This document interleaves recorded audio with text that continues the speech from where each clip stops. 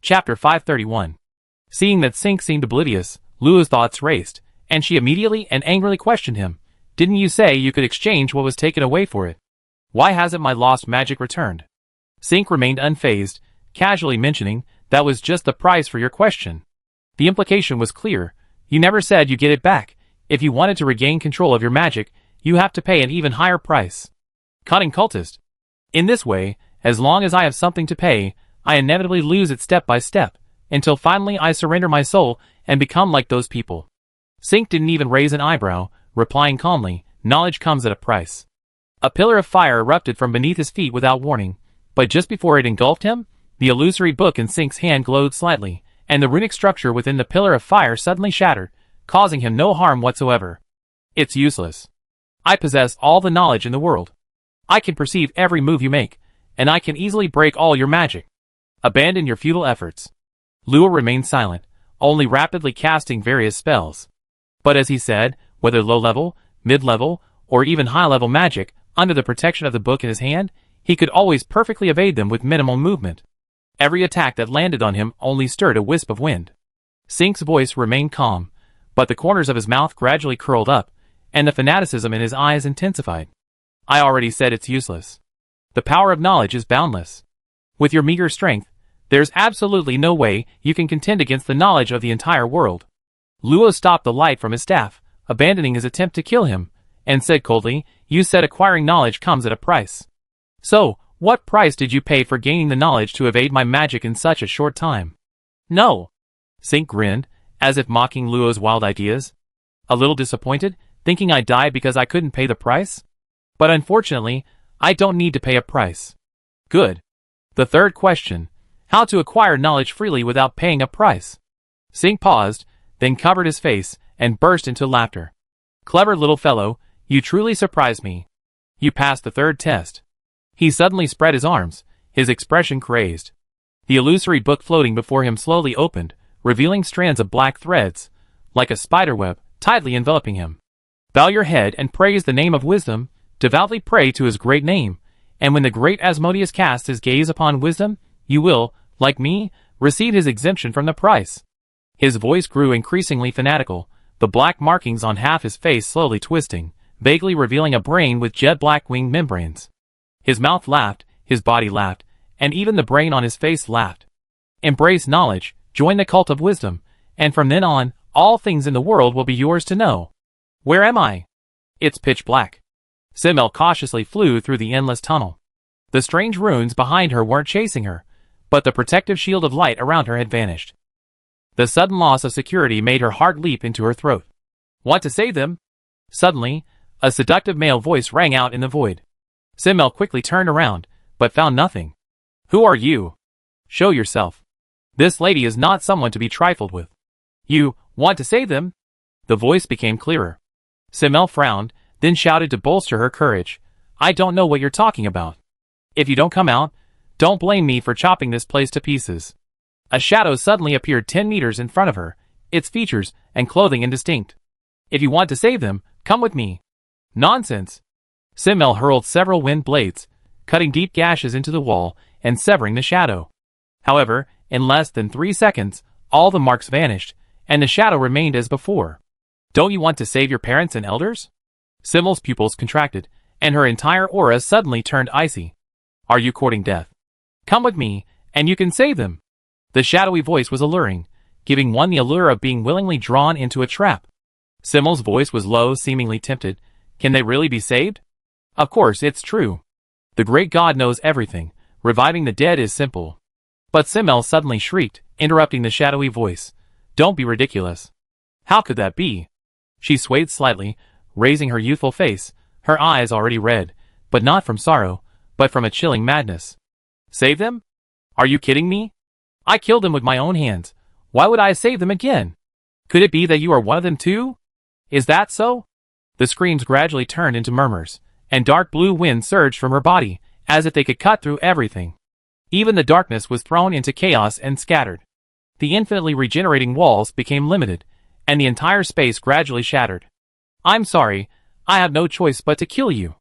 Who told you to try and kill me too? I refuse. A cold, decisive voice slapped Sync, who was caught off guard. As long as you call upon the name of the supreme God of wisdom, you can gain endless knowledge just like me, and the price taken from you can be restored.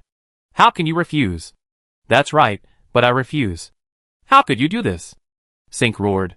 You are a wise man who can control your desire to explore, possessing a resilient soul capable of accepting the blessings of the God of wisdom. You can't waste your boring time.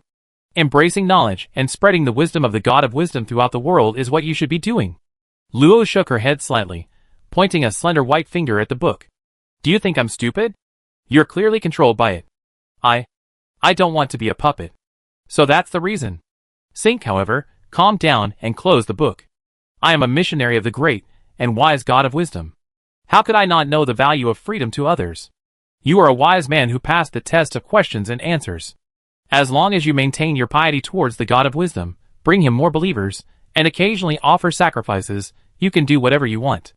It's much easier and freer than those followers of some God of light. What you say is all true. Knowledge disdains lying, truth disdains concealment. Spreading wisdom and knowledge, that's what makes the God of wisdom great. Luo sneered. If she were like other extraordinary beings, unable to break free from the shielded magic, she might have joined under pressure, and with beautiful words. Unfortunately, he encountered her. Occasional offerings are the real point, aren't they? Reversing the priorities, using the truth to tell lies, God of wisdom, I think, is nothing but a synonym for sophistry. Even if every word was true, what Sink said was false. Beneath the surface of beauty lay pure evil. Luo stopped wasting time arguing with him. Simmel was still nowhere to be found. That brat was incredibly stupid. She might be easily fooled. He'd better find her as soon as possible. Realizing he'd been seen through, Sink didn't waste any words, coldly snorting, "You won't listen to reason, so you have to drink the penalty cup. I only went to such lengths because I thought you could become a believer, but since you're so eager to die, then I offer you up to the great and wise God.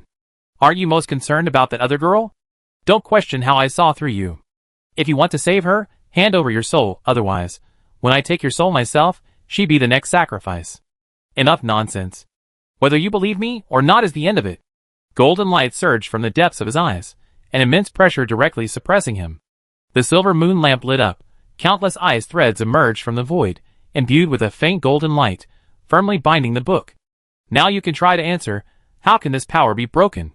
Sink struggled desperately, but to his disbelief, his once invincible knowledge was now completely blank.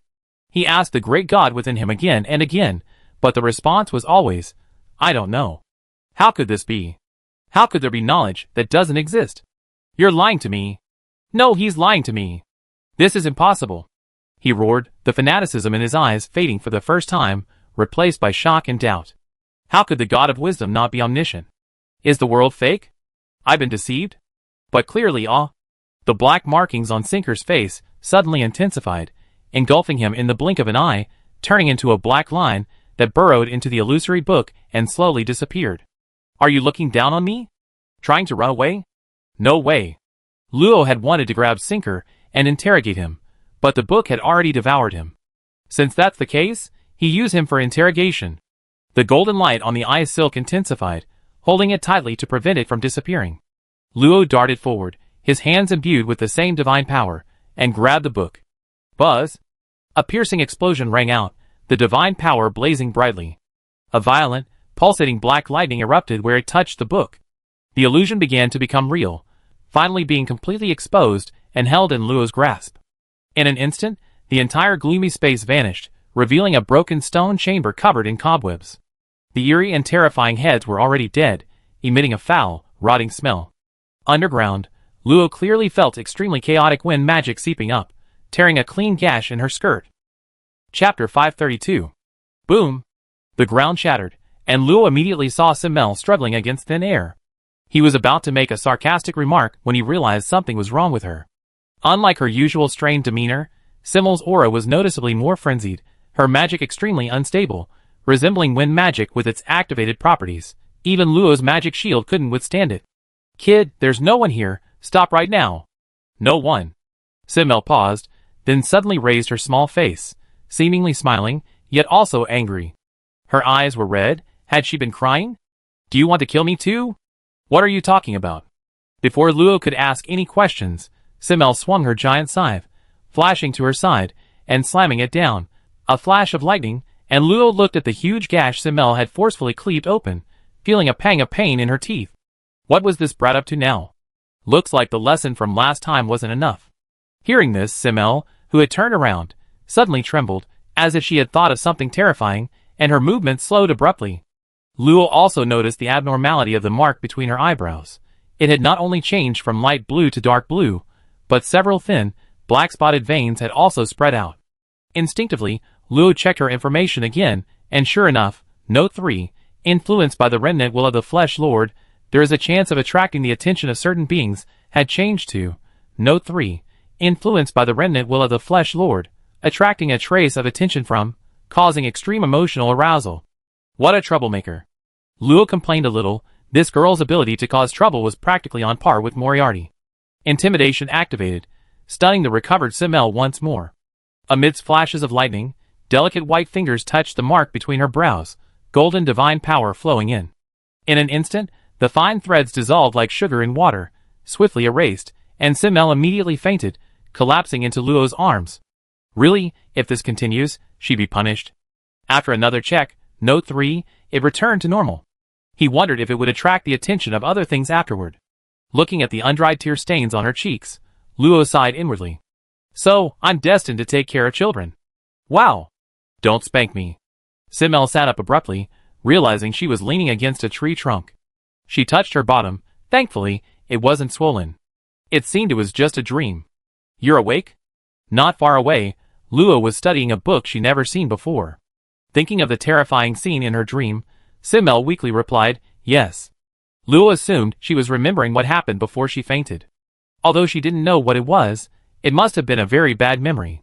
After thinking for a moment, she pulled out something familiar and tossed it to her. Hey, you really like this thing, don't you? Maybe holding it and sleeping again will make you feel better. Simmel instinctively caught it, only to see the fist-sized mushroom head at the front of the large, pink, slippery mushroom. She immediately threw it back in exasperation, but Luo caught it firmly in her hand. Get lost. What? Don't you like it? Is this a matter of liking or disliking? I'm in a great mood. Don't worry about me. Is that so? I thought you were crying. What? Luo put away the mushroom, pointed to the dried tear tracks on her face, and honestly said, look, isn't that proof? No. Simmel hurriedly turned her head and wiped it away. I just got blown by the wind. But aren't you wind-friendly? Nonsense. So what if I got blown by the wind? Luo shrugged. Whatever you say. She then continued studying the mysterious book in her hands. This book, which Sync had worshipped, had been forcibly turned from illusion to reality by her divine power and remained motionless, as if dead. The book was predominantly pale white, except for the strange brain on the cover, which was a faint black. It no longer seemed to be being watched. It was about a finger's thickness, the pages were illegible, and it couldn't be opened. It showed no reaction to magic soul power, or blood energy. If it weren't incredibly sturdy, Luo would have thought it was just a piece of wood. She wanted to test her divine power, but thinking that it would be a huge loss if it broke, Luo didn't do anything. Hey, flat-chested woman, why aren't you saying anything? Can't you see I'm busy? You've been flipping through this thing since earlier. What is it? If you knew, you wouldn't need to look at it. I got it from Sinker. Why can't I use it? You saw him? I didn't know. Sinker moved slightly closer, craning his neck to look. The cover is really ugly. I think so too. Oh well, let's try this thing. Sinker used forbidden knowledge to lure living people into sacrifice to the so-called God of Wisdom, and this book has a very deep connection with him, so perhaps it's related to the forbidden pages. 3 incomplete pages appeared in Luo's hand. As soon as they appeared, they immediately disappeared into the book. At the same time, a vague message entered Luo's mind. Complete the forbidden pages to unlock the Book of Omniscience. Playing tricks again? I see what you come up with next. Luo sneered. Perfect, she needed to collect the remaining forbidden pages anyway. Humans and orcs were practically always fighting, so she had no qualms about getting them. That's it? TSK, how lame. Alright, we only know what happens after collecting all the forbidden pages. We look for them again later. The Alexander Kingdom's dungeon was empty, and Luo's desire to investigate the escape to spare was futile. Right now, she needed to find the Elven Kingdom first, then deal with the orcs later. Because Simmel had woken up, Luo didn't linger long. After a short rest, she continued on her way. A month later, Luo flew above the forest, looking at the vast expanse of green, and comparing it to the map in her hand. A look of confusion crossed her face. Am I lost again? The small map in the hidden compartment only showed the approximate location, but an alternate dimension entrance was far smaller than the kingdom ruins. Even a slight deviation from the right angle could mean a distance of thousands of miles, and besides... Simel emerged from the treetop, somewhat annoyed. Why haven't you found it yet? Did you go the wrong way? You have the nerve to say that? If you hadn't alerted that 8th-tier destruction bull bear, we wouldn't have lost our way. This made Luo angry, and he grabbed her cheek and slapped it away. You useless brat, hurry up and find it too. If this keeps up, we won't even be able to find our way back. During the days they were chased by the bull bear, the two had alerted no fewer than 10 high-level magical beasts. If their speed hadn't been just a fraction faster, this exploration might have ended, and the price would have been complete loss of direction, leaving them utterly unable to find their location. Fortunately, after determining their basic orientation using the sun, Luo spent almost half a month finally managing to find the right direction. However, in the vast forest, without any conspicuous landmarks, Luo couldn't find the exact location, and could only use a clumsy method to search bit by bit. Ouch! It hurts! Let me go! I find it! I find it! The moment she was released, Simel immediately shrank under a tree, whimpering and rubbing her swollen cheek. How can this flat-chested woman be so strong? It's all swollen, wah! While rubbing her cheek, Simel released her senses, shifting her position from Luo to explore the surrounding area. According to her, if she found a very strong wood magic or strangely shaped plants, it was probably the place she was looking for. Is there anything here that isn't strange? Honestly, I don't even know any detection magic. The wind carried various information, which, combined with her senses, allowed Simel to search a wider area than Luo. Why does it feel like the smell over there is a bit off? Chapter 533. A dark figure floated in midair, scratching her head in frustration. The aura is too chaotic. The main body actually sent me an avatar to search? It's impossible. The primeval forest was vast and boundless, filled with the auras of many magical beasts. If she hadn't clearly sensed Luo's presence in several battlefields, she wouldn't have planned to continue searching this area. But after so many days without finding any new auras, she suspected that Luo might have gone elsewhere. Thinking that the main body might be enjoying souls and fear right now, she was almost dying of jealousy. Sister Luo only said the main body couldn't use nether chi. She didn't say I couldn't. As expected of my avatar, just as clever. Hee hee. As for what would happen, she was just an avatar anyway. The main body would bear all the consequences. It wouldn't be her next time. To Luo's surprise, Simel actually found the unusual place, and flew with her for nearly 300 miles. Luo also sensed a rich life force emanating from the distance. They quickened their pace, and soon arrived at a place overgrown with thorns. The surrounding trees were tall, more than 30% higher than the road, but due to the collapsed ground, nothing was visible above them. There are so many magical beasts, and these thorns are magical beasts too. Flat-chested woman, can I take them down? No! Luo quickly grabbed Simel, who was about to step forward. Her eyes swept across the thorns, revealing more than a dozen high-level magical beasts sleeping deep within. There are quite a few troublesome ones. If we disturb them, I throw you to feed them first. You? Humph. Of course I know that. I don't need you to remind me. Simel suppressed her aura, grinding her teeth slightly, calculating when to bite the flat-chested woman's neck. Xania, look here. The little sprite popped out from above Luo's head, sitting on it to carefully check. Her adorable appearance immediately caught Simel's attention. Who is she? Why haven't I seen her before? There's no need for you to see her. TSK, considering how cute she is, I let your mistake slide. Simel chuckled and reached out to touch Xania's head, only to be flicked on the forehead by Luo. What are you doing? That's what I should be asking you. How rude of you. Not sure. We have to go inside to find out.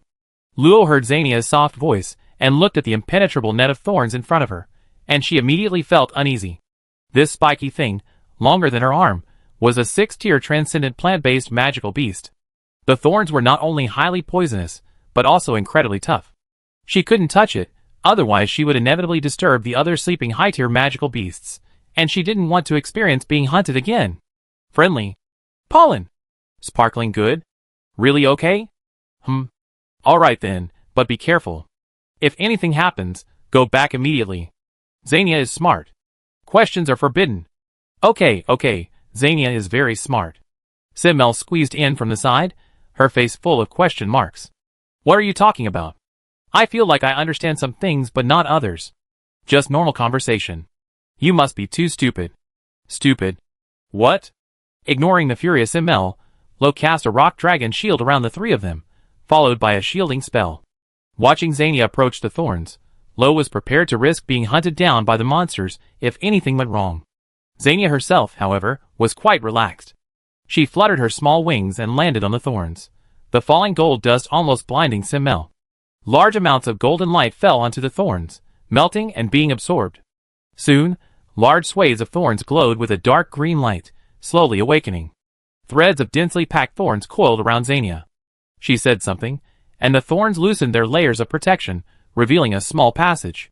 Xania flew back to the two of them, her expression triumphant, seemingly showing off her accomplishment. Lo smiled and patted her little head. Her golden green hair smelled faintly of flowers, quite pleasant. Xania's awesome. Let's go in. Let's go in. Let's go in. Simmel was incredibly envious, secretly glancing at the green leaf on Lo's head. If she could get that little guy into the Dawn organization, her prestige would definitely rise significantly.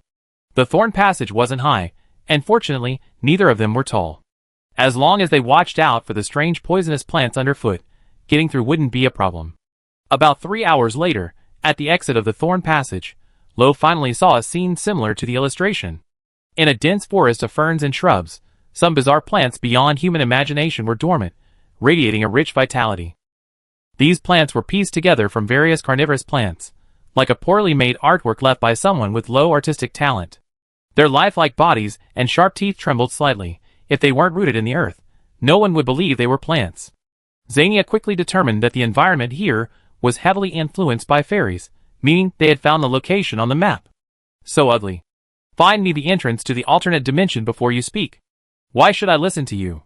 Who do you think took so long? Don't hit me, fine. I just help a little, always ordering me around. Humph. Lo kicked her impatiently. Simmel was a senior member of the Mage's Hall, having long been immersed in the complex spatial layers of the Mage's Hall, and her understanding of alternate dimensions was far deeper than hers. Giving her this task was putting her to good use. Lo and Xania weren't idle either. These plants were excellent reference materials for Xania, while Lo searched in another direction for terrain similar to what was depicted on the map. Hundreds of years, combined with the activity of magical beasts and plants, had drastically changed this area. Not only were the fairy plants now dozens of times more abundant, but the cave had also been leveled. Coupled with the darkness, searching was incredibly difficult. After a long while, as Luo carefully sensed any potential spatial fluctuations, his perception suddenly detected an unusual response emanating from beneath a nearby plant. Curious, Luo flew to the cluster of vines parasitizing the large tree, parted the roots to reveal damp, rotten soil, and there stood a skull broken into several pieces. Also present was a bracelet-like object entwined with plant roots, also broken in two, emanating a faint wood magic, presumably sensed by the vines and absorbed. The skull itself wasn't particularly interesting, and Luo couldn't identify its owner. The two pieces of the bracelet, however, were actually a storage item, but due to its damage, the storage space was nearly destroyed, empty, whether annihilated or always empty, only containing half a letter, and a ruby ring remained. Luo took them out, the bracelet turned to ashes, mingling with the soil. The ring was ordinary, except for the ruby on it, which was somewhat valuable. Upon closer inspection, Luo found a line of text on the inside of the ring. Forever yours, Babajit Russell. Isn't that the name of the person who discovered the entrance to the other dimension? Could this ring be a gift from him to his lover? So, the skull was his lover? In an instant, a story about a powerful adventurer who ventured into the giant rock forest with his lover, discovered an entrance to another dimension, only to have his wife tragically die, and then, after burying her, wrote down his adventures and retired to the common people, flashed through Luo's mind.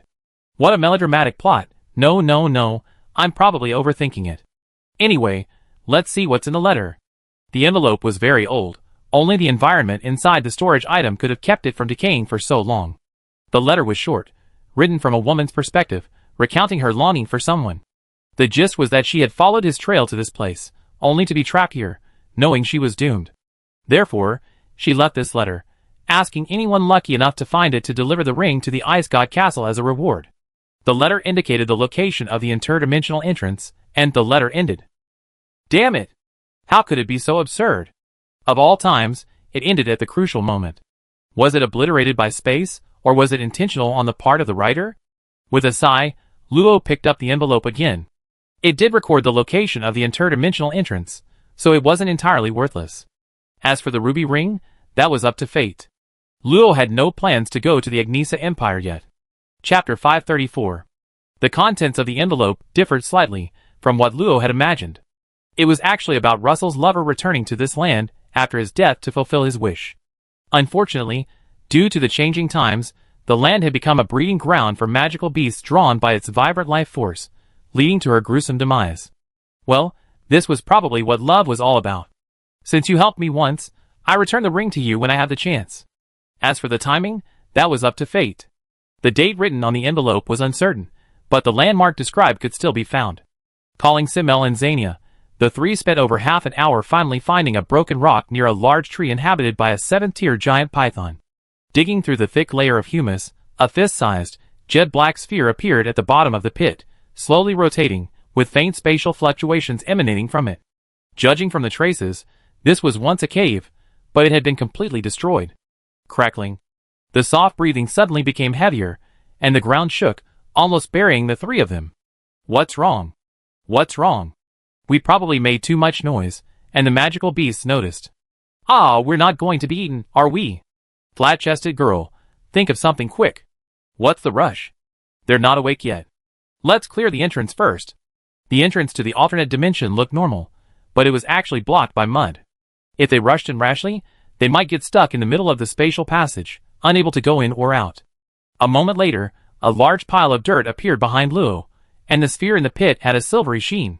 He tried to reach in, but found nothing. It seems there's enough space. I go in and take a look. If there are no problems, you can continue. As her figure rapidly shrank, Luo vanished into the sphere. When she regained her senses, everything was pitch black, without a single ray of light. Sizzle. A fireball ignited, illuminating the small area. Luo saw dense, dark earth around her, and behind her was a sphere gleaming with silver light. She sensed the magic concentration. It was significantly higher than outside, especially the wood magic, which was nearly 10 times stronger. This discovery gave Luo a jolt of excitement. Could this be the fairy kingdom? But something didn't seem right. Why weren't any fairies clearing away the excess earth? Carefully controlling her earth magic, she softened and separated the surrounding earth. Several minutes later, a cool breeze wafted from above. Strangely, no sunlight penetrated, making Luo even more uneasy. Emerging from the passage, she was met with utter silence. The sky was dark and gloomy, devoid of sun, moon, and stars. The ground was barren and desolate, devoid of any vegetation. Strange rocks and gravel littered the landscape, resembling crouching monsters. In the distance, silhouettes of rolling hills stretched out, utterly lifeless. Only in a basin-like depression stood a gigantic, twisted tree shadow, emitting a faint green glow, revealing nothing about it. What on earth happened here? A sudden surge of awareness sent Luo back into the passage, where he saw Simmel and Xania already inside.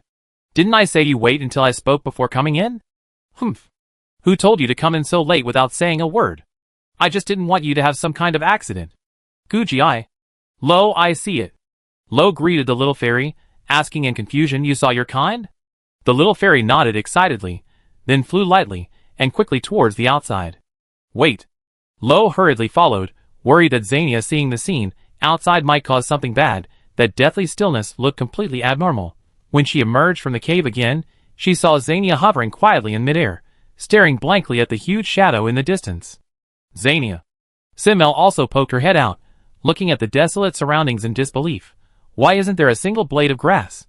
This is so strange. The wood magic was so dense, yet there was no life at all. This completely defied her understanding. Lo came to Xania's side, held her in her hands, and sat down quietly to keep her company. Simmel had a lot to say, but dared not say more, so she simply sat beside her and gazed into the distance. The huge tree shadow swayed slowly in the breeze, without leaves or twigs, only faint wisps of fluorescent light breathing, seemingly telling tales of the past. Suddenly, Luo felt a dampness in her palm, and heard Xania's soft, slightly confused voice. Xania, I feel so much. They're not happy. It feels wet. Something strange here. Large, golden tears streamed down her bright eyes. The little fairy didn't know what sadness was. She was supposed to be a source of joy, carefree, tending her garden and cheering up Luo, who often sighed. That should have been all there was to her simple-minded self. Xania is empty. She doesn't understand. Everything is gray. Nothing sparkles. Everyone is so strange. The flower wreath on the little fairy's head visibly withered. Her once smooth and lustrous hair turned gray and dry, as if all life had been lost along with golden tears. Luo finally understood what the old man of the blood pact and Eve meant by staying happy. Humans wither when unhappy, but fairies wither when unhappy. Seeing her like this, Luo felt a sharp pain in his heart, urging his magic to replenish her dwindling life force, expending even more divine power to observe the distant tree shadows. After relentlessly enhancing his search ability, faint information finally slowly appeared before him. They're watching you. Would you like to hear a final song? The moment her attention wavered, all the information vanished, but Luo already knew what to do. He gently lifted Xania to meet her gaze, smiled, and said softly, "Don't you want to talk to them? Perhaps they've been waiting for you." Xania's dim eyes brightened slightly. Really? Of course, it's Xania's duty to make everyone happy. A glimmer of light flashed in Xania's eyes. Luo turned her around, pointing to the withered shadows of the trees ahead. "Look, they're so sad, hoping you can bring them joy, heal them. Xania, listen to their song." Her translucent wings fluttered slightly, scattering fragments of light, causing the wreath on her head to sprout new buds. "Luo is the root, Xania should be happy. They're inviting you, Xania, are you going?" "Of course, I can't keep my friends waiting." Luo's eyes softened. She understood that Xania was only cheering up because of what she said, but fairy matters could only be resolved between fairies. All she could do was comfort the little one. Having received an affirmative answer, Xania finally flapped its wings again, and slowly flew towards the distant tree shadows. Simmel felt a pang of sadness watching, pursed her thin lips, and gently tugged at Lo's dress. "Will everything be alright?" "It be alright, I trust Xania." Lo's gaze remained fixed on the little fairy. She wanted to worry, but that would only exacerbate the fairy's dejection. As the root acknowledged by the fairy, she had to suppress any unnecessary anxiety and offer the utmost emotional support at this time. Under their unwavering gaze, Xania flew to the tree shadows, stopped moving, as if communicating with something. Its emotions gradually intensified, and the falling light fragments became more and more numerous, until it seemed to hear something. The small figure suddenly quieted down and vanished into the tree in the blink of an eye. "Xania!" Lo couldn't help but stand up, wanting to fly over, when she saw countless multicolored lights suddenly float up from the tree, not bright, but like fireflies, flickering on and off. Like rain after a long drought, the trees began to sprout and bloom, tiny flowers covering every tender branch. Red, yellow, blue, and every color imaginable, surrounded by a radiant glow, like fireflies dancing in the air, like a giant, blooming flower ball. "Hey, flat-chested girl, did you hear that?" Even without Simmel's prompting, Luo heard it too. Countless light, delicate songs blended into a strange symphony, occasionally punctuated by playful and carefree moments, drifting into her ears, as if transporting her back to the carefree days of childhood. A moment of stunned silence followed. Luo seemed to see, in the emerald light, rows of tiny, transparent figures standing on the branches, hand in hand, dancing, their smiling faces brimming with joy and childlike innocence. "Big tree, shake it, shake off the petals. Friends, let's dance together, let's sing together.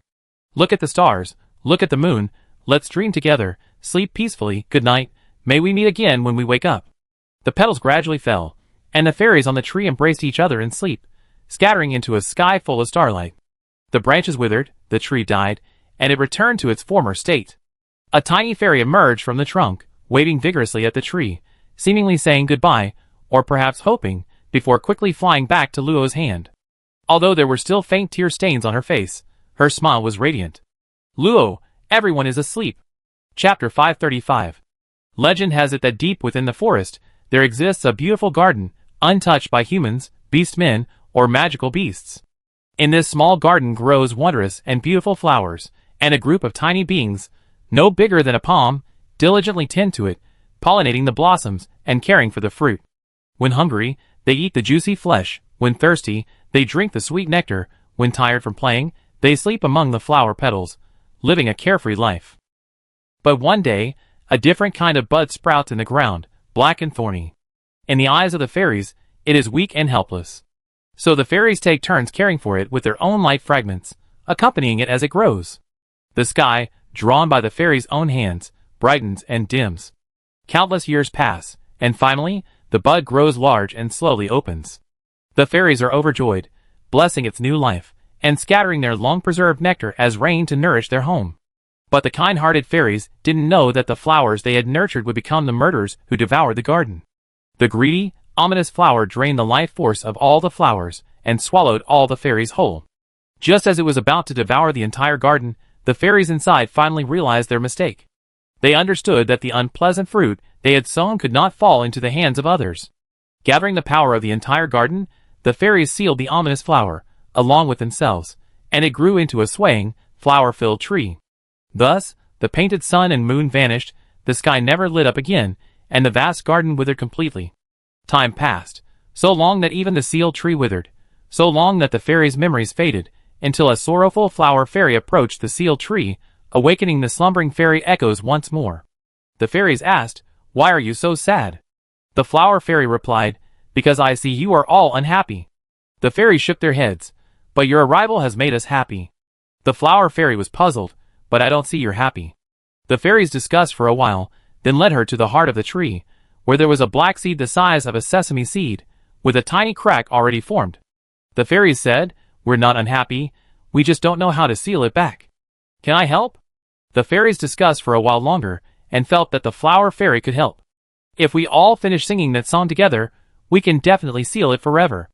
Seeing everyone become happy again, the flower fairy finally regained her cheerfulness, and earnestly learned a new song from them. Finally, hand in hand with everyone, the fairies successfully sealed the ominous flower once more. And when the flower fairy asked them what to do next, the fairies smiled and kissed her forehead. "We're a little tired. Let's sing and dance together after we wake up." The flower fairy didn't know when they would wake up again, but everyone was happy, so she happily agreed. "Okay. We must play together then." After the fairies said good night to her one by one, they fell into a deep sleep. Some were on branches, some on flowers, and some in tree holes and twigs. The whole tree became quiet, leaving only the flower fairy. She smiled sweetly and offered her last words, "Good night." Simmel curled up, looking at the silent Lua across the firelight, and cautiously asked, "Did you really see the fairy?" Lua glanced at her sideways. "Yes. TCH. Fine, don't tell me if you don't want to. Speaking of which, is that seed really that sinister?" Simmel pointed to Lua's hand, where there was a green fruit, a flower bud, and inside the bud was a black seed the size of a sesame seed. Lua fell silent. The flower bud was brought back by Xania, at Lua's request. Without the interference of the seed, this garden might give birth to new fairies in the distant future. The important thing is, this seed is not safe. Seed of decay sealed, an ominous entity spreading from, devouring all flowers and trees. Note 1, unsealing time. 3,000 years. Note 2, the unsealing speed will be accelerated as long as there are plants nearby. 3,000 years is a long time, but not long either. It might pass after several countries are wiped out. If it continues to be left here, it's uncertain whether a fairy will be so lucky as to break in and reinforce the seal within 3,000 years. Xania had returned to the ruins. She said her friends had taught her a lot of useful knowledge, and she would study hard to learn it all so she could surprise them at their next reunion. Lo and Simmel tacitly kept quiet, letting the happy things continue as they were. However, Lo also realized that this space wasn't really a fairy kingdom. At best, it was just a newly formed fairy garden, unconnected to other fairies. They had essentially come to the wrong place. The grotesque plants outside were the corrupted flowers, gradually breaking free from the constraints of this space and attracting magical beasts to settle there. As his thoughts wandered, Simmel's boisterous shout rang out, "Flat-chested girl. Why are you shouting so loudly? I'm not deaf. Who told you to act like an idiot? You shouted so many times already. Hey, is this really edible?" Simmel held a small, glowing green fruit. It looked no different from any wild fruit by the roadside, but it was filled with a powerful yet gentle wood magic, clearly not ordinary. Luo also had one. After the fairy phantoms dissipated, a small tree sprouted beneath their feet, bearing 2 green fruits. Xania said it was a gift from the fairies to Luo and Simmel, promising happiness if eaten. Simmel was skeptical. Surely some scoundrel wanted to harm her. "You're not afraid to eat it, are you?" "What a joke. Would I be afraid to eat it?" Simmel retorted excitedly, gritting her teeth, tossing the fruit into her mouth, chewing it casually a couple of times, and swallowing it. "See, who said I'm afraid to eat it?" Seeing her smug expression, showing no discomfort whatsoever, Luo was also certain it wasn't poisonous, and also popped one into his mouth to savor it. The green fruit tasted sweet upon entry, and a rich burst of wood magic instantly erupted, transforming into a beam of green light that spread throughout her body. In a moment of disorientation, she found herself in a dense forest. From the outside, it appeared as if Luo's body swayed twice before collapsing to the ground. Seeing this, Simmel revealed a smug smile. "You were so impolite. This time I won." Her voice quickly faded, her head lolling to the side, as she too fell to the ground. A rich green light emanated from the two of them, and large patches of flowers and grass rapidly sprouted around them, forming a verdant carpet. With the girl's soft breathing, a sweet fragrance filled the air. This was probably the final gift from the joyful and kind fairies. Chapter 536. Brothers, don't get close to her. Use ranged attacks. In the darkness, a massive, phantom hammer crashed down. Countless white wolves transformed into gigantic claws, and lightning blades slashed across the sky. Dozens of powerful auras converged, unleashing their most potent skills, all targeting a blurry mass of black mist in midair.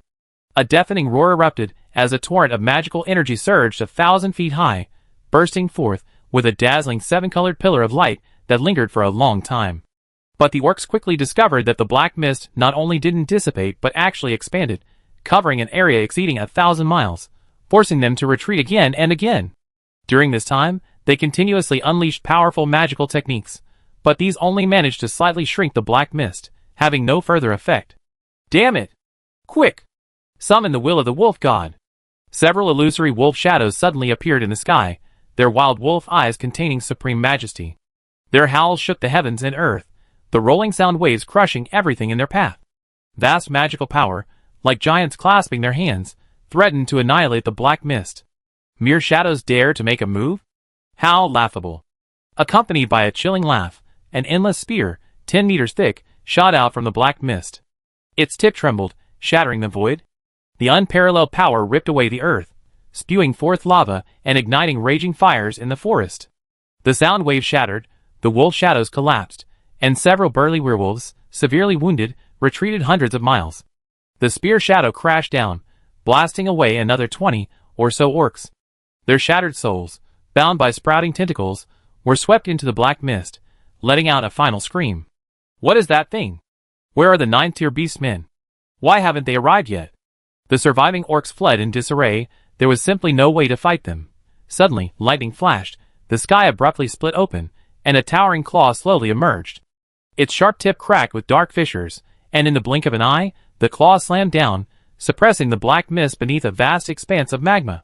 The earth magic, so heavy even the ground couldn't bear it, coalesced, and tens of thousands of runes coalesced, transforming the claw into a towering stone pillar tens of thousands of meters high. Great! It's the second leader of the wolf clan. He should be dead now. Wait, look, the seal is cracking. Amidst the orcs' horror, the incredibly powerful seal burst open, releasing billowing black mist that obliterated the runes. Finally someone capable of fighting. Aw, no, how could I forget? Good luck, bye-bye. Just as the black mist was about to soar into the sky, it seemed to remember something, rapidly shrinking into a ball and disappearing into the distance in the blink of an eye. Chase after it. A majestic roar echoed through the sky. The orcs immediately unleashed their magic and gave chase in the direction the black mist had vanished. This creature had been so arrogant in their territory, they were determined to make it pay.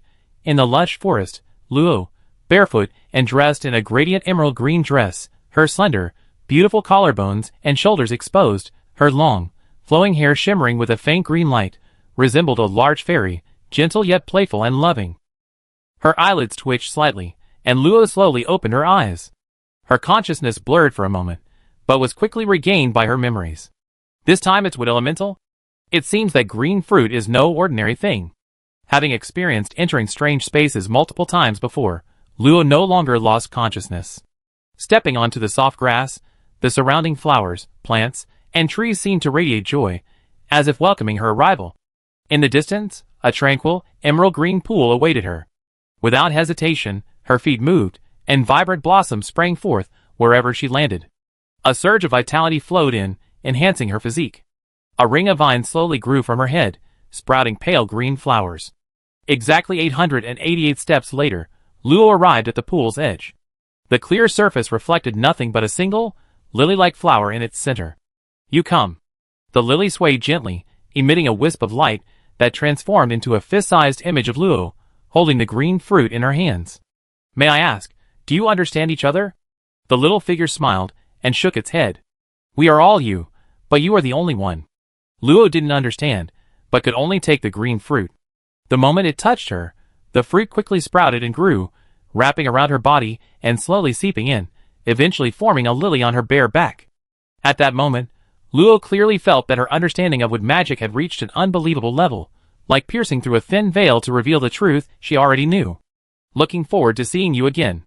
The little figure smiled gently, and the entire pool, along with the forest, twisted into a glass of juice, falling into Luo's hand.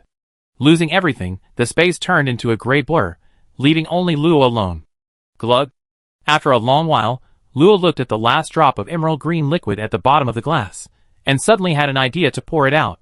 The drop fell into the void, grew into a small sapling, and waved its branches at her. "Thank you." A faint thought floated up. Luo smiled slightly, waved her hand, and disappeared from the spot. When she awoke, she found Simmel fast asleep, her body emitting a faint glow, while wood magic was rapidly seeping into both of their bodies.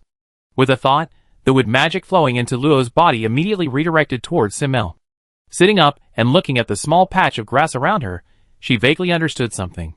Could it be that each elemental divine authority was separated from me? Once all the divine authorities are activated, I have complete control. She counted them. She currently possessed 5 incomplete elemental divine authorities, already able to slightly influence the outcome of that space. The remaining sapling was the best evidence. Did this mean that once all 10 divine authorities were gathered, she would completely control that space? She placed her hand on the grass, feeling a subtle sense of closeness. Plants and trees possess their own thoughts, but apart from fairies and elves, no living being can sense them. However, now, Luo could sense them too. "Then it's up to you. Let this garden come back to life." The green grass couldn't speak, but it expressed its determination through its actions. Visibly, the grass expanded by 30%. Under the influence of the abundant wood magic in the alternate dimension, it would soon occupy the desolate land, keeping company with the shadows of withered trees. In that case, a sun is necessary, darkness alone won't suffice. After a moment's thought, Luo gathered all her light magic, bound it with a barrier spell, and with a flick of her hand, a golden divine rune appeared, which she then merged into the sphere of light. The beam skill can release high temperatures as well as purifying power. By adjusting the rune to a suitable temperature, then fixing its state with soul magic, and supporting the slow depletion of the divine spell with light magic, a small sun was formed. It not only provided warmth and light, but also eliminated any darkness and evil that seeped in. Breaking off a branch from the tree of life, Luo planted it near the entrance to the alternate dimension. Fueled by wood magic, the branch quickly grew into a gigantic vine reaching the sky, with a long branch hanging from its tip. Controlling this branch to transform it into a calyx, Luo embedded a small sun within it and commanded that every 12 hours, the calyx would envelop the sun, emitting only a small amount of light, before reopening after another 12 hours. Now day and night were established. However, this wouldn't last long. Luo took out a 9-tier light magic crystal from the territory of favors and placed it at the base of the tree of life, setting up a barrier so that the crystal's magic power could slowly replenish the sun. Then, he manipulated the vine's roots to occupy the entrance and exit, leaving only enough space for them to enter and exit. The thick roots penetrated the surrounding earth, drawing water and earth magic power to replenish this space. In this way, this place would remain stable for 1,000 years. Looking at the brightened space, Luo felt a sense of accomplishment. If he gained control over the light attribute in the future, he could modify it further to allow the sun to absorb light magic on its own, making it perfect. Ugh! With a soft moan, Simmel rubbed her eyes and got up from the ground. Opening her eyes, she saw a thick vine, as thick as several people could hug, intertwined in the distance. The dim space had brightened, and fine green grass grew beneath her. She blinked and asked one of the 3 great questions of life. Where am I? Chapter 537. Luo certainly wouldn't explain much, only saying that the alternate dimension was beginning to recover, then asked her, how do you feel? She activated the wood attribute elemental divine authority. Simmel shouldn't have just slept for a while. Let me see.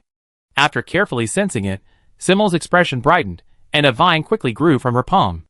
Look! This young lady can manipulate with magic. Ha ha ha! Flat-chested woman, you better worship me. Then, the vine in her hand obediently moved to Luo's body, even affectionately rubbing its cheek. Looks like nothing special. Eh? Why? Probably because you're an idiot. How is that possible? This young lady doesn't believe it. Simmel loudly shouted, trying to regain control of the little vine, but no matter how much she glared and gestured, the vine remained wrapped around Luo without any intention of returning, even sprouting a few flower buds to please her.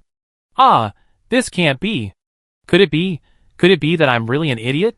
Seeing her kneeling on the ground, genuinely doubting herself, Luo decided not to tease her any further. She relinquished control of the vines and coughed lightly. I had with affinity from the start, while you only just acquired it. How could you possibly compare? Zinmir looked up, her face full of grievance. Then what should I do? Of course, you should diligently cultivate. You're just wandering around all day, not improving yourself at all. How can you possibly become stronger? But, seeing her wavering, Luo's eyes darted around, and she kindly reminded her, a truly powerful organization is predicated on a powerful founder. If you care so much about the organization you created, why not focus on building your own strength?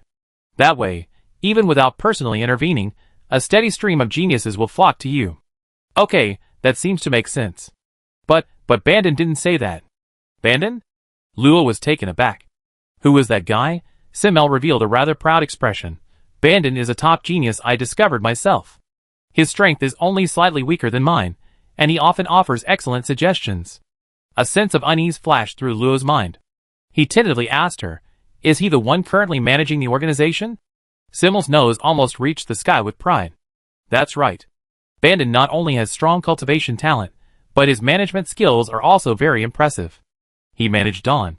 It's all running smoothly, so I have time to recruit more talent.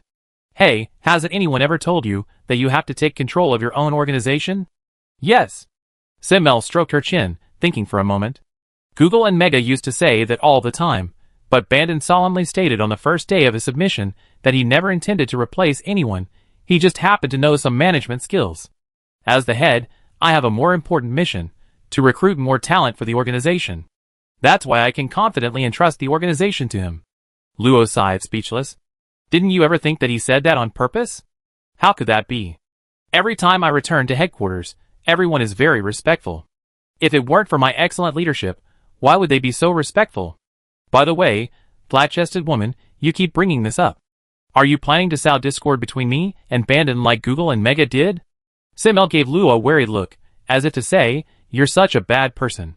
Let's not talk about that. I'm feeling a bit itchy, and I need your help. Itchy? Are you tired? Wait, what do you want to do? Nothing, it'd be quick. Luo smiled kindly, slowly approaching the retreating Simmel, a fiery rope appearing in his hand. Don't come any closer. Don't. Simmel's strength had undeniably improved. It took Luo 10 minutes to subdue her this time, before he skillfully lifted her skirt and slapped her. Slap. Don't hit me. Ah, it hurts. What did I do wrong? Ah. Stop hitting me. Tell me what I did wrong. Luo sneered, continuing to strike without mercy.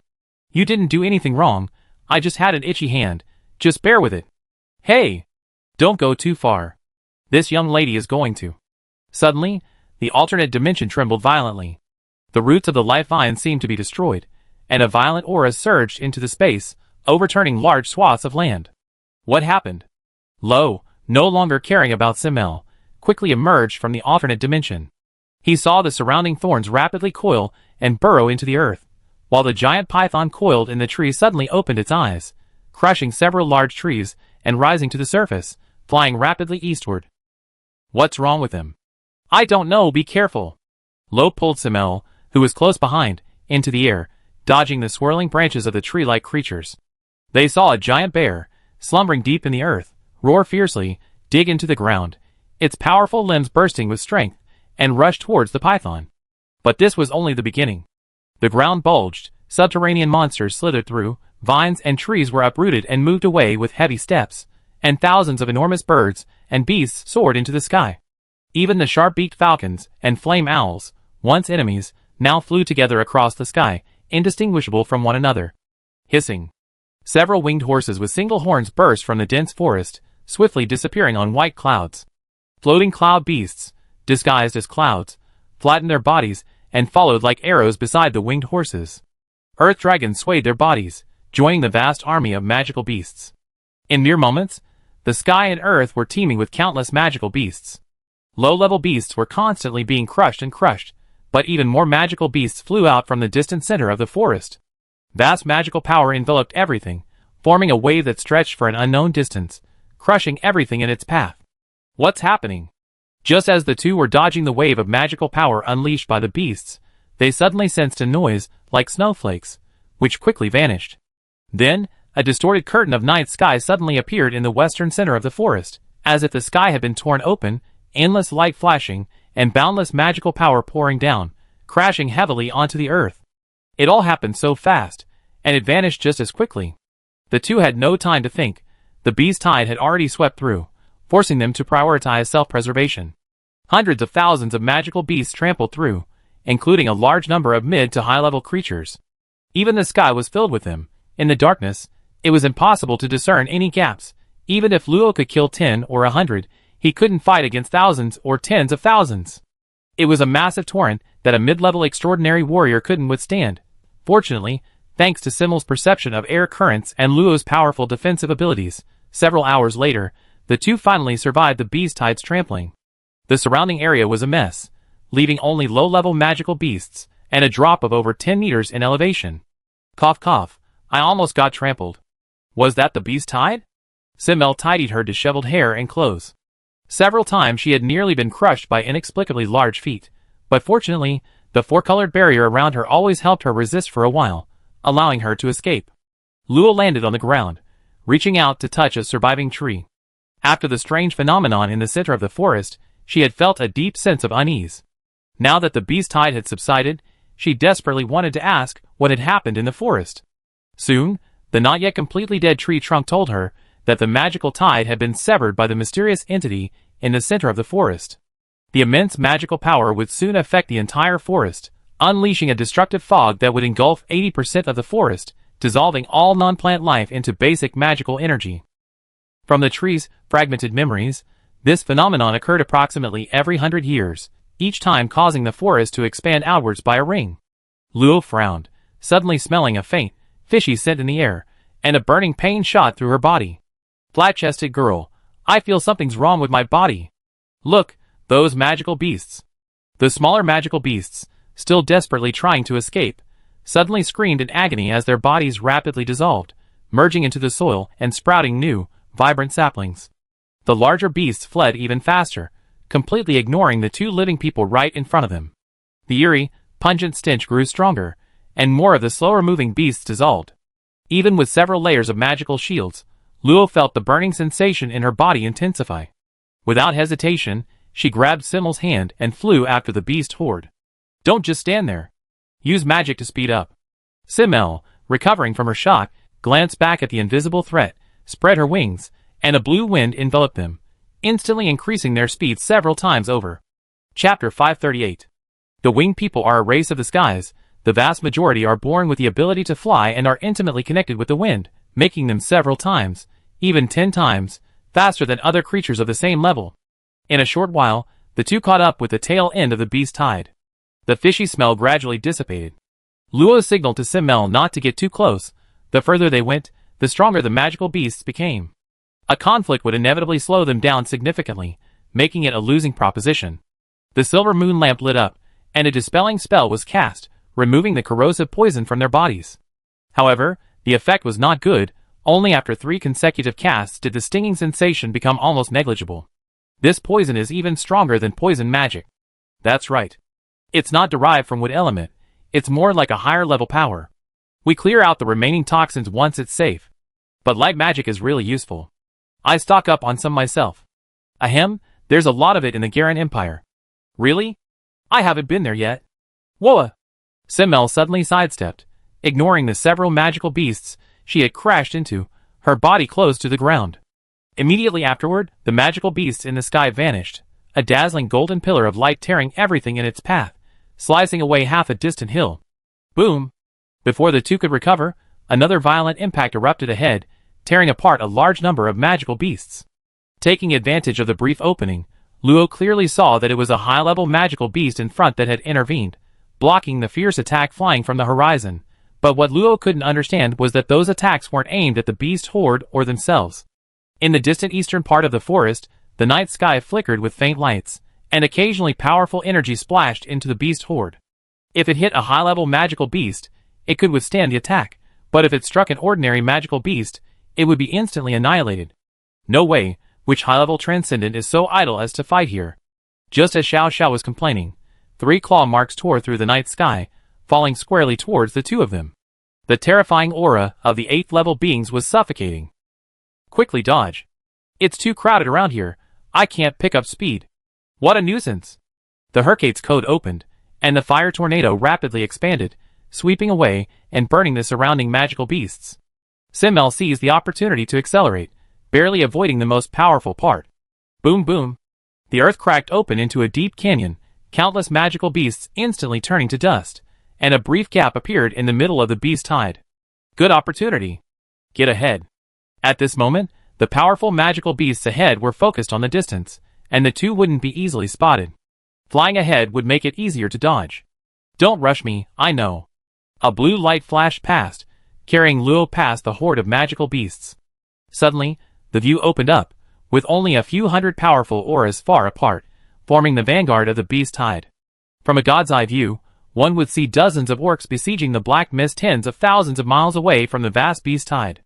Further out, on the edge of the forest, tens of thousands of orcs, composed of extraordinary beings, stood in heavily armed armies, their atmosphere tens of thousands heavy with tension, the ground still bearing traces of corrosion. Tragedy indeed. This year was supposed to be the year of the beast tide, and the orcs of their respective territories were prepared to charge. Suddenly, a strange black mist swept in from the direction of the forest, instantly annihilating tens of thousands of orc vanguard.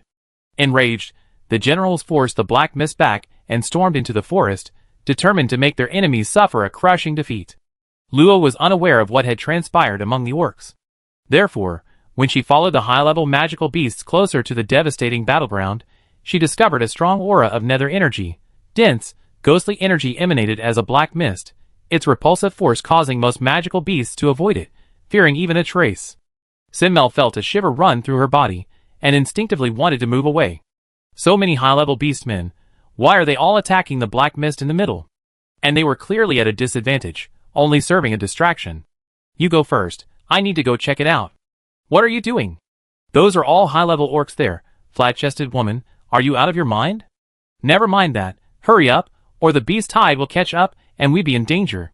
Lo broke free from Simmel's grasp, lightning flashing, and flew towards the battlefield. She needed to get closer to identify whether the being in the black mist was Moriarty. Hey! Flat-chested woman.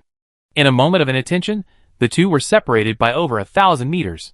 Watching Lo gradually disappear into the distance, Simmel hesitated slightly, then stomped her foot angrily, turned, and flew towards her. Honestly, I wasn't worried about you. A moment later, Luo stopped at the edge of the battlefield. Getting any closer would easily injure her from the magical storm. The black mist's shielding power was extremely strong, and coupled with the interference of the violent magical energy of various attributes, Luo's senses were completely inadequate to penetrate it. Furthermore, the eternal contract showed no reaction, making it difficult for her to confirm anything. Anxious, Luo decided to try an alternative method to confirm. Her eyes brightened slightly, and her soul power gathered into runes, unleashing a soul storm that hurtled towards the center of the battlefield. Only soul power could largely avoid being dispersed by the magical energy and penetrate the battlefield. If it were Moriarty, he would definitely be able to detect her presence.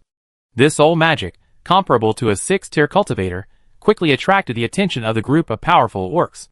They had noticed this small human as Luo approached, but the black mist was the most important thing, so the orcs hadn't paid any attention. But now that this human wanted to interfere, was he disregarding them? Human, do you think we don't exist? A werewolf, with a hostile expression, dismissed the black mist, extinguished the soul storm with a single swipe of his claw, and was about to finish her off when suddenly, a terrifying maw burst forth from the black mist, swallowing him whole, skin and bones. The other orcs scattered in fear. Having had enough fun with this general? Why bother with unnecessary actions? The black mist rapidly condensed, forming a magnificent black dress draped over the body of a little girl with black hair and black eyes. She licked her blood-stained fingers, her expression mocking, but her eyes were icy cold. To think that the powerful figure who annihilated 34 of my orc generals is a mere little girl. How utterly laughable.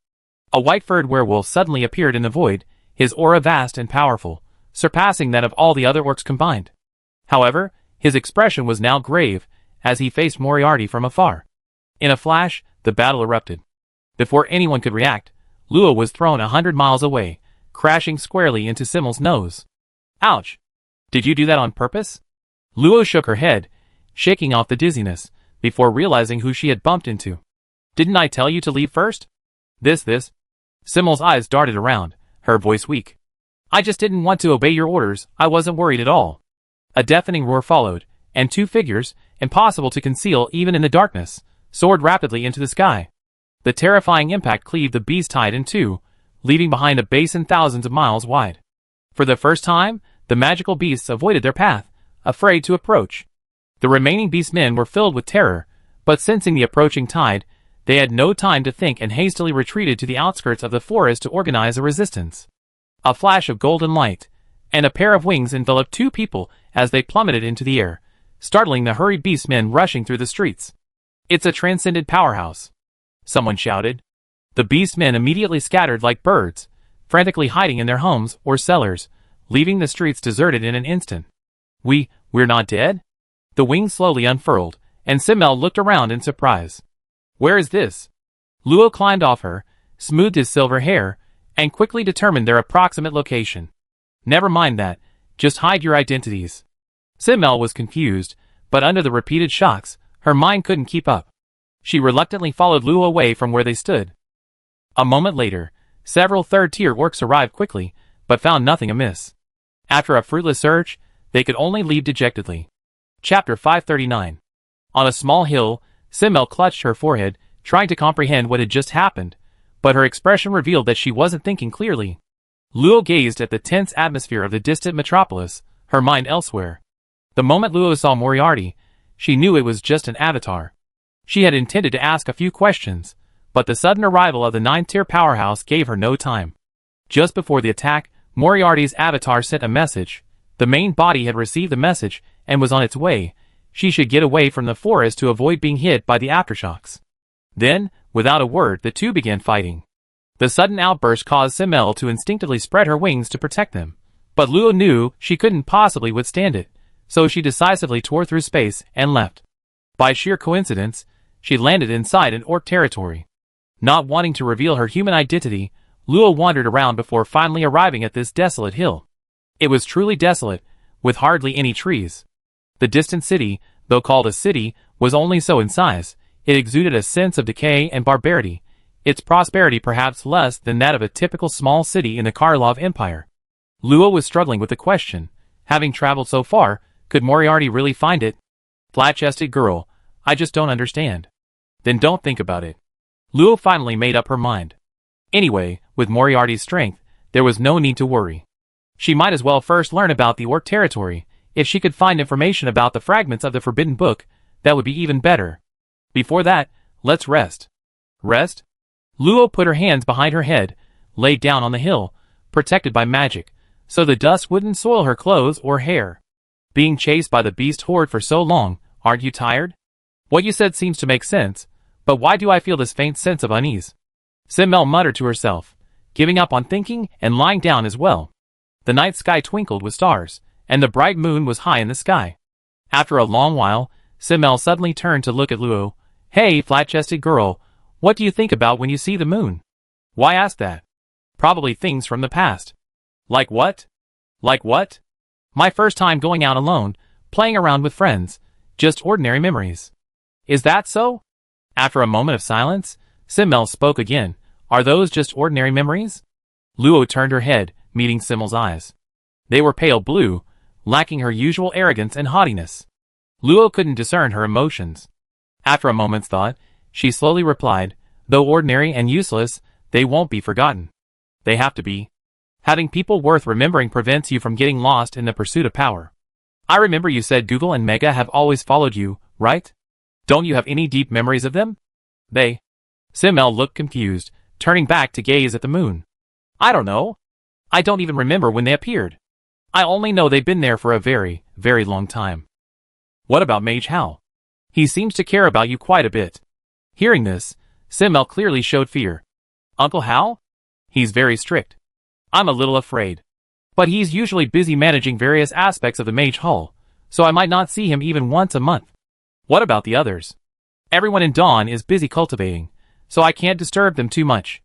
The people in the Mage Hall don't like me. Only Bandit often chats with me, but he only talks for a few words before leaving. It's always about funds and territory, very boring. Luo listened quietly to her words. When the brat wasn't deliberately trying to cause trouble, her voice was actually quite gentle.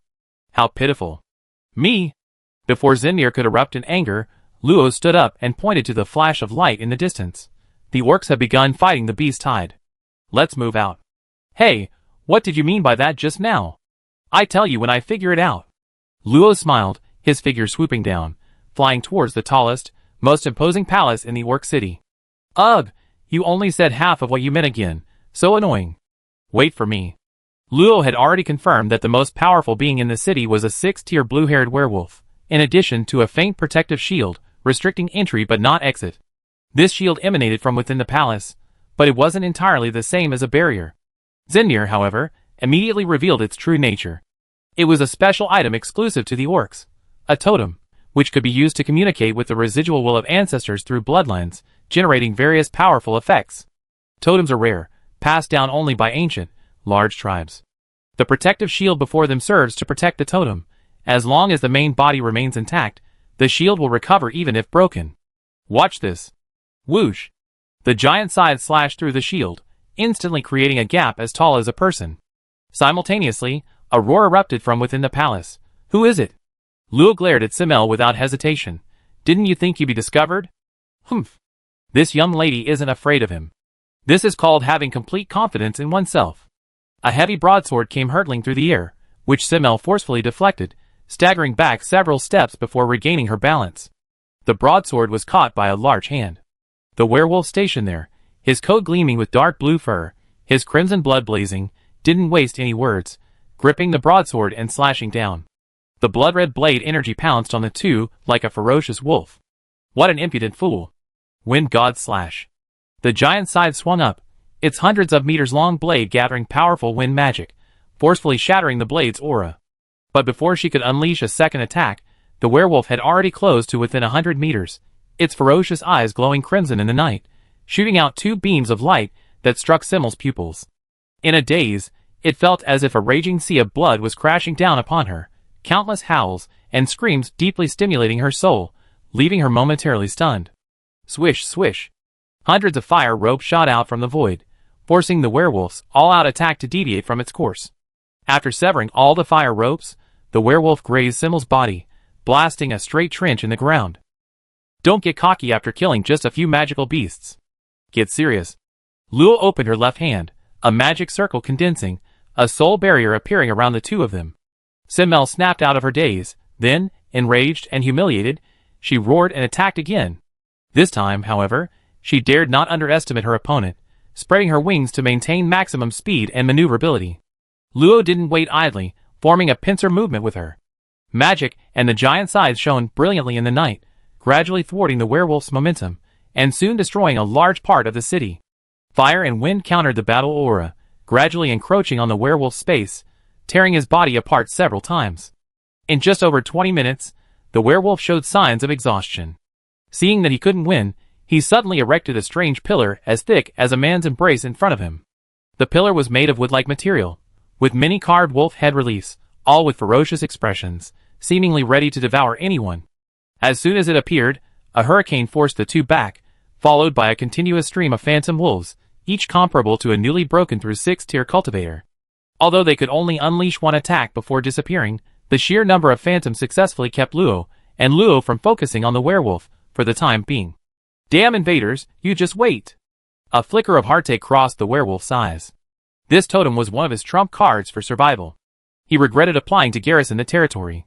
However, if he and the garrison commanders of neighboring territories joined forces to defeat these two invaders, they might be able to make up for their losses, and even gain considerable merit. Realizing the werewolf was about to escape, Luo's eyes turned cold. He unleashed Thorn Feast, a dense swarm of thorns engulfing him. Anyone who came into contact with it would be severely weakened by the deadly poison. Of course, as a battle-hardened 6-tier powerhouse, the werewolf's strength was undeniable. A single spell couldn't stop him. Therefore, Luo telepathically instructed Simmel to use her spell book to block all the phantom attacks while he knocked the creature down. "Miss Simmel, you can do it, right?" "A piece of cake, it's just stopping them, leave it to me." Although she said that, Luo still instructed the spell book to prioritize protecting Simmel, and then released another Thorn Feast to catch up with the werewolf in a moment of slow movement. Chapter 540. The werewolf destroyed the thicket of thorns, glanced at the human girl who had already blocked his way, and knowing his chances of escaping in a short time were slim, he snorted coldly and simply put away the totem. Mesmer was finally able to leave the endless phantoms of demonic wolves, slightly panting as she returned to Luo's side. "Big guy, why did you stop?" "Scared now. If our brave elites weren't absent, you wouldn't have the chance to be so arrogant." Luo stepped forward slightly, standing between the two, and asked him calmly, "We won't kill you. Can we talk now?" She had the ability to kill the werewolf, but it would be very troublesome. A 6-tier regenerative ability was too strong. Don't underestimate the werewolf just because he looked weak. He hadn't revealed many of his trump cards. Without Luo using her divine power, his chances of escaping were not small. If she attracted orcs from neighboring territories, then it would be Luo and her companions who would be running away. The werewolf, clearly aware of the situation, glanced at the damaged houses and walls below, showing no concern whatsoever, and suppressed his aura. "Human, my patience is running out. Big guy, we're the victors now. How dare you be so arrogant?" TCH. Clearly, the werewolf wasn't impressed by Simmel's words, and scoffed. Luo didn't have time to play mind games with him. Firefly-like lights flickered on the silver moon lamp, and his tone visibly turned cold. "I ask you answer. Don't expect to lie." A terrifying pressure descended. If he didn't cooperate, the magic would activate immediately, and it would truly be a fight to the death. Even if the werewolf was unwilling, he had to restrain his temper somewhat under the pressure. "Ask away, human girl."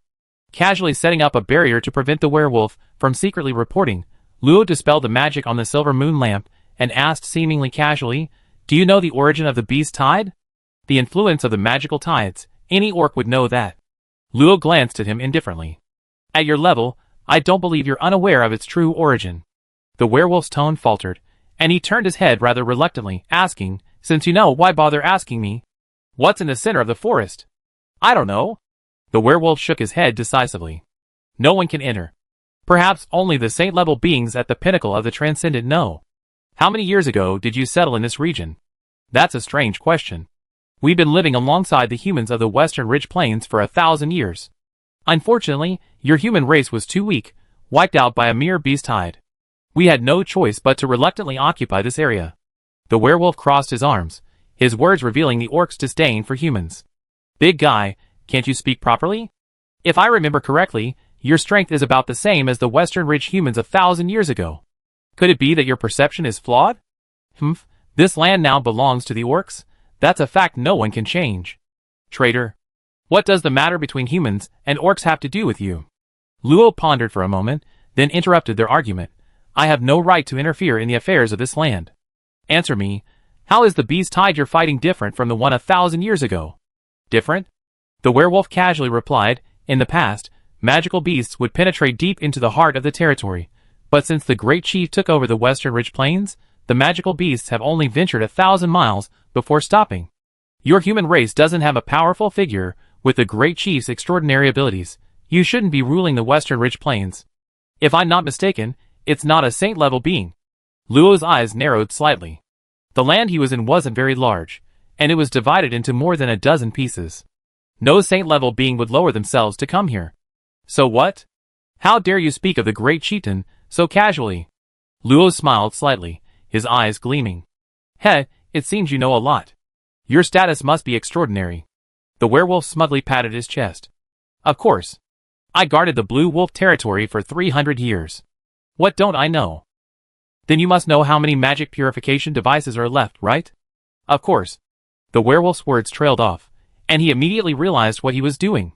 His expression changed drastically. "You used a deception spell on me." Luo's smile remained unchanged. "It seems you do know a lot." Don't be angry, it was just a test. Trying to brush it off with a single sentence is too arrogant, human. Do you really think I'm afraid? If I said those magic purification devices would kill you. What? Nonsense. Whether it's nonsense or not, just ask your chieftain and you know. The werewolf was somewhat incredulous. Aren't you afraid of death? The chieftain was the strongest 9th rank below the saint rank. This human girl wouldn't be so arrogant just because she had some strength, would she? But if she was really that foolish, even better, I have done something meritorious. Of course not, so we need to wait a bit. You have reinforcements? Do you intend to break the agreement between the two races? The werewolf's tone suddenly became urgent, making Luo seem to understand something. However, as she herself said, this land was none of her business, so she pretended not to hear, looking at him with a mocking expression, just waiting for one person. Do you think orcs are afraid? The werewolf carefully observed Luo's expression, seemingly confirming the truth, but Luo was telling the truth. Even with his eyes dry, the werewolf couldn't discern the truth, arrogantly declaring, orcs never surrender. One person is nothing to fear. Good, tough. Luo offered a nonchalant compliment, then fell silent, turning to look at the distant firelight. Orcs and magical beasts were already clashing, the air filled with booming sounds and dazzling light. All the major cities were shrouded in a protective shield, while the outlying towns and villages were deserted, appearing utterly desolate. Thankfully, the beast tide had diverted most of the orcs' attention to the firelight, leaving them no time to notice the battle raging between Luo and his companions. Simmel couldn't understand why Luo had suddenly fallen silent, but vengeance wasn't her style. She deliberately raised her voice, muttering to herself, looks like a lot of orcs are going to die. How pitiful, TSK. Just low-level transcendence. They're dead, so be it. No wonder orcs are called barbaric. They really are utterly cold-blooded. The werewolf scoffed. The winged people are already on the verge of extinction. Where do they get the nerve to comment on orcs? Ridiculous. You bastard. Are you looking for death? The werewolf turned his head, too lazy to pay attention to this winged brat. Coward. I curse you orcs to all die. Barbarians, cold-blooded. Simmel was stifled, muttering curses under her breath in a huff. Seeing Luo's indifference, she became even more sullen, her lips almost pouting. Can't you help me? Honestly. Time passed second by second. As the main force of the beast tide approached, the battle slowly retreated. Their goal was not to actually intercept the beast tide, that was unrealistic, but to collect a large amount of materials while delaying the beast tide as much as possible. Hey, human girl, when are you waiting for someone to arrive? Although the longer it dragged on, the better for him. If it really was a large human force attacking, waiting any longer would be falling into a trap. No rush. I need to deal with the damaged buildings. You don't care? Many people saw the battle. Isn't that what you want? Seeing that the other party was determined not to let him leave, the werewolf's suspicion deepened. Indeed, many orcs had seen the battle, but there were only a few low-level transcendents. It would take at least half a day to reach a nearby territory, not to mention the even longer delay in reporting it. Had he really been deceived? A long while passed, and just as the werewolf was about to forcefully attack, Luo's gaze suddenly changed, and she whispered, "They're here." Simmel, almost dozing off, yawned widely upon hearing this, rubbing her eyes. Who's here? Hee, Sister Luo. Space suddenly cracked open, and a well-behaved little girl emerged, pounced on Luo, and clamped her legs tightly around her slender waist. Swish, swish. The little girl's aura was weak, seemingly not even comparable to a first-tier transcendent being, yet the moment their eyes met, the werewolf felt as if he had fallen into an abyss, his whole body trembling like a leaf. Those azure eyes seemed to harbor endless evil, countless ghosts, and terrifying voices laughed in his ear. Holding him, as insignificant as sand, in her hand, a single glance would devour him completely. His mouth felt dry, and he struggled to clear his throat, saying tear. Chapter 541. What did you say? It's you? Simmel's drowsiness vanished instantly. Pointing at Moriarty, she shouted excitedly, always sticking to that flat-chested girl, you wretched little dwarf. Her tone was laced with gritted teeth. Simmel disliked Moriarty, not only because she felt an inexplicable fear upon their first meeting, but also because Lothar would always use excuses like I have to go back to take care of little Artie, or little Artie must be hungry, before leaving the endless bookshelf without looking back. Therefore, in Simmel's eyes, Moriarty was one of the biggest obstacles preventing her from persuading Lothar to submit. Little dwarf, what are you doing here? Moriarty clung to Lothar, sticking out her little tongue at her. Of course, I'm here to see my dear sister Lothar, the big cow. This nickname was something Moriarty had learned from Lothar, and it was one of the reasons Simmel disliked her. Oh my, such an interesting change. Moriarty looked at Simmel with a hint of surprise, then chuckled. Poor cow. Who are you calling names? Simmel yelled at Moriarty, who immediately buried her face in Lo's chest. Sister Lo, she bullied me. This pitiful look almost made the werewolf's jaw drop. Are all the strongest playful? Lo easily pinched her cheek, looking at her kindly. Explain yourself later, understand? Despite her gentle voice, Moriarty felt a chill run down her spine. It seemed she was really going to get a beating this time. Little Moriarty promises to tell you everything. Sister Lo, stop pinching, it hurts. Seeing her cowardly appearance, Simmel felt she could be smug again, raising a contemptuous eyebrow. Serves you right. Miss Simmel, if you don't shut up, I might get itchy hands. Eek. Don't come any closer. Simmel frantically covered her bottom. Why was this flat-chested guy always targeting her? Fine, she just stay silent. Lu removed Moriarty's clothes and placed them around his neck, grabbing her legs to keep her from moving, and addressed the werewolf, who was lost in thought. Everyone's here. Where's the great chief? Huh? The werewolf snapped out of his daze, lowering his eyes, not daring to look any further. By the gods, he was actually waiting for a powerful saint-level being? And this saint-level being clinging to that human girl like a child? And even acting cute? No, he must be dreaming. He pinched his arm hard, the pain making him instinctively howl, earning him a speechless look from Luo, before awkwardly rubbing his hands. The three of you, please follow me. His demeanor had instantly dropped several notches. He had no choice. Knowing the enemy's reinforcements were so formidable, he wouldn't dare make a move even if he were beaten to death. At the same time, he inwardly grumbled, if you had told the truth earlier, I wouldn't have been so frightened. I would have respectfully led you to meet the great chieftain long ago. Simmel was surprised by the werewolf's drastic change in attitude. He wanted to gloat, but remembering Luo was watching him closely, he could only suppress his smugness and give him a disdainful look. The werewolf pretended not to see them, and respectfully led the way. Several hours later, the four arrived at a mountain range near the Pamir Plateau. At the highest peak stood a magnificent temple built against the mountainside, inlaid with various gems.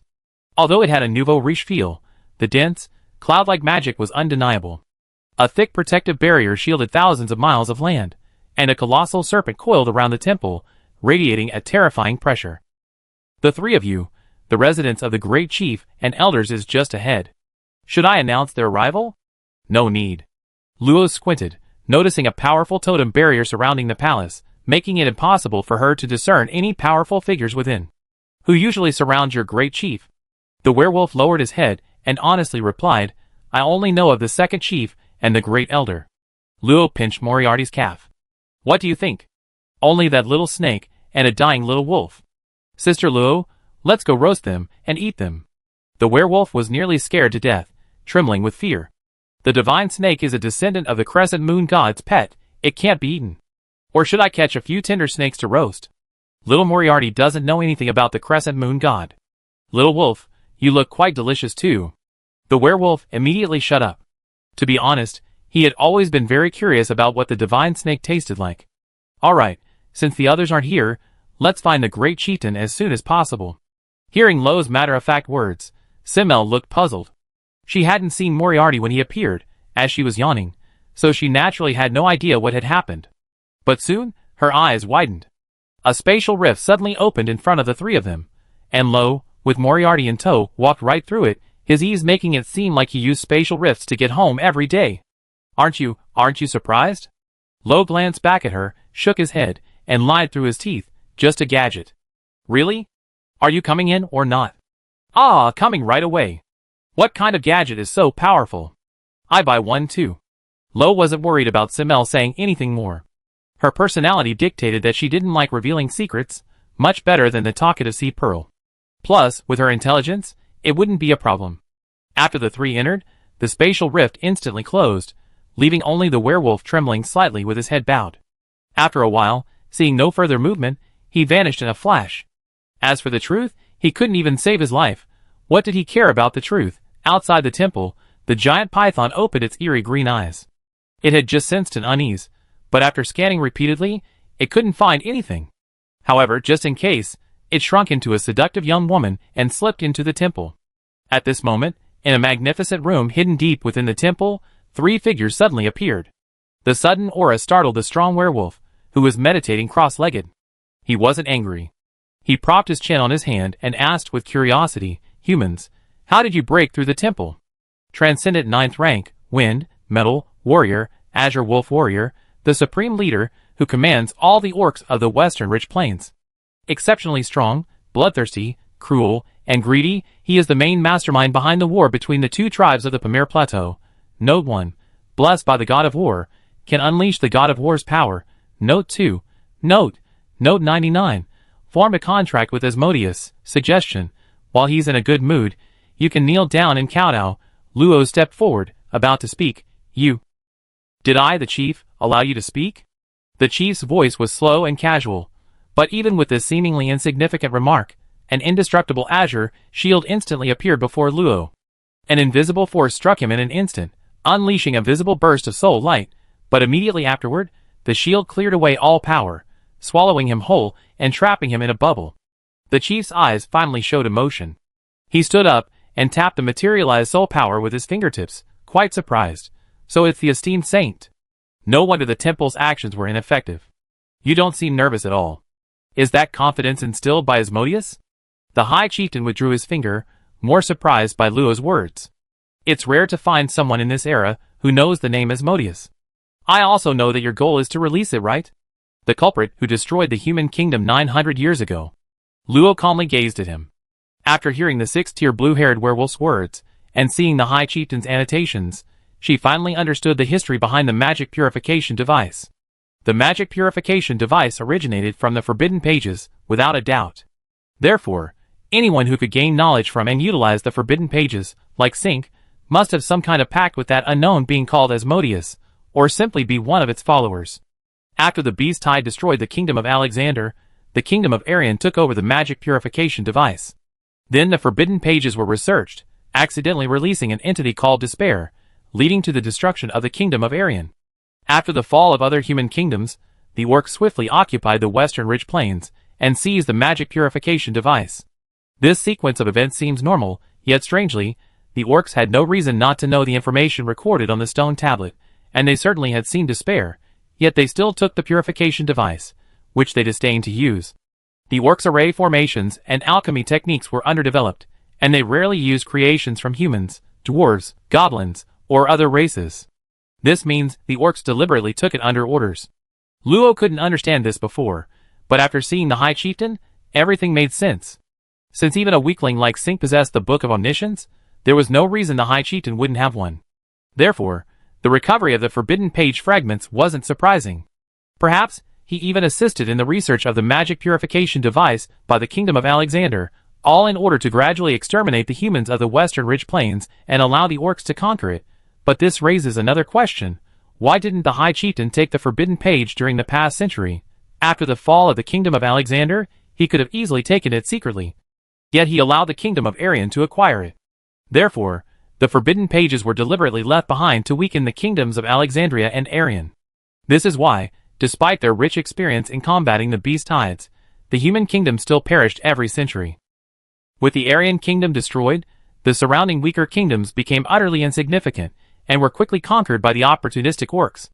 Thus, after a century of planning, the Great Chieftain's goal was almost achieved, except for the 3 fragments that were lost due to some accident and obtained by Lo. Chapter 542. After hearing Luo's words, the Great Chieftain showed a hint of surprise, clapping lightly and praising, "Books are the historical traces of the human race.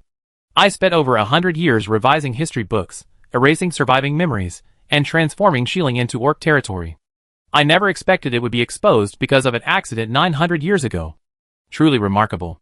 Luo ignored him and continued, "Actually, there are a few things I don't understand. Why didn't you retrieve the remaining fragments of the Forbidden Book? Also, what escaped from the 13th laboratory of the Aryan Kingdom? You're asking about that?" The Great Chieftain flipped his wrist, revealing a phantom white book. The cover depicted an evil brain. The phantom of the Book of Omniscience opened, revealing a tattered page, filled with strange, dark runes, from which one could faintly hear the voice one most yearned for. The projection of wisdom, the all-encompassing knowledge. Who wouldn't be tempted? The Great Chieftain chuckled softly.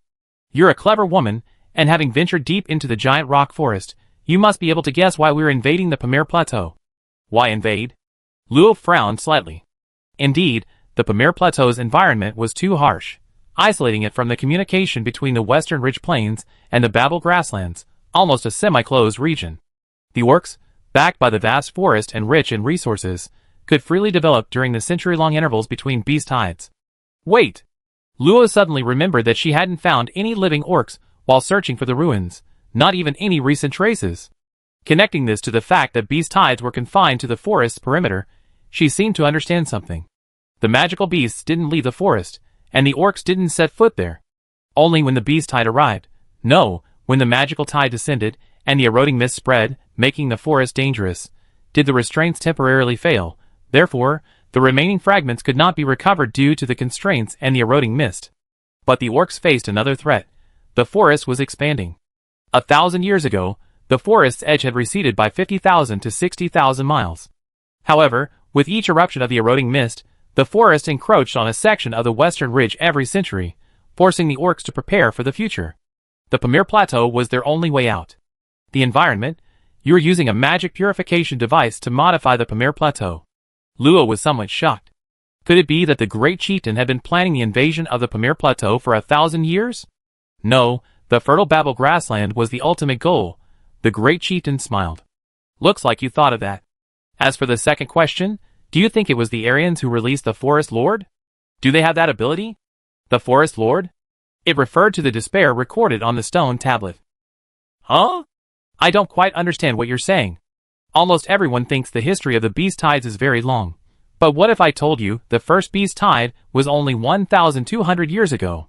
The great chieftain, like a cunning and cold-blooded wolf, spoke in a calm and leisurely tone about how he used the Book of Omniscience to summon the Forest Lord who had seized the giant rock forest, disguised himself to climb to the position of high priest of the kingdom of Alexandria, invented a magical device to resist the beast tides, and then laid many traps, personally guiding a secret plan to exterminate his race.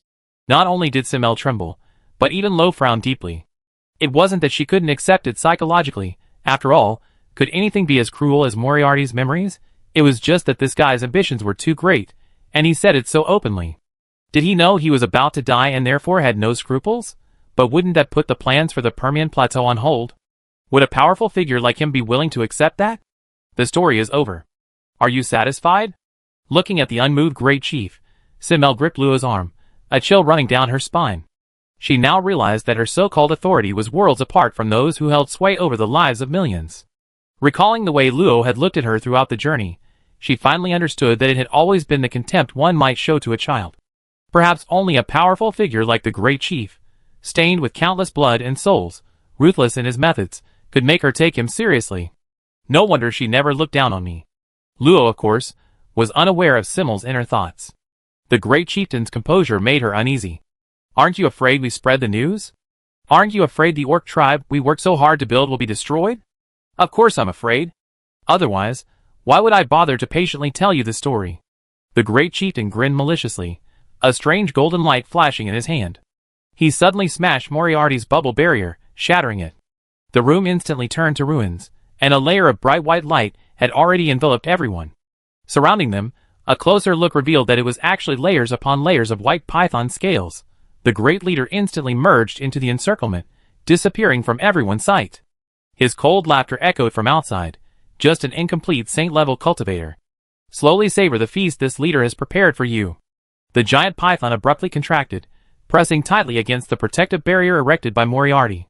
Seeing no effect, it swam rapidly, stirring up bursts of white light. Tiny ice shards, comparable to dragon teeth, crushed the barrier, producing cracking sounds. With lightning speed, Luo tossed Simmel into the ruined space. The next moment, a burst of dark energy erupted, instantly melting all the scales and condensing them into a blood-dripping spear, which landed in Moriarty's hand. Meanwhile, the white pythons remained transformed into a gust of cold air, swiftly returning to the great chieftain's side and reverting to a beautiful woman. Moriarty landed amidst the ruins, a smile playing on his lips. Little wolf, let this general see how many trump cards you have. His miniature spear, only 1.5 meters long, lightly jabbed at the great chieftain. A surge of nether energy pierced through space, appearing before the great chieftain without a moment's delay. Its holy might was overwhelming, possessing absolute crushing power over all life below the saint rank. However, to Luo's astonishment, a milky white illusory shield simultaneously appeared before the great chieftain, actually blocking the surging nether energy. The wise god has already told me everything. If you were whole, I would never dare to harbor any ill intentions. Now, I apologize, divine serpent, attack. A golden rune appeared in the hand of the woman transformed from the white python. A towering pillar of light erupted from the temple grounds, piercing the entire mountain range. Vast halos rose, and a power far exceeding that of the 9th rank converged in a fraction of a second, crashing into the mountain. 1,000 miles of earth shattered into dust in an instant, revealing the hidden, broken golden sword blade. The so-called temple was merely the hilt of a sword. An immense, boundless power erupted, turning night into day. 3 suns revolved in the sky, and a colossal, cold, and merciless face slowly emerged, the suns becoming its eyes, and the mark between its brows, radiating boundless majesty. Throughout the western ridge plains and the giant rock forest, all living beings witnessed this scene, deeply shocked. The incomprehensible alteration of the heavens and earth, the imposing power that radiated endless heat even hundreds of thousands of miles away, were all far beyond their comprehension. The next moment, whether mindless magical beasts or blood-soaked orcs, as long as they possessed thought, the same sentence simultaneously arose in their minds. I am the 3 crescent moons, the 3-headed 3-sun god, the ruler of the sun realm. The divine words were formless, the divine power boundless. All living beings instinctively prostrated themselves on the ground, murmuring unknown prayers. Somewhere in the Wolf God Mountains, separated from the western ridge plain by the Pamir Plateau and the Babel grassland, a white wolf as large as an ox suddenly opened its eyes. Its eyes held a deep, melancholic quality, yet without a trace of ferocity, like those of a wise old man. Mikazuki, is that you? Chapter 543. Moriarty appeared 1,000 miles away with Lo, his expression extremely solemn. A surge of nether energy rose to the sky, and his petite figure rapidly expanded, instantly growing to 10 meters tall. Lo landed on his head, a transparent shield protecting her from the scorching nether flames. Wasn't the crescent moon god supposed to have fallen? How could he appear?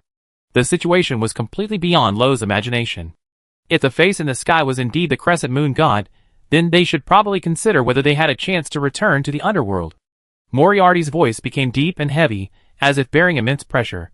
Gods cannot manifest in the mortal world, and his power would never allow him to summon a true god. Upon reflection, this made sense. Moreover, the phantom in the sky only showed a woman's face, a far cry from the legendary crescent moon god with a male left, female right, and wolf head. This was somewhat good news. Suddenly, the phantom vanished, and the golden longsword, taller than a mountain range, rapidly shrank amidst a violent tremor, falling into the white python woman's hand. Pure golden divine power spread, instantly corroding her right arm, and her face turned deathly pale. Divine Serpent, time is running out, make your move. The divine serpent's face hardened, and he raised his right hand high before slashing down with a sudden, powerful blow. Space was easily torn open, revealing a chaotic scene of vibrant colors. Simple golden sword energy, burning with golden flames, slowly flew towards the two, seemingly posing no threat. However, both of them instantly felt an overwhelming sense of certain death. The sword energy was unavoidable, unbearable. The moment the sword was drawn, the outcome was already decided. 1,000 armies annihilation. Moriarty roared, his spear shattering layers of space, the towering black mist turning blood red, the spear tip striking first, and then precisely hitting the sword energy. Without a sound, ripples spread through the space, then swept across the orcs below in their dazed gazes, annihilating everything. The scenery within the shattered space rapidly shifted, finally revealing the deepest, dark brown beneath, with faint, indistinct starlight reflecting off it, the radiance of other worlds. However, the sword energy continued its slow advance, gradually wearing down this spear, which was powerful enough to pierce an entire plane. The spear tip slowly cracked, and Luo even felt Moriarty's body tremble slightly. Gods are beings beyond all things. Everyone knows gods exist, but no one dares to claim godhood, because everyone understands that it's an untouchable level. Even the most powerful saints working together could never get close to a god, and this sword strike is equivalent to a god's attack. Little Artie, let me try using my divine power. No! Moriarty flatly rejected Luo's words. Sister Luo's divine power is too scarce. At most, it will be used up, but the outcome won't change. There's only one way now. While I absorb the sword energy, Sister Luo must use her divine power to break the lock, only then can you escape. You won't be able to withstand that. I won't agree. Sister Luo is being too kind. You underestimate me. The Netherworld race is immortal and indestructible. It's just a divine sword aura. Behold my Netherworld domain. Moriarty ignited a raging black flame, and a jet black lotus inverted in the sky, transforming into a sea of fire. His aura instantly surged 100-fold, and the broken parts of his spear solidified, seemingly unleashing 100,000 spear thrusts, actually slowing down the sword aura's advance. A terrifying clash of powers ensued. A single burst of energy obliterated vast swathes of space, even severely damaging the giant rock forest. The eroding mist was forcibly repelled, leaving a barren landscape within a 30,000-mile radius, devoid of life. Seemingly under pressure, the mysterious central canopy reappeared, completely enveloping the entire forest to stop the dissipating energy. The magical beasts and orcs weren't so lucky. Several tribes vanished almost instantly. The high-ranking Transcendents tried to escape, but were powerless. Contact with the nether energy weakened them rapidly within seconds. Those closest were devoured within 3 minutes, their souls converted into Moriarty's power. In the distance, only the serpent with its left hand remained beside the great chieftain, its expression one of reluctance. The great chieftain held a book of omniscience, a faint divine power protecting them from its corruption. Look, this is the supreme power of Asmodeus. So what if he's a saint-level expert? Ha ha ha. He laughed loudly and arrogantly, because he had the ability. The serpent goddess frowned slightly, puzzled. Great chief, if we do this, other saint-level experts will inevitably notice. Won't it be a case of losing more than we gain? The great chief waved his hand dismissively. It's all right. The nearest saint-level expert is that old bastard, Siplatu. He won't interfere. He even helped shield us. He was already going to war with the Azure Wolf Alliance, so why wouldn't he handle it beforehand? The Azure Wolf Alliance's humans had countless ties with werewolves. He had spent a great deal of resources and time launching the war decades ago, just to get the Azure Wolf's higher-ups to turn a blind eye. On the other side, Luo knew that Moriarty had chosen to give up breaking free from the sword energy lock for his sake, leaving the opportunity for him. So he said no more, his mind racing, searching for a way to break the deadlock. By this time, space was already shattered beyond recognition, and she couldn't escape by traversing it. After all, the space was filled with turbulent currents, and she would be obliterated the moment she appeared. With the sword energy closing in at nearly 100 miles, and time running out, Luo suddenly remembered that since she could imbue magic with divine power, if she imbued it onto Moriarty's spear, could she use divine power as the blade and dark energy as the shaft, thus greatly reducing the consumption of divine power? Without hesitation, Luo immediately told her the idea.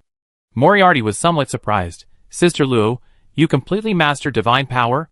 In her memory, Luo could only barely mobilize divine power, far from being able to perform actions outside her body, let alone release divine domains. Not really, I only tried using it on my own magic, and for a very short time. Moriarty pondered for a moment, then said in a deep voice, theoretically possible, but it requires us to connect our powers. The infusion of nether energy is very painful, Sister Luo. Even if you master nether energy, it's still. If it's possible, then it's possible. Hearing that it was possible, Luo ignored Moriarty's next words. So what if it hurt? She had already experienced it when she was corrupted by nether energy. Connect your powers with me, quickly. Alright, if you can't bear it, stop immediately. 2 wisps of nether energy extended from Luo's feet, enveloping her. Soon, she felt a cold power surging into her body. At first, with the help of the nether flower mark, she didn't feel anything, only her hands were burning hot. But as the power surged and rapidly, Luo's small body simply couldn't contain such immense force, and a tearing sensation gradually arose. Sister Luo, give me your netherworld energy. Hearing this, Luo activated the netherworld flower mark, thorn-like, jet-black veins spread across her right arm, burrowing into Moriarty's massive head, and only then did the excruciating pain lessen slightly. At the same time, Luo also felt an immense power emanating from beneath her, as if another body had appeared in her consciousness. Beneath the black flames, she could see that the enormous centaur's body was merely a skeleton, though it seemed to have some jet-black blood vessels growing on it. With no energy left to think, the swelling sensation intensified, accelerating even further. The excruciating pain gave Luo the illusion that every inch of his skin was being torn open, inside and out, and his brain nearly shut down. The power of the netherworld energy spread from his right arm to his upper body, then throughout his entire being. Grotesque tattoos crawled across his fair skin, adding a touch of malevolence and ruthlessness to his appearance. Moriarty's worried voice came through. Sister Lo, can you hold on? No, it's alright, keep going. Lo tensed her body, her gums almost breaking. Amidst waves of tearing pain in her consciousness, she gradually sensed Moriarty's power flow. It was as if her entire body was constantly operating hundreds of high-level magical techniques without conflict, requiring a terrifying amount of soul power. What she had to do was avoid the flowing nether energy and direct her divine power to the convergence point of all the power, which was the tip of the spear. Lo couldn't do this alone, it required a connection of power. Divine power was activated, with Moriarty leading the way and Lo following closely behind. A golden thread began to flow through the centaur's body, which was wreathed in black flames. To their surprise, the eternal contract, which had been quietly residing within them, and whose location was almost impossible to find, began to manifest. A mysterious pattern appeared between Moriarty's brows, the black flames were tinged with golden divine power, and her chilling aura intensified. Sister Luo, I feel it. Is this the power of a god? Hee hee, ha ha ha. Unable to contain her laughter, Moriarty raised her forelegs high, then slammed them down. Her spear unleashed unprecedented power, a black gold thrust that burned the void, shattered sword energy, pierced dozens of dimensional barriers, and plunged into a world of frost and ice, annihilating millions of miles of life and leaving behind an eternal, indestructible black mist. Whoosh! Moriarty reverted to her small form, gently catching the unconscious Luo. A rare genuine smile appeared on her face. Perhaps only at this moment did she truly acknowledge Luo's identity from the bottom of her soul. She had helped Luo before, but mostly out of a playful and teasing attitude. Although there was some special affection involved, compared to the memories of thousands of years of battle, Luo's significance was too small. If it weren't for the constraints of the eternal contract, she might have acted recklessly after returning to the living world. However, perhaps she could get closer to her now. In the shattered void, the black-haired, blue-eyed girl gently stroked the cheek of the girl in her arms, then slowly raised her head, gazing at a place 3,000 miles away. A cruel smile curled at the corner of her lips, and she moved them slightly. Now, little wolf, it's time for us to settle accounts. Chapter 544. Half an hour ago, above Sanlong City of the Sanlong Alliance, a short-haired, rugged man with a white beard suddenly appeared. At the same time, for others appeared, a graceful young woman shrouded in a gray robe, a gentle and refined white-robed priest, a swordsman exuding a faint aura of death, and a hunched old man carrying a wooden puppet. Lord of Sanlong, what is your purpose in obstructing us? The one who spoke was the swordsman. His eyes were lifeless, and he held a plain-looking one-handed long sword. He possessed an unpleasant aura of death, but it wasn't the aura of someone nearing death, it was more like an indelible stain. The short-haired, rugged man laughed heartily, clasped his hands in greeting, and said, "Ha ha ha, what a rare treat. So many distinguished guests today. The Thunder Witch, hidden deep within the Mage's Hall, the renowned High Priest of Light, the Thousand Puppet Saint, who controls all things, and the Death Swordsman, who cleaved the netherworld with his sword and guarded the plane's entrance for 3,000 years. After this casual introduction, the rugged man's face quickly turned cold. This is the territory of my Azure Wolf Alliance. Gentlemen, don't you have an explanation? High Priest Kellid stepped forward, his face gentle. Praise be to the God of Light, Lord of the Azure Wolves. The Lord says this. There is something ominous inside, so I was sent here. No offense intended, please forgive me. Compared to Kellid's gentleness, the Thousand Puppet Saint's temper was far less forgiving. The old man didn't move his lips. Instead, the puppet behind him spoke. Siplitu, I don't believe you were completely unaware. Such powerful spatial fluctuations. What are you trying to hide? The tough man, Siplitu, calmly explained. It's merely a trace I left behind in the western ridge. You all worry too much.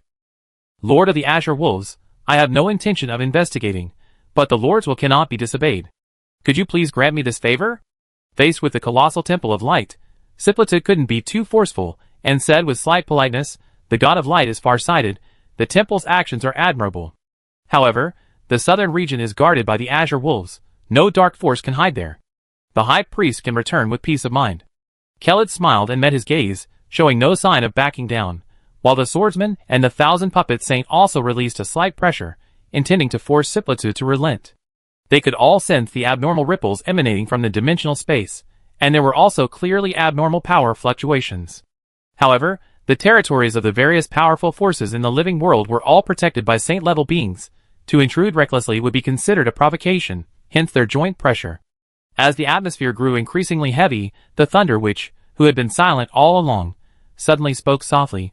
Lord of the Azure Wolves, half a year ago, a black-robed mage from my mage hall went missing on the Pamir Plateau. Please grant us your assistance. A moment later, everyone fell even more silent. He'd been missing for half a year. Why didn't you wait 100 years before coming back? Couldn't you come up with a more plausible excuse? That's truly unfortunate. The Azure Wolves Alliance will do its utmost to assist. We will certainly relay any results. The Lord of the Hall is very worried. Please grant us your assistance. The Thunder Witch's tone remained unchanged, still soft and gentle, but no one truly believed her. Ignoring her words, especially the title of Palace Master she mentioned, it was an irresistible one. Siplitzer remained silent for an even longer time, until the ripples from the western ridge plain subsided, before nodding slightly. In that case, the Azure Wolf Alliance shouldn't have interfered. However, I will personally visit you all afterwards. Everyone knew this was already the biggest concession the other side had made. Further pursuit would only create trouble. The rest would depend on their individual methods, seeing who could uncover the source of the disturbance. As for the final threat, it was merely a formality, a way to save face with some compensation. Clang. What's wrong? So weak and powerless. Out of any resistance items? Where's the protection Asmodeus gave you? Hold on a little longer, ha ha ha. A maniacal laugh echoed through the shattered plain. Space exploded, and two figures crashed through layers of rock, slamming into the ruined underground palace. They startled the swarm of dragon-winged bats dwelling there, who scattered in panic at the terrifying aura emanating from them. Cough cough, damn it, how could the divine sword malfunction? Divine Serpent, you better give me an explanation. The Divine Serpent's body was now mostly shattered, and even with her 9th-tier regenerative abilities, she couldn't fully recover. Facing the Great Leader's stern questioning, she merely reactivated her defensive artifact imbued with divine power and calmly replied, "What's the point of saying anything now? I don't have many relics left. Great Leader, you better think about how you're going to bear the other's wrath. If I die, you won't survive either." Boom!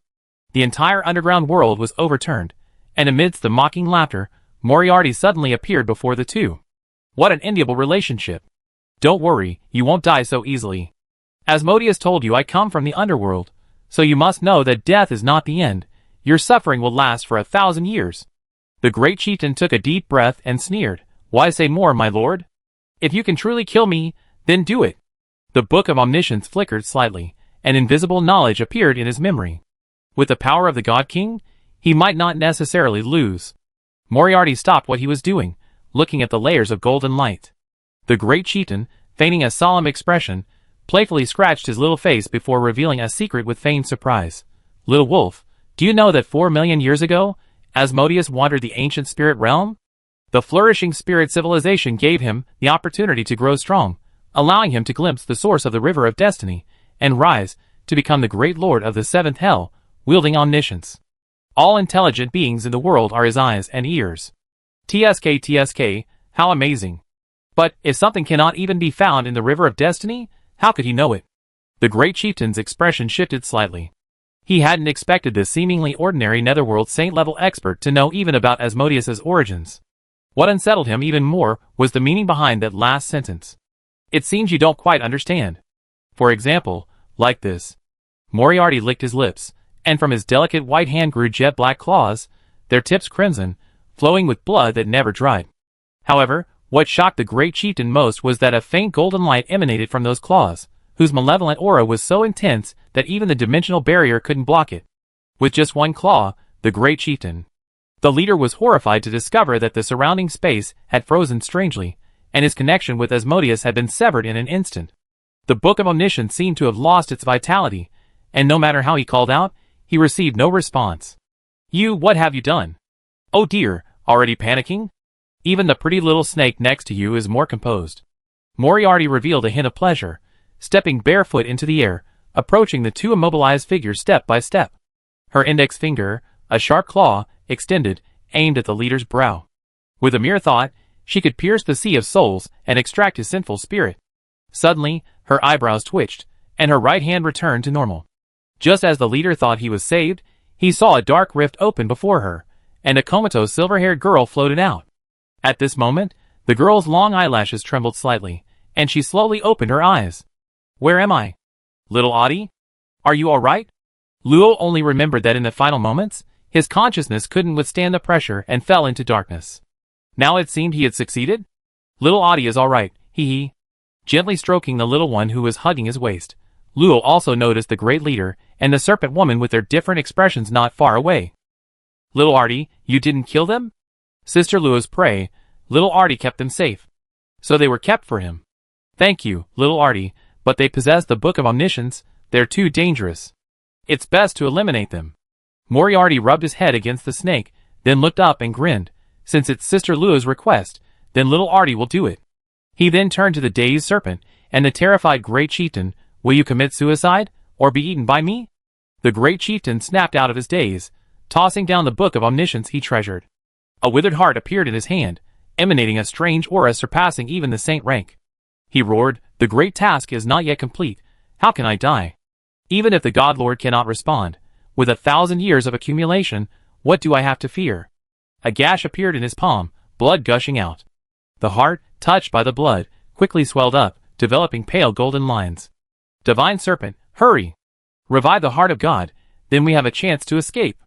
Moriarty smiled, showing no intention of acting prematurely. Are you still going to help him this time? The Divine Serpent's mangled body trembled slightly, remaining silent. The great leader continued to roar, his body growing thinner as blood flowed away. If the Divine Serpent didn't take the heart, he would surely be drained of all his strength. Divine Serpent, what are you doing? Don't forget, you too are burdened with sin. Rather than waiting to die, you should fight to the death. Luo suddenly interrupted the Divine Serpent, his golden red. Her eyes seemed to see through everything as she spoke calmly. If I'm not mistaken, he's been using you all along. Why would you risk your life for him? Trying to sow discord between me and the Serpent God? Don't you find that ridiculous, Serpent God? Don't forget our plan, time is running out. The great chieftain was still shouting for her to take the heart, while Luo and Moriarty, one calm and the other watching her with a knowing look, seemed to be facing a crucial crossroads in their destinies. Would they risk their lives to save the great chieftain, or would they free themselves from the burdens of 1,000 years? Chapter 545. Divine Serpent, tentative, 9th rank transcendent, Ice, a descendant of the sacred scale white-boned python, born with ultimate ice power, extraordinary from birth, possessing exceptional intelligence, capable of transforming into human form at the 7th rank, and possessing a near-infinite lifespan. She is a mysterious remnant of an ancient magical beast. Note 1. Devoured a shattered divine spark, mastering a portion of the power of the 3-crescent moon god. Note 2. The information about the Divine Serpent is very long, several times longer than that of the Great Leader, but most of it is not combat-related annotations. Therefore her actual combat strength is probably slightly lower than the Great Leader's. Two things caught Luo's attention. One was the ancient legacy, and the other was the shattered divine spark. This seemed to explain why the white serpent could summon the phantom of the 3-crescent moon god and the broken golden sword. Luo still didn't understand why she would help the High Chieftain. Did she need something from him? Under the gazes of Luo and Moriarty, the serpent's lips moved slightly, finally making its choice. It didn't accept the heart from the High Chieftain's hand, but instead, amidst his furious gaze, it left the protective barrier and knelt before Luo. I can leave the legacy of the Crescent Moon God to you. Just ask that you do one thing for me. Actus, you come back here. You traitor. The serpent turned around, looking at him with a sorrowful expression. High Chieftain, my sins are already heavy enough. If this continues, even when the next millennium arrives, I will still be stagnant. Then, ignoring the High Chieftain's hoarse roars, a broken golden long sword appeared in its remaining left hand, which it gently placed on the ground. Moriarty, finding the High Chieftain too noisy, directly blocked all information flow around him. Sensory, auditory, magical, visual, and all other information could not be exchanged. Only then satisfied did he nuzzle Luo's chest. Luo enveloped her right hand with divine power to prevent any trickery, then picked up the long sword and examined it closely. The sword was old and worn, its blade pitted and nicked, with half of the hilt missing, as if it had endured countless battles. Its original sharpness was gone, leaving only the unyielding, straight blade. Divine power seeped in, and Luo found herself in a fragmented golden space, very similar to the interior of the angel's feather. A peculiar golden rune floated within, surrounded by countless tiny starlight. Upon closer inspection, each starlight was a magical rune. Luo's divine power spread in, rapidly devouring the surrounding space, eventually swallowing even the rune. She also noticed fragmented memories appearing in her mind. A magnificent, vast plaza, billions of beings kneeling in worship, wisps of pale red faith, solemn chants rising and falling, an immeasurably tall and majestic figure, and the endless darkness of the void rushing past. Finally, the memory settled on 3 slowly rotating, blazing suns. 3 suns. Annihilation. High-level divine art simulates the splendor of the ancient era when the 3 suns of the sun realm flourished, gathering the heat of the entire world into a sun, bestowing upon the enemy the ultimate destruction of all things. Luo snapped back to reality, finding herself back in the present. She couldn't help but click her tongue in amazement. This high-level divine art was incredibly suited to her. She could even summon divine runes without much effort. However, with her current magic reserves, she could only condense a sun the size of a fist at most before exhausting all her fire magic. If she used elemental simulation to convert the remaining 7 types of magic, excluding light and darkness, into fire magic, she could barely summon a small sun 100 meters in size. From her fragmented memories, this divine art, at its peak, could condense 3 complete suns powerful enough to engulf the entire world. Simply smash the sun in your face. The longsword, devoured by Luo's divine power, had turned to dust. Luo felt her freely controllable divine power increase tenfold, barely enough to unleash mid-level magic. Of course, simply relying on her body or magic, it would be enough to destroy space tens of thousands of times. Releasing all her divine power would be comparable to the divine sword energy she had previously fought. The serpent Yaktor's gaze was somewhat dazed. She probably hadn't expected that the divine sword she had guarded for countless years would one day be gone. Where is this thing imbued with divine power? Luo didn't need any more divine magic, but devouring it would allow her to control even more divine power, a tremendous benefit to her. They're all hidden in another dimension. I'm willing to take you there, as long as you can help me fulfill my wish. At this moment, Moriarty suddenly spoke up. If it's in another dimension, I don't think it can still be preserved. Jackdo shook his head, explaining, it's a special artifact. Even divine power cannot destroy it, so even if the plane shatters, the interior of the other dimension will remain unharmed. In that case, tell me, what is your wish? But I must warn you beforehand, if it's impossible to fulfill, I will simply kill you. It won't be difficult for you too. I am a descendant of the divine serpent serving the crescent moon god. Ancient memories tell me that each generation of divine serpents can only have a maximum of 2, 1 mother and 1 daughter. 30,000 years ago, Jakdos laid an egg and named it Jakdina. However, 30,000 years have passed, and Jakdina is still inside the egg. If it weren't for the faint glimmer of life, she would have almost given up on hatching it. Almost disheartened, she went into seclusion in the center of the giant rock forest, where she remained for thousands of years until she was discovered by the Great Leader, who was then a fourth-order transcendent being, 1,500 years ago. Convinced by his confident promise to help her hatch, Yaktos left the great rock forest with her daughter and became his protector. The great chieftain, possessing the complete book of omniscience, and with Yaktos' care, reached the 9th rank in just 300 years. He gradually gathered numerous resourceful and powerful followers, establishing his own Orcish territory and surviving in the shadow of human power. Over 1,000 years ago, the great chieftain told her there was a way to help Yaktos hatch, separating mother and daughter to prevent the mother's overwhelming aura from suppressing the daughter's life force. Because the great chieftain had previously enhanced the egg's life force multiple times, Yaktos trusted him. After some discussion, they decided to place the egg in the safe center of the great rock forest, protecting it with a tight barrier. However, not long after, a terrifying being with saint-level strength appeared in the center of the great rock forest, claiming to be the lord of the forest and forbidding all life from entering the central area. Yaktos could no longer retrieve her egg. Later, she tried many methods. Even the great chieftain temporarily sealed the forest lord, but still couldn't find her egg. Therefore, after witnessing Moriarty's power, she believed Moriarty could help her retrieve it. And what after finding your daughter? You won't make her hatch, will you? Arctos calmly replied, bury my magic core and her together under the eternal ice and snow. The rest is up to her fate. Luo frowned slightly. What if she dies? Dies, that's fate's will. Perhaps the remaining blessings of the crescent moon god have been exhausted, and our race will ultimately face extinction. Jakdos spoke ethereally, as if the extinction of her race had nothing to do with her. Perhaps, over the past 30,000 years, she had long since accepted it all, only her daughter's life clung to her, giving her fragile hope, leading her to blindly obey the great chieftain's orders. Lo looked at Moriarty, and found her smiling and winking at him. I can't guarantee we can find them. At least there's hope. Jakdos thanks you both. Lo nodded. I try my best to find them. In that case, Where is the other dimension? Jackdaw stood up, turning to look at the shielded space. There lay her companion of over 1,500 years. In the tens of thousands of years of solitary life, besides plants and magical beasts, he was the only one who had kept her company for so long. Perhaps to her, he was no longer just a simple friend. So be it. This ill-fated relationship should have ended long ago. The location of the alternate dimension is hidden within my soul.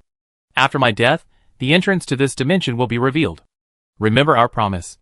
As if relieved, or perhaps liberated, Arctos's soul aura quietly dissipated, her body transforming into a small, arm-length skeletal snake. Where she vanished, a magic core radiating a powerful chill, and a golden key appeared. Picking up the key, a faint spatial fluctuation was felt. Penetrating the space, one could see an unusually vast area, even comparable to the space of an ancient ruin. A faint aura of divine power lingered within. She was right, there was indeed something containing divine power inside. Sigh. Luo couldn't quite comment on Arctos's experience. Perhaps it could be described as self-inflicted suffering and grasping at straws in desperation. Securing the magic core and keys separately in a ring, Luo held the skeleton in her hand. It emanated a fierce aura as if from a distant, ancient era, containing an extremely terrifying icy energy. Sister Luo, can we eat little Artemis? Can we eat her? Yes, you can. Although the icy aura and the material itself were extremely precious, since Moriarty wanted them, Luo didn't hesitate. She handed her the snake bones, watching her crunch them down like cartilage. Meanwhile, Moriarty's information underwent a subtle change. Note 3, the progress of her life recovery jumped a few times, from less than 1% to 5%. Luo didn't understand what this meant. Could it be related to the characteristics of the Underworld clan? Without thinking too much, Luo looked at the location of the Great Leader. Next, it was time to deal with him. Chapter 546. The once-gone forest was now shrouded in a transparent curtain of light. Through the distorted light, several undeniable craters could be seen within the green landscape. A vast expanse of the shielding plain, separated only by a thin line, was almost entirely covered by terrifying spatial rifts, nearly destroyed. The aura of darkness was omnipresent, unable to dissipate on its own, breeding countless frenzied, bloodthirsty magical beasts. Several auras, enough to make even a saint-level expert tremble, scattered across the land, hindering the space's self-repair.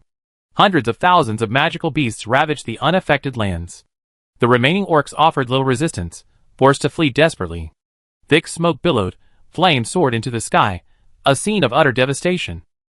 In the very center of this picture, a colossal gap spanning hundreds of miles stretched between the earth and the sky, pulsating slowly. Through layers of space and dimensional barriers, the devastation of several smaller planes could be clearly seen.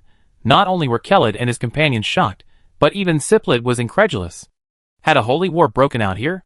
Even if some saint-level beings had a grudge, they wouldn't engage in a death match within a plane. Wasn't that aimed at destroying the plane? What unsettled him even more was whether the werewolf chieftain was involved in this battle. If he was, wouldn't that mean his hidden power was far greater than he had imagined? Lord of the Azure Wolves, can you offer an explanation? High Priest Keled's tone had grown colder. He hadn't been able to sense it clearly through the unstable space of the Permian Plateau, but upon arriving at the scene, he discovered that the situation was dozens of times more serious than he had anticipated. This was no longer something that could be explained by a casual attack from a saint-level being, it was a life-or-death struggle. The Swordsman of Death was also extremely dissatisfied. This swordsman and the paladin have long traversed the realms of the living and the dead, hunting down the resurrected Calamity Bone Dragon, while behind us, someone is indulging in the power of their own little corner, ignoring the safety of the prime material plane. Truly, good people doing good deeds. The Thunder Witch remained silent, her face hidden in the shadow of her hood. The 1,000 puppet saints snorted coldly, and a large number of insect-like puppets appeared around her, flying downwards, clamping down on spatial rifts, and forcing them to stick together. Siplet's expression was a mix of anger and uncertainty. He had already cursed that stupid wolf 1,000 times over in his mind. He said in a deep voice, "I will give everyone a satisfactory explanation for this matter. Now, let's repair the space first." The others were dissatisfied, but they knew that restoring the space was the priority, especially since the dimensional barrier had been breached. If powerful beings from other dimensions sensed this, and took advantage of the situation, the consequences would be dire. Keled used divine light magic to expel the scattered dark magic, the 1,000 puppet saint, and the thunder which repaired the spatial rift. The death swordsman forcefully broke through the forest barrier to negotiate with the forest's master, while Siplet discussed with the high-level magical beasts, driving them away from the West Ridge Plain. With the combined suppression of 5 Saint-level beings, the entire West Ridge Plain was restored to a habitable state in less than half an hour. The Forest Master also removed the barrier, allowing the magical beasts to return to the forest. The orcs were reduced to less than 1 in 10, with countless lower-ranking orcs killed or wounded. On this human-dominated land of the western continent, they had no choice but to await their fate in terror. However, the Saint-level beings did not have much time to waste on them. Several gaps remained in the vast Western Ridge Plains that could not be dealt with quickly. One was the remnant of divine power that had broken through the dimensional barrier, and the other was the scattered, ever-torn space-tearing aura of the Super Saint-level beings.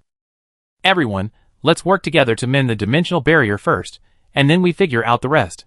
The Thousand Puppet Saints' words resonated with everyone. The dimensional barrier of the living world was extremely strong.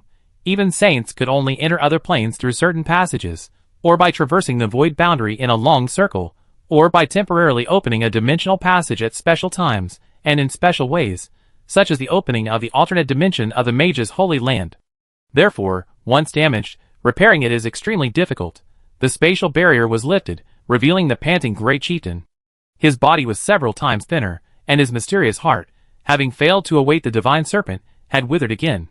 Seeing Lo and Moriarty, the Great Chieftain bared his fangs, furious. Release me now. Or don't blame me for being impolite. A piece of trash who isn't even a high-ranking official, and a crippled saint rank, ha ha ha, what are you? Lo had originally wanted to ask about Asmodeus, but now it seemed unimportant. Believers who lost their faith in the Lord invariably suffered a mental breakdown. Asking further wouldn't necessarily yield the truth. Kill him, and his soul is yours. Moriarty's eyes curved into a smile, as she readily accepted. The shield that had previously given the Great Chieftain boundless confidence shattered instantly after she used her new power. A phantom hand floated through his body, taking away a small werewolf orb of light, which she stuffed into her mouth, chewed a few times, and swallowed. Suddenly, the Great Chief's corpse rapidly withered, releasing a mysterious aura that seeped into the two men's bodies. Luo instantly felt his life force being devoured, and he grew weaker and weaker. But soon, the mysterious aura seemed to have encountered something even more terrifying, and with a pop, it dissipated.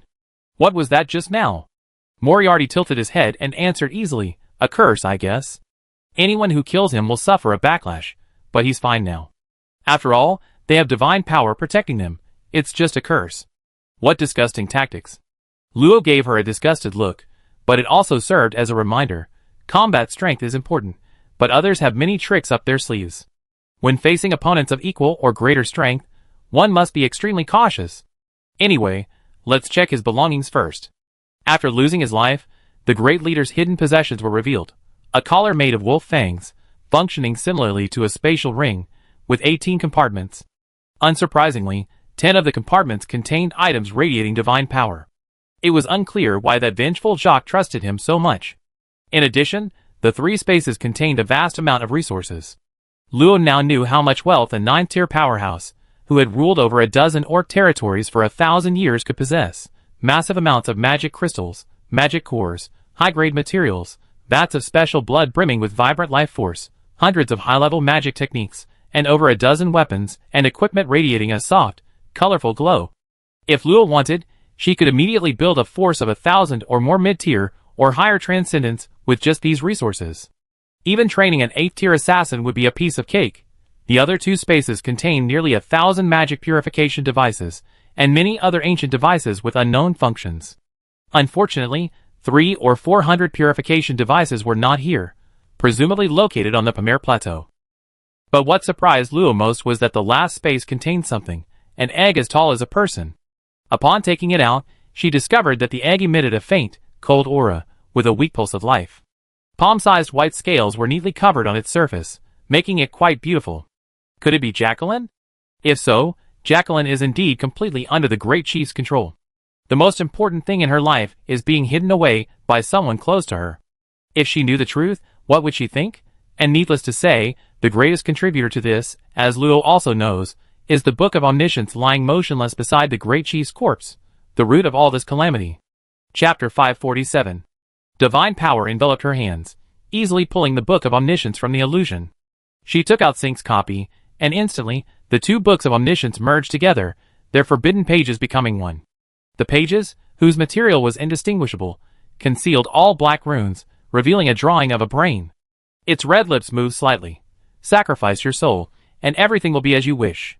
Luo disdainfully closed the Book of Omniscience. She knew it couldn't be trusted, but she sealed it away anyway. If the enemy's soul could play a final role, she wouldn't hesitate to feed it to it. What about this egg? The life force on it wasn't as vigorous as Yakto's had described. It was as weak as if it were dead. If Sister Luo doesn't mind, little Artemis can eat it. Let's forget about that, after all, I promised. After releasing a few life revival spells, the egg's condition improved slightly. After thinking for a moment, Luo placed it under the Tree of Life, planning to let its life force stabilize before sending it to the northern polar regions. It was said to be the coldest place in the entire plane, guaranteed to meet her requirements. After dealing with their belongings, Luo noticed the abnormal air and magic around her. Her feet felt light, and even without levitation, she wasn't falling freely. This isn't the living world, is it? That's right. The collision of divine power blasted open the dimensional barrier. We need to go back soon. Someone has already started repairing it, otherwise we might be trapped in this small plane. Ah? You should have said so sooner.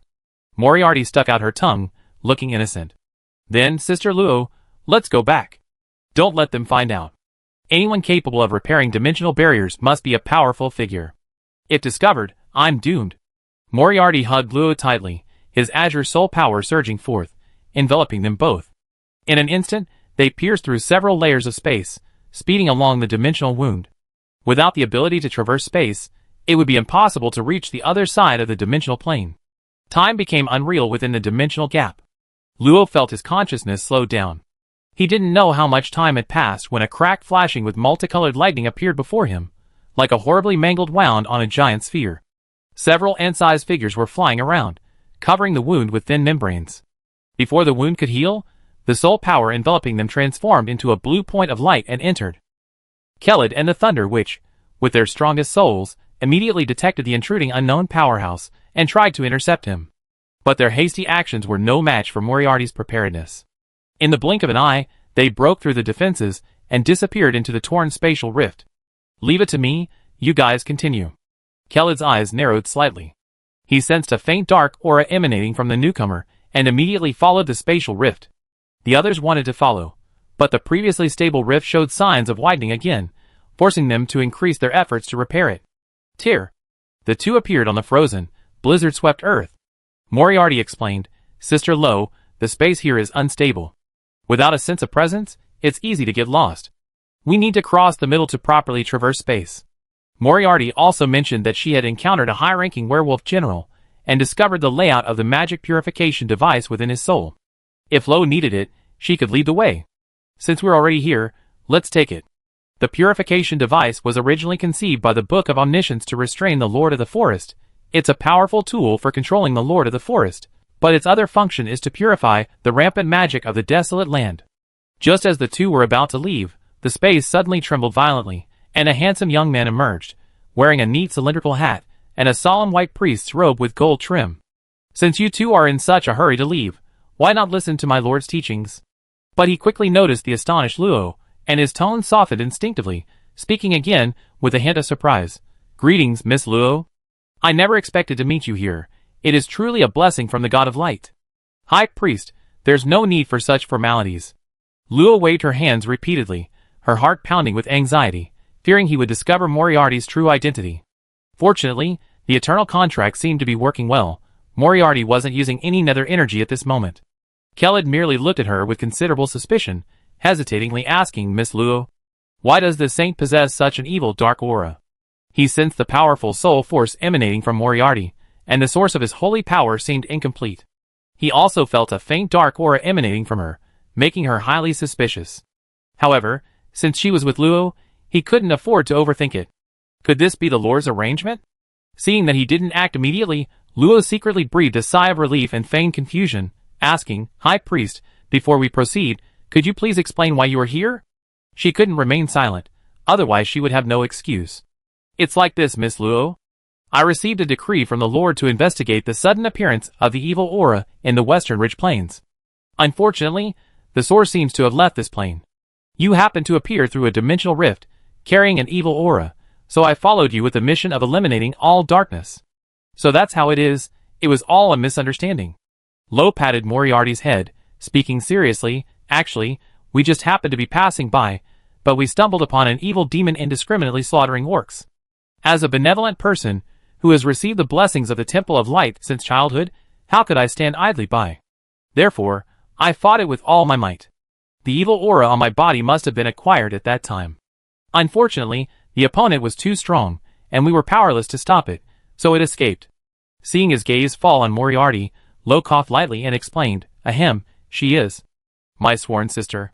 She's quite strong, and I'm currently supervising her. Moriarty also hugged Lo tightly, giving him a sweet smile. My name is Little Moriarty, and I have a contract with Sister Lo. Kellett immediately revealed. He gave a knowing look. Since there was a contract, and they addressed each other as sisters, it must be a guardian specially arranged by the Lord for the descendant. And it was precisely because of her desperate fight that her essence was damaged. Everything made sense. Miss Luo's kindness deeply moves me. How wonderful it would be if there were more people like Miss Luo in the world. And Miss Luo's sister, it's a pleasure to meet you. Thank you very much for protecting her. I, as the High Priest, present this amulet to you. In the future, if you encounter people from the Church of Light, it will prevent unnecessary misunderstandings. Please accept it. He handed over a silver cross pendant. Seeing Moriarty accept it, and happily hang it around his neck, his last bit of doubt completely disappeared. If it were an emotionless cultist, it would definitely trigger the cross. It seems I still didn't trust the descendant designated by the great god enough. How sinful. Now that Miss Luo is unharmed, I should continue repairing the dimensional rift. The demonic forces lurking in the living world are stirring. I thought the last extermination would be enough, but I didn't expect them to make a move so quickly. Seeing his handsome brows furrow slightly, Luo suddenly thought of something and asked him, High Priest, do you know the name Asmodeus? What? Miss Luo, you encountered him? Kellett's reaction surprised Luo. He looked as shocked as if he had heard that humans would be marrying orcs. You encountered 2 of his followers. Is it serious? Kellett nodded solemnly. Asmodeus is a demon lord who has been dormant for countless ages. He controls greedy knowledge, weaving cunning with truth and falsehood. He has led several races into endless exploration, ultimately resulting in their self-destruction. He is one of the most difficult lords to guard against. If his faith reemerges, it means that all our knowledge could be corrupted. I will report this to His Holiness the Pope immediately. I am extremely grateful. At the same time, he was also relieved that he had come. Otherwise, the discovery of this danger would have been delayed for decades, or even centuries, by which time wise believers would have developed and become much harder to suppress. Kellett quickly left, leaving the two looking at each other in bewilderment. Moriarty suddenly chuckled. Sister Luo, I didn't expect you to be such a smooth talker. How about you study dark magic with little Aya? Luo playfully smacked her on the head. Tell me why you were caught. Oh dear, the other party is favored by the god of light. Even if I hit it, the remaining dark aura couldn't dissipate so quickly. It's normal. Speaking of which, you still haven't explained why your clone used netherworld energy without permission? Sister Luo, let me hug you. Please don't spank little Aya's bottom, okay? Hee, too late to regret it. At this moment, at the edge of the void boundary, the black-haired, black-eyed girl suddenly felt a chill on her bottom. Looking at the half-dead werewolf leader in the distance, her eyes darted around, and she vanished in a cloud of black mist. Main body, you better take the blame. This clone is gone. Chapter 548. Moriarty, limp and weak, flew behind Luo. The beating she just endured, imbued with divine power and connected to the binding force of the eternal contract, had left her bottom genuinely swollen, and it would probably take quite a while for the swelling to subside. As for whether it would happen again, she declared that since it was her clone, how would she know? Luo would be a fool to believe that. After a mild reprimand, Luo followed the locations Moriarty had found in the werewolf general's memories, retrieving the magic purification devices one by one. As for the orc soldiers, without the purification devices, the harsh environment would force them back to their original territories. Because about 10 devices had been destroyed in the dungeon, recreating the original effect was probably impossible. However, there were still 100 years until the next beast tide, and the orcs would need considerable time to recover from this calamity on the western ridge plains. Therefore, resealing the forest lord wasn't urgent. Don't forget there were several saint-level beings there. Luo didn't want Moriarty to take any risks. Having quietly taken the last device, Luo clapped her hands, looking relaxed. Speaking of which, I haven't forgotten anything, have I? No, I don't think so. Moriarty replied casually, then asked sweetly, Sister Luo, have you mastered the basic natural runes? You mean the ice rune from before? It's not that easy. Hee hee, then let's find a few more. You want to do it again? Absolutely not. Oh dear, little Artie won't run away this time, really. The souls on the battlefield have been almost completely devoured. Her running away is useless. Luo stretched out her hand, condensing an ordinary ice rune, somewhat puzzled. Little Artie, you should know that imitating natural runes isn't as useful to me as it is to pearls. Is there some other purpose behind all this effort? Using runes to inscribe rather than construct runes can reduce mana consumption and extend spell duration. However, Luo's mana reserves are ample, and her casting speed is at its peak, so its effect on her is primarily to deepen her understanding of runes.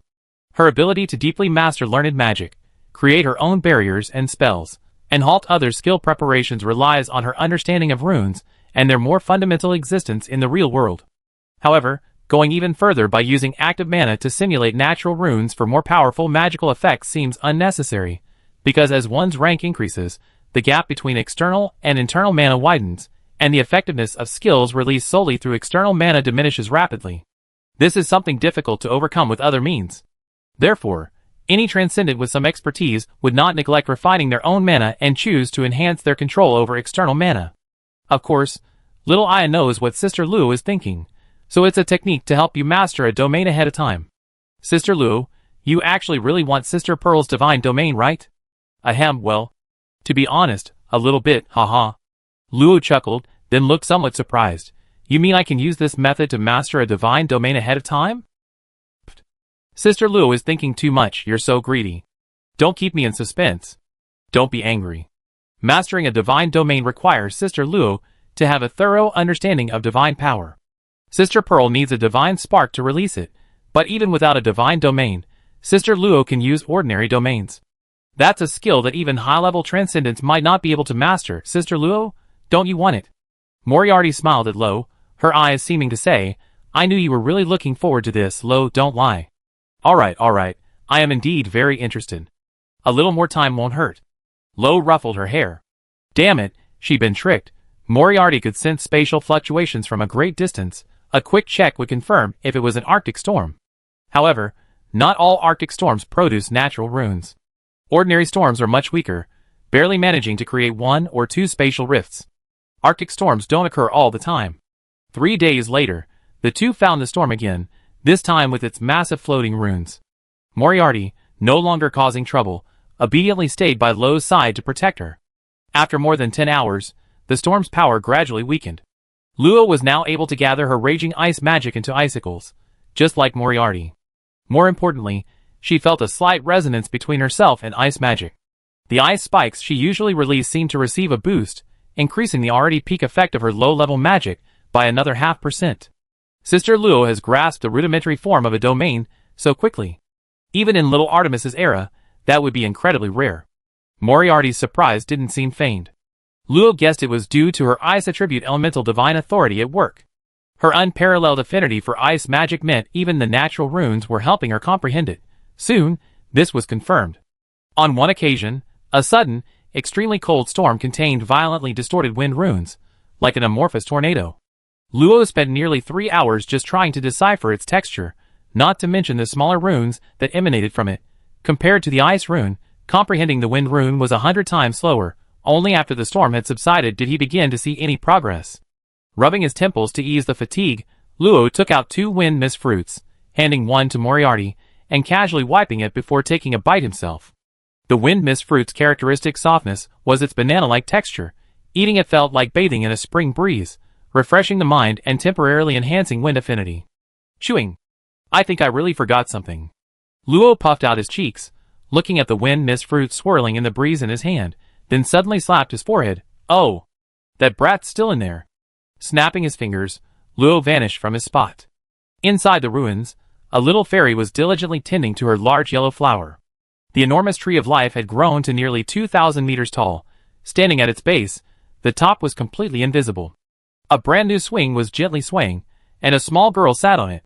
Seeing Luo appear, she didn't shout or complain, but lowered her eyelids and asked in a low voice, What you told me, is it true? Huh? I don't understand what you're talking about. You're right, I understand. Simmel jumped off the swing, looking at the beautiful girl before her, whose perfect features exuded an inner and outer nobility. Her heart was filled with complex emotions. Wasn't this the person she had always aspired to be? Yet she hadn't been able to see her own place. How ridiculous. Hey, what are you daydreaming about? Don't tell me you're planning to stay here forever? Simmel let out a soft breath, a slight smile playing on her lips, and gave a light snort. This young lady would like to stay here forever. Let's see if you dare. EW. Don't even think about it. The swing swayed slightly, and the bickering girls had already left. A moment later, the little fairy seemed to have discovered a new continent, sitting happily on the swing. The tree of life summoned a breeze, continuing to push the swing, or perhaps it would never stop from then on. 6 months later. After the orcs' momentum waned, the war gradually subsided, and more adventurers crossed the Pamir Plateau. Many materials unique to the giant rock forest were taken out, and scattered human settlements gradually appeared on the West Ridge Plain. The dimensional barrier was temporarily patched up, awaiting time to slowly recover. The powerful aura that had been scattered was secretly collected by the saints. Several alternate dimensions with their rules permanently altered remained, where extraordinary individuals could accelerate their cultivation through immense pressure. Decades later, prosperous cities were built around these alternate dimensions, with humans and orcs each occupying half, forming a stalemate. The struggle was about to begin again. But that's all in the future. At this moment, the Giant Tree Alliance's teleportation array flashed with silver light, revealing 3 small girls, one wearing a faceless mask, one with a hazy, indistinct face, and another hidden in the shadows of a black robe. Finally, I don't have to torture myself anymore. The girl in the black robe was naturally Simmel. Compared to 6 months ago, her eyes were much sharper, but her chubby face had thinned considerably. She looked energetic yet listless, as if she'd been staying up all year. During these 6 months, she chose to stay and observe the natural runes with Luo. But even Luo, with his constitution, would tire after observing the wind runes for 3 hours, let alone her. She practically wanted to fall asleep the entire time. And there were results. She not only began to learn to understand runes and skills more deeply, just like Luo, but her control over wind also improved significantly, finally shedding Luo's assessment of her as a useless fighter. At the same time, thanks to new cultivation methods, she was also moving closer to mastering domains, finally showing a glimmer of genius. Chapter 549. Giant Tree Alliance Adventurers Guild. 2 old men were drowning their sorrows in alcohol. A year of toil and exhaustion had aged them by a degree, their hair and beards disheveled and neglected. Mega, do you think Miss is still alive? Bang. Of course she's alive. I don't believe anything could have happened to her. Everyone in the guild turned to look, but upon seeing the 2 old men, they chuckled and continued drinking. The 2 old men had been in the guild for almost 2 months. Unlike adventurers, they weren't always drinking strong liquor. It was said that the young lady they served had gone missing, and their year-long quests in the guild had yielded no progress. Over time, people started betting privately every day whether they would continue the quest the next day. Google poured himself a glass of wine, savoring the pungent liquid as it flowed down his throat, and sighed heavily. But even the saint couldn't find him. A year ago, they were ordered to search for Simmel, but the trail went cold on the Pamir Plateau.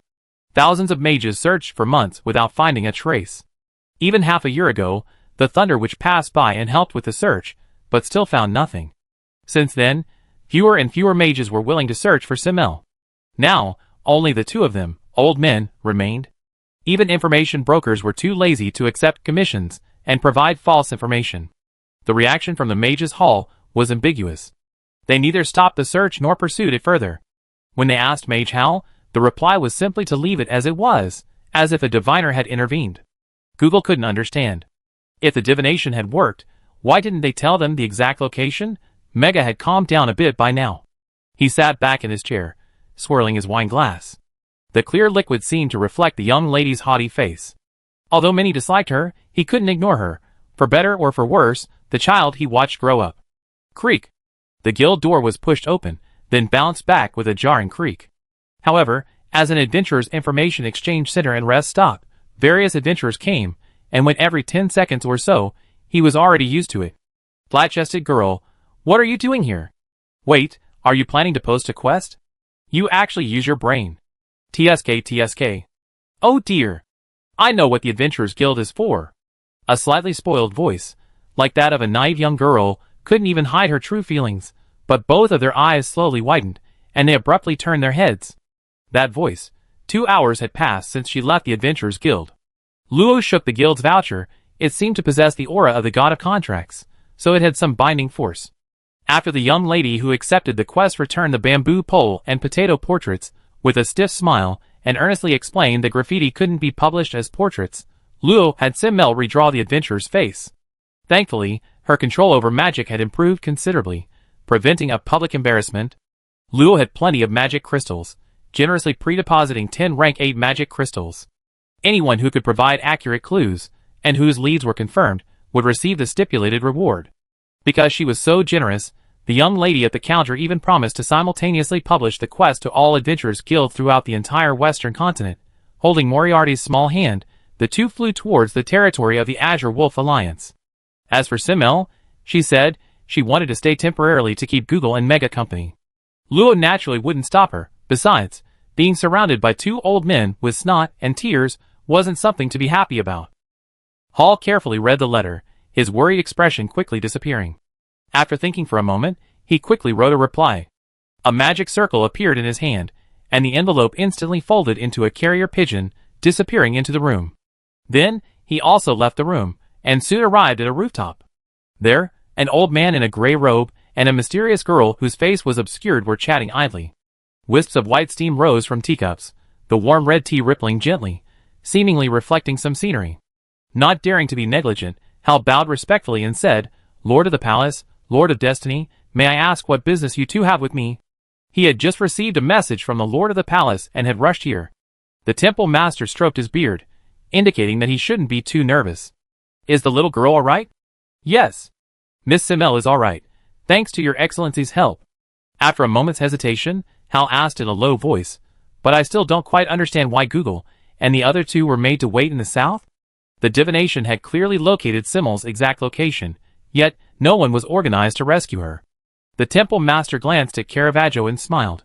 "Lady Helena knows better, so I won't reveal more." Hal immediately pleaded respectfully with her, "Please tell me, Fate." Hal will be eternally grateful. "All right, what's the price?" Caravaggio elegantly picked up his teacup and took a light sip, completely ignoring the 2 petrified figures. Trying to get information from her for free? Dream on. 3 months later. Luo emerged from her small room, the golden hue in her eyes deepening, and her unintentionally exuding noble aura becoming increasingly apparent, though she herself hadn't yet realized it. After 3 months of seclusion, she had absorbed all the items containing divine power, and her divine power had tripled again. The increase was slightly less than she had anticipated, but considering that the sword could unleash true divine power, it wasn't surprising. She hadn't swallowed the golden key from Jackdaws. It wasn't just an entrance to another dimension, it was also the manifestation of her shattered divine core. Moriarty said it could be used to find the remaining fragments of her divine core, and it would be of great reference value to someone at the peak of the saint rank like her, an excellent aid on the path to demigodhood. Therefore, Luo entrusted her shattered divine core to him for safekeeping. She came out today mainly to find Bella, and then, while Simmel was no longer bothering her, to finish recording the remaining parts of the endless bookshelf. Just as Luo was lost in thought, a blue-robed mage quickly noticed her appearance and was immediately excited. "It's Miss Luo. Long time no see. I thought Miss Luo had left. It's so wonderful to be able to flip through books with Miss Luo again." "Who said Miss Luo was scared away by the little demon king?" "That's a lie. I really want to touch her hair. Miss Luo is back. So is little Audie back too. I want to hug her. Count me in, I join the queue." Regardless of their previous thoughts, their hearts were honestly drawn to Luo's adorable face, and 3 million words of a novel plot flashed through their minds, titled The Sweet Daily Life of Working with the Adorable Miss Luo, or The Rich Young Master and His Lolita Miss, or even more daringly, 100 Ways to Become Miss Luo's XX. More and more people gathered. Although no one dared to make a move, the onlookers brought Luo back to his senses. He blinked, nodded slightly to them, and slipped away from the crowd of infatuated teenagers. He wondered what they were thinking, best to ignore them. Finding Bella wasn't difficult. She had told Luo her teacher's address in the mage's sanctuary before she left. All he needed was a map in the trading hall. Speaking of the trading hall, Luo remembered he needed to exchange soul crystals for Moriarty. He could take care of that at the same time. Chapter 550. The Mage Hall has numerous positions, more than half of which are service-oriented, making it more like a guild compared to other halls. The trading hall is one of the busiest places. Each trading hall is located in a different dimension. Items below the ruby level can be traded directly, and as a trading platform, the Mage Hall typically takes a 10 to 20% commission. The Mage Hall also has priority trading rights, meaning it can consult sellers beforehand before listing their items in the hall. Only if the seller has no intention of selling to the Mage Hall can the item be listed. However, usually only items below the gold level are listed for sale. Valuable items are not sold casually. If they are, it's usually through barter. Luo arrived at Trading Hall 1145, a level 7 trading hall. All trading halls of the same level have synchronized information, only the flow of people is diverted. Level 7 trading halls deal with spiritual and soul matters. Aside from a few commonly used items, most require barter, so the number of people is much smaller. A semi-transparent magic orb flew over and landed in front of Luo. Hello, do you need any help? I want to find information about soul crystal transactions. Okay, please wait. The magic orb shimmered with light, and after a moment, it glowed green. Found. Please establish a soul connection with this node to obtain information. Drawing out a wisp of soul power, Luo curiously connected with the magic orb. Soon, a series of organized records appeared in her memory. With the magic orb's assistance, even a low-level transcendent wouldn't feel any pressure. Aside from the inferior soul crystals sold, usually bought back by the Mage Hall from the Garrett Empire, the number of good soul crystals was not large, and most were even inferior to the lowest grade Luo obtained in the Netherworld. After flipping through the list, he only found 3 batches that looked acceptable. A blue cobalt grade magic wand, dual lightning and fire attributes, at least 300 magic circuits, with at least 70 runes of mid-level protective magic, requiring mineral materials as the main component, enhance physical properties for mental guidance, magic strength. Let me look. Ah, I got it, the next item is. Soon, Luo confirmed the required items for the 3 batches of soul crystals, a specially crafted wand, 10 scrolls or 3 items with soul shielding effects, and a demonized fruit imbued with powerful life energy, variety not limited. Guided by a magic orb, Luo arrived at a private room, placed the required items on the scanning and transfer array, and received a unique magic certificate. He only needed to wait for the trader to confirm the transaction. He could then collect his soul crystals upon his next visit. Flying out of the Mage's Hall, the sun shone brightly, and the weather was pleasant. If he wanted different weather, he only needed to purchase a mage tower in the Mage's Holy Land to freely change the weather. As for the price, well, some high-level mages couldn't afford it. So when Luo found a massive, cloud-shrouded mage tower, he knew Bella's teacher was truly extraordinary. A lifelike parrot puppet blocked Luo's path, its pupils glowing red, and emitted a deep male voice. Halt, guest. Master Antigo is not receiving guests at this time. Please leave immediately, or the mage tower will activate its countermeasures. Luo politely asked it. I am Lagran del Luo. May I inform Master Dorian Antigo's disciple, Karina Bella? A red light flashed in the parrot's eyes, and a clicking sound rang out. Information confirmed. Information confirmed correct. Contacting, please wait. 3 hours passed. Just when Luo thought the silly bird was playing a trick on him, it suddenly shuddered, its eyes turned blue, and its tone became much lighter. Welcome, little master. Please follow number 008 into the mage tower. The mage tower's doors opened with a boom, revealing a dark entrance. Following the parrot inside, a long corridor appeared before them. The interior space of the mage tower was distorted. It took about 20 minutes to reach the end. Opening the inner door, Bella was intently adjusting the simulated arm on the workbench. Nearly 5 years had passed. Bella's hair was longer, simply tied up. She still carried the characteristic melancholy and intellect of a researcher. Perhaps she was abusing her body again, as her eye bags were noticeably heavier. The biggest change was in her strength. She had reached the peak of the 2nd tier, and estimated she would break through to the 3rd tier in less than a year. Guest has been delivered. Number 008 has completed its mission and will depart. The parrot flapped its wings and left. Luo didn't disturb the busy Bella, instead surveying his surroundings. The workshop wasn't large, about 300 square meters, crammed with various unfinished magical puppets and materials. Only about a fifth of the space was left for her to stand, and the remaining half was occupied by a massive, bulky magical platform in the center. Some strange limbs were submerged in a clear, deep blue solution. Fortunately, they didn't resemble humanoid magical puppets, otherwise they would have been somewhat unsettling. After more than half an hour, Bella wiped the sweat from her brow. The puppet's arms on the platform glowed with layers of halos, each halo a different array. Hidden beneath the naked eye were even more intricate magical adjustments, making them, in Luo's eyes, more than 10 times more complex than ordinary magical puppets. Bella, however, didn't seem entirely satisfied. She extinguished the magic on her arm, removed the strange glasses from her head, and gave Luo an apologetic smile. "Sorry, I forgot the time. Want some tea?" Luo looked around, shrugged, and laughed. "There's nowhere to drink tea here." "It's all right, let's go to the lounge." Bella skillfully cleansed herself with magic, but as she passed Luo, he still smelled a strong, mottled magical scent, meaning the material she had touched had exceeded her tolerance. "Wait a minute." Bella paused, somewhat puzzled. "Luo, what's wrong?" Luo released green light from her hand, life force flowing into her body like a gentle stream, replenishing her lost vitality. "At least take care of yourself, don't die young." "I try, thank you. I feel much better." Bella didn't usually show a sweet smile. For her to express gratitude was basically a sign of true friendship. After the brief interlude, Bella opened the studio door, causing a faint ripple in the space.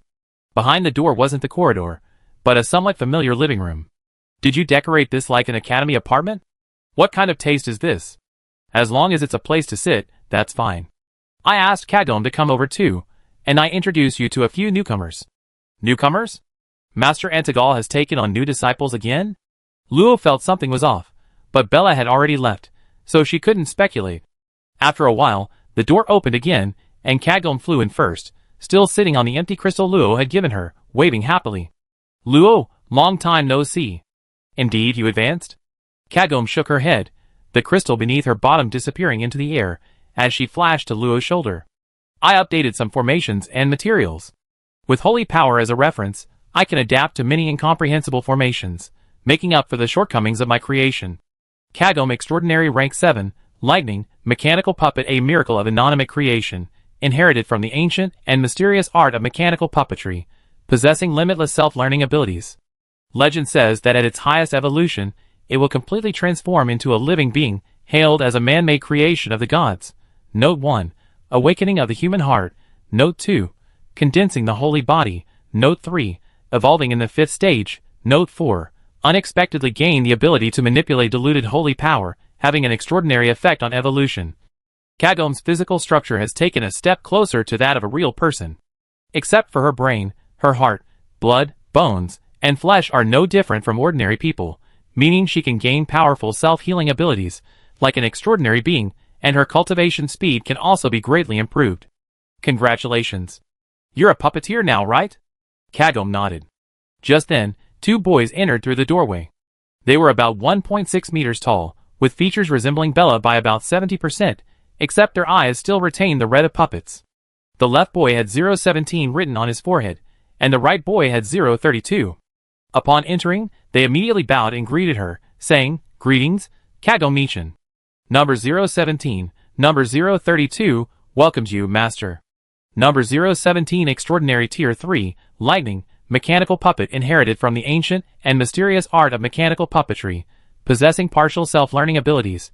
Note 1. Controlled by the creator. Number 032 Extraordinary Tier 3, Gold, Mechanical Puppet inherited from the ancient and mysterious art of mechanical puppetry, possessing partial self-learning abilities. Note 1. Controlled by the creator. Immediately afterward, Bella appeared in the doorway, seemingly dragging something along. Number 099, come in quickly. Number 099 is scared. Can't I not come in? No. Luo watched as Bella pulled him over, revealing a timid little child behind the door. Exquisitely beautiful, with misty eyes, he was the epitome of pitiful beauty. Number 099 Extraordinary Tier 1, Lightning, Metal, Earth, Mechanical Puppet, a new type of puppet born from the fusion of ancient and mysterious mechanical puppetry with modern puppetry. It possesses unlimited self-learning abilities, and legend says that at its highest evolution, it will completely transform into a living being. Note 1. Not controlled by its creator. Note 2. Transplanted with ancient prosthetic limbs. Despite Bella's relentless efforts, the child finally came to Luo, his little hands twisting behind his back, his body fidgeting nervously. His eyes occasionally glancing at Luo before quickly looking down, as if the floor was more attractive. Chapter 551. Luo truly hadn't expected Bella to be referring to a new puppet. She glanced at the 2 twin-like waiter-like boys, then at the timid child, then at Kagome, and finally at Bella, unsure where to begin her critique. Your brothers and sisters? These puppets looked remarkably alike. Numbers 017 and 032 are experimental subjects, lacking much self-learning ability. But this child? I tried attaching the prosthetic limb you gave me, and it seems to have changed. Indeed, quite different. Shouldn't we give it a name? Bella stroked her chin. She hadn't really thought about this, but since Luo brought it up, perhaps giving it a name would be better, since not all mechanical puppets could be successfully created. Then you name him? Me? How about Bianni? A girl's name? Luo asked, somewhat puzzled. Is there something wrong with it? Bella shook her head indifferently. It's not that it's impossible, but I originally created it based on a male structure, so a girl's name might sound strange. A boy? You don't care if this delicate little guy is a boy? A male structure is more suitable for close combat. Another batch of ranged models are based on a female structure, but we haven't reached a satisfactory finish yet. Saying this, Bella placed her hand on the little boy's waistband and calmly said, Want to take a look? No need for that. Really? That's a pity. I spent 3 hours sculpting it based on the model. It has all the functions. Bella regretfully lowered the waistband and patted his head. So, Bianni?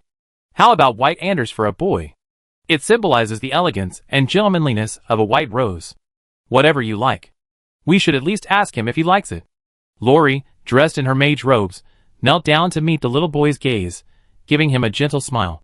What do you think of the name White Anders? The little boy instinctively shrank back towards Bella, replying shyly, Number 099 thinks it sounds nice. That's good then, let's call him White Anders. His personality is completely different from Kagom's. Bella also seemed rather helpless. Originally, in the plan, the prosthetic limb was for killing and the puppet. His personality should be more open and ruthless, but now it's completely reversed. I suspect there's a problem with the emotional processing array, or perhaps the soul synchronization array has been affected by some unknown factor, causing a slight distortion in the flow of the artificial soul. Stop! You discussed this with Kagom. I'm not a professional. Okay, I go make some tea. There's only black tea here, so it'd have to do. I don't mind.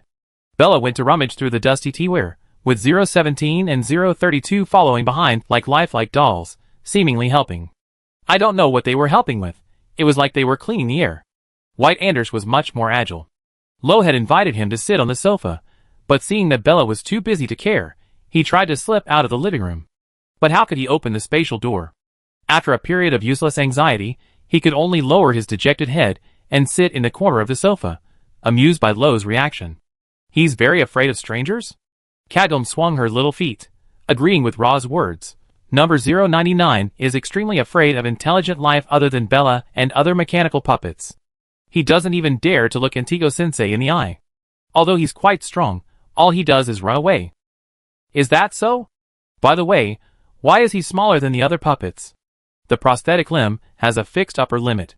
To break that limit, Bella completely fused the prosthetic limb into his right arm when she created him, connecting it to his soul. This caused a significant portion of the material to be absorbed, and there wasn't enough time to replenish it, so it's only this size. Huh. Lo looked at Anders with a hint of pity. Poor child, puppets never grow up. Soon, Bella found the tea set. Lo couldn't bear to watch her cooking, so he reluctantly brewed a pot of good tea himself. I'm sorry to have Lo, as a guest, personally serve you. It's alright, it's not the first time anyway. After a few rounds of tea, the two exchanged information about recent years. To Lo's surprise, Bella was already recruiting talented individuals to form a dedicated research team, responsible for the refining of raw materials and some simple structures. But you're a student too, right? Is it really okay to learn so quickly? Actually, we're more like learning partners. More people means more opportunities to try and fail. However, due to the stubbornness of certain factions, I can only teach about mechanical puppets. Luo was shocked. Aren't you afraid they leak the secrets? This must be incredibly valuable knowledge. I don't care. If someone can develop a more perfect puppet before me, then I can refer to it. Isn't that easier than me doing it alone? Bella spoke casually, as if it would be better if more people understood mechanical puppets. In today's knowledge system, this was truly advanced and daring. That's great. I fully support you, but some people might get impatient. Please be careful. Bella smiled slightly. With Kagom and the teacher protecting her, most people don't have that ability. Then she changed the subject. Law, you're not just here to catch up, are you? Just as Law understood her character, She also knew that Law wouldn't bother her casually. Luo put down his teacup and took out a sapling. Bella immediately recognized it, somewhat surprised. This is a wild babel sapling? How did you get it? It hasn't appeared on the market for at least 30 years. She examined it carefully, her eyes filled with satisfaction. It's in excellent condition, the magic flows smoothly, the patterns are complete, it's far superior to the inferior, artificially grown ones. Luo was also quite proud. I found this on the Babel grasslands. How about it? It's good for making an engraving pen. Indeed, it's an excellent material for a natural engraving pen. Luo, give me some time. I remember my teacher has a special method for making engraving pens in his collection. Wait! There's something else. Luo didn't want to wait for hours. He took out a glowing stone pillar and placed it on the ground. Its peculiar structure and magical fluctuations startled Bella, who then frowned. This structure is unheard of. She relaxed her brow and asked Luo curiously, "This thing is definitely not a modern creation, Luo.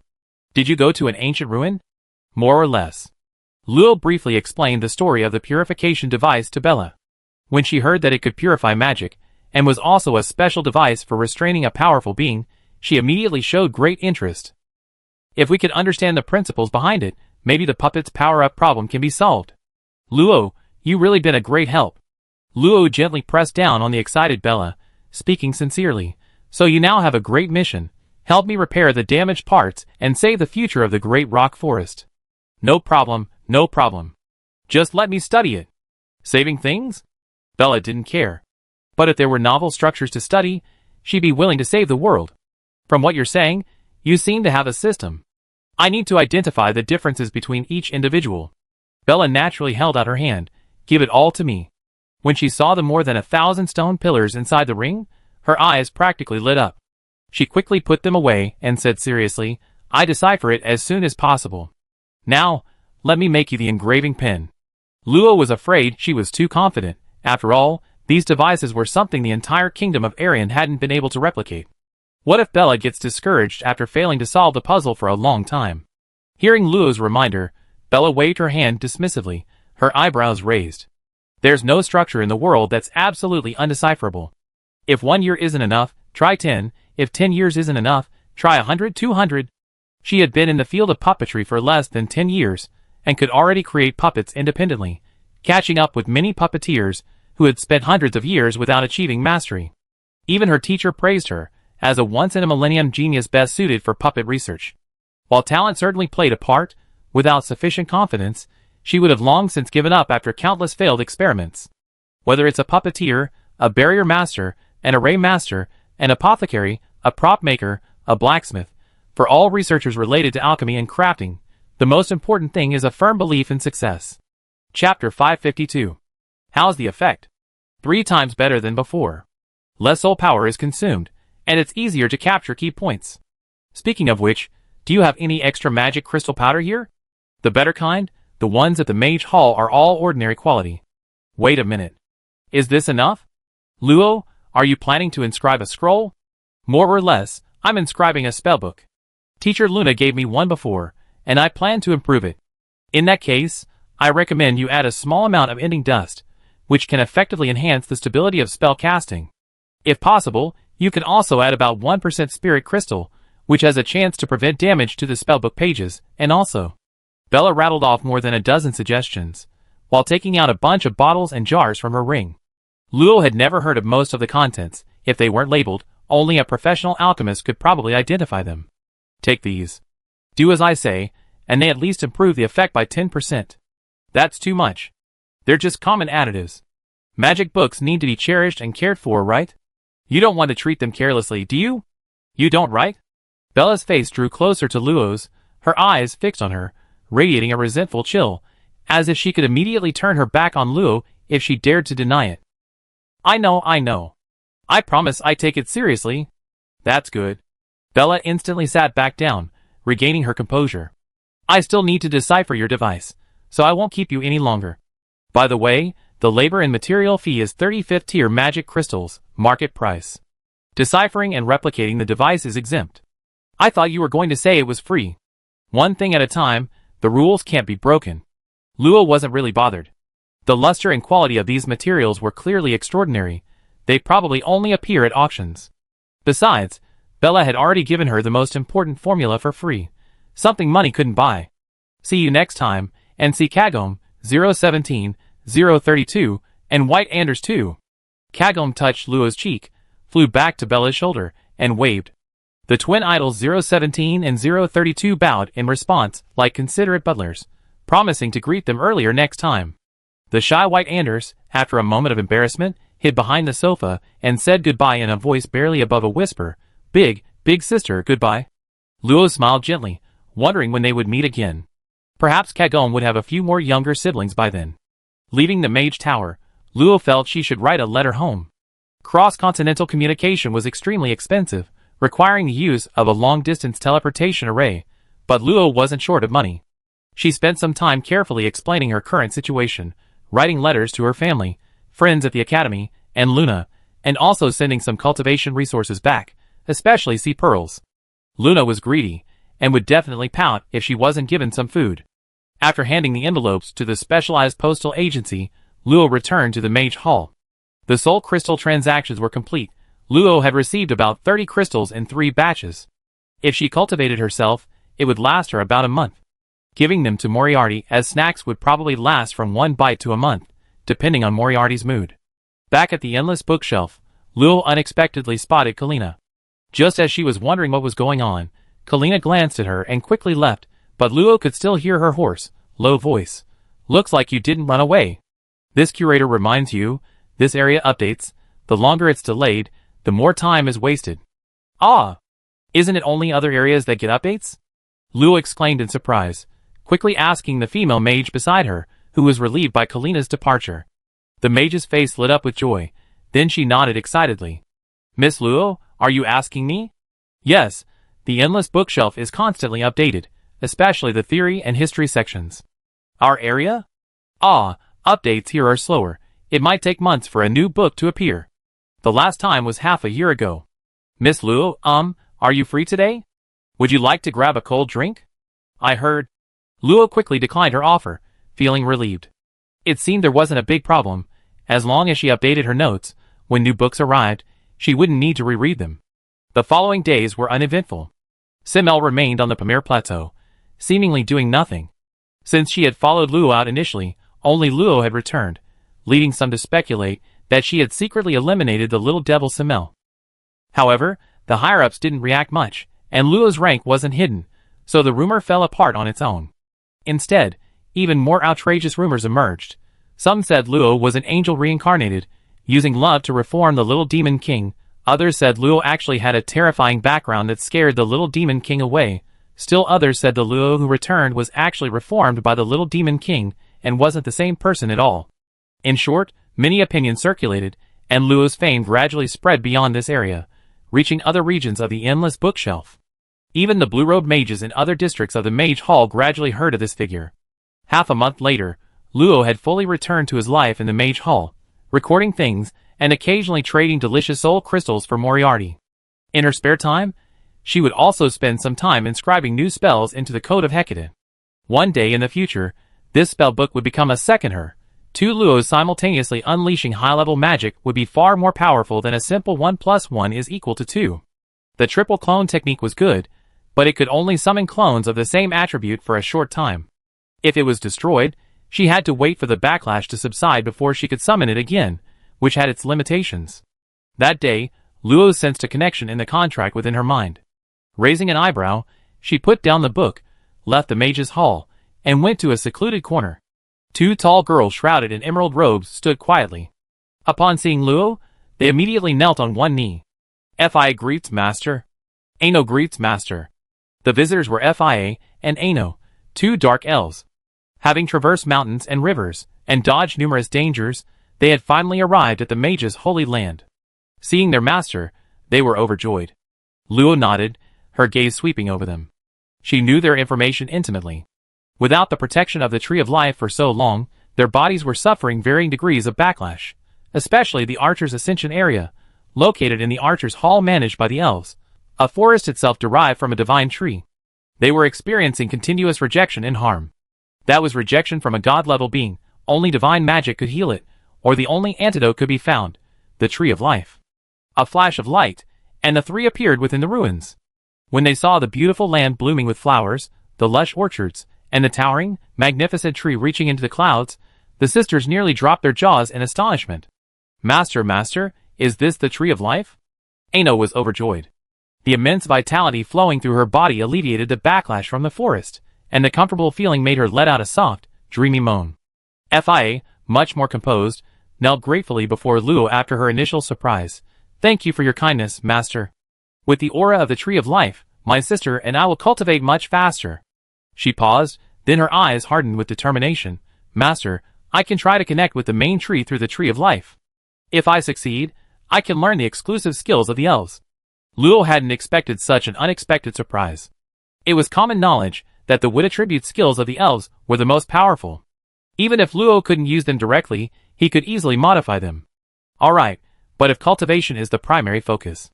Oh, by the way. Luo beckoned Xania over and introduced them. She's a flower fairy. Just listen to her here. The two sisters were clearly seeing fairies for the first time, their eyes sparkling.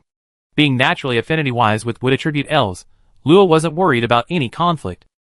After giving some instructions, Luo left the ruins, leaving behind only two elves and a fairy.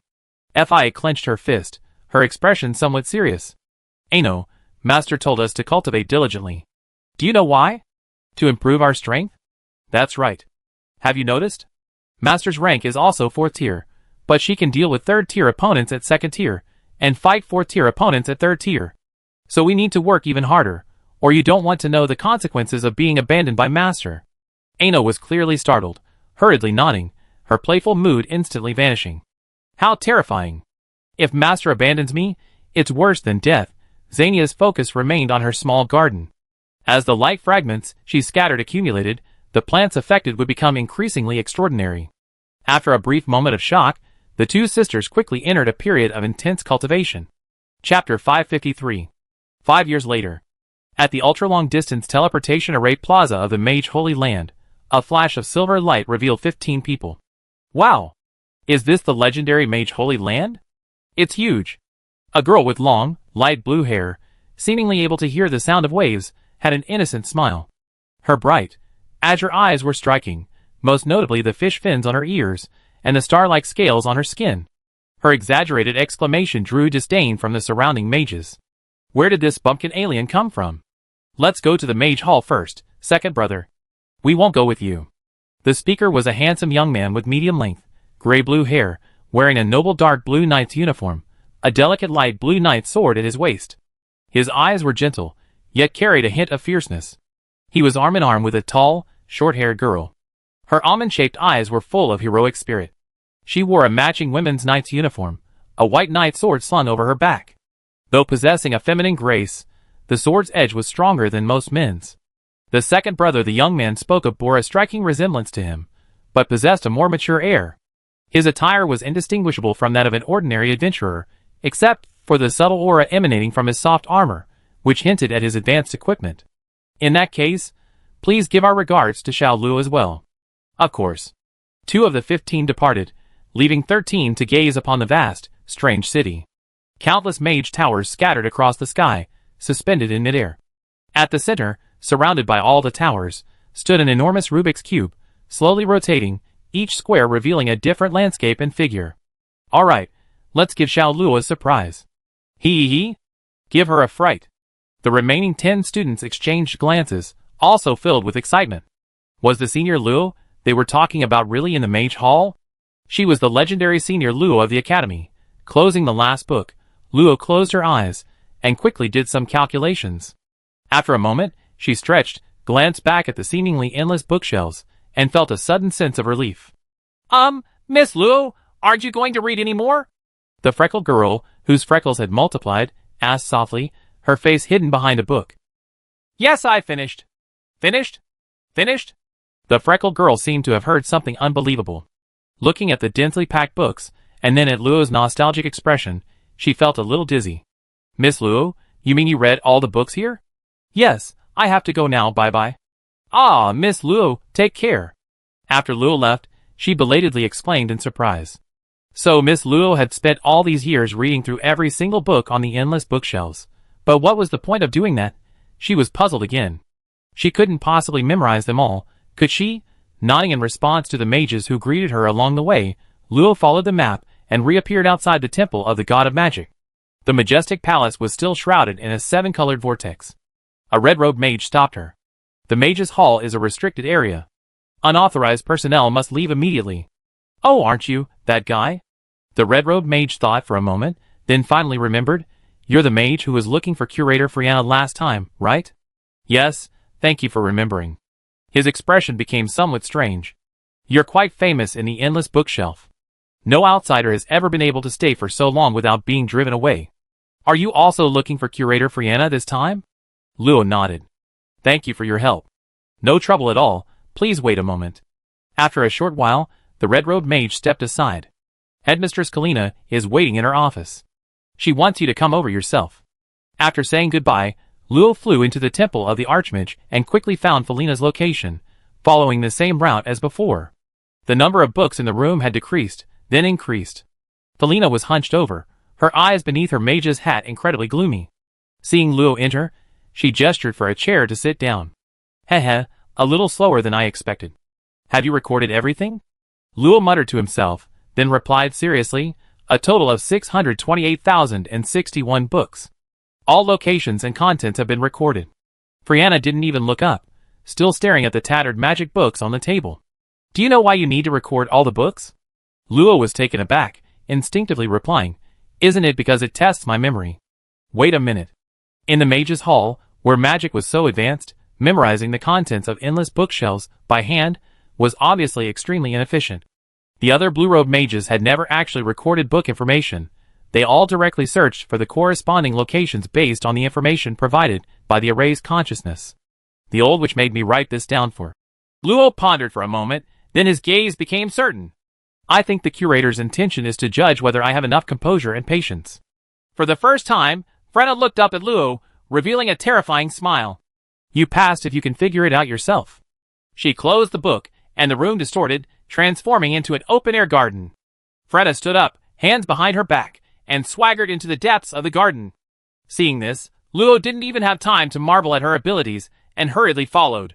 As they walked, the roadside flowers gradually transformed into menacing, gray thorns, and the sky grew increasingly gloomy. Just as Luo was becoming wary, Florina suddenly asked in a sinister tone, Little girl, how much do you know about the Great Library? I heard the Great Library is located in an alternate dimension, containing nearly 90% of the magical books in this plane, and is the most fundamental pillar of the Mage's Hall. So the rumors from the outside world have become like this? Boring talk, without a single insight of your own. Ugh. This old witch just can't say anything nice. Florina didn't explain. After a few minutes' walk, the depths of the garden had completely transformed into a terrifying wasteland overgrown with thorns. Twisted, irregular, withered branches silently screamed, enormous flowers sprouted layers of sharp teeth, and dripping murky acid gathered into a pond, where poisonous aquatic plants lurked, ready to strike. A massive, dark tree with the face of an old man burst from the ground, blocking their path. Hundreds of venomous snakes hung from its branches, their eyes glowing green, their tongues flicking, and they greeted them in hoarse voices. Hello, Curator Friana, he.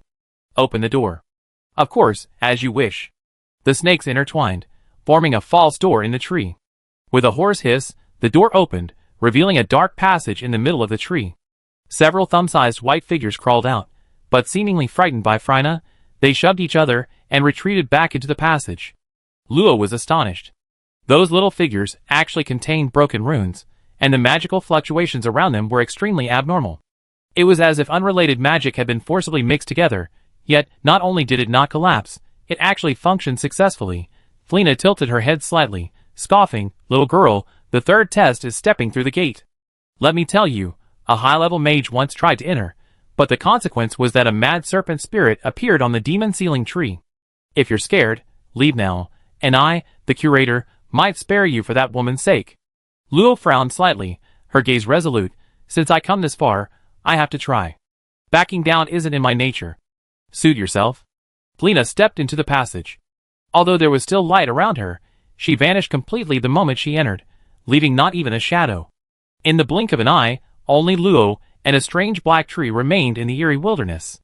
Looking at the darkness behind the gate, she imbued herself with a layer of magic and resolutely stepped forward. In an instant, the darkness vanished, and Luo was surprised to find himself back at the garden entrance he had just entered from. The faint footprints were still there, the air was filled with the fragrance of flowers, and a gentle breeze wafted by. Was I teleported back? Chapter 554. Looking at the unchanging garden, Luo wondered if the old witch was deliberately making things difficult for him, and went back inside. His short boots trod across the path, brushing against the overgrown grass with a soft rustling sound, then quickly moved away, his hair swaying, leaving only a faint fragrance. After a long while, a small, smooth white head emerged from the quiet grass. Its faceless form looked around like a human, then its short limbs stealthily crossed the path and disappeared on the other side. In the center of the gloomy wilderness, a strange serpentine gate atop a dark tree was wide open, seemingly inviting Luo inside. Just getting in counts as success? It seems it's not that simple. He spread his senses, enveloping the tree and the serpentine gate. As expected, the tree emitted very strong spatial fluctuations, but they were so intense that they blocked his senses, preventing him from probing deeper. The venomous snakes weren't true living beings, but magical creations, mixed with strange fragments of souls and broken runes. Sensing Luo's presence, they flicked their tongues and chuckled, speaking in unison. "Little girl, want a hint? How about calling me Snake Lord, hee?" Hundreds of snakes spoke simultaneously, like an unpleasant chorus, unbearably itchy in her ears. Luo glanced at them, but didn't reply. She circled the large tree, only to find that it seemed to be the end. No matter which direction she faced it from, the path behind her was always the one she had come from. Can't I even go around it? Looking at the dark tunnel, Luo passed through it again. Her vision blurred, and unsurprisingly, she was back at the garden entrance. Trying to walk back, she found only a wooden door at the end, with the words, "Step out and you give up." It seemed there was only one path forward from beginning to end. As long as Luo refused to turn back, endless progress awaited her. If she intended for me to leave, the old witch wouldn't have needed to resort to these petty tricks. Is there something I missed? Maintaining her senses spread, Luo entered the garden for the third time, her fingertips emitting detection magic, able to detect the slightest movement. This place. Luo's eyes narrowed. Beside a path not far away, a blade of grass seemed different from before. There were non-existent marks on the blade, invisible to the naked eye, not traces of magic or residual energy that could be sensed. It was more like an intuition telling Luo that place was different. Suddenly, an unusual fluctuation seemed to ripple behind her. Her senses quickly locked on, lightning crackling around Luo as she appeared at the locked location. Nothing there, just a plain, unadorned path. An illusion. Returning to confirm the abnormality of the blade of grass, she found the inexplicable mark had vanished without a trace, and comparing it to her memory, nothing had changed. Could it really be my imagination? Luo murmured, pondering for a moment before continuing forward, slowly disappearing into the distant thorny wilderness. A moment later, a hole the size of a fingernail suddenly appeared in the path, and a small blade of grass emerged. If someone were to compare them closely, they would find that this blade of grass was exactly the same as the one Luo had just noticed. A small figure followed closely behind, turning back to pull up a second small figure, tightly covering the hole, and then hurriedly carrying the blade of grass into the nearby grass. Whoosh! Luo's figure suddenly appeared, his calm gaze sweeping across the scene, a slight smile playing on his lips, before disappearing again. No one noticed that a trace of inconspicuous wood magic power remained behind. Arriving at the snake gate for the third time, the snakes chuckled slyly. "Little girl, it's no use going in again. Call me Snake Master, and I help you, okay?" Ignoring them again, Luo rushed through the gate, and quickly returned to her previous spot. It seemed like she was just wasting her time, but she already understood what was going on. Interesting. Let's test it again. Luo casually chopped off a blade of grass, stored it in her ring, and flew rapidly into the distance. Soon, a small, bald white head emerged from the grass. Seeing no one else appear, it went to the path, set up a canvas, and waved behind it. Two identical little figures followed, huddled together drawing something. Upon closer inspection, the drawing, smaller than half a fingernail, depicted the entire garden. This time, Luo didn't even have time to speak to the snake gate before darting inside. In less than 3 seconds, she reappeared at her previous spot. As expected, the severed blade of grass was still there, its lingering scent not yet dissipated. A wisp of pale green magic swirled around Luo's fingertip. Just as I suspected, most people probably couldn't have figured it out. But now that the truth is out, how should this end? We have to ask someone in the know to come forward and talk. However, the person in the know is rather shy, so a little patience is needed. Luo smiled slightly, left her spot, and came to the snake gate for the 4th time. The snakes seemed quite unhappy, their bright green eyes wide, their tongues flicking as they questioned her. Little girl, don't you know any manners? I'm giving you a free hint, and you won't take it. Believe me, I closed the gate, and you'd never be able to get in. Luo still ignored them, instead closing her eyes, and sitting in front of the gate, seemingly waiting for something. Seeing that threats were ineffective, the snake slithered slowly along the doorway, whispering and commenting on the girl. Look at that fair skin, she must be a lazy noblewoman who knows nothing of hard work. Her hair is so smooth, I wonder how much effort she wastes maintaining it. It would be better if she cut it off. Arrogant and rude, she deserves to be pierced through the heart. What a waste of such a pretty face, she doesn't deserve it at all. How can she be so confident she won't be disfigured? Her fashion sense is terrible. Even the dirtiest beggar dresses better than her. Look at her ridiculous pretense, she must be furious inside, hee. Time passed slowly, and the snake's words became increasingly vicious, as if trying to provoke Luo into a retaliation, but even after they had talked themselves hoarse, the girl under the tree remained motionless, greatly angering them. Like a block of hard wood, why don't we swallow her whole and taste how rotten her inside is? Agreed. Just as the snakes were laughing and discussing where to start eating, Luo suddenly opened her eyes, her figure vanishing in an instant. A flash of lightning, and Luo appeared on the garden path, where 4 vines had sprouted, seemingly binding something, but they were empty. Huh? Can't touch them? In her senses, the scattered wood magic should have captured 4 unidentifiable targets. However, being able to sense them wasn't a problem. Luo saw every flow of magic within the garden. Water, wood, and even less fire, ice, and dark magic formed an incomplete net. With just the slightest contact with the magic, she could probe it and learn of the changes. And within this garden, theoretically, there shouldn't be any changes except for her own movements. The fact that something had appeared meant something that shouldn't have been there. With lightning speed, Luo appeared at the edge of the magical disturbance in near breaths. With a wave of her small hand, the grass withered, revealing the bare earth. Without the cover of the grass, 4 simple little figures, each the size of a thumb, were clearly exposed, like stick figures drawn with white chalk, exactly the same little figures that had run out when Flinna opened the door.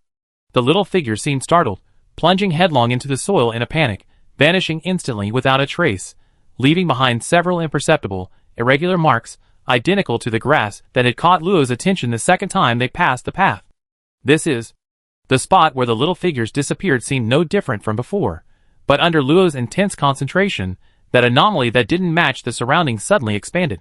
The surrounding scenery magnified, and at a certain moment, the realistic flowers, grass, and soil could no longer be maintained, revealing the essence of countless basic runes. The 4 little figures were rapidly falling along a non-existent path. At the very bottom, a garden was rapidly being constructed.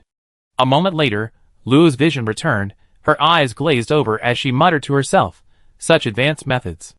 However, her true nature had been discovered, and the game should end. Return to its original state. A whispered murmur rang out, and from Luo's center, countless lines of various colors lit up, densely forming a vast expanse of light that rapidly spread outwards. In that instant, the wind stilled, the flowers lost their fragrance, the snakes froze, the colors faded, the scenery blurred, simplified into an abstract painting of runes, with only the continuous, shattering sounds of a transcendent dimension remaining. The runes disintegrated, and a faint darkness gradually emerged. As the last corner of the garden vanished, Luo was surrounded by a star-studded night sky, countless stars twinkling, radiating a faint magical aura. A brightly colored book floated in midair. Its cover depicted a garden, where a crowned prince stood raising his sword and shouting, surrounded by glowing sprites cheering him on. At the other end of the garden lay a hideous, filthy swamp, where a dark tree spirit grew, laughing maniacally. Hundreds of venomous snakes hung from its branches, their menacing fangs bared as it confronted the prince. And at the very top of the cover were beautifully written universal English words. The Garden Prince versus the Evil Tree Spirit. Chapter 555. What? You're looking for Miss Luo? The dark-skinned, rat-eared girl at the front desk exclaimed, slamming her hand on the table. She jumped up with a whoosh, her big eyes sparkling. Do you know Miss Luo? Pearl C., arms crossed and chest puffed out, exuded arrogance. Of course. I'm Luo's best friend. Several blue-robed mages at the reception desks nearby turned around, some even rushing over with smiles, saying, "This way, please. I introduce you to Miss Luo right away." The mouse-eared girl, Tinny, immediately became displeased, shouting, "Yumi, get back to your post. Tinny, I'm just trying to lighten your workload. You should be buying me a drink instead of yelling. Get lost. Don't think everyone doesn't know you're trying to get close to Miss Luo. Do you think you can associate with someone like that?"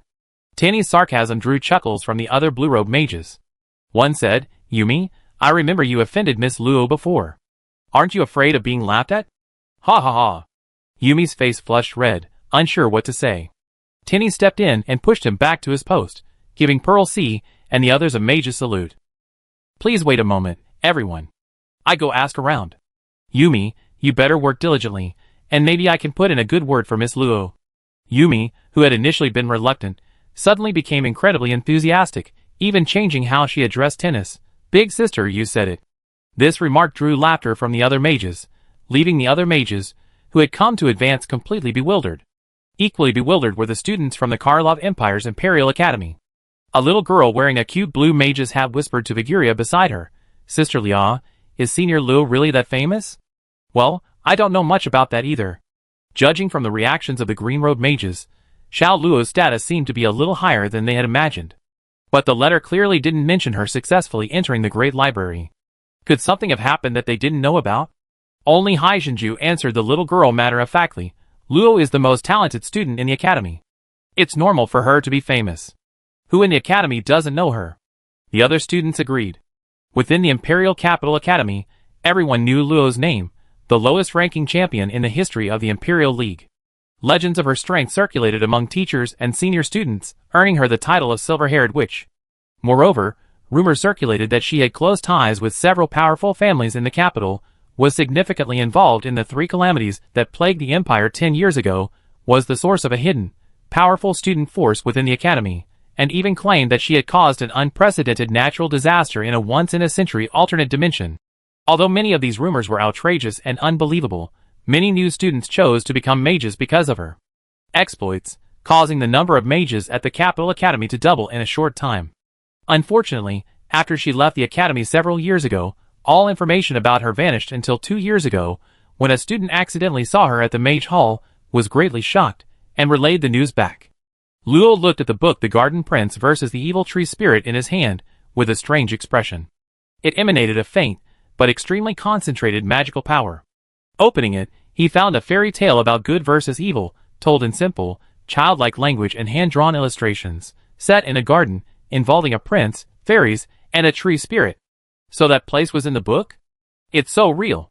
Even though magic gave her a clue, she never considered it to be from a fairy tale.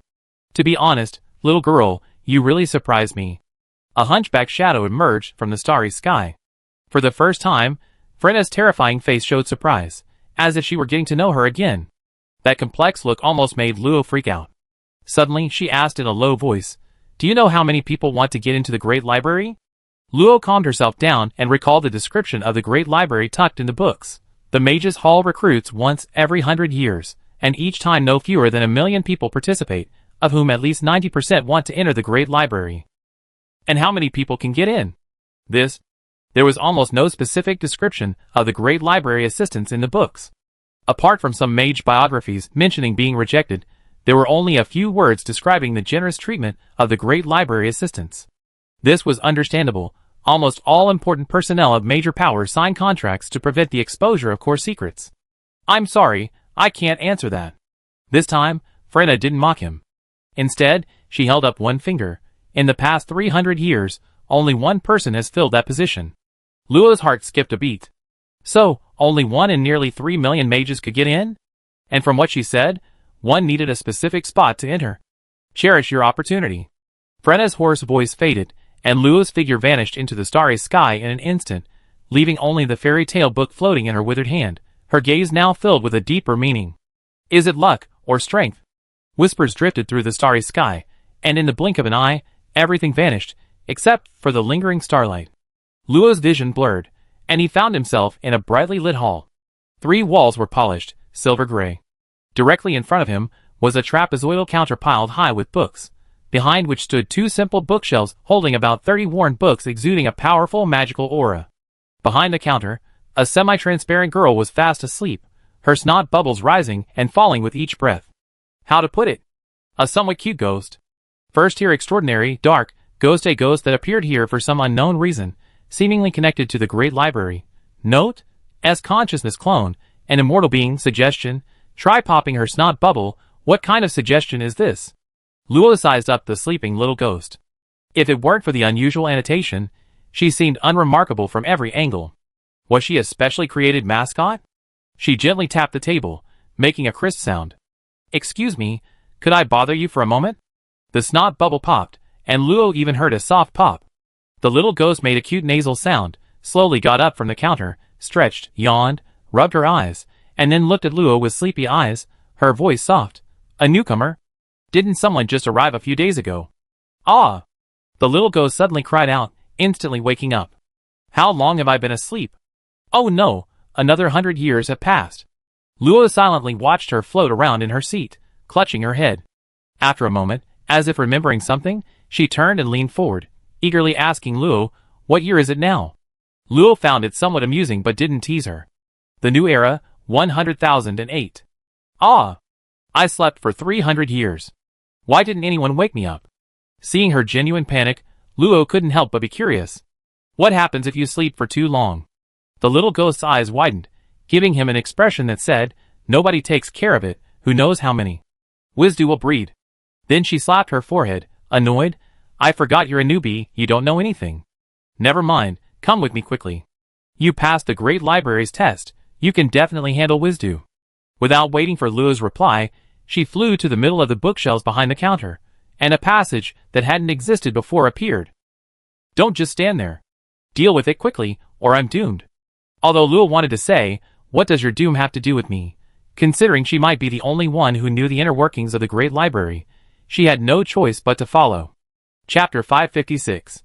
Behind the strange hall's passageway lay countless suspended bookshelves, rising like a giant tornado. Each shelf was piled high with books bearing the weight of history, the drawing magic condensing into a visible mist. Even a mid-level transcendent would suffer soul damage if they lingered too long. The closer to the center of the vortex, the denser the mist became. Beyond 300 meters, even the bookshelves were obscured, let alone the depths of the tornado. Even with her senses extended, she could only perceive less than 600 meters before being blocked by the distorted magic of the books.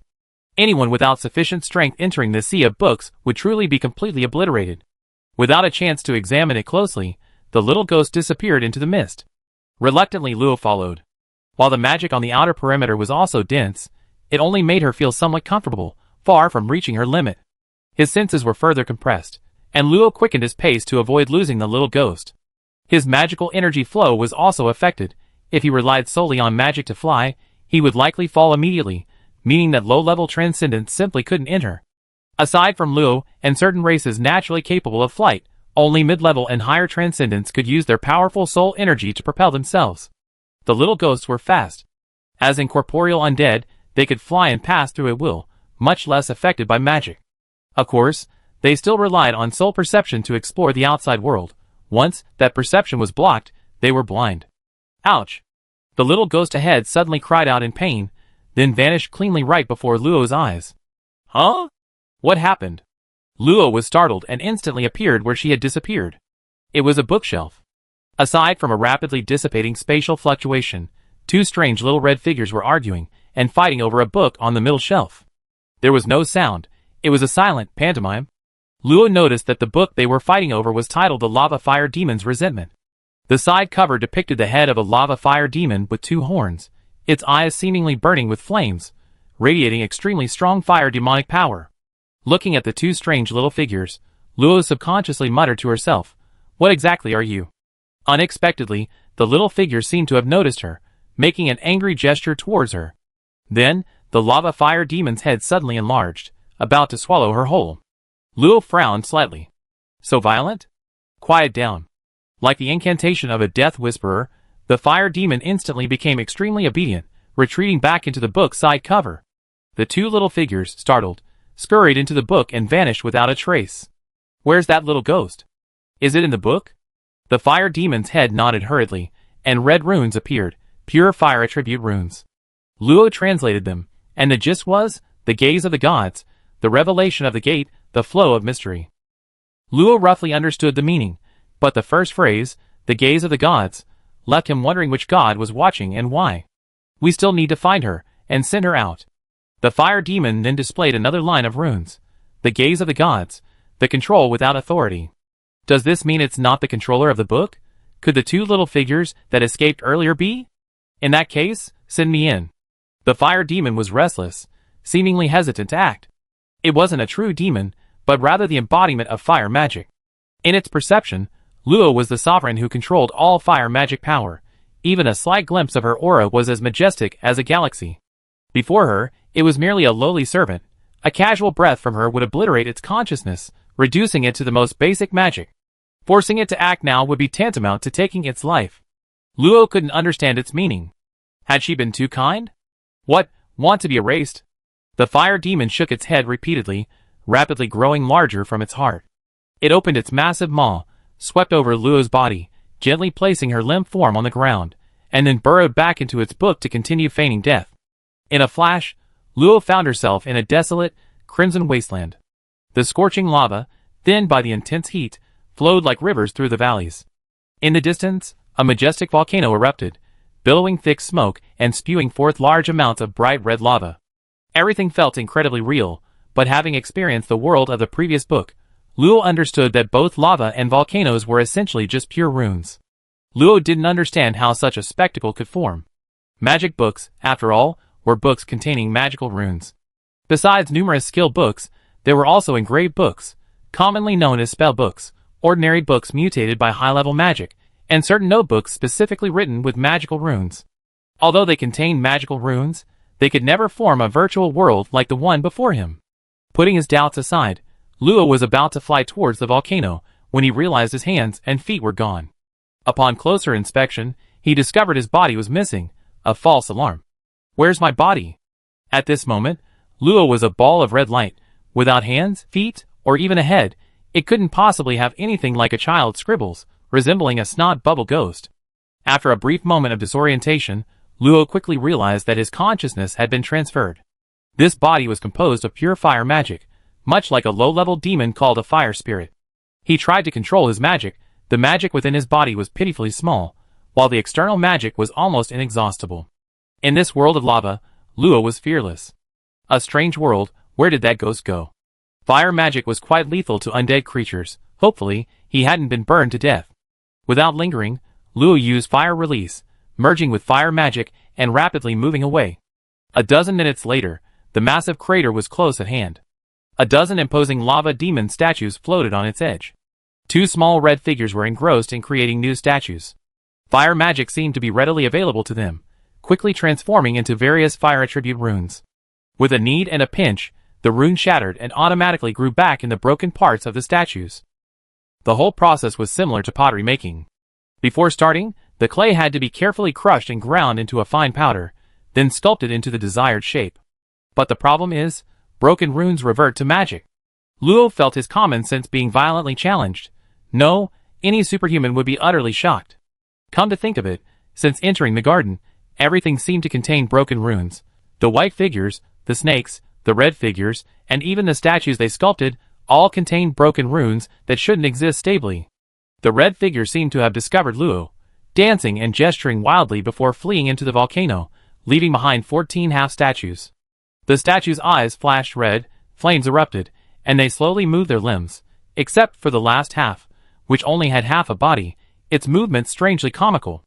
The lava fire demons roared, gathering their surrounding fire magic to launch a magical attack on Luo. The next moment, all the lava fire demons instantly disintegrated from the inside out, transforming into pure fire magic, dropping out a semi-transparent ball of light with swirling eyes, none other than the little ghost. Who would stuff a ghost into a statue to act as their consciousness? With a sigh, Luo approached the dizzy little ghost, conjuring a mage's hand, and slapped it down. Smack! It's no wonder Luo had to use soul magic. She didn't have hands, and the other party was a ghost. She couldn't even touch it without some trickery. The heavy, powerful slap sent the little ghost spinning several times. When it stopped, its eyes had cleared. Who am I? Where am I? What am I supposed to do? Did the slap break? Chapter 557. Just as Luo was considering whether to slap her again to correct her, the little ghost finally remembered her mission. Newbie, you're finally in. We need to arrest Wizdu quickly. She was about to rush into the volcano when Luo pulled her back with a mage's hand. What are you doing? Once they multiply, this world will gradually evolve into reality, and then we'd be finished. Luo stopped her from hitting her, pointing out, It's you who's finished, not me. The little ghost was excited, ignoring the long, drawn-out tale she was being pulled. It's not me who's finished, it's everyone. Wizdu will devour planes. Every assistant should be responsible for containing Wizdu. How could you? Oh, you're a newbie. I forgot, hee. An extremely abstract ghost. Luo silently gave her a definition, but for now, let's understand the situation first. I'm new here, so if you don't tell me the situation, it's hard for me to help. That's true. Anyway, we already slept for 300 years. A little more delay won't be a big deal. The little ghost suddenly became relaxed. With an air of resignation, Luo pointed to the crater. What are those little people? They're Wizdu? Wait, can you see them? Luo looked at the shocked little ghost, puzzled. Is there a problem? It's not a big deal, but it's not like you can't see them. The little ghost covered his cheek, his face full of disbelief. Wizdu originates from the gaze of the gods, the afterimages of Hecate's magic, hidden within the runes. It shouldn't be possible to see them. Hearing this, Luo's curiosity was piqued. Then what do they look like in your eyes? Of course, I can see Wizdu clearly. After all, I'm a consciousness avatar of the Great Library. Nothing Wizdu can hide from me. Luo hadn't expected her identity to be so peculiar. The Great Library had consciousness. Wasn't it supposed to be an independent plane? He never heard of a plane having consciousness before. The little ghost spoke with a hint of pride, but quickly explained, however, in the eyes of other beings, Wizdu is just ordinary magic. Only a few exceptionally talented individuals can perceive the difference between it and ordinary magic. Therefore, every library assistant has to be carefully selected. Of the current 96 assistants, only you can see the true face of Wizdu. It seems my task will be much easier. 96? Luo had thought there would be hundreds or even thousands of assistants. After all, managing such a large library must be quite troublesome. But why capture them? This was what Luo was most curious about. They didn't seem to pose much of a threat. Could it be related to what she meant by devouring planes? The little ghost explained earnestly, the Wizdu are projections of the god of magic's gaze onto this plane. Any book inscribed with magic will be looked upon by him. My true form, the Great Library, as the world artifact that records magical books, transfers the god of magic's gaze to itself and bears it completely. However, the sheer number of billions of magical books is overwhelming. A small portion of that gaze will always be missed, giving rise to what are called God's gaze, or Wizdu. They are incomplete runes born from the plane's origin, freely entering and exiting any place containing magic. Only the Great Library's barrier can stop them, but when their numbers become too great, even the Great Library can't contain them all, and they leak out like a stretched-out net. Once they appear in the prime plane, they immediately sink to the bottom of the plane, feeding on the plane's barriers, constantly replicating themselves, and eventually consuming the entire plane. Then we're doomed. She was clearly anxious. She spoke such a long, uninterrupted monologue that by the end, the ghost was panting heavily. But what shocked Luo was the content of her words. A flood of information rushed into her mind. A world artifact? The gaze of the Archmage Hecate? These seemingly abstract little figures actually held secrets about the gods, and the Great Library's function didn't seem to be simply to preserve magical books. What was truly chilling was whether the other halls served similar purposes. The Knight's Hall had been destroyed 30,000 years ago. What was the enemy's true purpose? The old Dean Albert had once jokingly said, "Are you willing to repel the former enemies? Are you sure you have the power to know the truth?" Dean Fitch had once asked her gravely. The transmission of extraordinary knowledge was shrouded in mystery. Extraordinary knowledge was not allowed to be freely disseminated. The methods of advancement in the extraordinary were controlled by powerful forces. Self-created skills were strictly forbidden from flowing to the outside world, and skills from the Hall of Heroes could not be freely bought and sold. Was it all simply a game of power consolidation among the strongest beings at the top of the planes? If all of this was for... Luo quickly shook off the terrifying speculation in her mind. No matter what, there were too many loopholes. For one thing, why could skilled books unearthed from ancient ruins be freely bought and sold? In the ancient times before the Hall of Heroes appeared, what ability did living beings have to resist? Moreover, she had never felt spied on, nor had she heard of any similar threats. Perhaps she was overthinking it. He instinctively reached for a hand to wipe the cold sweat from his forehead, only to realize he had neither hands nor a forehead or sweat. Anyway, those Wizzos need to be eliminated, right? So how do we do that? Forget attacking, they couldn't even make contact. Luo cast spells twice in the garden, and the little figures were completely unaffected. Luo wouldn't doubt for a second that they could freely traverse space and were one with magic. Visitus are shy beings, creating their own favored breeding grounds. This world within the book was created by a Visitu. If the breeding ground is destroyed, they will be briefly exposed, and I can then use the power of the Great Library to imprison them. However, as everyone knows, always brings bad news. Unsurprisingly, the little ghost stammered for a moment before whispering, "This Visitu has already spawned offspring. If the mother cannot be found, the containment is not considered successful, but I can't find the mother within the breeding ground. So you're the sheriff, who arrives late after the dispute is over." Luo's eyes twitched slightly. No wonder she needed an assistant. She naively thought the so-called Great Library assistant was someone who helped look up magical books. It turns out they're assistants to the Great Library itself. Come to think of it, with the projection of the magic book in the pure white space, there's no need to deploy additional personnel to assist in looking up magical skills. How much resources would that require? The endless bookshelves already have thousands of blue-robed mages. The even larger Great Library is another story. I understand. Breaking the breeding ground should do the trick. The little ghost paused, then shook its head. That's the fastest way, but with Wiz present, this world is infinitely close to the real world. I only remember one person who could do that. Newbie, you should take it one step at a time. Find all the Wiz scattered in the breeding ground, then I imprison them all. That way, both the mother and the offspring will be inside. Is that so? Luo released the little ghost's mage hand, looked around, and because it was a fire spirit's body, it didn't feel hot. Instead, it was warm and comfortable. I have a question I want to ask, but let's catch them first. What question? You're right, let's go. The little ghost wanted to dart out, but found that Luo didn't move, instead remaining motionless. Newbie, what are you doing? Each mother has a special division rule. If more are spawned without our knowledge, it will be even more troublesome. I know, just a moment. Luo's perception was constantly refining and deepening this space.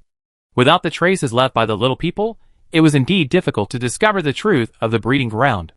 However, having had one experience, finding a solution now had a target, especially since this world was purely composed of fire magic, its structure much simpler than the garden. In just 10 minutes, as the special soul fluctuations emanating from Luo continued to spread, the world began to collapse. Buzz? Everything froze, faded, and collapsed. To the little ghost's astonishment, with Luo at its center, the invisible collapse rapidly expanded, disintegrating into countless runes, and then shattering. The real bookshelf gradually appeared, and 3 little red figures fell to the ground in a daze, seemingly still not understanding what was going on. Chapter 558. After a brief moment of confusion, the 3 little figures jumped up in surprise, trying to escape. The little ghost, just recovering from her dizziness. If ghosts had heads, a layer of starlight would rise from all around, forming a neat cube that trapped them, preventing them from escaping no matter how much they tried. Luo sat up, still a little dazed. The experience of her consciousness shifting felt like a vivid dream. For a moment, she couldn't tell if she had actually entered the lava world. Turning her head, and seeing the little ghost and the trapped figures, she realized what had just happened was real. The little ghost circled Luo once, still amazed. Newbie, you're practically my god. I never worshipped any deity, but today you're my faith. Hurry up, there are still many Wizzes to go. Being treated like a god didn't bother Luo at all, it felt strange. Anything else? Of course, probably close to 1,000 have been born in the last 300 years. But don't worry, most haven't had time to create a suitable breeding ground yet. The Wizdu hidden in the magic books are still a minority. Newcomer, let's get going. The little ghost was like a leader full of passion, but only capable of making empty promises. I wonder if she's wasted all her life sleeping. You said you slept for over 300 years, so there's no rush. Shouldn't we talk about assistants? Like, what about the other assistants? What should I do in the future? What permissions do I have? You're a very thoughtful newcomer. Oh right, someone suggested I write a manual 9,000 years ago. Let me see where I put it. The little ghost vanished with a snap, along with the trapped little figure. In the world shrouded in demonic mist, only Luo and countless books remained. He pulled out the lava fire demon's resentment. The cover depicted a volcanic eruption, with 18 ferocious lava fire demons crawling out of the crater. A signature in the lower right corner was in unfamiliar language, which he couldn't understand. Opening the cover, a scorching heat rushed out. The peculiar characters emanated wisps of fire demonic power, twisting into a struggling demon's head. Its crimson face resembled cracked, cooled lava, and its gaping maw chewed on a bloodied arm. The lava fire demon's entire life is scorched by intense heat, its body burning fiercely, yet its soul is forged from a chilling mixture of envy and resentment. The external heat cannot warm it, only the venom of its resentment can alleviate this icy chill. It seeks out resentful lives, rips open their hearts, and draws their dying grievances to nourish its own soul. But this brief warmth only fuels its envy. It thirsts for satisfaction but cannot find it, ultimately succumbing to its own jealousy at the end of its life, frozen forever within the ice of envy, sinking to the next level of hell. Using his fire demon power, Luo understood the information. This was a cult book detailing how to sacrifice living beings to the lava fire demon. Aside from describing the lava fire demon's obsession with resentment and how to choose suitable offerings, the other half depicted the complete sacrificial array. By following the instructions, completing the array, placing the offering, and reciting ancient incantations, there was a chance to summon the lava fire demon's power. The complete process made Luo's heart pound. Was it really okay to just leave it here so casually? Snap! The little ghost reappeared, this time holding a thin booklet, judging by its worn condition, at least several hundred years old. You can read demon language, newbie? You're quite something. Here, if you don't understand anything, you can summon me anytime. The little ghost handed the booklet to Luo, pointing to itself. My name is Phosma. You can silently say my name anywhere in the Great Library. Sigh, I knew I was doomed. That little brat Flina just found out. I have to go write a self-criticism now. Bye-bye. The little ghost's face was visibly distressed. With a whoosh, it vanished from the spot, leaving Luo stunned. Frenda, a little girl? Thinking of Frenda's old witch-like round face, Luo felt goosebumps all over. It was too sinful. How could he imagine himself in such a terrifying scene? Shaking his head, Luo put away the lava fire demon's resentment, opened the booklet, and saw a cute little ghost's head drawn on the first page, making a peace sign with one hand and sticking out its little tongue, completely different from the normal, sinister image of a ghost. New Chronicle compilation, dedicated to the most adorable Miss Phosma, an anonymous person. A strange signature, probably a former assistant. The booklet contained a playful style, and the precautions and must-dos were very brief, less than 100 words per page. Every new assistant who passes the training will be considered a full-fledged employee of the Mage's Hall, and must carefully sign a confidentiality agreement, never revealing any secrets about the Great Library for life, otherwise, all existence will be reclaimed. The greatest significance of the assistant's existence is to assist the consciousness of the Great Library, namely the lovely Miss Phosma, in taking in Vizdu and becoming familiar with the nature and rules of Vizdu. There are no strict rules regarding the assistant's work methods and procedures, so it's possible that some abnormal beings might take on these roles. If you encounter one, you can speak to, name erased. Outside of tea party time, assistants usually work independently, and don't interfere with each other. However, if an ancient or special Vizdu appears, a single person might not be able to complete the task, and a multi-person mission will be assigned. Don't worry, you can refuse. Assistants are protected by the Great Library, and can be resurrected as long as a wisp of their soul remains. However, be aware that this doesn't mean they are immortal. They will die of old age when their lifespan ends, and they will also die permanently if they die unexpectedly in the outside world. There is also a risk of death when encountering certain special Vizdu. Please act according to your abilities. The description of the assistant's benefits is very limited, only 2 things.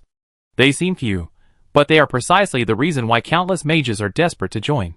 First, they can freely browse any magic book in the Great Library. As long as they have the ability, they can learn any skill without incurring any cost. This alone is enough to attract the covetousness of all mages. Secondly, each successful containment of a Vizdu will grant a limit tempering duration, depending on the difficulty. What this is isn't explained in the booklet, only mentioned as highly beneficial for training, recommending each assistant utilize it wisely. However, this undoubtedly means competition among assistants. Fortunately, according to Phosma, there are currently only 96 assistants. Given the size of the library and the abundance of Vizdu, coupled with the fact that not everyone is keen on improving their strength, the competition shouldn't be too intense. The booklet's explanation is vague, perhaps, as the first page suggests, it's just a small gift for Phosma. Turning to the last page, there's only a playful reminder. Please take good care of every Miss Phosma. Closing the booklet, surprisingly, there was a small map on the back. Phosma hadn't appeared yet. Curious, Luo followed the map, first returning to the silver-gray hall he entered through. Then, he stuck the booklet to the left wall. Soon, a magic circle lit up the wall, revealing a passage glowing white. Muttering to himself, Luo floated into the passage. Opposite him was a clean-cut house, constructed of translucent crystal. It wasn't large, only about 30 square meters. An unknown light shone in, and colorful flowers and plants were arranged in a pleasing, staggered pattern. Several little fairies were gathered together, talking incomprehensibly. Not far away, a golden-haired elf in a white mage's robe was watering the flowers, but instead of water, she was watering them with emerald green wood magic. Luo's intrusion not only startled the elves, but also aroused their curiosity, causing them to stop what they were doing and gather around. The red-haired fairy, dressed in a bark-trimmed dress and wearing a headdress woven from emerald vines, pinched her chin, shrugged, and shook her head, very new, colorful, strange. The black-haired fairy, wearing a loose, dark blue sundress with shimmering reflections, had two beautiful antennae on her head and large, beautiful, butterfly-like wings. She looked the fairy up and down. Sweet, very pretty, I like her very much. The orange-haired fairy, wearing a wreath of flowers and a dress decorated with yellow petals, sniffed the air, and her small wings flapped much faster. A fellow fairy, a new friend? A forest fairy, an insect fairy, and a flower fairy. A strange combination. Just as Luo and the three fairies were staring at each other, the golden-haired fairy put down her watering can and walked over slowly, with a serene smile. Little ones, don't frighten a newcomer. Hello, my name is Gobia Ifei. I'm sorry, they meant no harm. Hello, Miss Ifei, you can call me Luo. I'm the one apologizing for trespassing into your garden. Luo gave a mage's salute, and the elf's information appeared. Gobia Ifei level 8 extraordinary, wood, water, priest, an elf of unknown origin, assistant to the Grand Library, enjoys tending to plants, possesses an extraordinary understanding of wood magic, and is proficient in life magic. Note 1. Cursed by 36 million curses. Note 2. The ultimate end of life is death. Note. Chapter 559. The elf before him was gentle and kind, giving Luo a first impression of maternal warmth, but his body instinctively recoiled, wanting to stay away, as if something terrible would happen if he made contact. This made Luo somewhat wary. It seemed that none of the assistants were simple characters. Priests were essentially a subcategory of mages, but with a focus on protection and blessing, so it wasn't strange to have priests in the mage's temple. A5 returned Luo's elven greeting with a rather graceful gesture, her gaze lingering on the booklet in Luo's hand, and she smiled gently. So it's Miss Phosma. I was wondering why a newcomer would be here. Luo was somewhat puzzled. Shouldn't a newcomer be allowed in? Well, this place was abandoned 8,000 years ago, so you understand now, right? In other words, he should have gone to another room. This place was practically the elf's private space. I'm so sorry. I'm not quite sure about the situation. I won't bother you any longer. No need to apologize. I haven't seen anyone else for over 400 years. If you don't mind, I act as your newbie guide for a while, just to keep me company and chat. How about that? Luo's face lit up.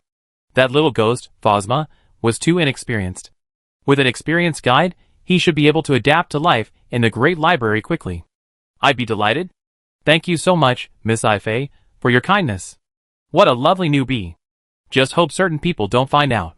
Certain people? Nothing. Let me take you to get your mage robe first. Without your exclusive mage robe, you always be a newbie. According to A5, the Grand Library assistants are not regular members. They are a special type of white-robed mage, on the same level as black-robed mages, and unaffected by rank, only their permissions differ, as their areas of responsibility are different. You've seen the booklet left behind, so you should know that one of the assistant's major benefits is extreme tempering, a way to maximize cultivation speed. Every assistant is hard-won, and not all mages who can sense Viz do have strong cultivation talent, so the Mage Hall tries its best to extend our lifespan. Historically, there have been times when the number of assistants dropped to less than 30. Here, A5 led Luo to an ordinary room, empty except for a magic circle on the floor. Stand on the magic circle and call out Miss Phosma's name. It will automatically form the most suitable robe for you. The magic circle's structure was unusual, but it still displayed functions such as detection, identity verification, magical drawing, and connection. Luo followed A5's instructions, stood on the circle, and softly called out Phosma. In an instant, the magic circle lit up with silver light, countless white threads converged, and starlight clung to them. Moments later, a simple yet luxurious white mage's robe appeared on Luo's body, and a connection appeared in his mind. Simultaneously, a golden animal skin scroll appeared before him. A soul network connection entrance. Ifei nodded. You felt it too, right? As long as you connect with your consciousness, you can enter the Mage Hall's soul network. Any mage lower in level than you will be unable to refuse. If you have important information to report, you can request it from the Grand Library's Consciousness or Curator Frenna. Of course, as a newcomer, you still need to sign a contract before you can officially use it. Luo was wondering why he couldn't enter. It turned out a contract confirmation was required. He picked up the golden contract bee's skin in front of him. The divine power emanating from it was far stronger than the contract he had signed at the Imperial Academy. The divine radiance was even visible to the naked eye. The contract's contents were simple, yet intriguing. Do not disobey the will of the Great Library. Do not expose the secrets of the Great Library. Do not damage the contents of the Great Library. Huh? Why isn't the Mage Hall mentioned? Shouldn't there be something about loyalty to the Mage Hall? Ifei was very easygoing, perhaps because she hadn't talked to anyone in a long time, and patiently explained, the Mage Hall itself serves the Great Library. Maintaining the Great Library accounts for more than half of the Mage Hall's expenses. Even if the Mage Hall is destroyed, with the Great Library still standing, a new Mage Hall can still be built. I see. Sure enough, the halls hold secrets unknown to ordinary people. Her opportunity to enter was inseparable from Grandmaster Darius's recommendation letter, and the assistance of the master mentioned by Mage Hal. She must definitely thank him when she has the chance. She immediately signed her name on the contract. With a flash of golden light, the contract rolled into a scroll and disappeared into the void. Luo also felt the soul network accept her.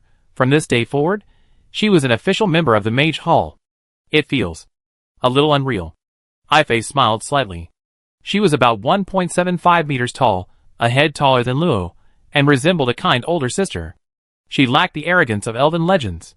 She gently clapped her hands in congratulations, saying, every assistant must pass 9 tests. Only those who pass all 9 can enter. Congratulations on becoming one of us. 9? Wasn't it 3? The applause abruptly stopped. After a moment, Ifei said uncertainly, the rules have probably changed. All right, let me introduce you to some of the important places in the Great Library. With that, she strode forward, her long, white legs revealing glimpses of her elven beauty. Besides the most important book storage space, the Great Library has numerous independent rooms connected by spatial tunnels. Assistants can apply to use them, as long as they don't violate the Great Library's rules. It's quite generous. This also serves as the Great Library's second line of defense, a measure specifically designed to prevent Vizdu from escaping and immediately sinking to the lower planes. And Miss Ifei's room. Newcomer. Calling you that isn't quite right. Let's just call you Xiao Luo. It sounds more intimate. You want to ask why you were allowed in, right? A nostalgic look appeared in Ifei's eyes. The manual in your hand was left behind by a great assistant from 8,000 years ago. When she was alive, she established friendly relationships with all her assistants. It's said that under her coordination, all the assistants could share their experiences without reservation, and every now and then they would organize garden tea parties. The time in the Great Library was lonely, but everyone was very happy back then. However, after she left, everything returned to its original state. The garden she had tended fell into disrepair, and as you can see, I'm an elf. I felt it was such a waste to let such a beautiful garden go to waste, so, partly out of personal motives, I applied to take care of it. As she spoke, Ifei suddenly winked mischievously at Luo. There's a secret you shouldn't tell anyone, okay? I heard that the assistant once raised Curator Florina, so the curator loves flowers and plants. Surprised? Hee hee. That old witch? Luo really hadn't expected her to have this side to her. It was so incongruous. The curator. Won't she be spying on us, will she? If she heard that, it would be terrible. Don't worry, the curator isn't that bored. Look, that's the place for extreme tempering. After you successfully contain, after Vizdu, you can apply to enter and cultivate there. However, it's best to use it only when you encounter a bottleneck. Before Luo was a colossal staff 8,000 meters tall, suspended within a hollow ring. At the top of the staff, a mysterious statue with a blurred face was sculpted from noble gilding and holy silver white. He wore a robe, his arms crossed over his chest, and 8 symbols of different colors floated behind him, possessing immense pressure. Even a slight gaze would sting the soul. 88,000 starlights surrounded the staff, each starlight a separate dimension. Upon closer inspection, they were vaguely divided into 8 layers, each exuding a different aura, dazzling yet mysterious. A faint divine power permeated the air. Chapter 560. Ife gazed at the massive, mountain-like staff in the distance and gave it a major salute. Luo followed suit. Though it meant nothing, just a matter of politeness. Legend has it that it was once used by the goddess of magic, Hecate. It possesses unimaginable power. Under its oppressive influence, the speed of magic and soul condensation is greatly enhanced. The assistants only need to worry about how to break through their bottlenecks. She turned and smiled. To reach the intermediate level at your age is something I never seen before.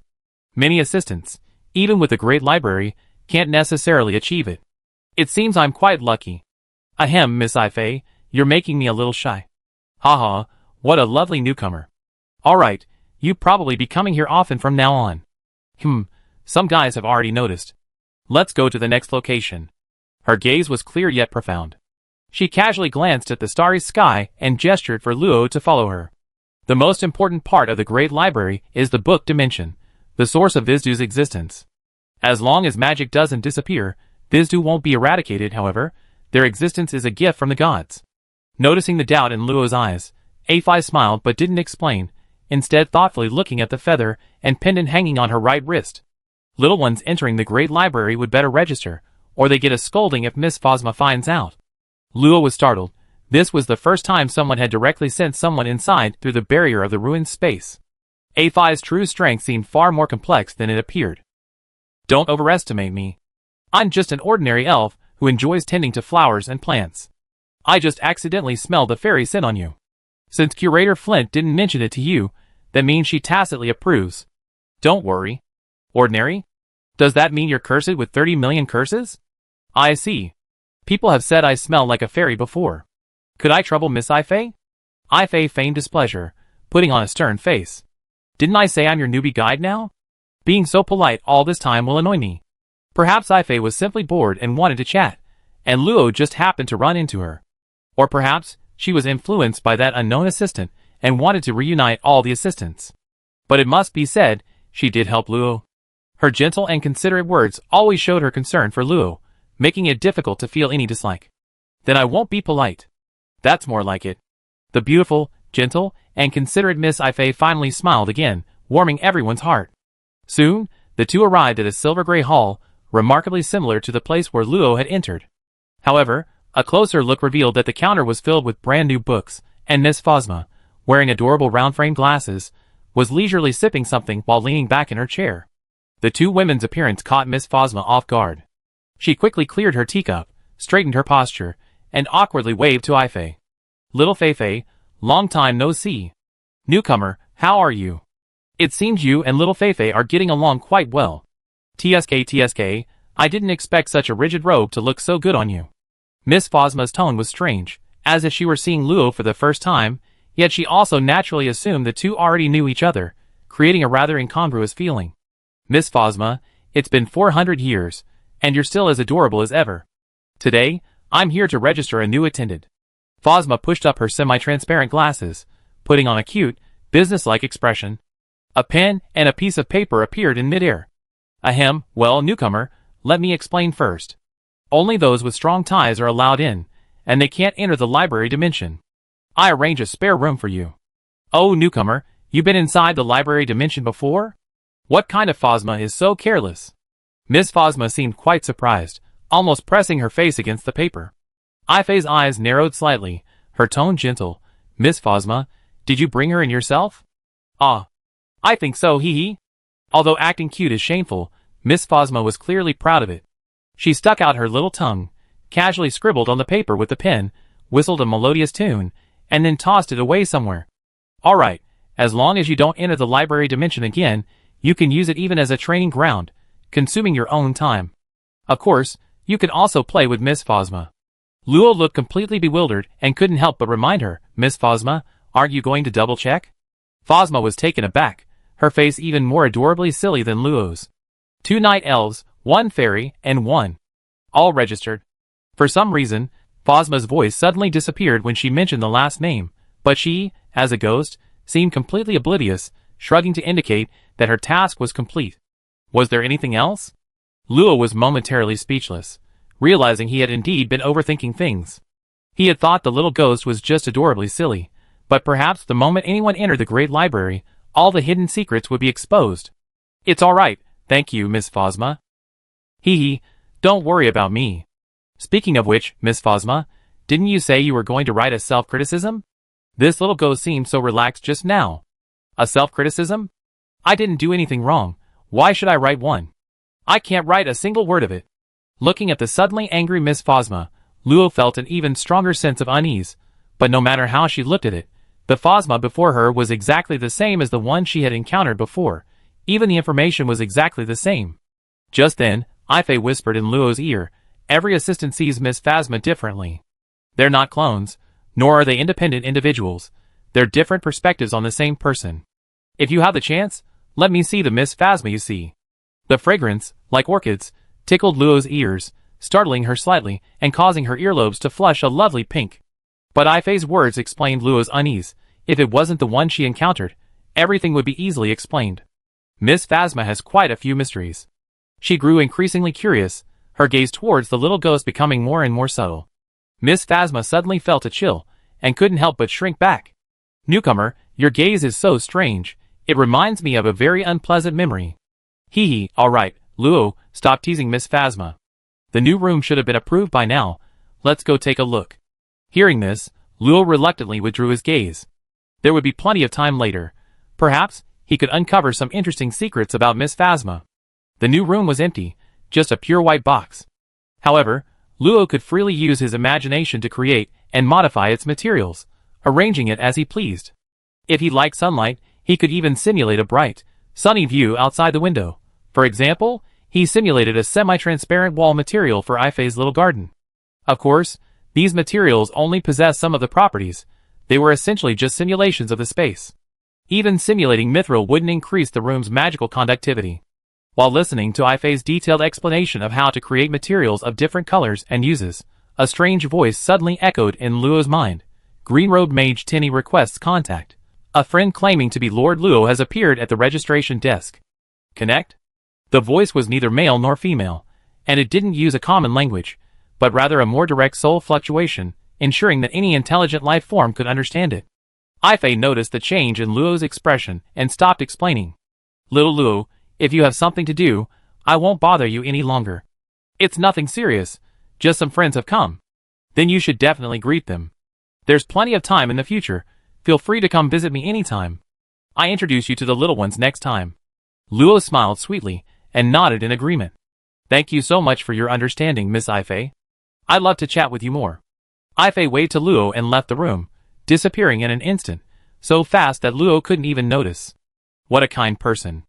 Who wouldn't like such a beautiful and gentle older sister? Inside the small garden, green light gathered, and Ifei appeared among the flowers and plants, her expression as usual. She picked up the watering can and continued watering the flowers, completely relaxed. 3 little fairies flew to her side, their faces full of curiosity. Ifei smiled, and slowly told them about the adorable aspects of the newlyweds. Listen to me, Xiao Luo is such a fun newcomer, she. The elf's gentle voice blended with the occasional chatter of the fairies, echoing in the small garden. They were used to this kind of time, and never found it boring. After all, not everyone could accompany the fairies' childlike innocence for hundreds of years. Chapter 561. The Great Library itself was a giant teleportation array, similar in function to the portals of the Mage Tower. With the aid of white robes, a single door or passage allowed one to enter different areas depending on their desired destination. With Ifei's guidance, Luo quickly learned how to use the functions on his white robes to traverse the Great Library. Entering and exiting the Great Library was effortless. However, Ifei had warned him not to leave the Great Library frequently unless absolutely necessary, as this could be considered unauthorized absence, given their important positions. Connection established. A virtual image immediately appeared in his mind. Luo thought for a moment, remembering that she was the first rattered person to call him a disordered one. What a coincidence. The other person seemed very excited, their soul fluctuations trembling. Is that Lord Luo? Warmest congratulations on becoming a black-robe mage. Black-robe mage. Luo realized that white-robed mages would be automatically recognized as black-robed outside the Great Library. No wonder he had never seen or heard of white-robed mages. The other person's excitement surprised Luo. He seemed to have only met her once. Was it really worth being so happy about? Thank you for your blessings, and I wish you a speedy advancement. You just said one of my friends came? Yes. Lord Luo, a group of students from the Karlov Empire's Imperial Academy have arrived. An unregistered fourth-tier alien priest claims to be your best friend and is currently waiting at the registration desk. A fourth-tier alien priest? Luo immediately thought of C. Pearl and quickly asked again, did she say her name? There was a slight silence on the other end, followed by a cautious reply. I'm so sorry, Lord Luo. I was so excited that I forgot to ask. I go ask right away. No need, I go there now. The same spot as before, okay? Yes. It hasn't changed all these years. We await Lord Luo's arrival. Luo wanted to say no, but the other person's overflowing excitement left her speechless. Oh well, she figured she could handle it now anyway. Disconnecting and adding a barrier to the passage to prevent the voice from interfering at a crucial moment, Luo quickly left the Great Library and arrived outside the Temple of the God of Magic. Her white robes rapidly darkened, turning black, creating a striking contrast with her long silver hair, instantly adding a touch of mystery to her noble and holy aura. The red-robed mage guarding the entrance to the Temple of the God of Magic was shocked to see Luo appear. He quickly stepped forward and gave a respectful mage's salute. Congratulations, Lord Luo, on becoming a black-robed mage. At the same time, he rapidly searched for relevant information on the Soul Network. Soon, he discovered Luo's newly acquired black-robe status from half an hour ago. Feedback from the Soul Network confirmed that she was indeed a black-robed mage 2 levels higher than himself. His tone became even more respectful. Even Samil, disliked by many, possessed genuine 6th-tier strength, more than enough to easily defeat a yellow-robed mage. Strength always represented the color of the robe, not the other way around. Of course, he was unaware of the special nature of the Great Library's interior, otherwise, he might have been more suspicious.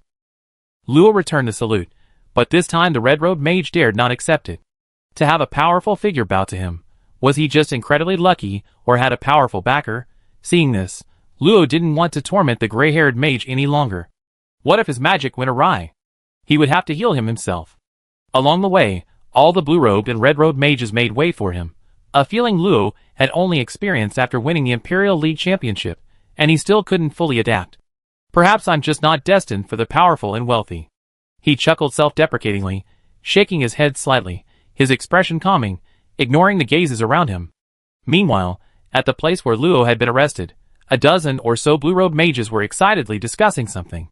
The prospective mages preparing to advance to the transcendent level, along with their elders who had brought them, were left aside. Initially indignant, they couldn't suppress their curiosity and surprise upon hearing of the new black-robed mage's appearance. Each black-robed mage was a high-level mage. Although each empire had over 100 high-level transcendents, and the number of black-robed mages in the Mage Hall was considerable, for mortals who hadn't even reached the transcendent level, each high-level transcendent was an unattainable existence. Especially for ordinary people from small countries, the only high-level extraordinary beings they might know are the strongest members of their families. Being able to get close to one is an experience they can brag about for a lifetime. Pearl C didn't understand the hierarchy of the Mage Hall, but that didn't stop her from joining the discussion. Her passionate words drew frequent exclamations and applause from the crowd, and many inexperienced teenagers developed great admiration for the never-before-seen Luo. Viguria and Manita stood a little distance away from the crowd, observing without interjecting.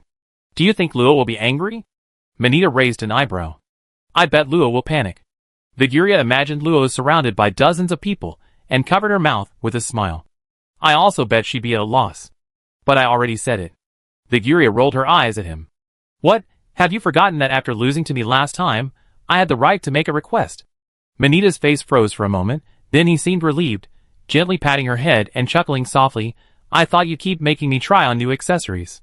Thinking about how he always ended up being used as a human clothes hanger, forced to wear all sorts of cheap, unknown accessories, all women's styles, to make matters worse, and sometimes even having to try on clothes himself, he wondered why he agreed in the first place. Thanks, Xiao Luo, for letting me escape this time. Viguria looked at Manita, who suddenly gave a knightly salute, and 3 question marks slowly appeared above his head. Has he finally had an episode? Suddenly, a commotion broke out in the crowd. The two instinctively turned to look and saw a small figure emerging from the employee entrance, surrounded by a group of blue-robed mages. Flowing silver-white hair, golden-tinged crimson eyes, long, curled eyelashes, a slender and petite figure shrouded in a shimmering black robe. Her serene face softened her childishness, revealing a composed wisdom. Her perfect features seemed unchanging, as if sculpted by a god. Her aura was almost imperceptible, yet meeting her gaze instilled an overwhelming sense of power. Hidden within her small frame was a colossal strength capable of shattering mountains and cracking the earth. The young boys couldn't comprehend that such an adorable person was a legendary high-level transcendent being. They felt admiration, wanting to approach, yet ashamed of their own strength and appearance, too afraid to make contact. Little did they know, this contradictory and conflicted feeling would accompany them throughout their lives. Suddenly, the girl seemed to see something, her face lighting up with a smile that seemed to brighten the light and instantly silence the previously noisy registration area. Other girls watched in a daze as the girl passed by, leaving a fragrant trail, and then was suddenly swept up in a blue-clad figure. "Ha ha. Gotcha. Luo, long time no see, did you miss me? Hey! Don't suddenly rush at me. Where were you hiding?" The moment the Seed Pearl appeared, the entire atmosphere of the hall changed. Although Luo's strength was undeniable, she was a priestess specializing in support, skilled in stealth and escape, and possessed a shattered divine spark, making her far beyond the perception of ordinary supernatural beings. When she deliberately blended into the crowd, Luo genuinely hadn't noticed her. "Pearl, aren't you afraid little Luo will flick your head?" Viguria and Manita walked slowly hand in hand, smiles playing on their lips. "Little Luo, long time no see. I didn't expect you to have become a high-level transcendent." Luo swatted away the restless hand of the Seed Pearl and gently landed on the ground. "I think you two seem to have misunderstood something, but shouldn't you explain what's going on first?" Her gaze lingered between their clasped hands. During the Imperial League, they only occasionally leaned on each other's shoulders. How did they become holding hands so quickly? At this rate, wouldn't they be kissing in 10 years? You two are so impure. Chapter 562. Faced with Luo's teasing, Viguria was clearly a little shy, her pretty face slightly flushed. "It was just a coincidence, I just accidentally. That's all." Manita's eyes widened instantly, and she blurted out, "It's not because you saw a girl approaching me." Manita gasped, her words caught in her throat, having received a solid kick to the back of her leg. Seeing that the two friends' relationship was still so harmonious, Luo was relieved. It seemed they were still 10 years away from kissing. Unlike Bella, who devoted most of her energy to studying puppets, Viguria and Manita, as proper knights, had always prioritized strength. Their training had never stopped, and in 5 years they had both broken through to the 3rd rank. However, they were still quite a distance from the 4th rank, and staying there for more than 10 years was normal. During this time, they would usually train their magical skills to avoid falling behind in combat power. The blue-robed mages tactfully assisted the other prospective mages with their registration, lest they disturb Luo and incur the displeasure of the newly promoted black-robed mage. However, Luo noticed that 10 young men in neat mage robes had been deliberately left out. After a moment's thought, he understood who they were. "Are you responsible for leading the new mages to their promotion?" But Viguria shook her head, explaining, "Manita and I came with her second brother to meet a highly respected member of our clan. Pearl is leading the new mages." "Her?" Hearing Luo's incredulous expression, Pearl put her hands on her hips and protested, "What? I'm the Academy's renowned elder sister. Is it so strange for me to help my juniors?" "That's not strange at all." What surprised Luo Shichi was that Haizhenju actually did something serious. In her memory, Haizhenju, besides attacking her body, either chatted endlessly with her admirers or asked her for food when she was bored. When had she ever done anything serious? She already risen from the top student of the Alien Academy to the top student of the Imperial Capital Academy, but thinking about it, it seemed normal. After the league, many strong senior students left, and among the still active ones, Haizhenju's strength was definitely among the top. Just then, Haizhenju beckoned the group of students forward. "Don't be shy, your senior Lu is very easy to talk to." The young men and women who could easily chat and laugh with others in the academy, or who were full of confidence in their talents and families, couldn't help but feel their palms sweat when they personally witnessed this legendary senior, even though she was cute and petite. Faced with such a peerless genius, almost completely overwhelmed in every way, a figure destined to become a legend, someone whose past glory had become a source of embarrassment, a figure they might never see again in tens of thousands of years, or even countless years to come. After a moment's hesitation, A girl wearing a blue mage's hat took a deep breath, her gaze resolute, and stepped forward, offering a standard noble curtsy to Luo. They weren't yet formal mages, so strictly speaking, they couldn't use a mage's curtsy. It is our honor to meet the renowned silver-haired witch. The glory you have brought to the Magic Academy, and the Imperial Capital Academy has given us the will to pursue magic. Please allow me to express my deepest gratitude. The silver-haired witch, Luo remembered this wasn't a nickname given to her by the people who placed the bet. How did it seem to have spread? Hearing others call her by that name made her feel an overwhelming sense of shame. However, in front of the younger students, who were around her age or even younger, Luo maintained her composure. No need to be so formal, just call me senior like Pearl does. You're from the Vyman family, right? The girl's hair and eye color were similar to Manita's, and she also had a high affinity for water. Judging from the water magic's affinity towards her, it was over 90, significantly higher than the other 9. Her words and actions also suggested that she held a leadership position within this small group. Hearing Luoru's words, the girl's expression clearly showed some excitement, but she still suppressed her emotions and calmly replied, "Yes. Senior Luo, my name is Vyman Palumba Zemina. It's a great pleasure to meet you." Manita stepped forward and introduced, "Zemina is my third uncle's daughter. She's 23 this year, and she has excellent talent. She probably replaced my third uncle as the successor of the family and the academy in the future." Hearing her cousin's evaluation, Zemina couldn't help but feel a little proud. Luo nodded slightly. "Indeed, very good. The chances of reaching a high level are quite high. Consider this a small gift."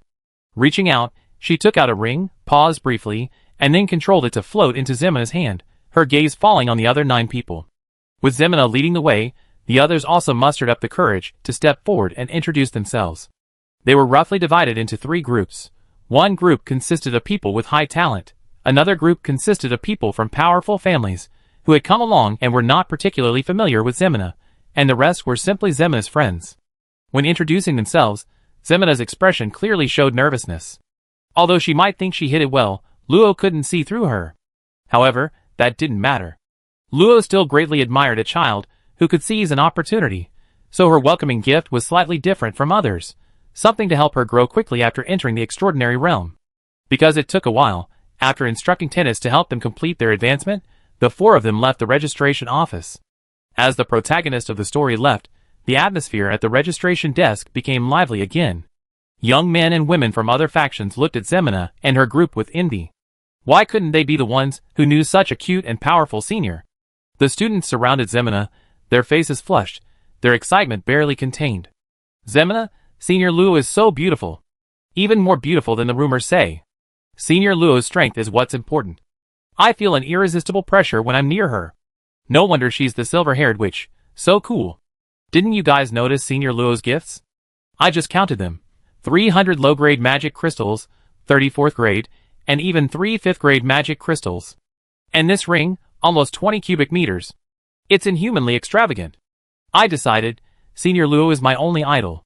While the wealthy students weren't overly shocked by the magic crystals and spatial rings, the sight of the demonized fruits radiating intense magic power, which they had never seen before, made their eyes widen.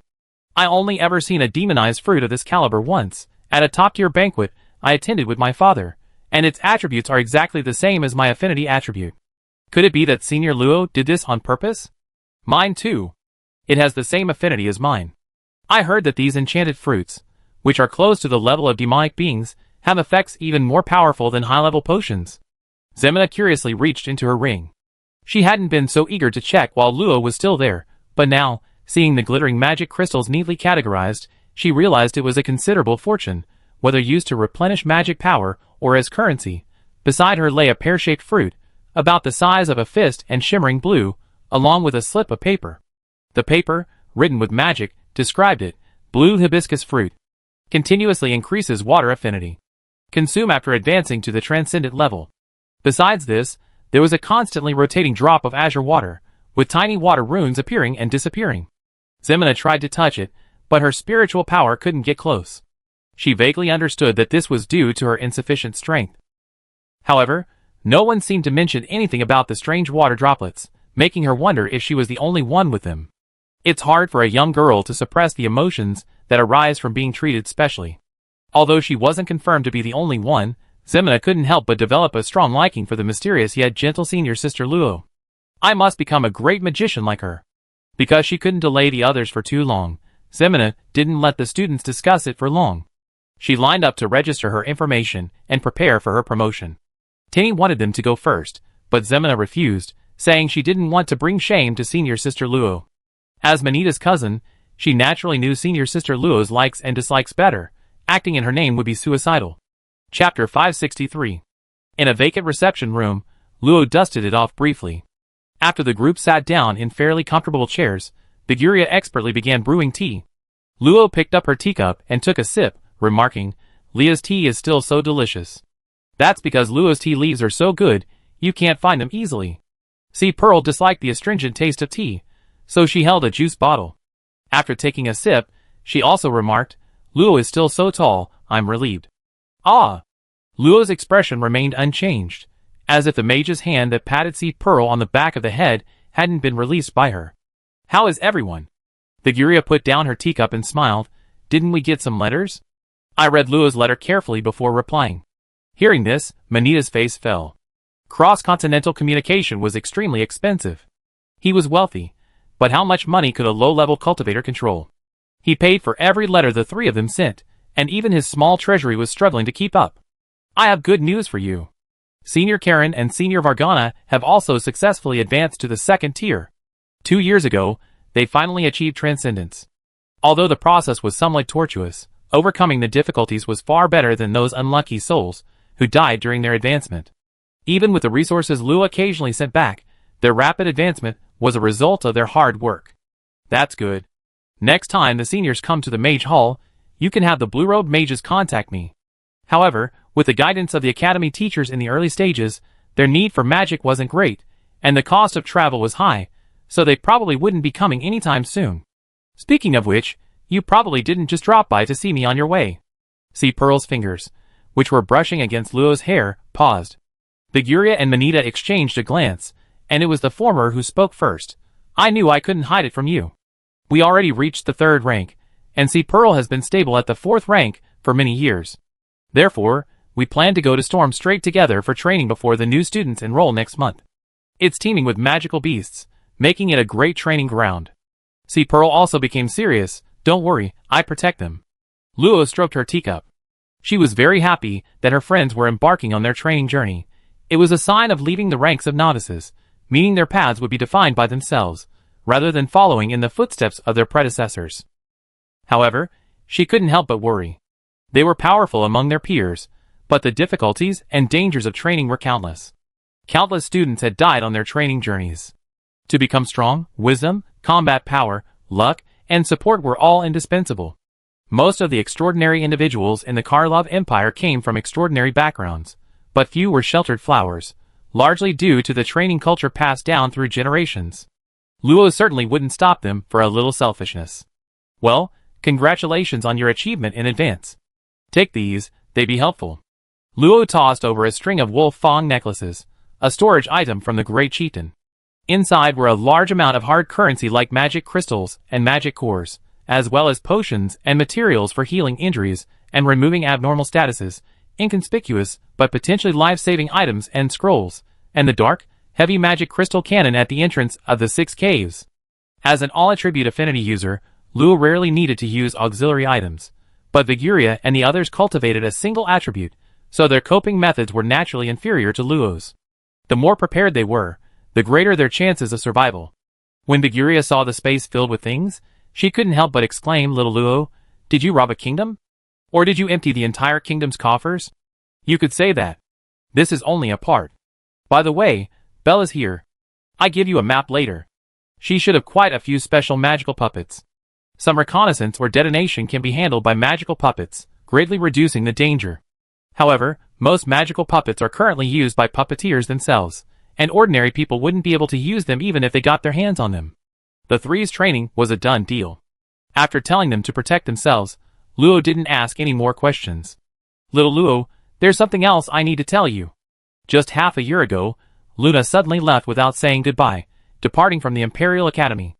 According to teachers she was close to, she had traveled to the eastern part of the Empire, and then completely resigned from her teaching position. Some people had seen her in the refugee district of the northeastern Empire, Her destination was likely the northern region. Luo was somewhat surprised. If that's the case, why not go through the Agnesa Empire? Viguria shook her head, indicating she didn't know. Manita, however, pondered for a moment and offered her guess. Our elders revealed that the Agnesa Empire seemed to have closed itself off 4 years ago, and perhaps it's no longer possible to enter via the teleportation array. There's such a thing. Manita's information network was more advanced, so Luo didn't doubt its veracity. Could the reason for the closure be, as he had previously speculated, the existence of demons controlling the royal family? However, Luna might not necessarily be going to the Agnesa Empire. It shouldn't be such a coincidence. At the very least, with her strength, there were almost no people below the high rank who could oppose her, not to mention the powerful artifact given to her by her grandmaster Dalius. There was no need for him to worry too much. My teacher has her own plans, and as her disciple, I can only wish her a safe journey. In the slightly somber atmosphere, see Pearl's eyes darted around, and she leaned closer, her skin cool and icy. She chuckled, Luo, I see your identity is quite extraordinary. Tell me what's going on. Oh right, little Luo, they said you're a high-level transcendent. I was really shocked. Luo reluctantly displayed her aura. Although exceptionally powerful, it was still only at the 4th rank, leaving the three puzzled. Luo pointed to her robes. Actually, I'm not a black-robed mage, but because I joined the Great Library, my rank is similar to a black-robed mage. Wow, you finally entered the Great Library. Actually, I only officially joined today, so I haven't had time to write a letter yet. The three were also happy for Luo. They had exchanged many letters over the past 5 years, but Luo had never mentioned it. They all assumed she had failed to be selected, and tacitly agreed not to bring it up. They hadn't expected to hear such good news during their visit today. The atmosphere brightened again, and Lo released Xania. The little one was clearly happy to see familiar faces, but unfortunately, Moriarty was studying the fragments of Arctos' divine essence and wouldn't awaken for several months. Time passed in laughter and conversation, and they also discussed cultivation. With Lo's current strength, guiding the group was no longer a problem. It's worth mentioning that Pearl C had completely mastered the art of rune inscription and, under Albert's guidance, embedded runes into herself, evolving towards the pure water realm. If successful, she would break free from the limitations of her merfolk's talents, and might even become a member of a higher race, like the dragons. However, what attracted C. Pearl the most was that becoming pure water allowed her to freely transform, meaning she could become another person from the inside out. Aside from skills, her aura and temperament could be completely identical. If she learned elemental simulation, she could even perfectly simulate magic. I feel like you're up to something. How could I? I just wanted to experience Luo's body. You really are up to something. After flicking her forehead, Luo suddenly received a message from Miss Phosma, saying she had finished writing her self-criticism and urgently needed Luo's help. Knowing that Vizdu was of great importance, after hugging and saying goodbye to the three, Manita actually wanted to come too, but unsurprisingly, she was elbowed to the ground by Viguria. Luo rushed back to the temple of the Archmage and teleported into the Great Library. Because Miss Phosma, who wore glasses, reminded him, Luo removed the relic bead and placed it in the room, instructing Xania not to come out casually. He quickly re-entered the library plane. In the misty, silver-gray space, Phosma was anxiously pacing in circles. Seeing Luo appear, her eyes lit up, and she swiftly floated over. Newcomer, you finally arrived. Little Fifi has already told you about the general layout of the Great Library, right? Let's hurry and set off. This time, Luo didn't refuse. Although there were still many things she didn't understand, that could be taken slowly. Just as Phosma had said, she could find any hidden Vizdu. Most Vizdu weren't hidden inside magic books, but rather lurked in the corners of books or shelves, fleeing immediately upon being discovered. However, under the starlight manipulated by Phosma, not one could escape.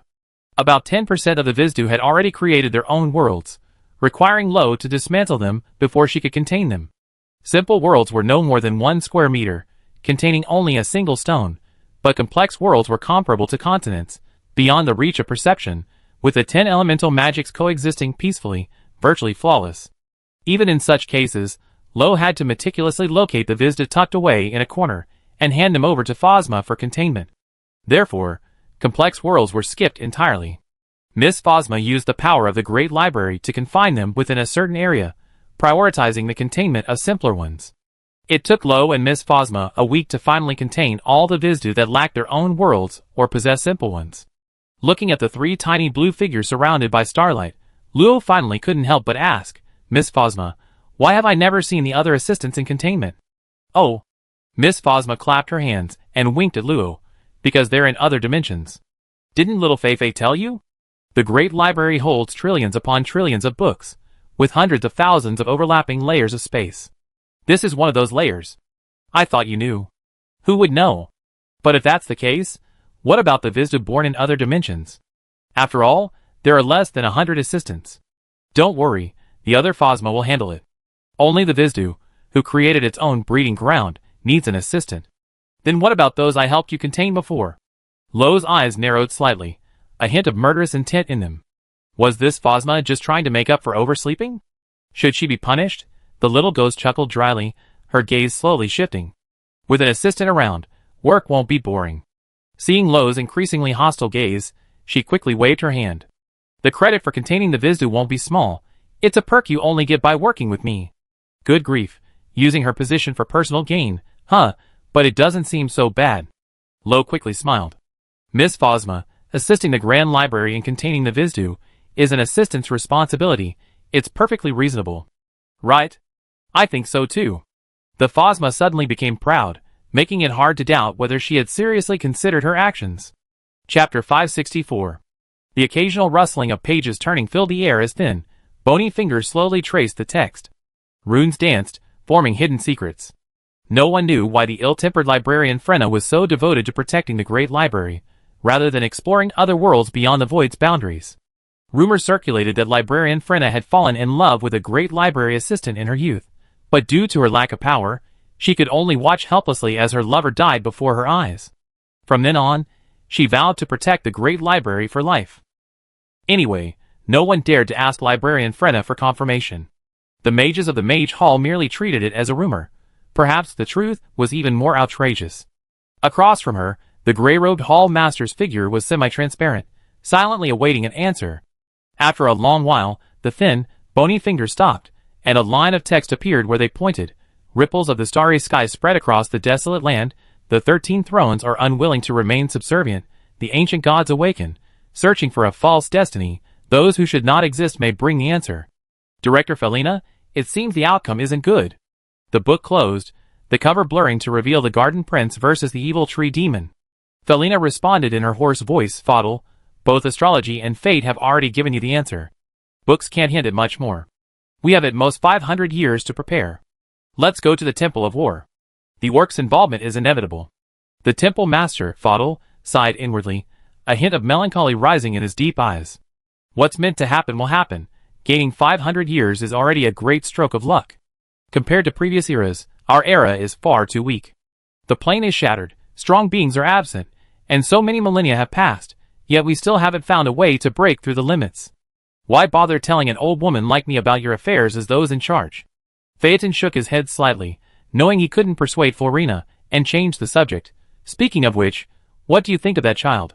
Florina glanced at Phaeton. Her small black eyes made the whites of her eyes take up more than 70% of them, making her gaze extremely fierce.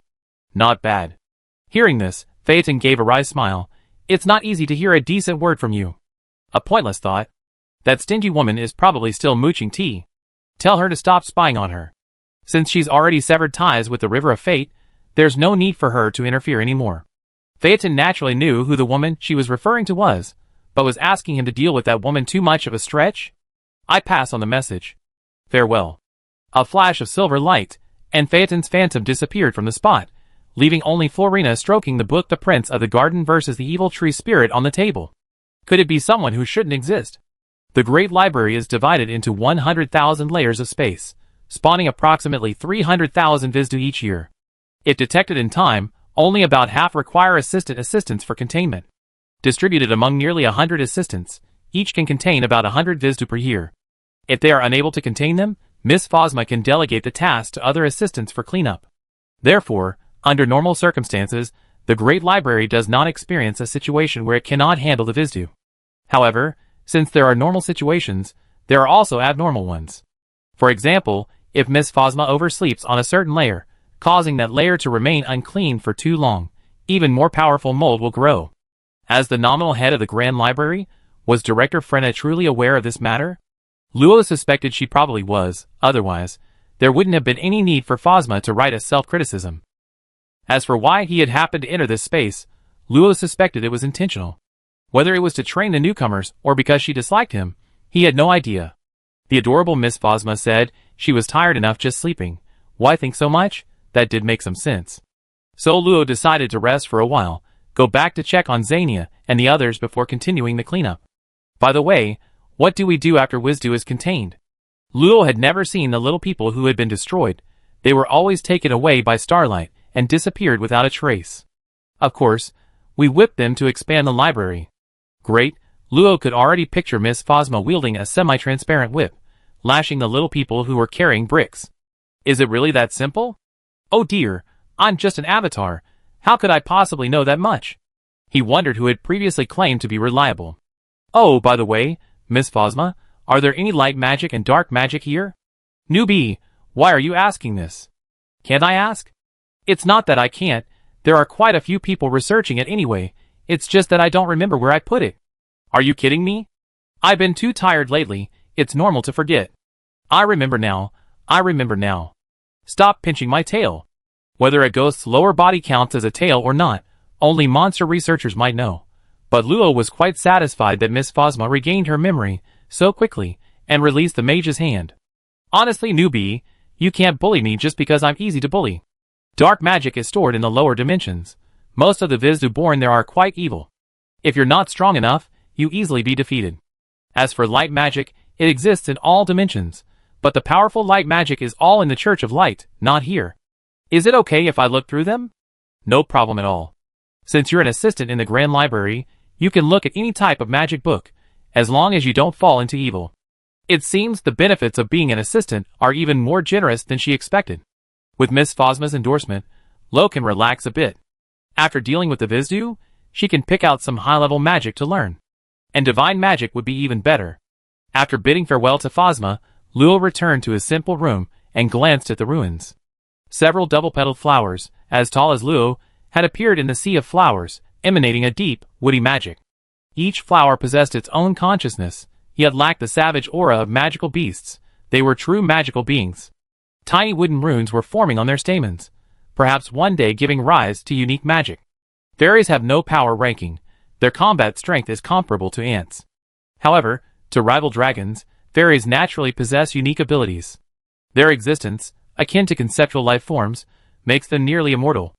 They can also summon corresponding creatures. For example, flower fairies can summon all flowers, grasses, and vines. When Xania cultivates powerful flowers, they can draw upon their power for protection. Fia and Ano have already dispelled the backlash from their long separation from the Tree of Life, and their strength has stabilized. A hazy green light emanates from the Tree of Life and enters their bodies. It is said that within the elven race, only high-ranking elders and royalty can enjoy the blessing of the Tree of Life. As night elves, being able to enjoy such a great blessing, the two sisters have put all their effort into cultivation. Moriarty returned to the ancient troll temple, where the special underworld soil effectively isolated the underworld energy. A golden key hovered before her, burning with a faint golden aura, intertwined with divine power, radiating waves of light. Illusions and runes flickered, forming an insurmountable, chaotic spatial barrier. Luo only dared to glance at it from afar, and left after confirming everything was alright. Back in his room, Luo thought for a moment, then waved his hand, rapidly expanding the space until it reached the limit of a single room, approximately 200 meters long and wide, and 5 meters high. Faint brick and stone textures quickly appeared on the white walls, and soon, a real room took shape. Advanced shaping activated, dividing the room into 3 parts with wooden walls. A soft, large bed appeared in the bedroom, followed by a table and chairs. Windows opened in the walls, and several flower pots appeared on the windowsills. A few fragrant tulips, picked from a sea of flowers to purify the air, were planted. Outside the window, a quiet street swayed in the breeze. Although the figures were illusory, the movement of passers-by made Luo feel comfortable and relaxed while reading by the window. The study was smaller, with tall bookshelves appearing on 2 walls, filled with magical books that flew up to complete the space. Many of these books were from Sindaragon and the High Overlord. Many had already been read, but that didn't stop Luo from revisiting them. The largest room was the living room, with an exquisite crystal chandelier hanging from the ceiling and a purple patterned carpet covering the floor.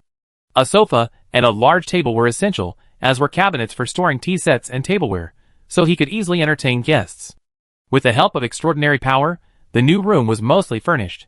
Since it was a girl's home, there were many cute elements, and pink stickers were pasted on the walls.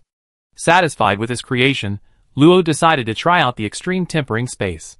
He wondered if the pressure there would work on him. If not, he could let the FIA sisters go in. Chapter 565.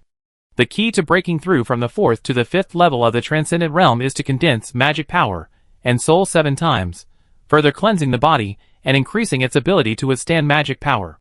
Breaking through from the 5th to the 6th level requires condensing 9 times, pushing the body to its limit in terms of magic power capacity. After this, as long as magic power remains within the body, the Transcendent Realm individual will be almost unaffected by high-intensity magic power, preparing for the activation of magic power characteristics in the next stage. Thanks to her superior soul power, Luo could automatically condense magic power and soul power around the clock from the 1st level of the Transcendent Realm, at a speed more than 100 times faster than ordinary people. Even with a much higher quality and capacity of magic power than others of the same level, her cultivation speed could rival that of the top geniuses. However, precisely because of this, further increasing her cultivation speed is extremely difficult. It's already her upper limit. Even with the help of special materials, like soul crystals to accelerate it, the increase is far lower than that of ordinary people. 5 years isn't a long time, and Luo has only condensed 4 times. She still needs nearly 10 years to break through. If limit tempering works, it will definitely save a lot of time. Once again before the massive, mountain-like staff, Luo flew towards the surrounding starlight. As she approached, the starlight rapidly expanded, and in the blink of an eye, she appeared on a lawn, surrounded by dense wood magic that radiated warmth. A voice appeared in her head. It was Phosma, but clearly pre-programmed. This is the adorable Phosma. Ahem, after verification, you assisted in sheltering 70 silly Vizdu, 8 mischievous Vizdu, and accompanied the adorable Phosma in sheltering 876 homeless Vizdu. Let me do the math. You can use it for a total of number days. If you want to break through, please inform Phosma in time. In Miss Phosma's eyes, the Vizdu are roughly divided into 5 levels: homeless, foolish, mischievous, wicked, and unforgivable. The little red figure in the lava fire demon's resentment is a mischievous one. The remaining few, unable to destroy the world, reach the wicked level.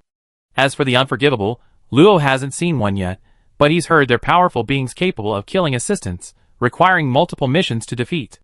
The 1st level wouldn't normally offer rewards, but through Luo's persuasion, Phosma agreed to give each one a day's worth of rewards, meaning Luo essentially got over 800 days for free without doing anything. A single foolish one is equivalent to 3 months' worth of usage time, which most assistants can handle in a month. The mischievous ones have skyrocketed in value, each one equivalent to a year's worth, requiring most assistants several months or even half a year to handle. And the highest level, the wicked, is something even Luo can't easily contain, with a time reward of up to 10 years. However, the higher the level of a Vizdu, the lower the probability of its appearance. Luo had only gained this much time by acquiring 300 years' worth of accumulated resources, so it wasn't hard to imagine an assistant having the idea of secretly accelerating the growth of a Vizdu. It was also unclear how the Grand Library would handle this situation. 1 day's time. As Luo uttered these words, a wondrous aura emanated, enveloping her and seeping into her sea of souls. This aura was somewhat like divine power, yet incredibly heavy, causing Luo's soul to shrink by 30%. However, the more solidified soul brought a faster rate of refinement. After calculating, Luo was pleasantly surprised to find that, under the blessing of this aura, her cultivation speed could increase by approximately 3 times. She currently has nearly 30 years of cultivation time. If she wanted, she could break through to the 5th rank within 3 years. Happiness came faster than Luo had imagined, but surprises often come even faster. In less than 3 minutes, Luo was shocked to discover that the aura was rapidly weakening. What's going on? Expanding her soul power, Luo carefully examined the area and found that the aura had disappeared at the heart of her soul body, continuously being devoured by the golden flames, which were also slowly increasing in size. The next moment, a bewildered Luo returned to the outside world, feeling as if he'd been kicked out of another dimension. A confused voice echoed in his mind. Newbie, the staff of the god of magic just told me, quite aggrieved, that its primordial divine power is being consumed abnormally. Do you have any clues? Sitting on the ground, Luo was filled with questions. Could it be that his own divine power sensed the staff's power and wanted to devour it? Would you believe me if I said I didn't know? Of course you would. But the staff of the god of magic said, you might not be able to use the tempering space anymore. It's afraid. Huh? But? Don't worry, the clever Miss Phosma has already thought of a way to compensate you. Hee newbie, didn't you want to know about Vizda's other uses? I just asked the main consciousness, and she said you can use it.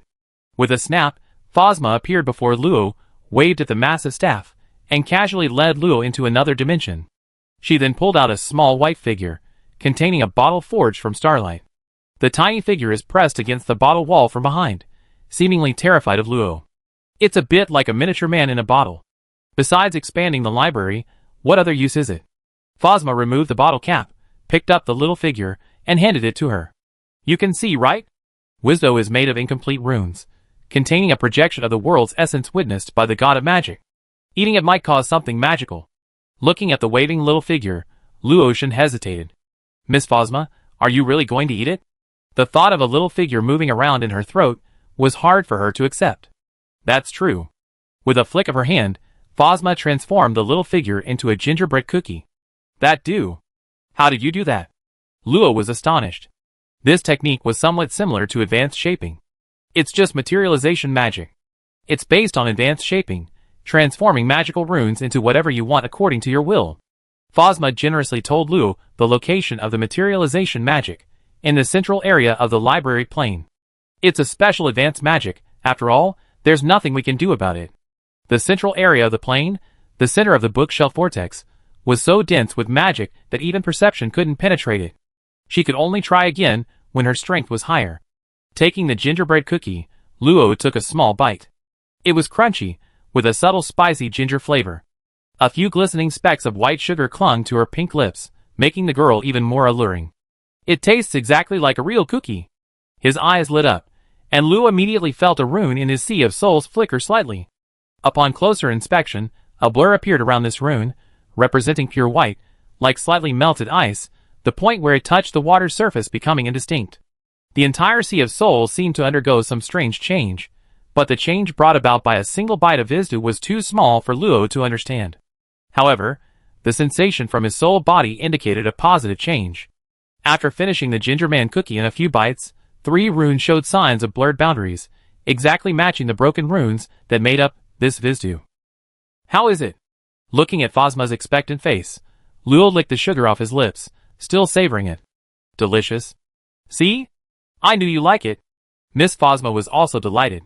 Only the consciousness hidden within the staff of the god of magic surfaced, with a hint of speechlessness. So this was the meaning of their conversation?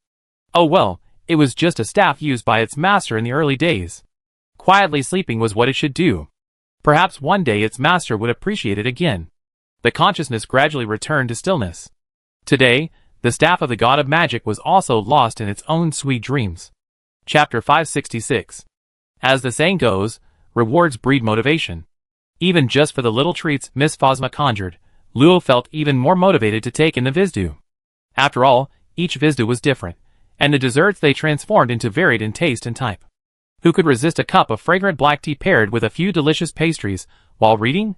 Considering there was still plenty of time, Luo planned to let the 2 sisters cultivate in the tempering space for a while. Upon hearing this news, Fia and Aino wept with joy and solemnly swore to follow their master for eternity. Luo didn't care about those words. The 2 sisters were very talented, and she didn't want to waste their potential. Having them assist her in the future would be good too. Breaking 2 branches of the tree of life and infusing them with vitality would ensure that the sisters' cultivation speed wouldn't decrease much from what it was now. Combined with the tempering space, their speed would increase even further. You're the only newcomer in 300 years? A sparsely haired boy with an indifferent expression blocked the path of the human and ghost, having just emerged from the tempering space. Phasma was taken aback, then greeted him with a smile. Little dragon, hello there. I didn't expect you to actually come out of your den, quite a rare sight. Luo clearly saw the boy called Little Dragon's face twitch, and a hint of helplessness crept into his indifferent tone. Miss Phasma, my name is Zeline. Giving people nicknames casually isn't polite. What does it matter? You have dragon blood, calling you Little Dragon is quite fitting.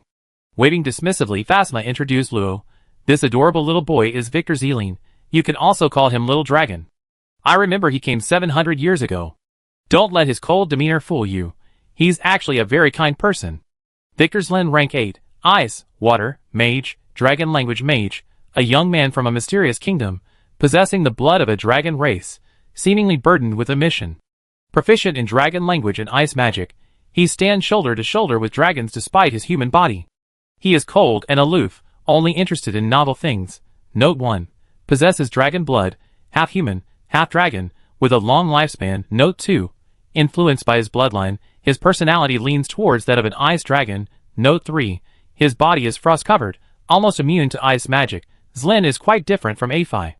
Enveloped in a white mage's robe, paired with gray-white tousled hair and golden vertical pupils, he exudes a noble aura. His indifferent expression and misty presence make him seem like a magical monarch ruling over all beings. His coldness is genuine. Only when facing Phasma does he reveal a hint of helplessness, a fact that Luo is well aware of. However, out of respect for Phasma, Luo wouldn't want to make a fool of himself and hastily create an enemy. He gave a mage's salute and said, "Lagrandel Luo, join the Great Library for 8 days." Phasma shook her cute little head and chuckled. Such adorable newcomers are rare. Little dragon, don't scare her. Don't call me little dragon. Newcomer, out of respect for Miss Phasma, I offer a word of advice. Don't get too close to any of the assistants, and don't listen to anything any of them say. Zlin's tone was light and cold, as if he had only intended to meet Luo once, but because Phasma was present, he luxuriously added a few more words, especially EP5. Luo nodded slightly in response. Zlin didn't care about Luo's indifference. One meeting was enough for him to understand a lot. He nodded to Phasma, and his robes and everything within them turned into snowflakes and drifted away. Ugh, that little dragon, he never wants to chat for more than a few words. Instead of complaining with Phasma, Luo pondered Zlin's words. It was obvious that EP5 wasn't simple. In fact, every assistant was destined to be extraordinary. But was he being too absolute? According to Zlin, Luo could completely distrust him, so whether his deliberate reminder was well-intentioned or provocative was intriguing. Never mind, there's no use thinking about it now. She had originally planned to travel alone anyway, so Zlin's words wouldn't matter. Besides, she learned how to handle things after encountering more assistants. Miss Phasma, let's go deal with the remaining Wizdu. A truly competent assistant, that's the kind of proactive attitude you should have. A more sensible assistant meant she could sleep better. The 3 naughty Wizdu left behind were captured after unsuccessful attempts at containment, and Phasma had managed to trap them. Now it was time to deal with them. Amidst the swirling magical mist, on a solitary bookshelf, a solitary book stood out from the others. Reaching out to pick up the only book, its cover depicted a lush, verdant continent, with a towering pylon standing at its center, below which countless horned humanoid creatures cheered and shouted. Title: The Lost Continent of Tontion. This was a history book recording the history of a small plane, but it had no author. This book was the final testament of that plane, a condensation of all its history, floating beyond the void's boundary for countless years. It was obtained by a powerful being passing by, and through a series of coincidences, finally found its way into the Great Library. Phasma had said that it possessed immense power, but it couldn't unleash it under the suppression of the Great Library. However, 300 years ago, a Vizdu accidentally discovered it and settled there, developing into a formidable force. Having experienced entering once before, Luo placed her small hand on the cover. Instantly she and Phasma were swept into a distorted space and disappeared. The next moment, the book automatically returned to its place, as if nothing had happened. I heard you've been in contact with Luo? A lily gracefully emerged and bloomed. Ifei floated out lightly, standing barefoot before Zlin, her long, pointed ears slightly drooping, her expression gentle, just like a kind older sister next door. Zlin nodded indifferently, a chill emanating from his body beneath his robes. Just normal contact. Whether you're here or not, whether I'm here or not, it won't affect the outcome. A wooden staff twisted from vines appeared in EP5's hand, her eyes narrowing. Zlin, you shouldn't have meddled.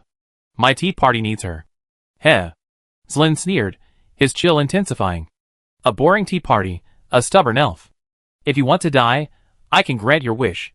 The lies of your self-proclaimed kingship should also dissipate. If you won't heed my advice, there's nothing I can do. Slowly, verdant buds sprouted from the staff. A drop of vibrant dew fell from a tender leaf into the void. In an instant, Zlin's body sprouted countless branches like a runaway tree. In the blink of an eye, a lush, verdant tree grew from where Zlin had been. Bloodlust is in my nature, elf, you're too obsessive. A chill lingered in the boy's words. Freezing trees, freezing magic, even freezing souls. Snowflakes fell, and Zlin emerged from the snow, then vanished into the void, leaving only his cold voice. I don't care about your struggle with her. Don't bother me until I lose interest in the newcomer. A5 regained her gentle demeanor. The lifeless snowstorm had no effect on her. She lightly tapped her staff on the void, all traces vanished, and she turned and dissipated into a wisp of green. It was merely a test. Chapter 567. The Arcantia Plane, now known as the Realm of Life, comprises 3 continents, East, West, and North, and the Origin Sea surrounding them. Countless years ago, however, existed a vast central continent inhabited by the dragon race, one of the most powerful races at the time. Where did this central continent go? No one knows. The prevailing theory is that, like other lost parts of the plane, it was scattered across other smaller planes, as some have discovered remnants of pure dragon auras in certain smaller planes. The Tantion continent is the only continent in the Tantion plane. Beyond the continent lies an endless sea of darkness, and at the edge of this sea stands an insurmountable wall of rifts. On the Tantion continent stands the Tower of Babel, insurmountably tall, said to have 100,000 floors. Connected to the celestial realm, it is the only path for those at the 9th rank to break free and achieve sainthood. However, the Tower of Babel is inhabited by countless ferocious demonic beasts of unknown origin, seemingly having been within it from the beginning. To uncover the secrets of the Tower of Babel, the dragon-human race living on the Babel continent repeatedly attempted to conquer its summit. These individuals were known as conquerors, and the teams they formed were called conqueror squads. After countless years, the strongest conqueror squad in history finally succeeded in clearing the 99,999th floor of the Tower of Babel. But just as countless dragon humans watched, a roar beyond imagination suddenly erupted from the 100,000th floor. In an instant, the continent shattered, life was wiped out, and the entire Babel plane, in an attempt to save itself, collapsed into a book. The history of the Babel continent and the dragon-human race thus came to an abrupt end. Now, the continent before Luo is the former Babel continent. In the distance, a towering circular tower, occupying only 1% of the continent's size, rises abruptly, defying the laws of gravity. The clouds are but the hem of its trousers in comparison. The tower's top pierces through layers of void, traversing insurmountable barriers, and disappears into the dark starry sky. The continent was now a desolate wasteland. Large fragments floated suspended in the air on the dried-up, dark sea, forming a fragmented landscape. The once mighty Tower of Babel was broken into several pieces, barely maintaining its original shape under the influence of an unknown force. Hundreds and thousands of dark cracks ripped open in the sky, like gruesome wounds, flowing with eerie, dark blood. The dead sun, shattered in half, hung motionless high in the sky, continuing to illuminate the earth with its dim red sunlight.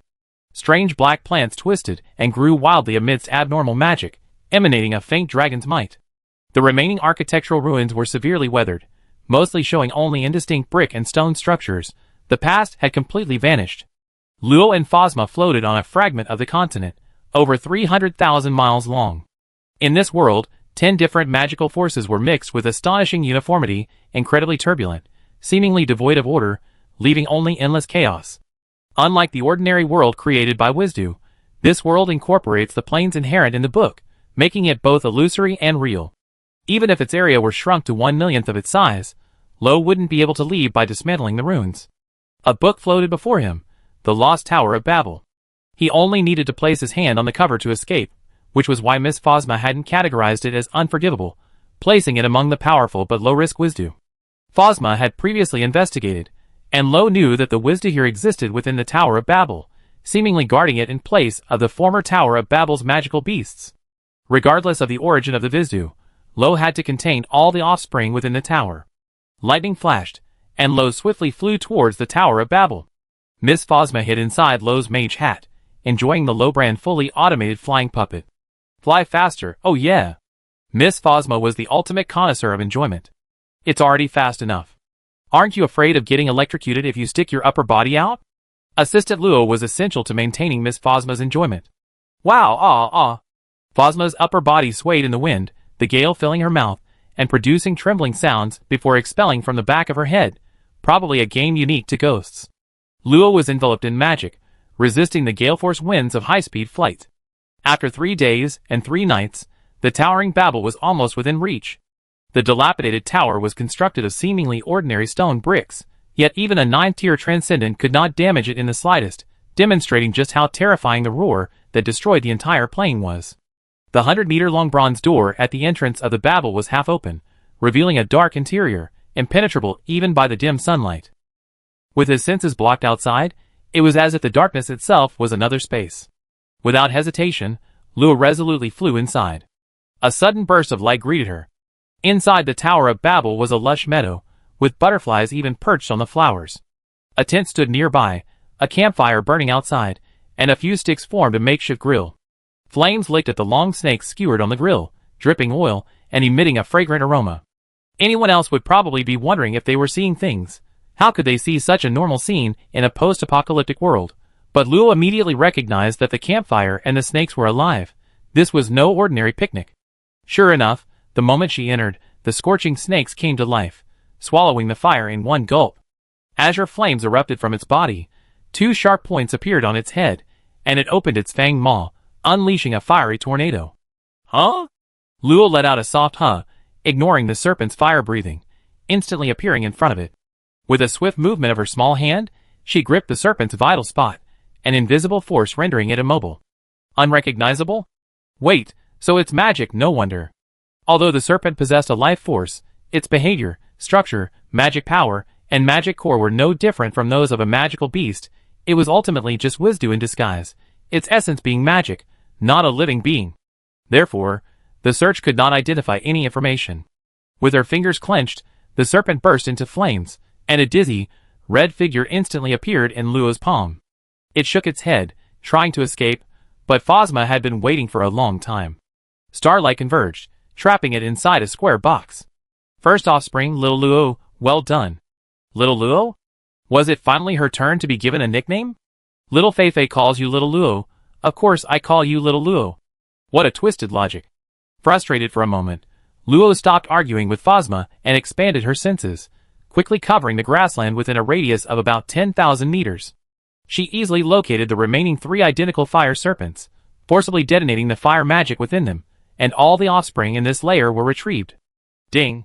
A rhombus-shaped crystal fell in front of her, containing a faint fire magic. Inside, for blazing red runes flickered. Curious, Luo picked it up. The crystal instantly melted, and at the same time, she learned of a low-level spell called Horn Serpent Jet. Although it was a low-level spell, Luo unexpectedly discovered that the chanting language it contained was somewhat similar to dragon language. However, since she had only heard Sindaragon speak a few words of dragon language in another dimension, she needed to confirm whether it was true or not. This seems to be the Tower of Trials reward you mentioned. How can it still exist after the tower was destroyed? Phasma touched her cheek with her finger, and shook her head cutely. Each world created by Wiz has unique rules. Perhaps the rules of this world merged with the original world, resulting in a Tower of Trials reward as well. That's probably it. Luo didn't intend to delve deeper. But if that's the case, could the top-level reward be high-level magic? The motivation is here. Luo's eyes lit up as she looked at the dark bronze door that appeared in the middle. Without hesitation, she flew inside. A skill created by another plane of civilization. This unexpected gain was exactly what she wanted. Chapter 568. The Tower of Babel has 100,000 floors, each containing Vizdu, and the number is not unique. Containing them all is no simple task. In fact, it's extremely difficult. At first, Luo was quite interested in studying how the Vizdu perfectly transformed themselves into magical beasts, but after making no progress even after clearing 300 floors, the endless number became a torment. Even if Luo could instantly kill the magical beasts, it would still take 3 to 5 seconds to contain them and move to the next floor. Even chopping vegetables would take half a month 100,000 times, not to mention the higher floors are not so easily dealt with. The items dropped in the Tower of Babel weren't simply magical skills as Luo thought, there were also broken magic crystals, rusty weapons, potions of unknown effects, even the skeletal remains of magical beasts, rotting herbs, and strange rewards like corrupted soul essence. These things are different from magic, they can corrupt, but even pure energy soul essence couldn't withstand the loneliness and corrupted itself. The history of this tower far exceeded Luo's imagination. The first 10,000 levels are all first-tier magical beasts, ranging in number from 4 to 3,000. Because some Vizda can impersonate multiple magical beasts, a total of 360,000 offspring are contained. Under the starlight, the offspring slowly merge, and the number of broken runes within them gradually increases. This is the first time Luo has ever seen such a situation. Little Luo, I have some bad news for you. This Vizdu has already separated from its mother body. Each time they merge, it's equivalent to the mother body becoming stronger, and the magical beasts above will become even stronger. Luo frowned slightly, then unleashed a burst of power, cleanly shattering all the green-skinned gnomes attacking him. Looking at the dazed 35 green Vizdu, he suggested, in that case, let's temporarily contain them separately, and then combine them again after all the Vizdu have been contained. Little Lo, Miss Phosma is just a first-tier ghost. You can't make demands I can't fulfill. Hey! Aren't you a world-class artifact? Multitasking is a piece of cake for you. But I'm not. Within the Vizdu world, I lose my connection to the main consciousness. Lo stopped, staring at the numerous Vizdu sub-bodies crowded in the starlight houses, a clever method slowly forming in his mind. Miss Phosma, do you think that if we turn them into snacks, we could avoid this situation? Well, Miss Phosma pretended to think for a moment, then slapped her palm. I understand. Little Lo, you want to eat them, right? Cough cough, no. Little Lo, that's not right. You know that transformation magic is irreversible. Was turn them all into snacks, so they can't be turned back. Looking at the righteously indignant Phosma, Lo protested, but I can't conquer the Tower of Babel by myself, even with the combined power of the entire plane. That's... Yes. Seeing that Phosma was showing signs of wavering, Luo pressed on, look, these are all offspring, essentially just one Vizdu. You can't assume a cake becomes more substantial just because it's divided into smaller pieces. That seems to make sense. Right? We still have 2 naughty Vizdus to contain. We can't waste too much time. Okay. Miss Phosma waved her small hands, as if trying to convince herself. She placed her hands on the starlight, and in the blink of an eye, a room full of Vizdus transformed into all sorts of small desserts. They weren't large, and their unique effects were weak, but the sheer quantity was overwhelming. Luo was here to savor the food. The results were up to fate. Smiling, she gathered up the mountain of pastries and raised her fair arm. Yay. Let's keep going. Yeah, let's go. Very well. Even Miss Phosma, who was being led astray, was quite adorable. Having tasted success, Luo charged into the next level with high spirits. While instantly slaying 10 hedgehog-like magical beasts, she didn't forget to take a bite of her newly acquired bear-shaped steamed cake, and when her mouth was dry, she drank a sip of ice-cold sparkling water. Great. Miss Phosma, you did a fantastic job. Hee, of course. You can trust me with my work. Although something seemed amiss, Miss Phosma didn't mind seeing the 10 Vizdus she just received. Having an assistant was so helpful, taking on so much work for her. Each 10,000 floors represents a tier. The tower's environment is diverse, ranging from relaxing meadows to harsh swamps and wastelands. What they all share is a turbulent magical energy, like barren land, that cannot be directly absorbed. Magic recovery is the most pressing issue here. However, on the 50,000 floor, the active, multicolored magical energy was dispelled before it even approached the girl.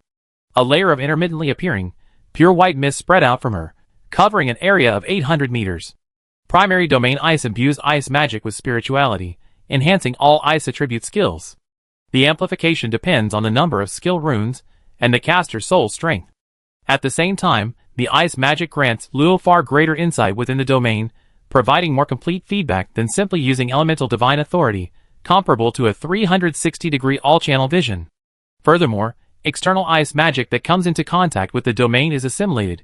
Any enemy or attack that intrudes into the domain will be automatically resisted by the ice magic without Luo needing to do anything. Previously, elemental divine authority only caused magic to spontaneously protect the area around Luo's body, increasing the range from a few centimeters to 800 meters. A significant breakthrough brought about by the domain. Another unexpected effect for Luo was that, combined with the domain, the barrier spell could be transformed into a defensive barrier similar to a permanent skill. As long as the domain was released, the barrier spell would unfold, and even if it shattered, it would automatically regenerate. Its defensive capabilities were also stronger than the current rock dragon shield. If she released another layer of defense, the enemy would be like the center of a sandwich, unable to escape, forced to endure a saturation magic attack at 150% power. However, it was clear that the two-headed, horned giant before her didn't understand this. It charged forward with its massive club, but the instant it entered the domain, its entire body was instantly shattered by invisible ice crystals, turning into slush and reverting to Vizdu's original form. Even a 5th tier domain can kill instantly, but the range is a bit small. Upgrading to an intermediate domain should be better. Moriarty had told her that domain advancement required personal comprehension. Everyone's path was different. She could only guide her at the beginning.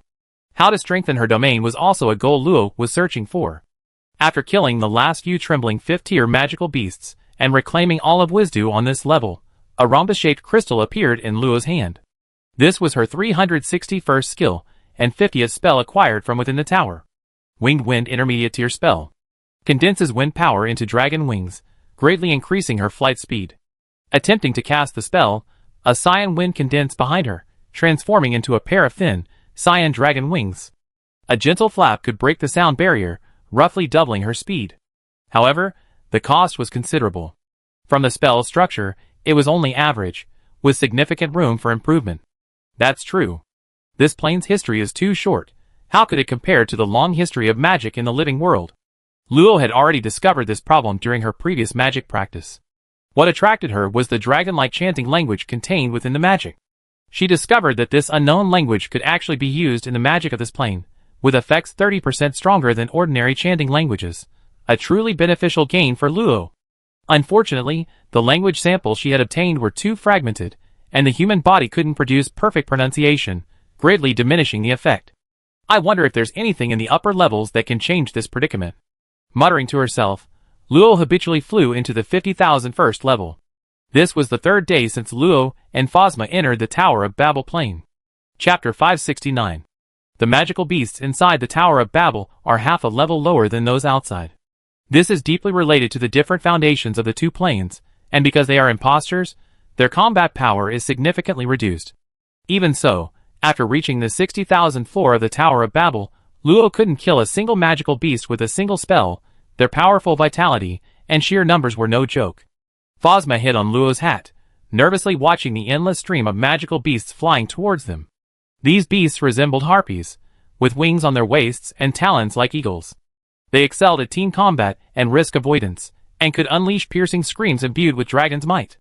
Their numbers numbered in the thousands, generally requiring dozens of raiding teams to defend against.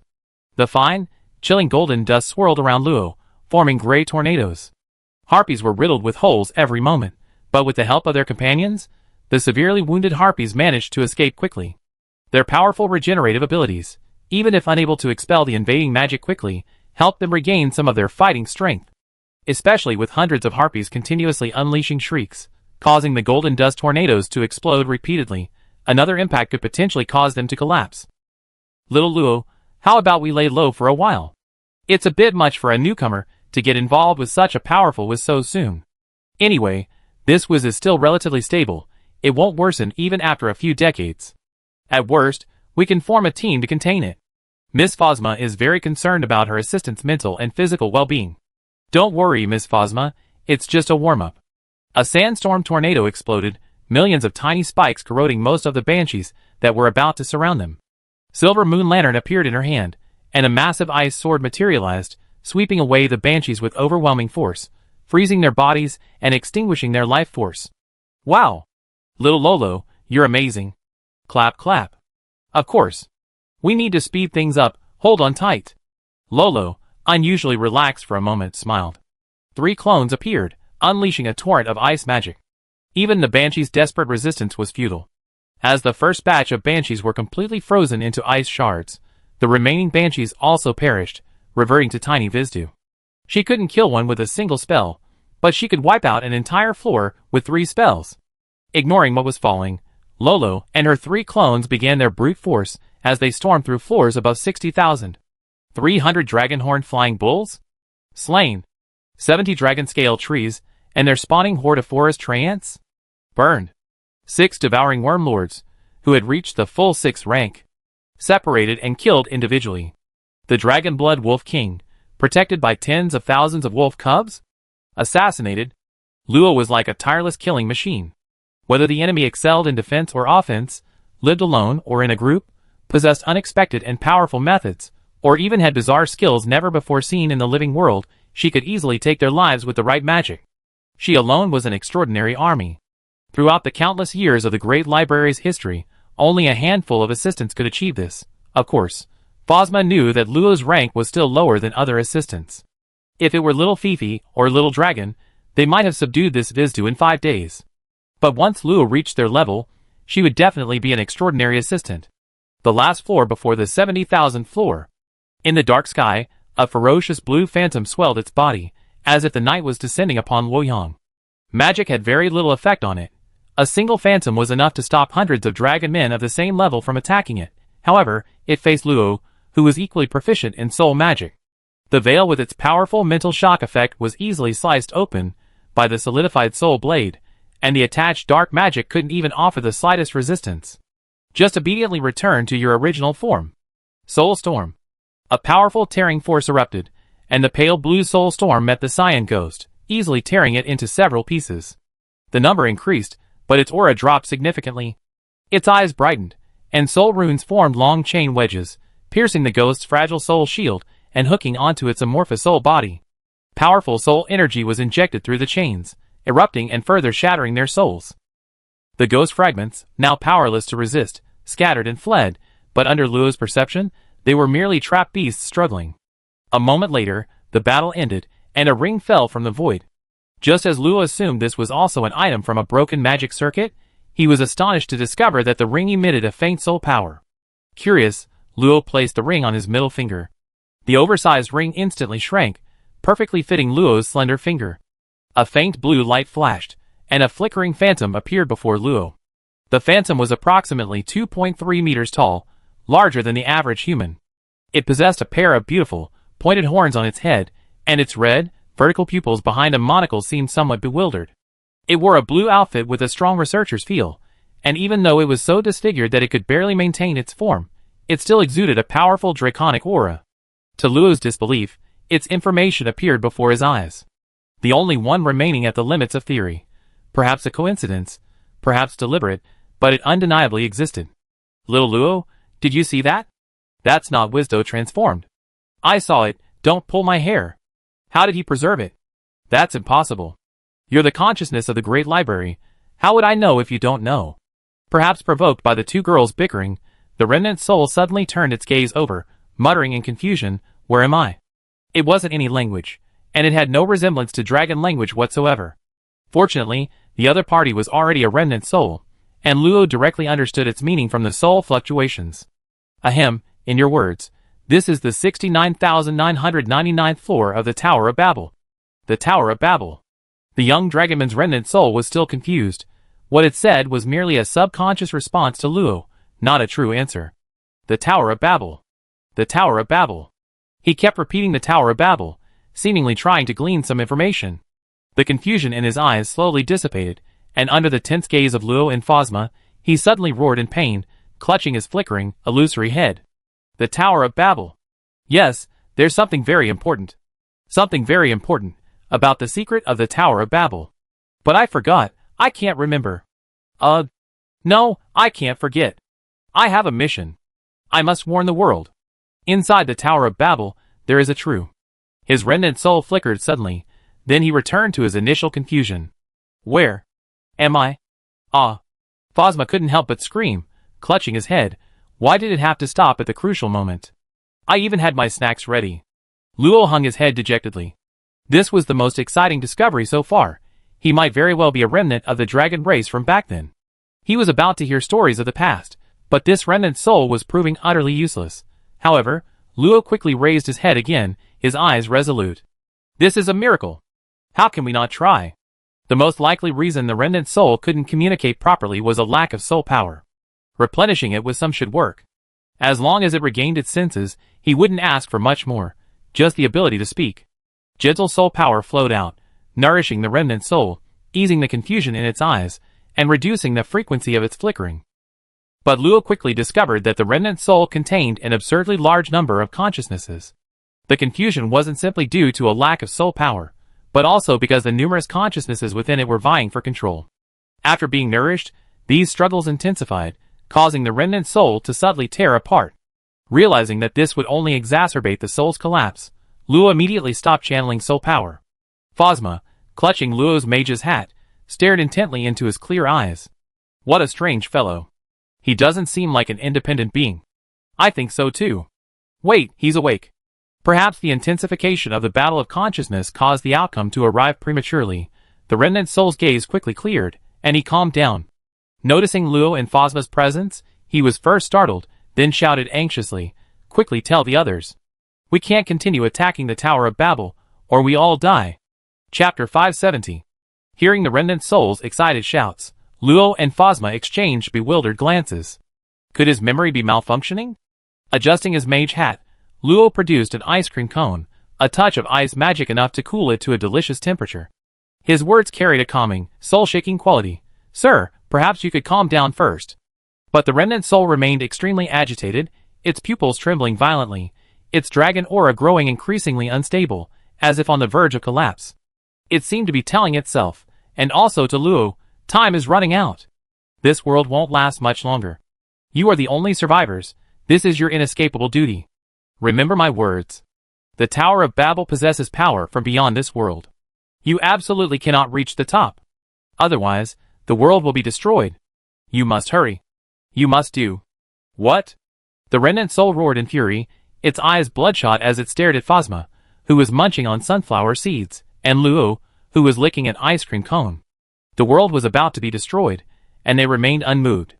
Even if they weren't dragon people, as beings of the same world, shouldn't they bear the responsibility of saving the world's fate? Luo looked at the roaring remnant soul and honestly replied, "I'm listening to your story. You? You are nothing but maggots of the world. Cowardly and incompetent people.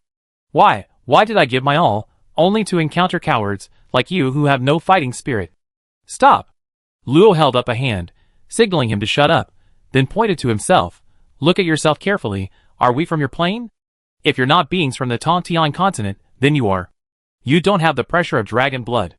Who are you?" Hearing the remnant soul's incredulous scream, Luo finally nodded in satisfaction. "As you can see, we come from another plane, only accidentally entering this destroyed one." "Destroyed plane?" The remnant soul murmured, looking around, his pupils slowly contracting. "This is the polar night layer of the sunless land. Wasn't it conquered 3,000 years ago? Where is Polar Night City? Where is the guidance of the polar star?" He tried to fly further to confirm, but vanished into thin air less than 300 meters away, reforming 10 meters in front of Luo. What happened to me?" He looked at his trembling hands, his semi-transparent, shimmering body seemingly telling him the truth, then painfully and slowly crouched down. "No! This isn't real." Phosma shook his head slightly. "It's rare for the dead to forget their own death, little Luo. Do you think he might collapse or fall into depravity?" Luo licked his ice cream cone, his pink tongue coated with a layer of white ice cream, sweet and cool. He shrugged calmly. "Looks like he won't. See, he's almost accepted it." Sure enough, after a moment, the remnant soul's expression calmed down. Perhaps he already knew that the destruction of his world was inevitable, and after a brief moment of confusion, he finally accepted reality. He sat cross-legged in the void, his semi-transparent figure flickering, much like a shield weakened by magic. He lowered his head slightly to meet Luo's gaze. "Outsiders, I deeply apologize for my recklessness. I'm sorry to have shown you the ruin of our world. Take whatever you need." "You think we're here to plunder?" The remnant soul calmly replied. "Does it matter? It seems so. Even magic is hard to utilize. Aside from the magic knowledge left behind, it's just ruins." Luo's blunt words made the remnant soul's face stiffen, then turn into a bitter smile. "People from beyond the realm, you're not exactly likable, but what you said is true." After finishing an ice cream cone, Luo asked him curiously, "You just said there's a power from beyond the world at the top of the Tower of Babel. What did you mean?" "I don't know." The remnant soul shook his head directly. "I'm just a researcher. I never been there. The higher-ups of the Tower of Babel only possess fragmented, indistinct memories." "Is that so?" Luo's eyelids drooped slightly, surprisingly not pursuing the matter further. He changed the subject. "Since you're a researcher, you should know the language of magical chanting, right?" "A little, but my main focus is on arrays and artifact research. If you want to know dragon chanting, I'm sorry, I can't help you." "Alright, then do you know why you became like this?" Luo showed his middle finger, where a ring held a sapphire the size of a fingernail, connected to the remnant soul by an invisible spiritual force. The remnant soul shook its head again. "I lost most of my memories. Perhaps it's related to my all-consuming plan." "I'm sorry, I can't answer what you want to know." "It's nothing. I'm going to conquer the Tower of Babel." "What do you plan to do?" The remnant soul's pupils contracted slightly. After a brief silence, it smiled helplessly. An extraterrestrial being, you seen my appearance. Besides residing in the soul-retaining ring, I can't be of much help. So you're planning to come along? Luo's gaze was calm, seemingly able to see through one's heart. The remnant soul tried to discern something, but found nothing except the clear depths of her eyes. After a moment, it nodded slightly, tacitly agreeing. Miss Phosma carefully counted the 72 sunflower seeds in her hand, complaining somewhat discontentedly, little Luo, why didn't you ask more questions? Look, I still have so many sunflower seeds left to eat, and now I have to save them for next time. Then save them for next time, okay? This above the 70,000 floor is no easy feat. Be careful not to get hit. Hearing this, Phosma ducked back into her hat, only her two bright, sparkling eyes peeking out. Miss Phosma isn't afraid at all, little Luo, let's go. The remnant soul was amused by her humor and cuteness, then silently transformed into a pale blue stream of light and disappeared into the ring. Luo glanced at the ring indifferently, not paying it any mind. There would always be another time to eat the sunflower seeds. Climbing the tower was the top priority right now. Flying towards the dark entrance to the next level, the familiar dizziness didn't return. Instead, a strong sense of weightlessness washed over them. A sharp killing intent suddenly erupted. During this teleportation, without any senses or vision, a powerful attack would be almost impossible to resist. Crack, crack, crack. Something froze, then shattered, followed by several even stronger killing intents that forcefully pierced the domain, attempting to tear it apart. Whoosh. The view cleared, and the teleportation, which had lasted for several seconds, finally ended. 3 scorpion-like metal stingers, like drills, relentlessly pressed against the icy domain.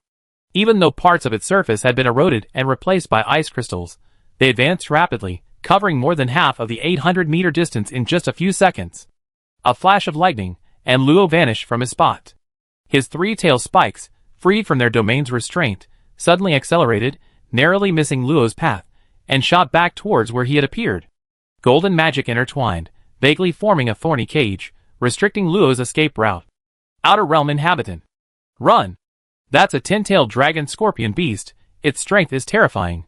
Whoosh! A powerful frost swept in, absolute zero freezing the tail spikes in an instant, solidifying them along with the golden magic. Tiny specks of light rose, and a terrifying burst of flames erupted.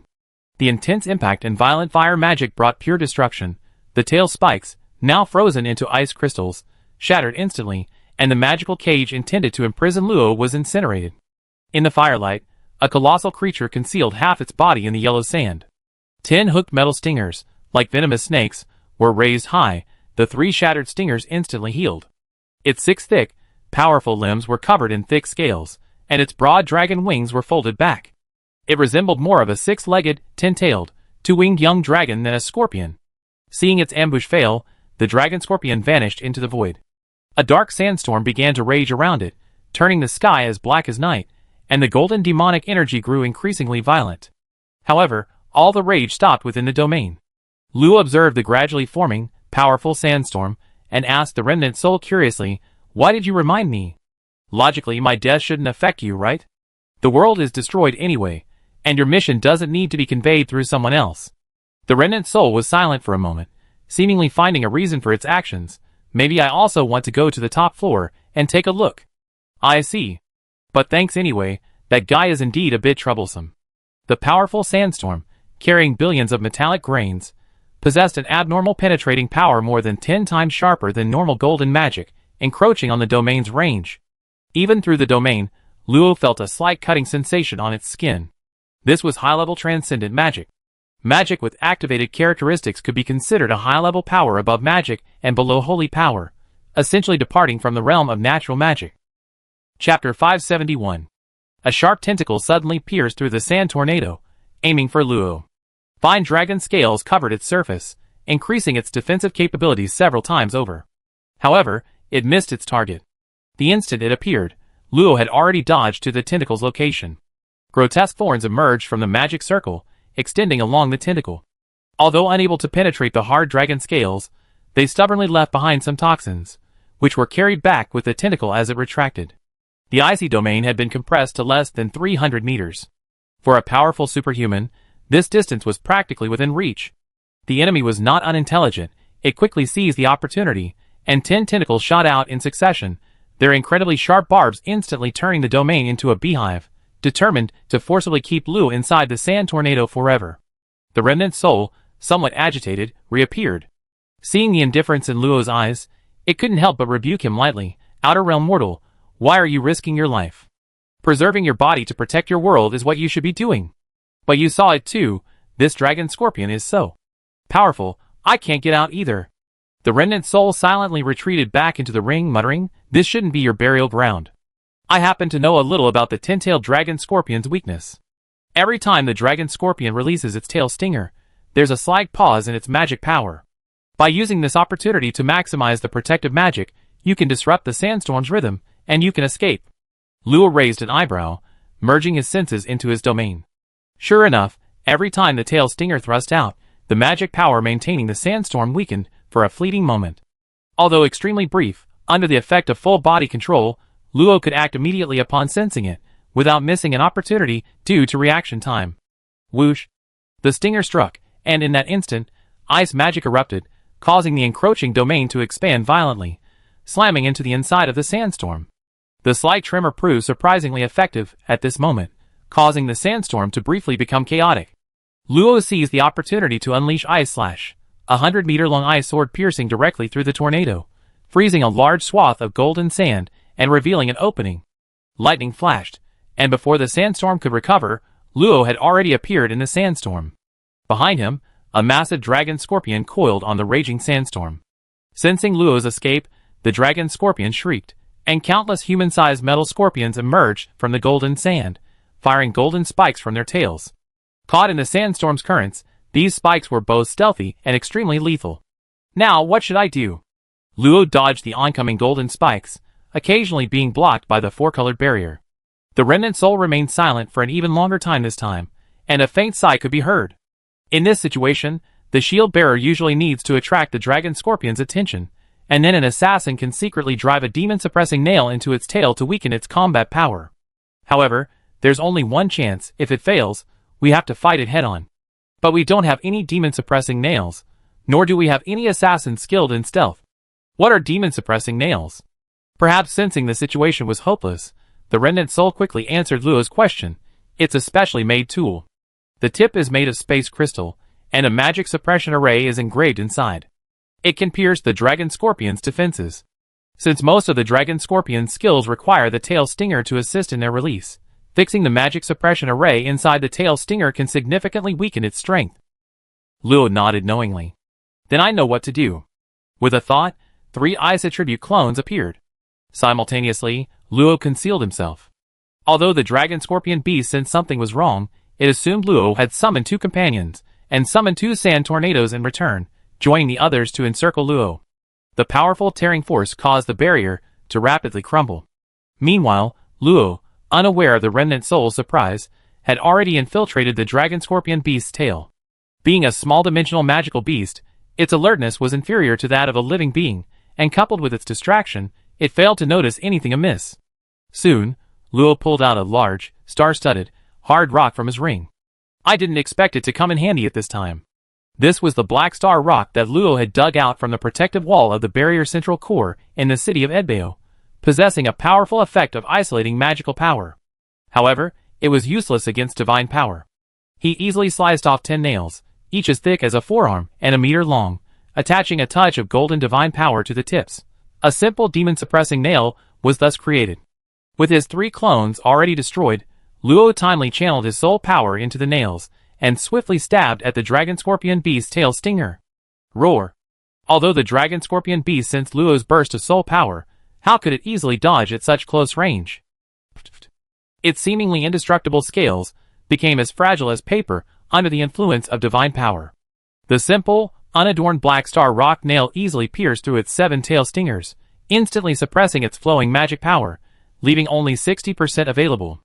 The remaining toxin seized the opportunity to invade, causing the dragon scorpion beast's aura to plummet, barely remaining at the 7th rank. This effect is even better than the demon-suppressing nails. It's probably just a coincidence. Luo smiled slightly, raising the silver moon lamp high and illuminating it. The tide summoning surged forth, striking the dragon scorpion beast squarely on the head. Before it could recover from its dizziness and mana depletion, the tide transformed into a water giant, plunging down a massive water sword weighing 10,000 tons. The heavy blow shattered the dragon scorpion beast's newly gathered mana, sending its enormous body crashing into the desert, kicking up clouds of yellow sand. Strike while the iron is hot, that's the best tactic. Luo showed no mercy, conjuring a gigantic ice sword that slashed down fiercely. Boom! The desert erupted, creating ice ravines that stretched for miles.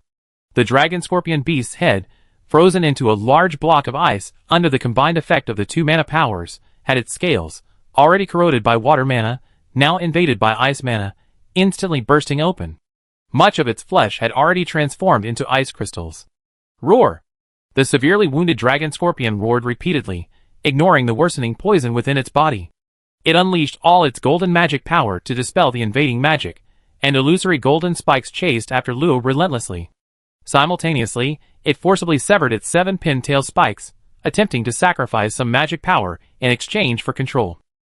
Unfortunately, Luo hadn't anticipated such a simple method. The Black Star Rock spikes were imbued with soul magic, connecting the spikes to the dragon scorpion's soul aura. As long as the magic wasn't dispelled, the newly grown tail spikes would be pinned back down, unless it didn't grow back, but that would be no different from being pinned down. Discovering that severing its tails was ineffective, the dragon scorpion became even more enraged. Its body trembled violently, and the dragon scales on its back shed, transforming into sharp blades that could easily pierce Luo's barrier. The power is impressive, but we need to hit it first. Any blade piercing the area would have its speed greatly reduced. Luo Shan moved through thousands of blades, her clothes fluttering, her steps light, her eyes never showing any tension. Even the powerful dragon scale blades couldn't harm her in the slightest, making the remnant soul's eyes almost pop out of their sockets. Magic condensed, sand mist filled the air. Without the protection of the dragon scales, the dragon scorpion beast could only rely on its magic barrier to protect itself. However, golden magic wasn't particularly good at defense. Under the interference of absolute zero, the sand mist easily penetrated its body. Frost descended, and 300-meter-long ice swords pierced its massive body. The remaining 3 tail stingers, unable to withstand the heavy blows, were also pinned down by the Black Star Rock. Less than 30% of its magic power was usable, and the toxin spread throughout its body, combining with its magic power and impossible to dispel. Even with its high rank, this ruler of the Golden Sands had to face its end. Chapter 572. Roar. A deafening roar, like mountains collapsing and the earth splitting, echoed. Golden Sand surged hundreds of meters high, and chaotic magic swept across 1,000 miles. A shimmering barrier, like a boulder amidst this storm, stood firm against the magical tempest. After a long while, the magic slowly subsided. A tiny golden figure lay motionless in the desert, waiting to be harvested. Finally succeeded. That was really tough. Phosma wiped his brow, a look of self-reproach on his face, and happily flew over to collect the little figure. The remnant soul floated out of the ring, its expression complex as it looked at the desert that had sunk nearly 100 meters after the battle. Are all people from beyond the realm like you? A 7th-tier monarch-level 10-tailed dragon scorpion beast, just like that, it's gone. Luo thought seriously for a moment, then sincerely replied, someone of my rank could easily handle it. I was just the weakest one. Heh, no wonder you're so confident. I was worried you were overestimating yourself. The remnant soul chuckled self-deprecatingly, but Luo shook his head in denial. Without your help, I wouldn't have been able to gain the upper hand from the start. The difference in rank is ultimately insurmountable. The remnant soul smiled upon hearing this, the credit still goes to you. I just happen to know about the characteristics of dragon scorpion beasts. After a moment of silence, his expression became somewhat grave. Actually, when I saw the 10-tailed dragon scorpion beast, I noticed something was wrong. He landed on the ground, trying to scoop up a handful of golden sand, but it was destined to be futile. I never thought I'd end up like this. Dragon scorpion beasts are rare, and 10-tailed dragon scorpion beasts are even rarer. Considering the environment, this floor is likely the 79,000th floor, the berserk dragon scorpion nest. Phosma, having retrieved the viz, floated back. Hearing the remnant soul's words, he casually remarked, after all, the teleportation covered a considerable distance. We can't expect the spatial rift to connect along its original trajectory. A clear look of confusion flashed across the remnant soul's semi-transparent face. Spatial rift? What's that? Hey, don't you know? It's a spatial rift. Normal space is continuous, but the Tower of Babel is broken, so the connection points of the internal teleportation arrays don't match up. The remnant soul still looked confused. And what's a teleportation array? Luo pointed to the newly appeared black portal. Isn't this a teleportation array? Although it takes the form of a portal, the principle remains the same. You're saying the layered passage is a teleportation array? Seeing that he didn't seem to be lying, Luo pondered for a moment, then suddenly asked him, You must know the strongest being in your plane, right? The remnant soul nodded, his tone filled with longing and reverence. The renowned captain of the god-level conquest team back then, the four-winged dragon god Barum, who wouldn't know him? He led the world's only god-level team, and after 10 years, finally conquered all 90,000 floors of the Tower of Babel, pushing all the way to the 99,000th floor. Unfortunately, he also passed away due to his severe injuries. Otherwise, the last 1,000 floors wouldn't have consumed so many talented individuals. That certainly sounds like a remarkable figure. Do you think he could shatter space? Well, I heard that when he fought the savage dragon on the 99,000th floor, he shattered space, revealing the deathly turbulence outside the tower. That's not surprising. Your plane doesn't have a powerful being who can easily shatter space. Research into spatial applications would be difficult to develop. But even god-level powerhouses can only shatter space with a single, all-out attack. What kind of being can break space so easily? Luo adjusted her mage hat, which was billowing in the wind, and smiled gently. Isn't this the answer your plane has been eternally pursuing? The remnant soul's pupils slowly widened. You mean, the powerhouses who have broken through to the saint level on the Tower of Babel? The Tower of Babel has been conquered for 20,000 years, and the cultivation path of the Dragonkin has evolved for 20,000 years. All their goals are for that legend of reaching the pinnacle of cultivation, and judging from the words of these two beings from beyond the realm, are there many powerhouses who have broken through to the saint level outside this world? If you want to know, just go to the highest level. The remnant soul fell silent. Luo didn't disturb him, instead teasing Phosma, Miss Phosma, I just realized we don't have any bread.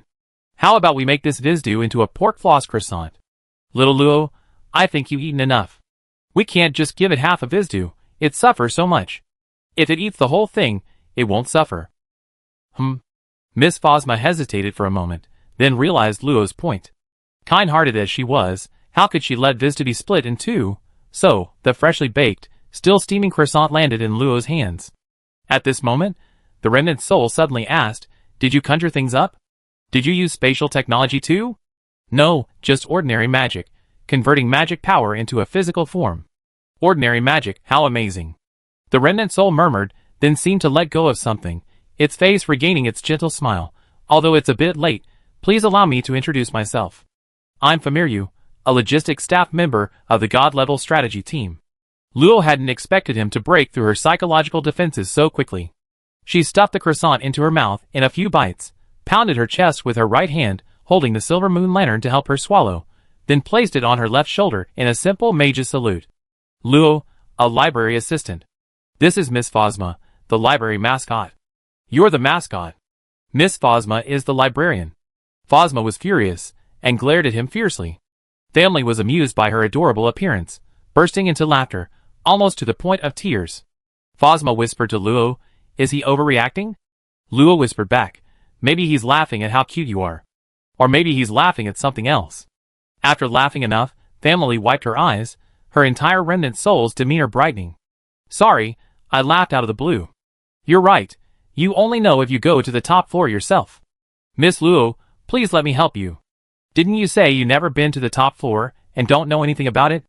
Famaru awkwardly touched his dragon horns, clumsily explaining, I'm so sorry, I forgot a little bit of my memory. Luo answered for him, and then you remembered just now, right? Ah yes, I just remembered, haha. Luo didn't expose him, turning to look at the bronze gate teleportation array. Everyone has their own thoughts, and I have no intention of prying into them, but I'm very grateful for your help. Thank you. Only Phasma looked at Famaru, then at Luo, and then shrugged. Fortunately, Miss Phasma didn't need to think so much, so she had no worries. You bunch of ungrateful sheriffs, quickly dispel the city's protective barrier. Otherwise, don't blame us for being impolite. A large crowd thronged the thick city walls. A sheriff in an ice blue uniform, carrying a slender, one-handed long sword, coldly observed the clamoring crowd outside the barrier. He waved his hand, and soon two sheriffs carried over a heavy, 3-meter-high cannon turret. This is your last warning. If you don't leave, You face the consequences. Seeing the 2.5-meter diameter cannon barrel, and its dizzyingly complex magical circuits, the clamoring superhumans immediately fell silent, glaring resentfully at the sheriffs before reluctantly departing. However, not most people left. A small group of distinguished superhumans waited calmly. Many were caravans from distant cities, while others were nobles from other major cities or simply adventurers. Of course, hidden among them were also refugees hoping for a lucky break. Like those who left, they were wanderers without status after their country's destruction, a group strictly controlled by various countries and powers. Of course, whether to intercept or absorb them, and whether they could be controlled, depended on the strength of each faction. Seeing the refugees leave, the leading sheriff breathed a slight sigh of relief and signaled the others to prepare for a check to weed out any remaining refugees. Among the crowd, a handsome young man with blonde hair and red eyes stood out. Although his aura was only at the 4th level, his cold demeanor made others reluctant to approach. The sheriff in charge of the check was only at the 2nd level, and he almost dropped his pen when facing him. Surname, first name. Favos Galvaton. Hearing that he was a nobleman, the sheriff also breathed a sigh of relief. At least he wasn't a dangerous person. Where are you from? What is your purpose in coming to Winder City? From the Karlov Empire, purpose. Galvaton couldn't help but think of the girl's sinister smile from years ago, and veins bulged on his forehead as he said, enunciating each word clearly, experience. Chapter 573. Amy Liu was a multi-talented logistics personnel. Besides possessing considerable skill in formations, item creation, and repair, he had a deep understanding of most of the magical beasts within the Tower of Babel. According to him, he majored in magical beast studies at the academy, and he discovered the weaknesses of over 30% of the magical beasts, making him a veritable authority. During the assault on the Tower of Babel, thanks to his presence, the God-level team was able to minimize unnecessary waste, clearing one floor almost every 2 days, arguably the most glorious century of the post-conquest era. With his guidance, 7th-tier magical beasts instantly became as resilient as 6th-tier ones. Furthermore, because there were no more than 3 per floor, Luo could clear a floor in less than 10 minutes. A serpentine magical beast, covered in feathers and coiled in the clouds, burst with blood, pierced by thousands of flaming spears. With a thought from Luo, the remaining sparks inside its body exploded, their power doubling under the flame burst effect. Ah! With a final, mournful cry, the monster's life force rapidly drained away, transforming into several fireballs that fell to the ground. Thamaru, watching Luo's calm and collected demeanor throughout, couldn't help but exclaim in admiration, "Miss Luo, the sheer number of your methods is unparalleled in my life.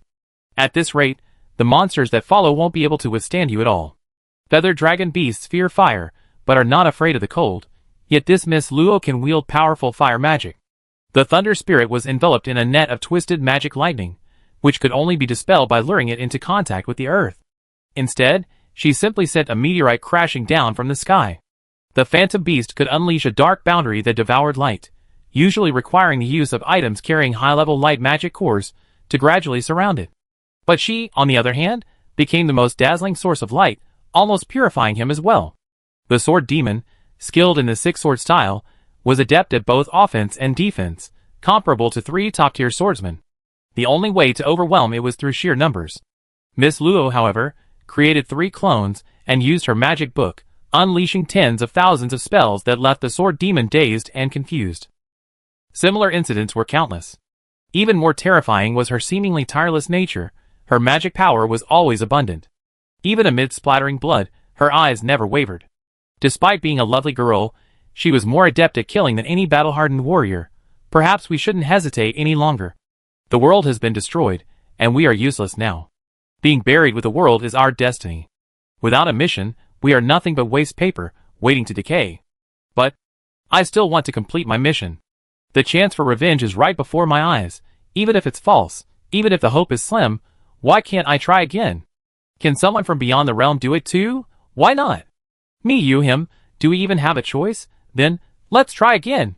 Amy Liu watched Luo fly down to the next level, gently exhaled, and followed. Outside the Tower of Babel, the tower, broken into several pieces, suddenly flickered.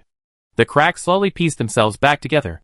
The shattered continent quietly crumbled, and the magic power returning to its foundation surged towards the Tower of Babel. Gradually, the tower began to repair itself, the cracks slowly healing, and a magnificent pale golden light shone, like a towering pillar piercing through heaven and earth, drawing upon the power of the entire world to unleash its final vitality. Inside the tower, Luo, who was fighting two bone dragons, suddenly felt the entire space begin to tremble violently. Then, a large hole tore open in the sky, and a powerful suction force pulled Luo and the bone dragons upwards together. Why is space shattered? Never mind that, hold on. A thick protective shield enveloped Luo, his divine power concealed, allowing him to stabilize himself. The two bone dragons, relying on dark magic, condensed magic on their bone wings. After a moment of chaos in the powerful suction, they regained their footing and unleashed a burst of dark dragon breath. Luo raised an eyebrow. These two skeletons couldn't stay put, they had to fight now. Brilliant divine runes appeared, condensing into a beam of light as thick as an arm, then rapidly expanding, directly annihilating the bone dragon's breath and eroding their soul fire. Only after expending half its power to barely maintain the dark barrier, did they avoid being instantly killed. For the sake of the world's peace, you better disappear sooner rather than later. One beam of light subsided, and another erupted immediately. Light magic was used recklessly. Under the influence of several beams containing powerful purifying energy, the two bone dragons didn't even have time to utter a final roar before turning to ashes. The fallen black figure was also successfully retrieved. Honestly, another waste of magic. She then asked Famaru, "Do you know what's going on here?" Famaru's serious voice came from within the ring. "Miss Luo, do you think you can fight against a magical beast above the 80,000th floor? It's quite difficult." Luo didn't hide anything. No matter how much she weakened, her rank was still there. She was already considering calling for reinforcements, but that would inevitably reduce the rewards considerably. She could also retreat temporarily, and continue when she was stronger enough. Moreover, this was an excellent training ground for combat. She could leave, and come back at any time, and the enemy's strength was sufficient.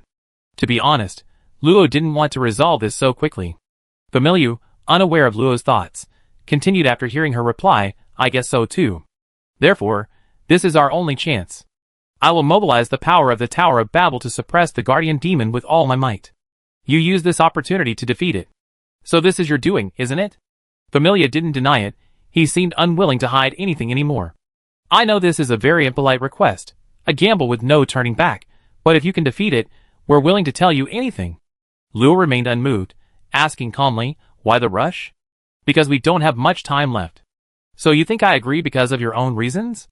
Familia's voice trailed off, then slowly rose again. "We won't interfere with any of your choices."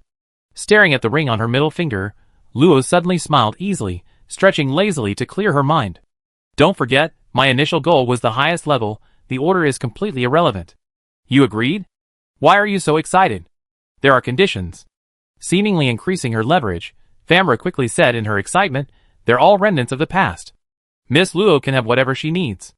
We will suppress the demon's strength to 99%. Within 3 days, Miss Luo can act with confidence." With this guarantee, it meant that the enemy Luo faced wouldn't be insurmountable.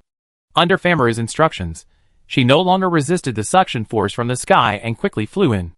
This teleportation took even longer, a full half-hour before she left the space tunnel. A sudden light illuminated Luo's face as he stood before a sunlit pyramid, surrounded by endless grasslands. The colossal pyramid, over 3,000 meters high, was the only structure in the area.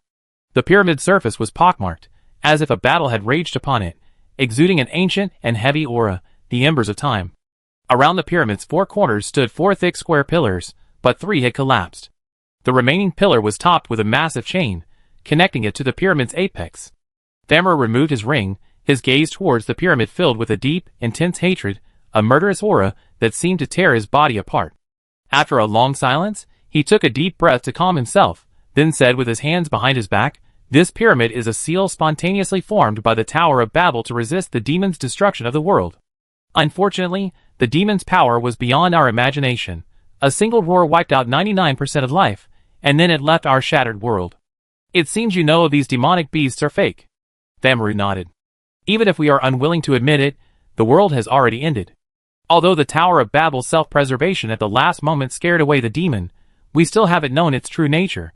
So even if it's a false illusion, we hope to learn from it what the root of all destruction looks like." Famaru turned around, his body flickering. "Miss Luo, are you ready?" Wait a moment. Faced with this powerful enemy capable of destroying the world with a single roar, Luo also had to become serious, taking out several high-grade magic crystals to replenish her depleted magic power. She would face the challenge with her absolute strongest power. Minutes later, at Luo's nod, Famaru took one last, deep look at the pyramid. Suddenly, endless streams of light erupted from her body, vast as an ocean, surging into the remaining pillar. In an instant, the heavens and earth trembled. Vast magical power poured from all directions into the pillar, then surged wildly into the pyramid through the chains. The powerful aura emanating from it caused tiny spatial cracks to appear several meters around the chains. Roar! Roar! Roar! Thick clouds suddenly blanketed the sky, darkening the heavens. Black lightning flashed wildly, leaving half-meter-deep craters in the magic-enhanced earth. The pyramid erupted with a dazzling, colorful shield, seemingly suppressing the entity within. However, with a long, violent dragon roar, the shield shattered in an instant, and the entire pyramid collapsed. Hundreds of meters-wide dragon wings unfurled, unleashing a destructive magical storm that swept across thousands of miles. Who dares disturb this king? Chapter 574. Rumble. Violent tremors continued unabated. Dark thunderclouds completely obscured the sky. Dragon wings, hundreds of meters in wingspan, were covered with palm-sized scales. Clusters of black crystals grew on the scales, emanating a dense, dark aura that formed a thin layer of black flame. Amidst billowing smoke and the clanging of flames and metal, a gigantic head burst forth. Its scales, riddled with grooves, were ferocious and terrifying. Twisted, spiraling horns pointed backward, flashing with dazzling lightning. Its claws clung to the pyramid ruins, easily carving deep gashes as if slicing through tofu. Behind its long, sturdy neck stretched a powerful, mountain-like body. Unlike ordinary magical beasts, its physique was exquisitely beautiful, every muscle bulged perfectly. Thicker scales provided enhanced defense and resistance, and sharp, crystalline dorsal fins sprouted from its perfectly curved back. It was unimaginable what terrifying power they contained. Whoosh! A powerful tail swept across, and the pyramid crumbled again, revealing its thick hind legs. Compared to its forelimbs, the hind legs were even thicker and more powerful, yet they didn't lack agility or gripping strength. This was the demon Famaru had spoken of, a true dark dragon. It coiled itself within the pyramid ruins, its overwhelming dragon aura creating substantial pressure, flattening the ground within 1,000 meters radius. However, the only flaw was that the dragon's tail was bound by shackles, connected to an inconspicuous square pillar in the corner, preventing it from flying. Its crimson vertical pupils slid slightly as it lowered its tall head, staring at the minuscule Luo. It snorted, and billowing black smoke spewed out, corroding a large area of grass around Luo. "Oh! Humans have appeared. So it was you who disturbed my slumber?" As the dragon spoke, black sparks fell, igniting the earth, a powerful flame combining fire and dark magic. For safety, Luo had Phasma enter the ring. That ring was a soul-retaining ring, capable of holding a soul, perfect for Phasma. Although the information suggested she was immortal, Luo couldn't predict what would happen if she were actually hit. Looking up into the enormous eyes of the dark dragon, Luo asked, somewhat puzzled, "You should be a simulation created by the Tower of Babel, so why do you have self-awareness?" "Haha, it seems you're a helper sent by those inferior dragonkin. If you want to know the answer, defeat me first." With a maniacal laugh, the black dragon spewed out a mouthful of black flames. The viscous flames, like thick phlegm, even ignited the air, leaving a trail of corrosive magic in their wake. Without taking the hit head-on, Luo teleported 100 meters away. The black dragon revealed no information about itself, meaning its strength was definitely inferior to Luo's original form, but it also meant Luo couldn't know any of its weaknesses or combat skills, not even which magical attributes it could control. With a wave of the silver moon lamp, a thick beam of light shot out, colliding with the black flames. Darkness and light continuously dissolved, accumulating into a powerful sphere of magic. A violent explosion shoved the man and the dragon aside. Seeing Luo unharmed, the black dragon shook its massive head and sneered, "Interesting. Aside from the fallen gluttons, few humans possess such strong resistance to dark magic." With its elemental divine authority of both darkness and fire attributes, the aftershocks of the attack had no effect on Luo. However, from this brief exchange, Luo understood that the black dragon's power was not to be underestimated. It could potentially unleash the formidable strength of a top-tier 7th-order being. This was after being suppressed by over 99% in all aspects. Keep in mind, if Luo were suppressed this severely, he probably wouldn't even have the strength of a first-tier transcendent being. The suppression of magic power, soul power, and physique is a 1% x 1% x 1% weakening. Being blocked by a mere human, it seems your strength isn't much better. Have you been sleeping too long and your body has become moldy? Insignificant humans, besides being able to move your mouse, what difference is there between you and a bedbug? Let the great dragon teach you how to go to hell. A dragon roar erupted, stirring up a dark storm that blocked perception, instantly detonating Luo's thousand starfall. But the flames, entwined with the dark wind, transformed into a raging fire tornado, charging back towards the black dragon. Huh? The black dragon was surprised that the seemingly easily crushed insect possessed such powerful magic control, and wasn't afraid of its dragon might. However, it was only slightly surprised, casually swiping its forepaw to disperse the fire tornado. Even thunder can fall, you insect, turn to ash. Without any warning, tens of thousands of jet-black lightning bolts crashed down, like the sky collapsing and crashing onto the earth. This was the first time Luo had encountered a powerhouse, whose magical output matched hers. Each bolt was a high-level spell, its speed comparable to a beam of light.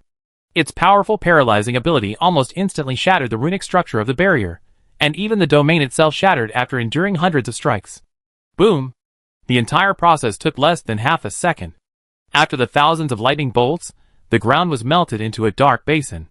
But the black dragon felt no pleasure. Instead, a sinister smile crept onto its lips. Very well, so resilient, huh? Let the great Miraporia enjoy your dying lament. The black dragon swooped down, its powerful limbs instantly shattering the remaining pyramids. Its massive body crashed into the center of the basin like a meteorite, creating a shockwave tens of miles high. Lightning flashed, and Luo appeared in midair, the Hurricane's code surrounding her. Thanks to the spellbook's self-protection, she wasn't seriously injured, only suffering large charred patches on her mage robes. Fortunately, that foolish dragon had been quite talkative, otherwise, she wouldn't have recovered from her numb state. The ground churned, and under the influence of gravity magic, the land became more dangerous than a swamp. The black dragon's heavy body lost its footing and sank into the earth, where it was tightly encased by the surrounding soil, solidifying into hard rock. Poisonous thorns grew from within, entwining its limbs and wings, searching for any possible opening to burrow into. Using this brief moment, Luo summoned 3 ice clones, which, together with the spellbook, unleashed absolute zero. Swoosh! A thick, jet-black pillar of fire shot out. Even with the magic power amplified by the flow of magic, making the earth magic more than 3 times stronger, the black dragon still managed to break free of its restraints in just 2 seconds. The pillar of fire swept around and swiftly hurtled towards Luo. But a cold wind swept in, and snow descended.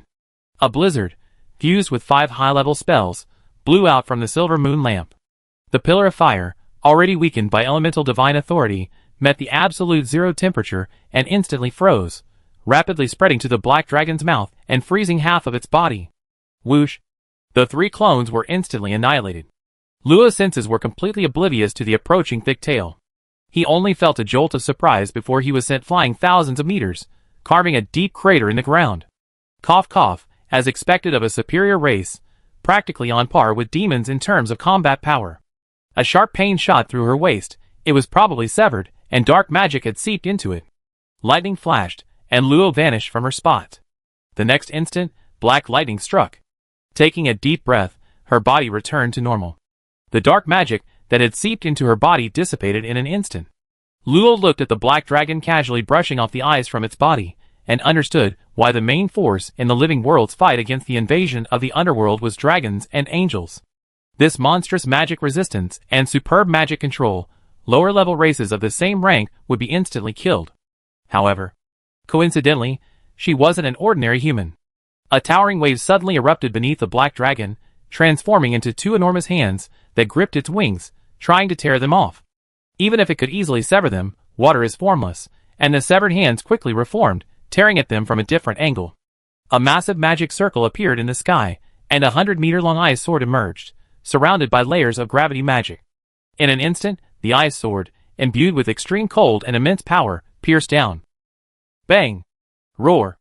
A black storm tore everything apart.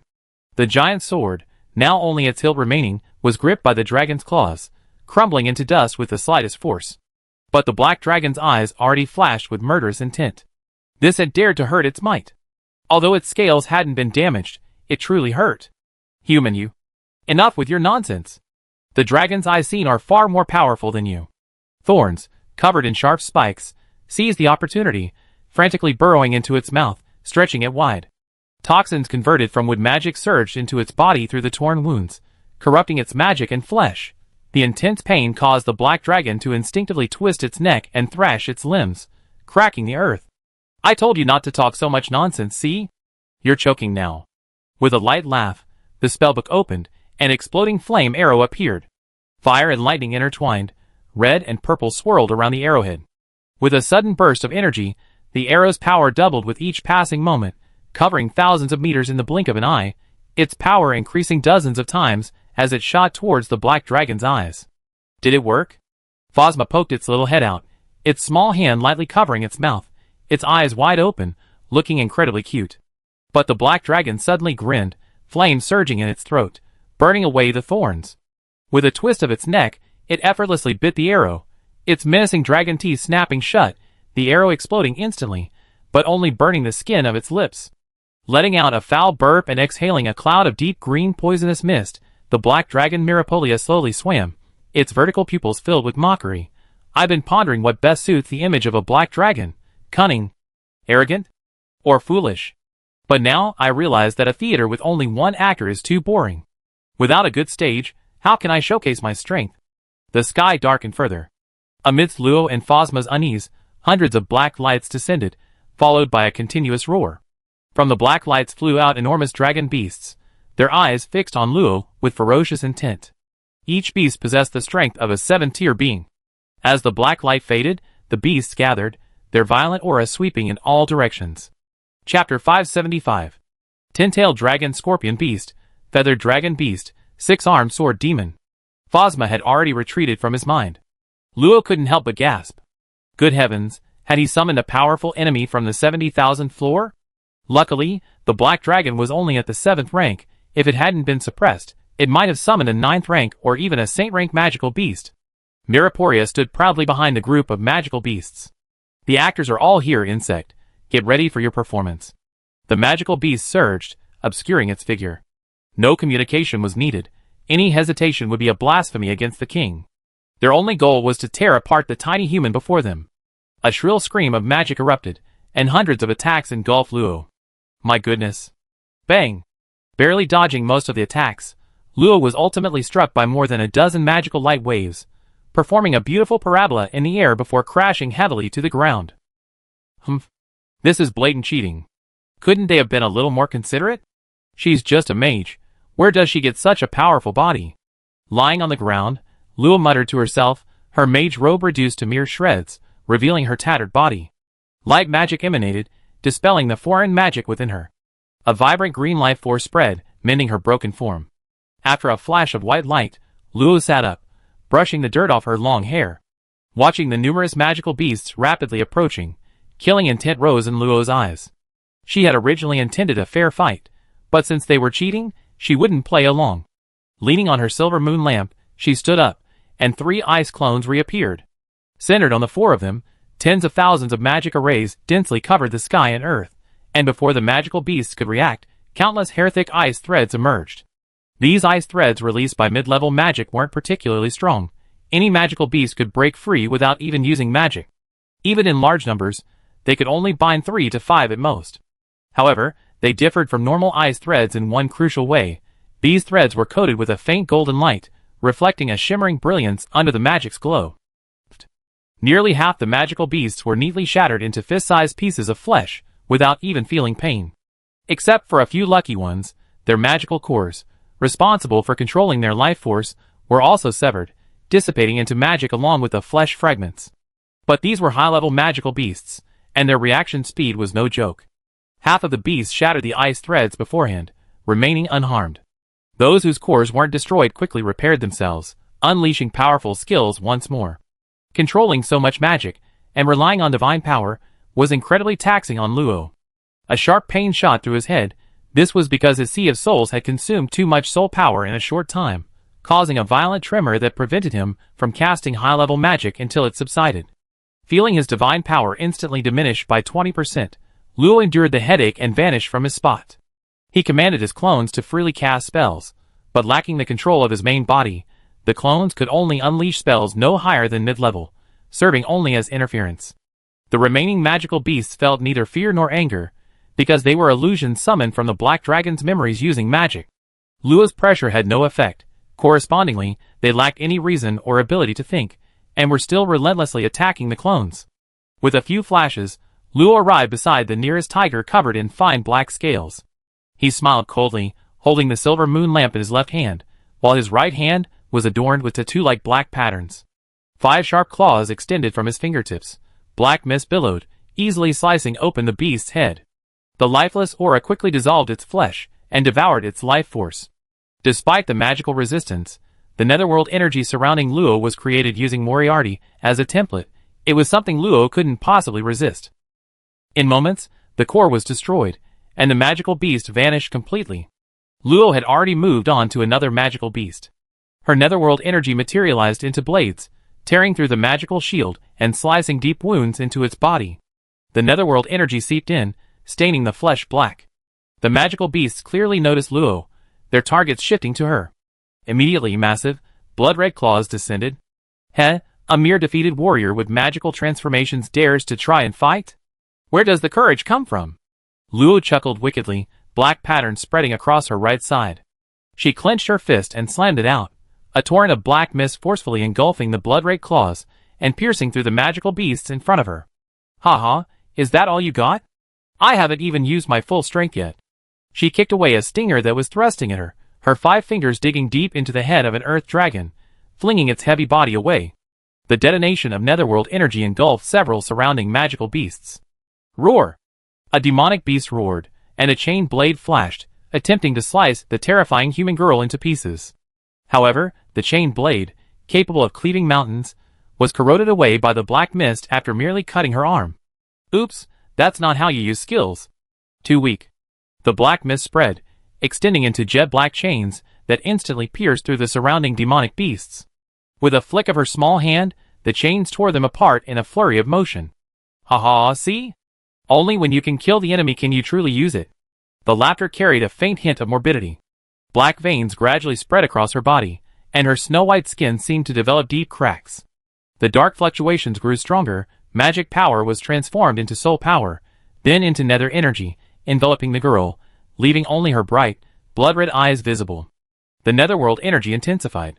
Amidst cruel laughter, Luo moved like an unstoppable beast, leaving a trail of blood wherever she went. Not just the beast's blood, but her own as well. Dodge? Defend? What are those? Killing them all would be safe.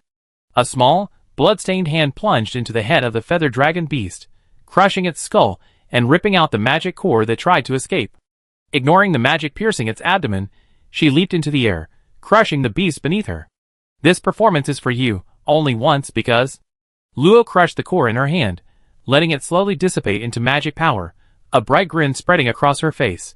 You won't live to see it a second time. Holding the silver moon lamp in both hands, the broken golden patterns were replaced by black, and the small lamp at the top ignited with a jet-black flame. Netherworld energy surged forth, swallowed by the dragon, its immense pressure reaching directly to the clouds above, seizing a portion of its power. Dark magic surged into his body, his long, silvery white hair rapidly turning jet black. 3 pairs of fallen wings unfurled with a whoosh, shedding countless black feathers ablaze with burning flames. A massive amount of dark magic gathered above his head, condensing into a similarly black halo. It was remarkably similar to the angelic phantom of High Priest Kellet, only its aura and attributes were diametrically opposed. If Moriarty were here, he would recognize it as a rare fallen angel from the underworld. A translucent door, 666 meters high, slowly emerged. Carved on its dark gray frame were various expressions of struggling fear. Any creature with a soul would be instantly filled with terror upon seeing it. It was a gate to another world, a world from which even death could not escape. Looking at the demonic beasts below, braving the corrosive magic to approach, Luo revealed his pearly white teeth, his smile dazzlingly bright. Death is not frightening. What lies deeper than death is the underworld. The veil of despair descends. Welcome to the world of fear. A illusory gate slowly opened a crack, and instantly, countless gray hands swarmed out, frantically grabbing at the demonic beasts, trying to drag them inside. These invisible hands, seemingly composed of underworld energy, possessed immense resistance to soul power and magic.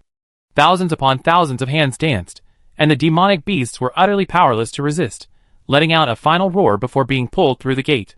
In moments, the remaining 30-odd demonic beasts vanished completely. Luo's crimson eyes curved into a smile as he looked at his creation with satisfaction, bowing deeply to the void before him like an actor leaving the stage. Thank you for watching. Whoosh. A sharp black shadow pierced through the air with incredible speed, almost imperceptible, its speed exceeding the perception capabilities of a typical 7th-tier being. However, apart from a certain little ghost, no one saw that the smile on the girl's lowered face remained unchanged, even showing a hint of joy. The ticket, well, it's your life. Buzz. The bright moonlight suddenly spread, forming a spherical area with a radius of over 500 meters. Everything that entered it instantly froze. Even magic and air were put on pause, unable to move. A sharp, slender tail, incongruous with its strong body, had several specialized dragon scales at its tip, possessing extremely high strength and magic-breaking ability. Just 3 more centimeters, and it could pierce the girl's chest and tear her body apart. However, even those mere 3 centimeters were not enough for it to advance even an inch further.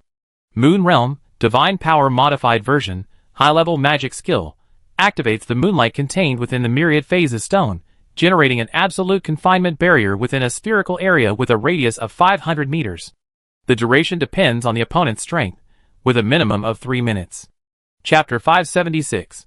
The black patterns on her body continued to spread, trying to invade more of her body, but suddenly they stopped. After a brief stalemate, all the patterns were forced to retreat back to the nether flower mark on the back of her right hand. Cough cough.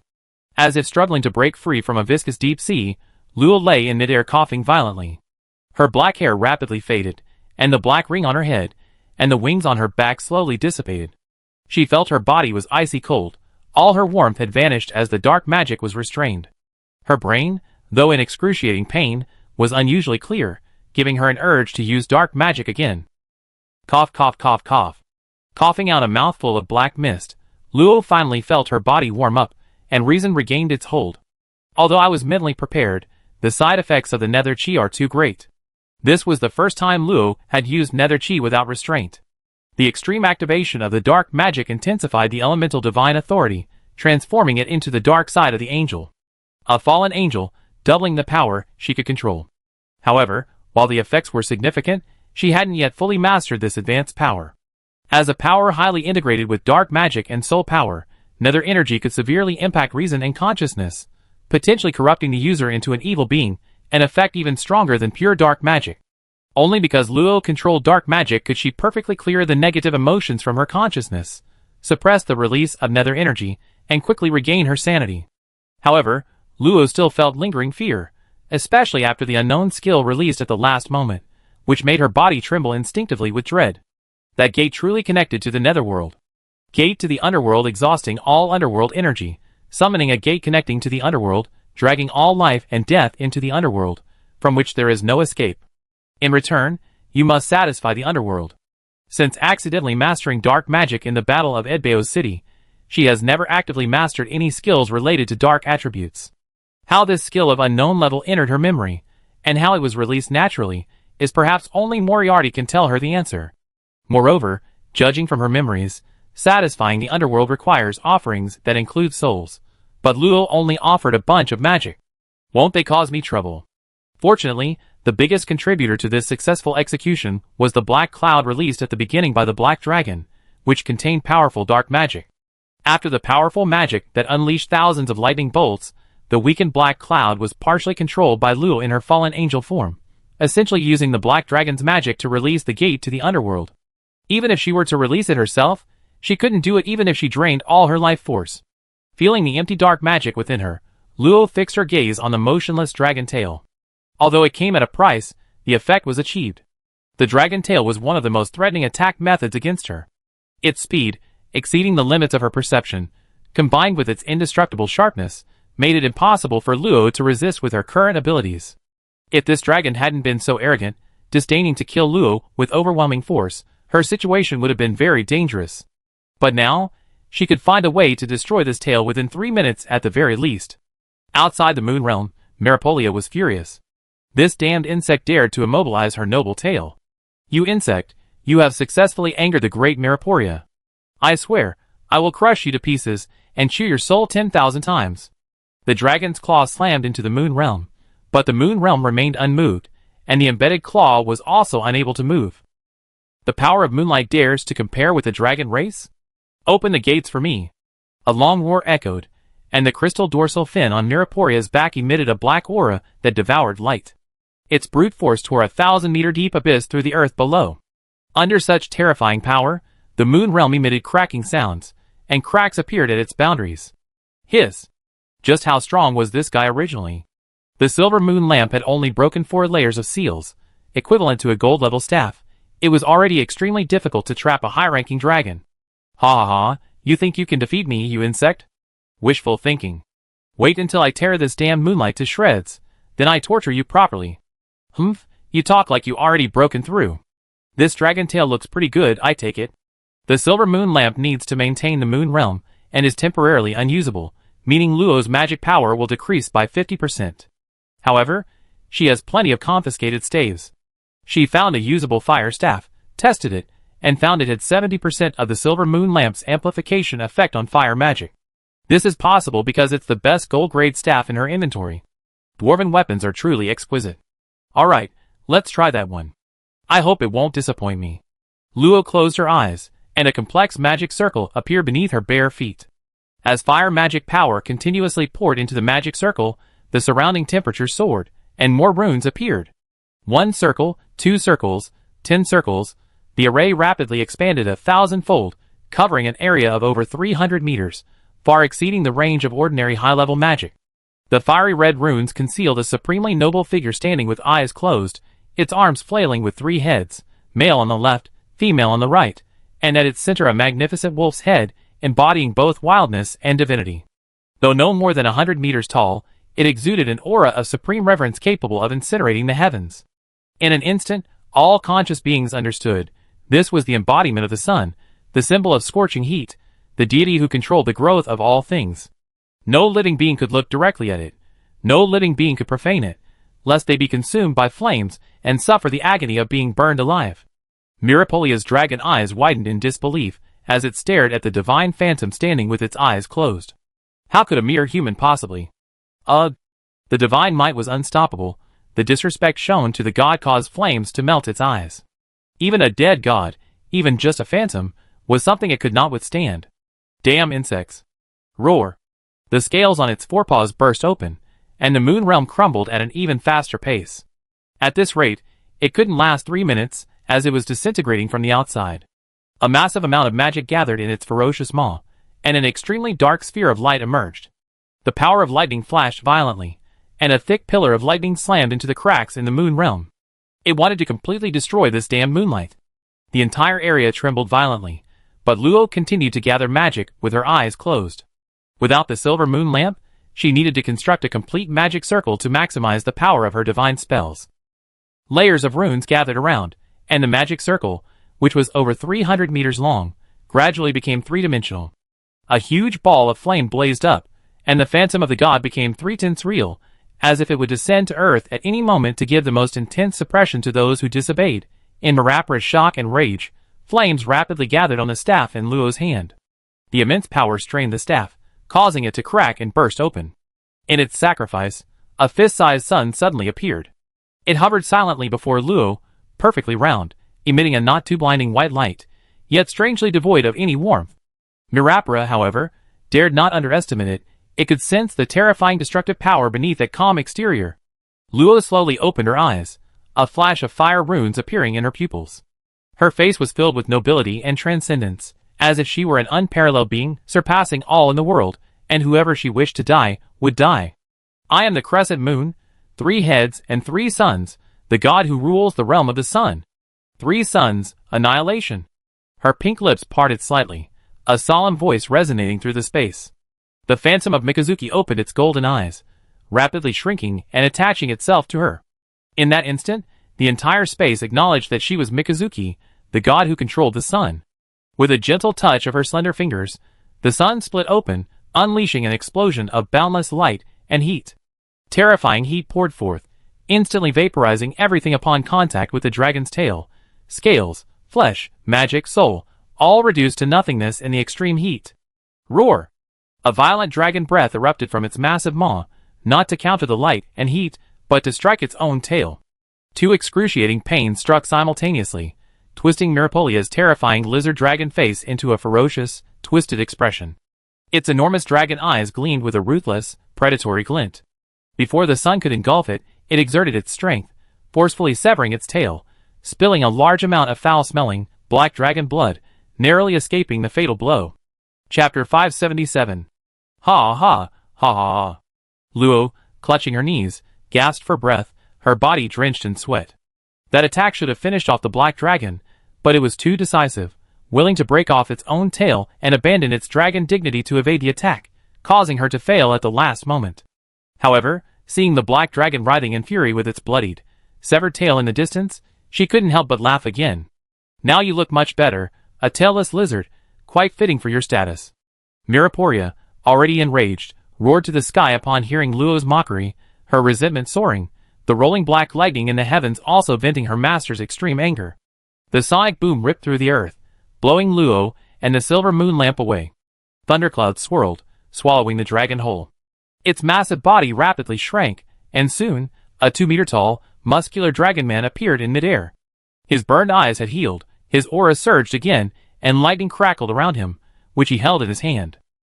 However, compared to Famaru, his back was empty, lacking a vital tail, like a human without a leg, utterly disproportionate.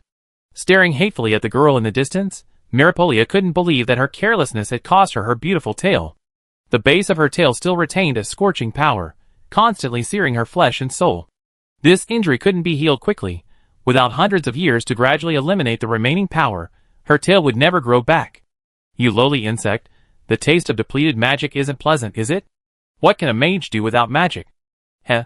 He was determined to torture her body repeatedly in the most ruthless way, making her experience the pain of losing her tail. Lightning bolts, sharp as spears, lashed out at 10 times the speed of sound with a single swing, striking Luo's location and transforming into a black ball of lightning, devouring everything within. Whoosh! A flash of lightning, and Miraboria appeared in the void, her claws firmly gripping the girl's neck, her face filled with disdain. A rudimentary magical technique. Whoosh! In his narrowed pupils, half of the dragon's claw instantly severed. Luo seized the opportunity to leave his spot, subconsciously rubbing his neck, his senses locked onto the black dragon with all his might. The dragon's perception and reaction speed were too fast, he was in lightning state, yet he had been directly grabbed. Meanwhile, Miraboria didn't advance further. If he hadn't released his grip in time, his entire arm would probably have been severed. Despite unleashing such a powerful divine spell, it could still freely use magic. Its magic capacity was probably higher than his own, something he couldn't imagine. Could a human's magic reserves be greater than those of a perfect creature? A dragon? I absolutely cannot let you live. The severed hand rapidly regenerated, and Miraboria transformed into a black shadow. Almost simultaneously, Luo unleashed a barrage of holy flames, his figure disappearing again, flying rapidly in another direction to break free from its anchor. Miraboria completely ignored the light bullets burning with holy flames.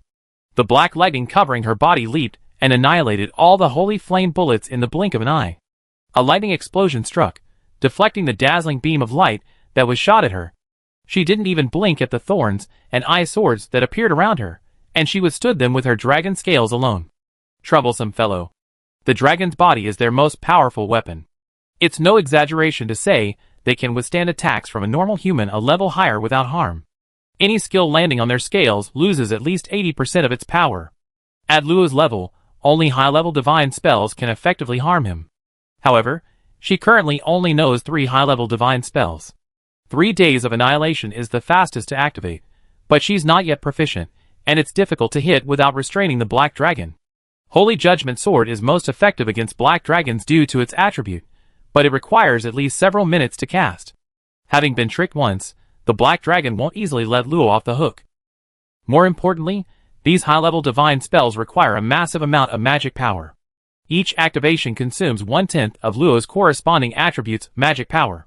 She doesn't have many opportunities to experiment. The last high-level divine spell is a status buff, maximizing its effect. However, this spell amplifies physical constitution and magical skills, which is quite awkward. Seeing the black dragon rapidly approaching from behind, a pair of azure dragon wings appeared on Luo's back, slowing their closing speed once more. Elemental simulation activated, converting some of his lightning magic into fire magic, gathering hundreds of sparks on his staff, each tinged with golden light. Then, space slightly distorted, and the sparks vanished. However, the black dragon seemed to sense this, decisively changing direction to avoid the suddenly appearing sparks. Simultaneously, it unleashed a dragon roar, disrupting the surrounding magic and making it difficult for Luo to pinpoint its location. His true rank is definitely above 9th level. This won't do. At this rate, I'd be hunted down to death.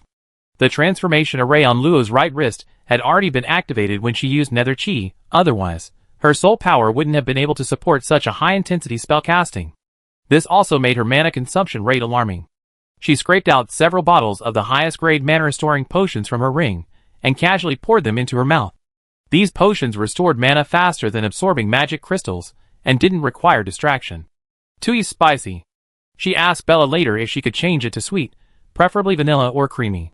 Having slightly recovered some mana, Luo flashed into the rift she had torn open in front of her, then appeared behind the black dragon. Her angelic feathers erupted with a soft white light, and an even more powerful beam carrying pure purifying power precisely struck the black dragon's dorsal fin. Boom! However, the dorsal fin lit up first. Mirapolia turned and unleashed a terrifying storm of dragon breath, completely dissipating the beam, then piercing through space and striking Luo's barrier directly. After piercing the barrier and domain, it annihilated most of Luo's body. A sharp pain shot through him. Instinctively, Luo teleported dozens of meters away, first weakening the dark magic invading his body, then using Dispel and Life Restoration to quickly repair himself. How many times can those angels save you? Destroy them. The dragon's breath suddenly grew hundreds of times stronger, sweeping across the area. At this critical moment, a soft white light appeared on Luo's body. Although his skin and bones were almost blown to ashes, he ultimately survived. His figure vanished, and Luo tore through space to a height of 10,000 meters above the thunderclouds. His damaged body slowly repaired itself. The power contained in that dragon's breath was too strong. It had directly destroyed most of his life force, greatly reducing his body's vitality and slowing down the repair speed. If it weren't for the holy light blessing, he might have had to return to the great library to await revival. You stinking lizard, don't give me a chance. After life magic restored his lost vitality, Luo cast several healing spells on himself, allowing his damaged body to quickly recover. You lowly human, die. Without giving Luo any more time to catch his breath, with a roar, the thunderclouds below suddenly tore open, and a sea of countless lightning bolts surged upwards, sealing off 1,000 miles of space, transforming into a ferocious dragon's head, its maw hundreds of meters wide, ready to swallow Luo whole. Rumble. Splash. The dragon's closing motion halted. For water giants, supporting the incredibly heavy sea of lightning, struggled with all their might to prevent it from closing. For pairs of luminous sword feathers unfurled behind Luo, further increasing the speed of winged wind, allowing him to escape before the sea of lightning closed in. The next moment, the three clones at the rear and the water giants were crushed. A dark shadow flashed out, its massive claws, the size of sandbags, clenched into fists, and with a cruel smile, it slammed into Luo, sending him flying and spraying a cloud of blood mist. Miraboria quickly realized that not only was its opponent still capable of fighting back, but it had also used the opportunity to leap over 1,000 meters. What can these little tricks do? Did I give you a chance? A shrill explosion echoed through the air as the black dragon vanished, leaving only an afterimage. Meanwhile, Luo once again imbued his magic with divine power, temporarily slowing the black dragon's pursuit. Taking advantage of the moment, several beams of light struck the dragon's body. With the help of 2 auxiliary light magic spells, the power of the beams was enough to shatter the dragon's scales. One beam, contained divine power, even severed one of the dragon's arms, forcing it to slow down further to avoid being hit. These little tricks are still useful, aren't they? Now you put them to use. Dare to give me 3 minutes? Heh. The black dragon chuckled coldly, its figure blurring for a moment before splitting into 3 identical clones, accelerating towards Luo. Seeing this, Luo almost wanted to curse. No, she wanted to curse the dragon. Now who could tell which was the real body? No, even if it wasn't the real body, it couldn't be ignored. It's common knowledge that clones can attack. There's no other way. Maintaining distance is the only way to win. Too close, needless to say, Luo wouldn't be able to react. Too far, as the previous 2 attacks demonstrated, the black dragon could anticipate spatial fluctuations, prepare ranged attacks, accurately hit Luo, and then burst into maximum speed, catching up in seconds. In terms of high-level transcendent combat experience, it was hundreds of times better than Luo. With this thought in mind, Luo no longer hesitated. Another high-level divine spell from the Angel's Feather appeared in her mind, the last divine spell she had never used, Archangel's Wrath. Chapter 578. Archangel's Wrath, a high-level divine spell.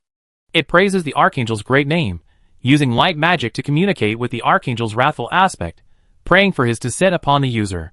It continuously burns light magic, greatly enhancing the user's physical constitution and significantly increasing control over light magic. Note: during possession, physical constitution is enhanced in all aspects, but it rejects all other magic. For black shadows accelerated to catch up. Relying on the interference of the clones, Mirapolia no longer dodged, launching a series of devastating attacks.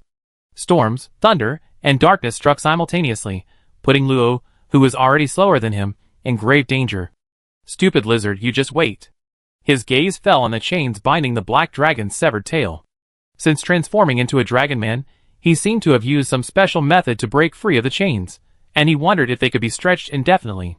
With a thought, Luo activated the full defense of the Code of Hecate, focused his mind, and chanted the prayer of Archangel's Wrath.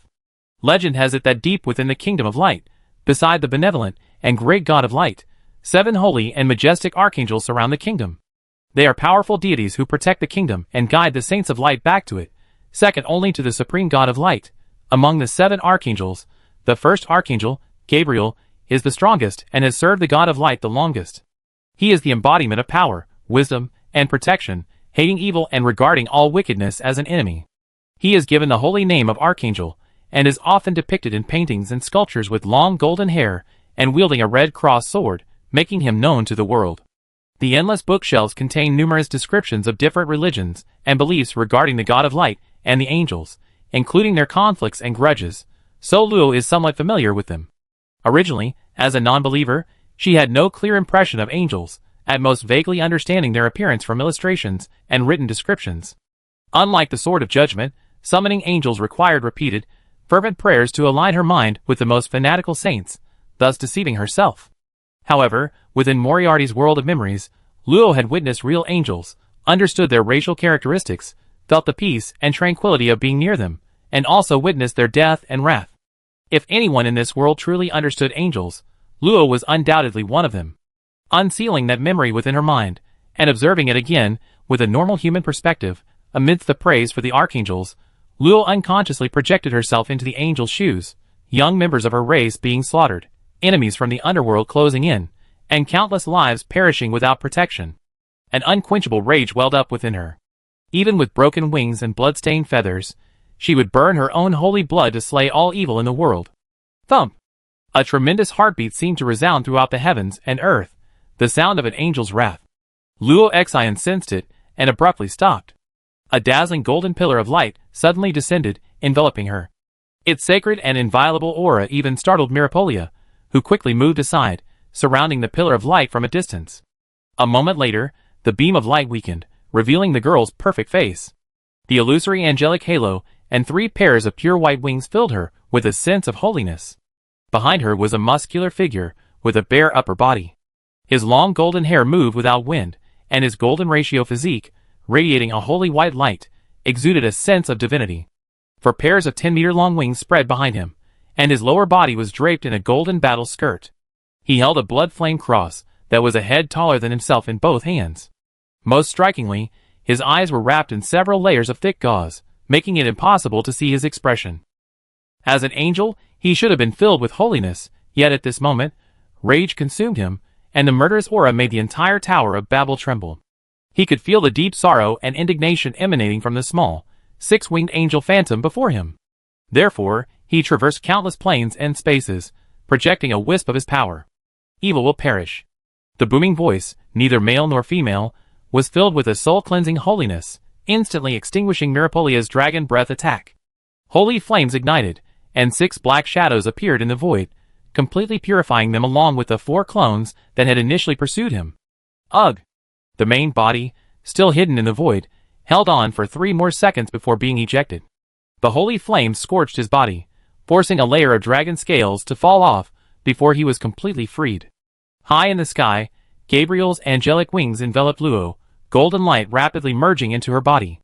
The previously illusory angelic halo solidified, and her wings, though only a meter long, expanded to 3 meters. A phantom cross appeared on the silver moon lamp, and despite its lack of sharpness or edge, a piercing sword cry erupted, tearing the thunderclouds below in two before collapsing completely.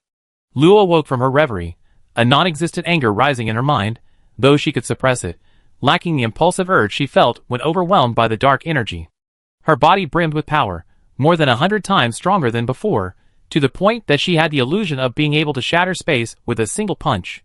The holy flame no longer required special magic to generate, it was summoned instantly, imbuing each of her attacks with powerful holy energy, the most potent power against darkness, as an angelic force. Of course, the price was the inability to use her other magic. Her partially restored dark magic was suppressed to the deepest level of her soul's sea, and most of her light magic was depleted, with the remaining 30% rapidly dwindling at a terrifying rate of 1/10 every 10 seconds. Without a second thought, Luo instinctively gripped the hilt of the phantom cross with both hands, channeling dazzling light magic into it before slashing down fiercely. The sword energy, condensed from holy flames, shot out with overwhelming force. Its deadly sharpness instilled fear in Mirapolia, who, without pausing for a moment, turned and fled.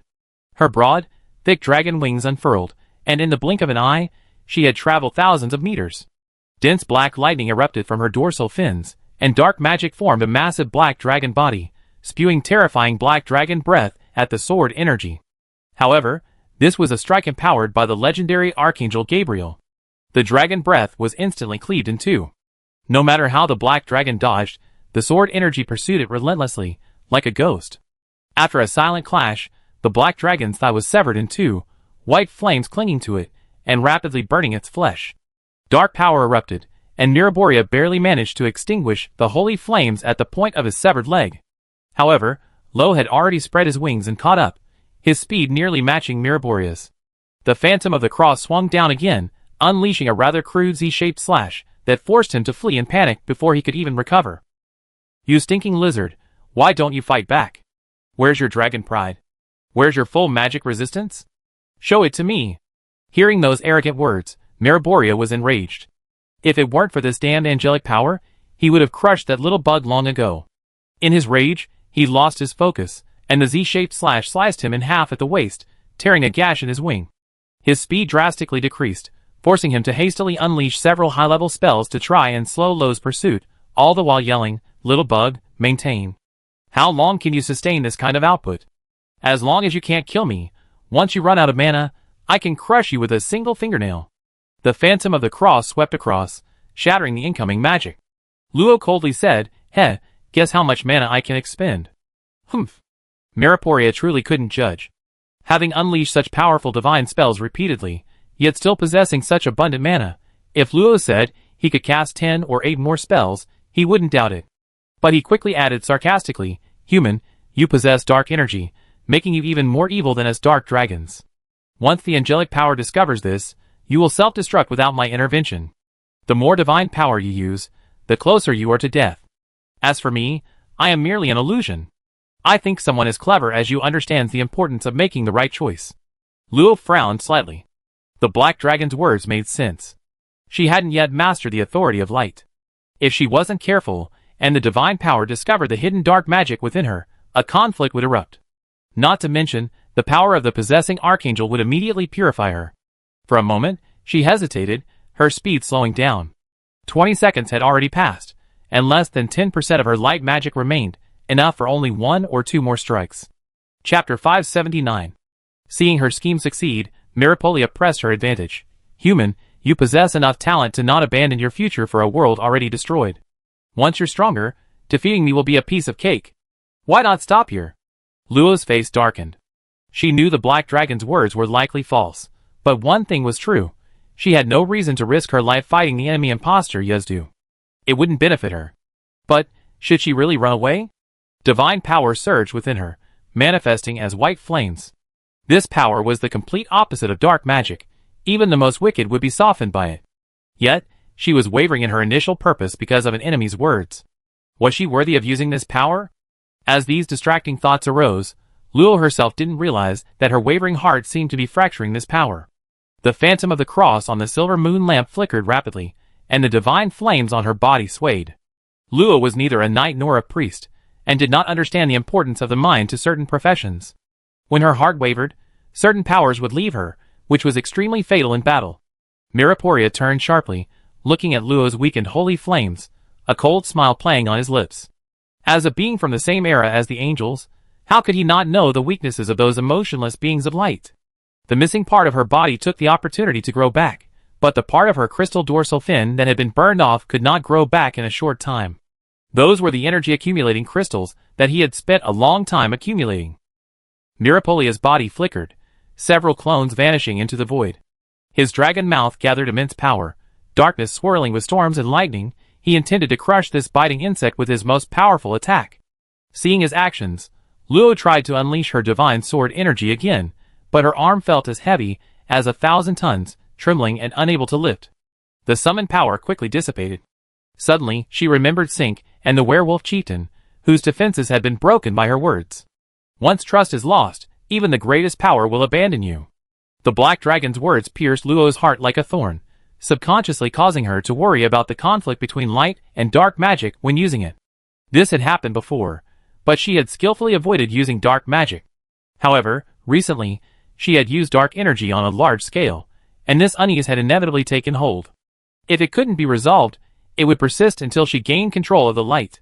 So, I couldn't avoid this situation either. With a sigh, just as Luo was about to give up using her divine power, Familiu's urgent voice suddenly rang in her ears. Miss Luo, please take a gamble. I found a way to restrain that demon. If its true form is even slightly distracted for 1/10 of a second, it will be unable to break free. Familiu's words jolted Luo awake. Take a gamble. Hadn't she also taken a gamble when facing Simmel, controlled by the Flesh Lord?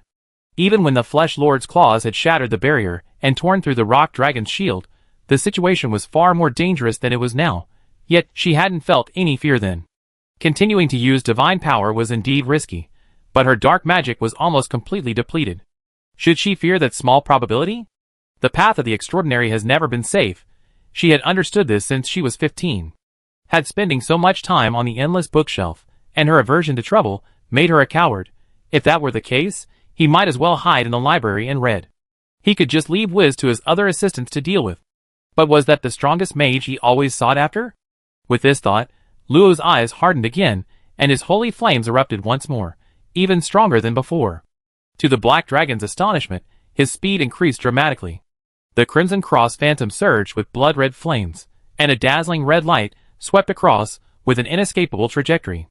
The holy flames and the killing intent merged, instantly severing all the clones at the waist and cleaving the black dragon's main body vertically downwards. The aftershocks rippled, tearing through the earth tens of thousands of meters below, carving a deep, smooth canyon. Damn human, you cannot be forgiven. The black dragon's ferocious face slowly parted, the power gathered in its mouth exploding, destroying its body. However, the next moment, a triangular dragon scale larger than Luo's suddenly appeared on the spot, shimmering with a dark light. The black dragon's body had miraculously regenerated, even its tail had grown back. His vertical pupils turned from scarlet to pitch black, all his anger transforming into extreme resentment. The game ends here, human. You have indeed exceeded my expectations. Aside from the Tower of Babel, you are the first to force me to use the power of the reverse scale. Very good, very good. The reverse scale is the dragon's greatest trump card, never used unless in a life or death situation. It's equivalent to an extra life, the strongest backup plan for turning the tide in dire circumstances. Luo had exhausted his light magic and returned to normal, yet a mocking smile appeared on his face. Looks like you, this giant lizard, aren't all that great. You can't even beat a human. Should I be a little proud now? Mirapra remained unmoved, coldly watching her. His tail vanished instantly, extending infinitely to pierce the girl. He intended to kill her before Luo could react, but suddenly, an irresistible force seemed to yank him down, his tail falling with him. It failed to pierce Luo's body, instead tearing her legs apart, causing her to plummet. Feeling a faint tremor, Luo, in excruciating pain, realized she had been attacked. She inwardly cursed Famara's slow movements, healed her legs, and unfurled her winged wind, hurtling towards the ground. 100-meter-deep crater appeared in the ground, Mirapra's body lying in its center. The powerful impact had only left him slightly dusty. Not a single scale had been lost. A 7-color chain tightly bound his tail, and no matter how much he pulled, he couldn't break free. The Tower of Babel. In his rage, a massive dragon breath shot skyward, crashing directly into the invisible barrier 10,000 meters above, unleashing waves of energy. However, this was merely a futile act of venting his anger. Suppressed to the 7th rank, he was no longer capable of breaking free from the Tower of Babel's confinement. A few minutes later, Luo descended to a height of 1,000 meters. Looking at the enraged black dragon, he finally breathed a sigh of relief, a strange thought flashing through his mind. No wonder Sindaragon and Moriarty had never been surprised by his strength. They were among the best of the dragons and the Netherworld race, stronger than this black dragon in terms of strength at the same rank. Perhaps in their eyes, disregarding divine power, his combat strength was at best passable. Miraboria went berserk for a moment, realizing he couldn't break free of his restraints on his own. However, he also knew the Tower of Babel had been broken for a long time, and would disintegrate on its own in 2 or 3 days at most. If he could just hold out for those days, victory would still be his. Human, I must say, your scheme has succeeded, but can you still unleash divine magic of that level? Why did Luo lose her angelic wings in Halo? Wasn't it because her magic power was exhausted? Even if she possessed other types of magic, if she could use similar divine magic, she would have used it already. She wouldn't be swayed by his words.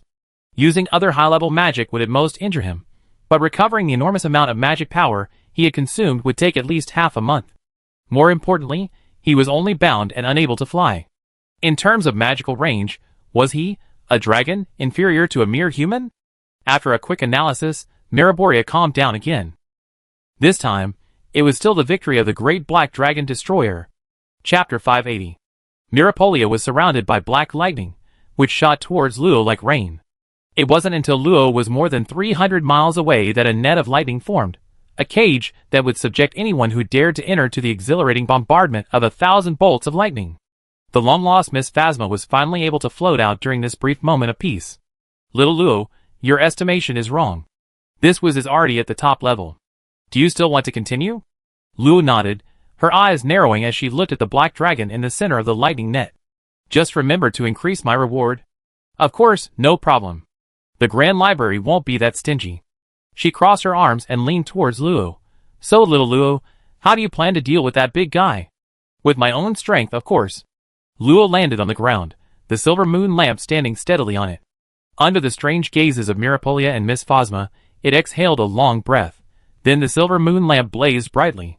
The massive amount of magic contained in the earth was instantly absorbed, like a whale swallowing it, frantically flowing into Luo's body through the staff's own condensed array. Hey! Don't suck me in too! Miss Phasma cried out in alarm, quickly hiding back in her soul-retaining ring, afraid that she would be eaten if she wasn't careful. How is this possible? Miraporia couldn't help but pull herself a few steps closer to Luo, her eyes wide with disbelief. What terrifying speed at which magic was being absorbed! It was even more terrifying than a dragon's. At this rate, he wouldn't recover in half a day, let alone half a month. A single high-level divine spell would be the end of him. But as a ferocious black dragon of destruction, he would absolutely not allow that to happen. Thunderclouds churned in the sky. He intended to summon the illusion of his memories once more to stop the human from regaining his magic. However, having witnessed this before, Luo was not about to let him have his way. He immediately stopped absorbing magic and headed towards the thunderclouds, destroying most of them before the summoned pillar of light could take shape. The remaining 2 or 3 magical beasts were no match for him, and were slain by Luo in less than half an hour. Miraboria could only watch helplessly as the illusion he had summoned, expending a great deal of magic, was broken. After a violent earthquake, he unleashed his dragon breath again, its range far exceeding that of the lightning net. However, Luo merely left behind a mocking smile before vanishing from his senses, hiding in some unknown corner. Even with his strength, Miraboria was powerless. Despicable human. Roar. After futilely venting his anger, Miraboria transformed back into his dragon form, tightly enveloping himself with his massive wings. A layer of eggshell-like black light covered his surface, making him appear as if he had returned to his original dragon egg state. Countless visible streams of magic appeared and disappeared on the ground, the surging magic flowing into his body, continuously strengthening and hardening the eggshell. This was an abandonment of offensive capabilities and the dignity of a dragon, in favor of significantly enhancing his defense, a life-saving trump card second only to reverse scale. Somewhere, Luo could only see a faint blackness in the distance. The distance between them was far beyond his perception. Just as she was about to continue absorbing the magic flowing from the earth, Famaru's tense voice rang out again. Miss Luo, are you absorbing the magic of the Tower of Babel? If possible, please stop. Luo was immediately puzzled. Why? The magic power consumed to restrain the demon's actions is already the last remaining in this plane. If Miss Luo draws out a large amount of magic power, it might cause the demon to break free prematurely. Is that so? But it doesn't make sense. Luo tapped her chin lightly, not wanting to make things difficult for Famaru. It was better to be safe with such a good opportunity. With a wave of her hand, a large number of magic crystals appeared on the ground, from which streams of magic power flowed, which she quickly absorbed. Anyway, she had more magic crystals than an entire kingdom, so she wasn't worried about consuming them. A full day later, a thick layer of white powder had accumulated on the ground. Luo finally stopped absorbing magic power, her face regaining its rosy hue. She felt the magic power within her sea of souls becoming even more condensed. Perhaps this was one of the important reasons why extraordinary individuals, who constantly fought powerful enemies, progressed much faster. Picking up the silver moon lamp, Luo gazed into the distance. The black dragon had remained silent all day, leading her to suspect it was preparing something to counter her high-level divine magic. The transformation array began to operate again. Each use of high-level divine magic required an immense amount of soul power. Before Luo reached the level of a high-level transcendent, she needed to rely on this peculiar array to cast it. Therefore, even casting only dark, fire, and light attribute divine magic consumed most of her other elemental magic power. However, now that she had fully recovered, this battle should end. Lightning surged, and Luo's figure flickered, arriving a moment later at the original location of the lightning net, only to be astonished to find that the lightning net and the black dragon in the center were gone, replaced by a gigantic black egg taller than a mountain. Miss Phosma, do you know what kind of skill this is? I seen it on Little Dragon. This is the primordial state of a dragon. Its defense and regeneration become terrifying. Let me calculate it for you. Miss Phosma took out a pen and paper, quickly calculating something, occasionally scratching her head with the end of the pen. After a quarter of an hour, her ahode twitched, and she casually tossed the pen aside, extending the paper to Luo. On the semi-transparent paper was written, Great Dragon Little Luo. I'm sorry, according to the lovely Miss Phosma's estimation, Little Luo, the archangel you summoned isn't enough to completely kill him. At most, he'd be seriously injured, and then he'd be free in 2 days. Luo's eyes twitched as he pointed to the crooked words. Miss Phosma, are you sure you're not joking? Phosma put her hands on her hips, and gave a soft, sweet hum. You can question my strength, but you can't question my knowledge. The records in the Great Library contain many stories of dragons. The primordial state can accumulate magic power, increasing a dragon's defense and self-healing abilities hundreds or thousands of times.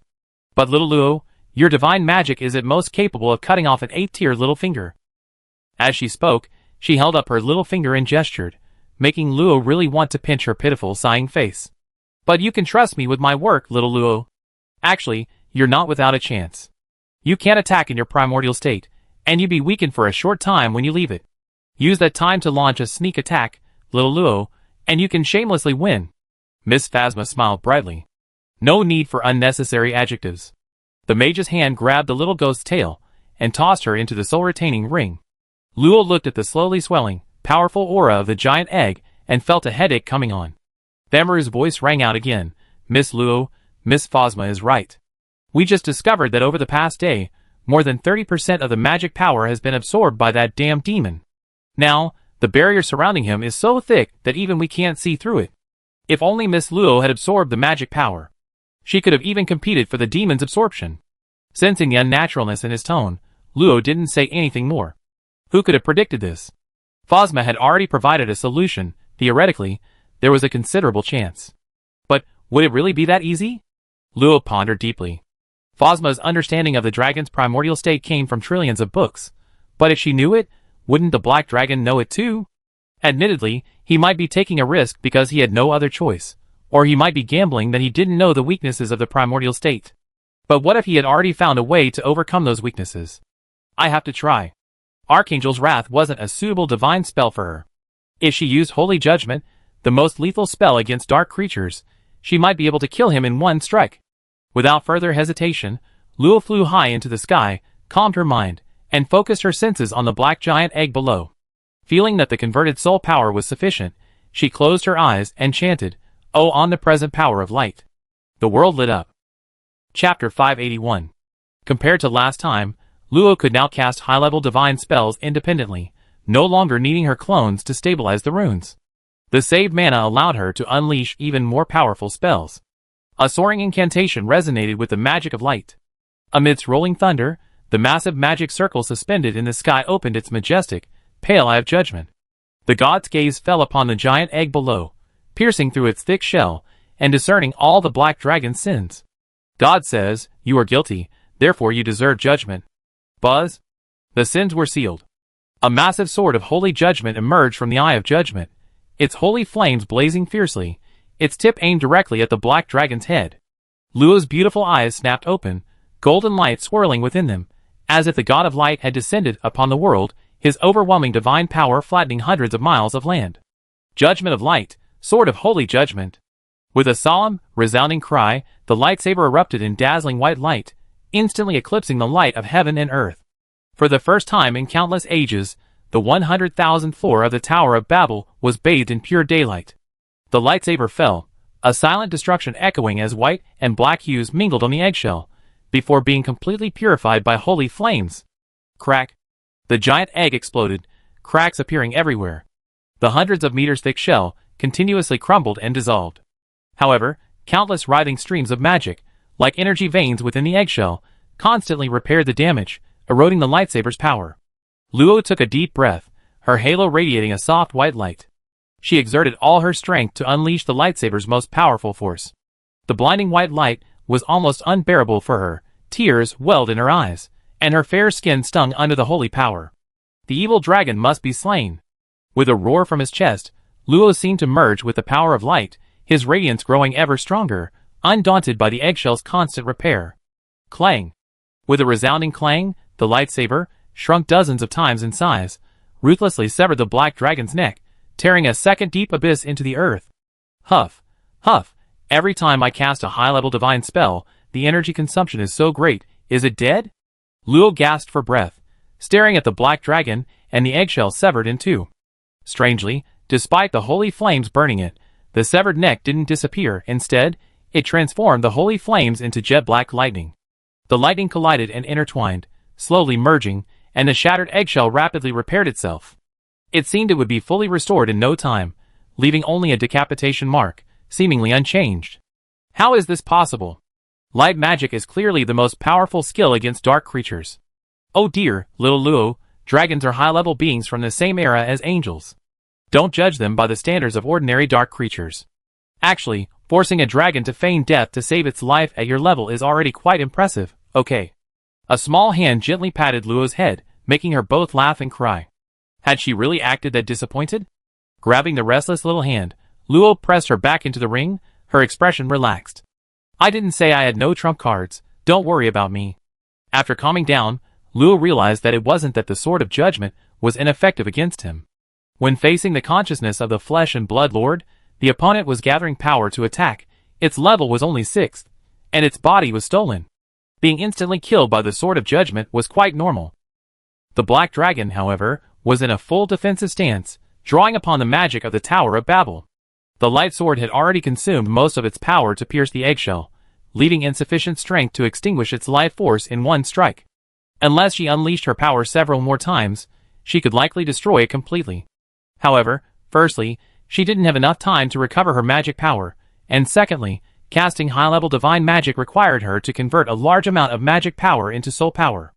Enduring power far exceeding her own capacity for an extended period would inevitably cause soul-level damage, a point Moriarty had already sternly warned her about. Therefore, she had to abandon her plan to use elemental simulation to convert other magic power into fire magic power, to unleash 3 days of annihilation with full force. This was an unnecessary action that would undoubtedly cause irreversible damage. A wooden bow appeared in Luo's hand. The Code of Hecate was opened, and exploding flame arrows condensed, which she knocked on the bowstring, a faint golden light beginning to gather. Exploding arrow has a special effect. Its power increases infinitely with attack distance. However, this is contingent on 2 conditions. First, the wood magic must not be completely burned away. Second, it must be within her perception range. The arrows fixed in the spellbook can support a maximum distance of 1,000 miles, much farther than what Luo herself can release.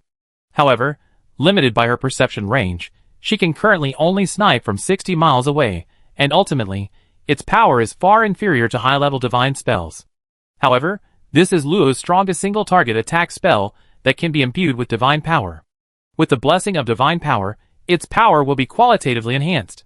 Divine power recovers very slowly. It is Luo's biggest trump card for turning the tide, and she won't use it lightly, but now is the best time. Of the remaining 70% of divine power, 60% is gathered into Exploding Arrow, while Luo retains only 1/10 for herself. The golden divine power radiates boundless divine might, its supreme purity inspiring even more awe and reverence than any divine spell she has released before. Phasma curled up inside the ring, unable to withstand the overwhelming aura emanating from this power, even by her very nature.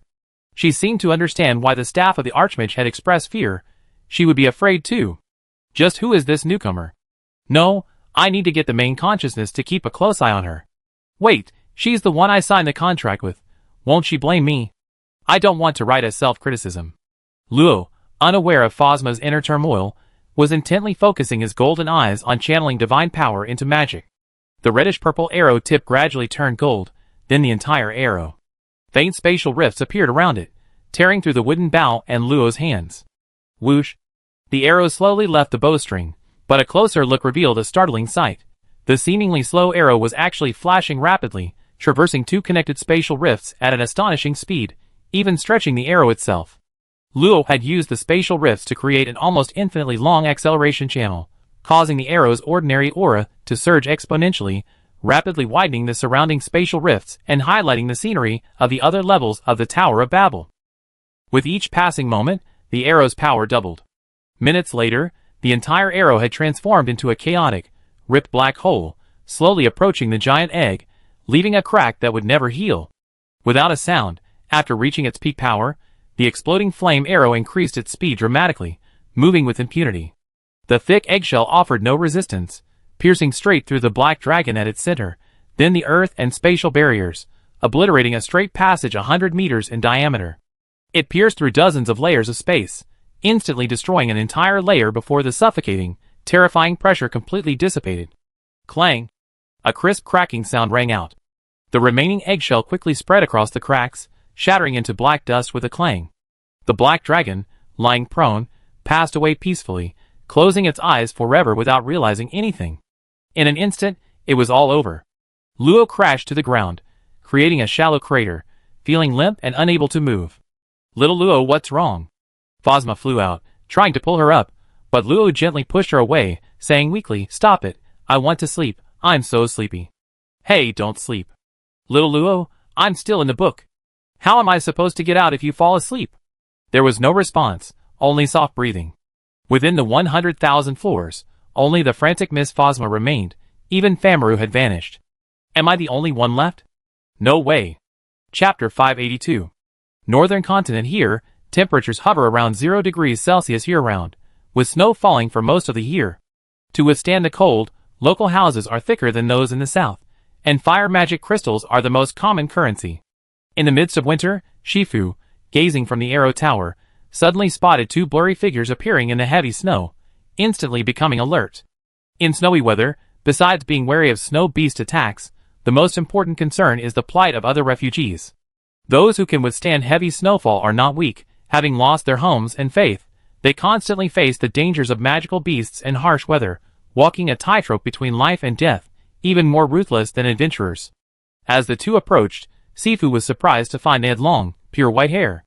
In the north, white hair usually signifies the people of the Agnisa Empire, causing a jolt to run through him.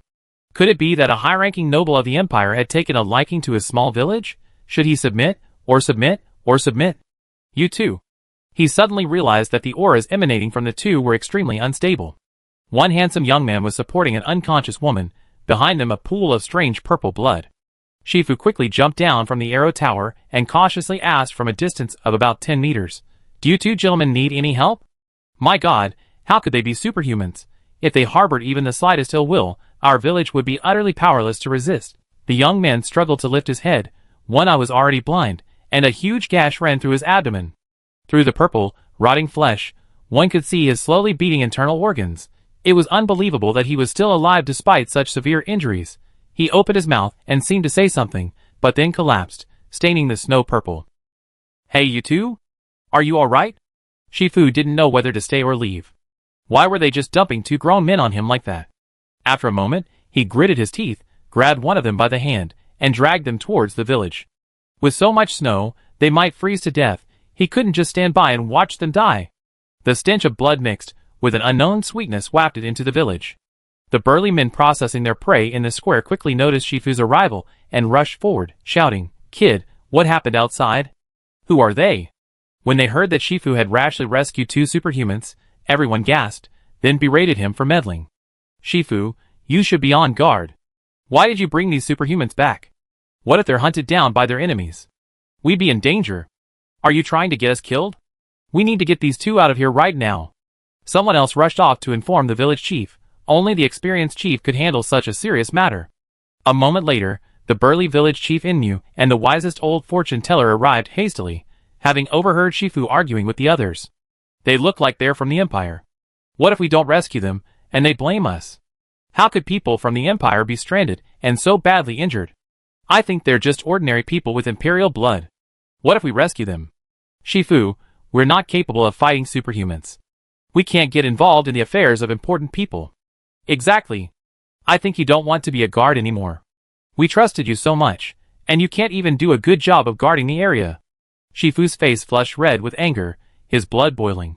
But the villager's words weren't without merit. He himself began to wonder if he had been meddling too much. At this moment, village chief Inmu and the old fortune teller approached, their years of prestige gradually silencing the crowd. Inmu carried a large cleaver on his back. He was the strongest fighter in the village, possessing strength at the 9th level of the mortal realm. He was also a key member of the Winter Snow Beast Hunt team, and had worked as an adventurer in a large city, his experience far surpassing that of the villagers. Looking at the two unconscious figures on the ground, he bent down and pried open their eyes. Their light blue pupils were already slightly dilated. Although he tried his best to steady them, his hands still trembled uncontrollably. "Village chief, how is it?" Inmu glanced at everyone, finally settling on Shifu. "You saved a huge problem." Hearing the village chief say this, Shifu finally couldn't hold back any longer and knelt on the ground. "It's all my fault for meddling. I'm so sorry, everyone. I take them outside right now. If any enemies come, just say it was me." The villagers fell silent, unsure what to say, but the village chief suddenly shouted, "What are you wasting time for? Quickly erase the traces." Then he pointed at a man and a woman and ordered, "Take them to the pharmacist's house, and hurry up." Although the villagers didn't understand why the village chief was doing this, they quickly carried out the order, with a strong man and a woman each carrying the two away. Shifu was a little confused and subconsciously said, "But village chief, shouldn't we?" "Should what?" "Wait for the enemy to come. Only by saving them do we have a chance of survival. Quickly clean up the traces." Seeing that the village chief had spoken, Shifu had no choice but to quickly clean up the bloodstains and stained snow. "Jim, what do you think?" The old fortune teller, shrouded in a thick fur coat, his cloudy eyes gleaming slightly, said, "It looks bad, but it was the right thing to do." "That's good." Inmu sighed softly, his breath condensing into white mist on the snow. To be honest, Jim's divination skills were useless, but his words were a calming balm. He always asked him after making a decision to gain peace of mind. But those were, after all, direct descendants of two Frust families, wanted men hunted by the Empire. He could only lament that he, a mere villager, was powerless to resist the increasingly powerful Dahomey family. "Emperor of the Empire, are you going to open your eyes and see?" With a cute whimper, Luo slowly got up from the ground, feeling utterly weak. Even her magic couldn't be dispelled, and she only wanted to continue sleeping. However, her memories returned, and she quickly remembered that she was inside the Tower of Babel. Forcing herself to stay awake, she looked around and immediately noticed the drastic changes in her surroundings. The once sunny grassland was now shrouded in darkness. The earth had crumbled and disintegrated, and she was floating on one of the fragments. No wonder she had been swimming in her dream. A huge hole was howling with wind, the spatial barrier she had pierced with the arrow she fired before falling unconscious. Phosma and Famara were nowhere to be seen, and the silver moon lantern seemed to have drifted away as well. Rubbing her head, Luo, still half asleep, floated up. Her senses expanded, and she quickly located the staff stuck in the ground hundreds of meters away. Pulling it out, she tried calling out Phosma's name, Miss Phosma, can you hear me? With a snap, Phosma appeared before Luo, her face beaming with surprise. Little Luo, you're finally awake. We're about to have a party. Would you like to join us? Hearing this, a question mark slowly appeared above Luo's head. I don't quite understand what you mean.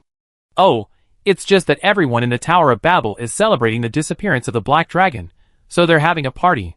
It's very lively. Seeing Luo still looking confused, Phosma urged her hastily, hurry up, or I won't get to eat anything good. Led by Phosma, the bewildered Luo quickly arrived near the former pyramid. Unlike the ruins along the way, the land near the pyramid was relatively intact, possibly related to the square pillars that had gathered magical energy. After the Black Dragon destroyed the pyramid that stood over 3,000 meters tall, only a base a mere 600 meters high remained. The interior of the base had been cleared away, and a 1,000-meter-high bonfire tower had been erected. Around the base, thousands upon thousands of translucent, remnant souls were bustling about. Some danced around the bonfire, others roasted themselves with soul fire, and still others huddled together, exchanging unseen messages. The intermittently appearing and disappearing remnant souls, the bonfire emitting a ghastly green glow, the wailing souls of magical beasts being roasted by soul fire, it all looked like a gathering of ghosts, a place where the living should stay away. Luo deeply wondered if he hadn't yet come to his senses, otherwise, how could the Tower of Babel have become like this? Chapter 583. In a daze, Luo was led by Phasma to the campfire. The eerie green flames made her face appear bluish, giving her a sinister look. Only Miss Phasma was happily eating a skewer of charred soul fragments, a translucent wine glass in one hand, and a charred soul fragment in the other. Miss Phasma, perhaps I come at the wrong time. Why don't you celebrate first? No, Miss Luo, you come at the perfect time. Thamra's voice came from behind her, holding 2 earthenware bowls filled with an unknown silver liquid. Miss Luo, would you like to try some? Although the physical form no longer exists, it's still very beneficial to the living. Luo took the bowl. The liquid inside had a rich, fragrant aroma. A deep sniff made her feel much clearer-headed, and her drowsiness instantly vanished. She took a small sip. It tasted like nothing at all, like drinking air, but she felt refreshed all over. Her spirits were greatly invigorated, and the fatigue from using the transformation array for so long was greatly relieved. Thank you, I feel much better. Familia laughed heartily. We should be the ones saying that. If you hadn't rid us of the demon, we don't know how much longer we would have suffered. Luo put down the earthenware bowl, gazing at the blazing campfire, then suddenly turned to him and asked, Do you still stand by your word? Of course we do. Anything you want to take, anything you want to know, we grant your wish. Anyway, we have nothing left to lose. Familia stroked the earthenware bowl in his hand, a sense of relief in his eyes. Although he was a dragon human, the emotions he displayed were not much different from those of a human. That's true. You're not the remnant souls of the dragon human I suspected, are you? Are you the consciousness of the Tower of Babel? Or a combination of consciousnesses? I knew I couldn't hide it from Miss Luo. You're right. We are both the combined consciousness of the Dragonkin and the consciousness of the Tower of Babel. However, after the Tower of Babel shattered, we fell into silence. Thamra was one of the millions of Dragonkin consciousnesses, and a crucial figure in the birth of this combined consciousness. 1,000 years before the destruction of the Babel Plain, he and his god-level team fought up to the 99,000 floor. When Captain Barum fought the Guardian Beast, he accidentally shattered space, allowing the team to glimpse the 100,000 floor. The mountain-like figure, the thick scales several meters high, the ferocious black head, and the abyss-like darkness surging around it, even in its slumber, it deeply stirred the hearts of the god-level team members. In that instant, fear, despair, and disbelief overwhelmed their minds. Trembling became the only thing they could do. It was an absolutely insurmountable enemy, a mountain that even the combined might of the entire continent couldn't cross. At that moment, everyone realized that the 100,000 floor was absolutely forbidden, or the entire world would face destruction. However, conquering the Tower of Babel had been the obsession of all the Dragonkin for 20,000 years. After Captain Barum's mortal death, no one heeded the team's warnings. To this end, Famiro spent over 300 years and expended vast amounts of rare resources on a mad soul ascension project, nearly turning the entire continent upside down. Amidst the curses and misunderstandings of other Dragonkin, he connected his consciousness to the Tower of Babel, attempting to stop those who dared to attempt the ascent. But plans often fail. The Tower of Babel's consciousness was essentially the will of the entire plane. A mere 8th-tier Dragonkin was assimilated the moment he came into contact with it. The story of Famiro, the madman and traitor of the god-level team, vanished. 700 years later, the strongest of the new generation conquered 99,999 floors, reaching the very top. They believed they could finally fulfill the great dream of the Dragonkin race, but unexpectedly, the awakened Black Dragon roared and destroyed the entire plane, shattering the Dragonkin's dream forever. However, in that critical moment, the consciousness of the Tower of Babel was awakened, instinctively gathering the power of the entire plane to drive away the Black Dragon. Thamir's dormant consciousness also awoke. Driven by his intense will before death, the Tower of Babel's consciousness was infected, gathering the consciousness of millions of Dragonkin and burying them forever, awaiting a possible future resurgence. Luo and Thamir sat on the ground, listening to his recounting of the story. Even though they hadn't personally experienced it, they had witnessed far more tragic history, and couldn't help but feel a pang of sorrow. This is the fate of the weak. They have no power. Their survival is merely a gift of pity from the strong. But if the strong are displeased, the weak will have no chance to resist. So what about you now? Yes, we didn't get our chance. Thamiru, or rather, the consciousness of the Tower of Babel, smiled faintly. Often, just one trigger can completely change the course of events. For example, if Wisdu had entered this book 100,000 years earlier, or if Luo had dealt with Wisdu 300 years earlier, they would have had more opportunities to revive. Unfortunately, fate is so fickle. Once everything is set in stone, all the ifs exist only in fantasy. Wisdu absorbed 99% of the plane's power to create the illusion of the magical beast.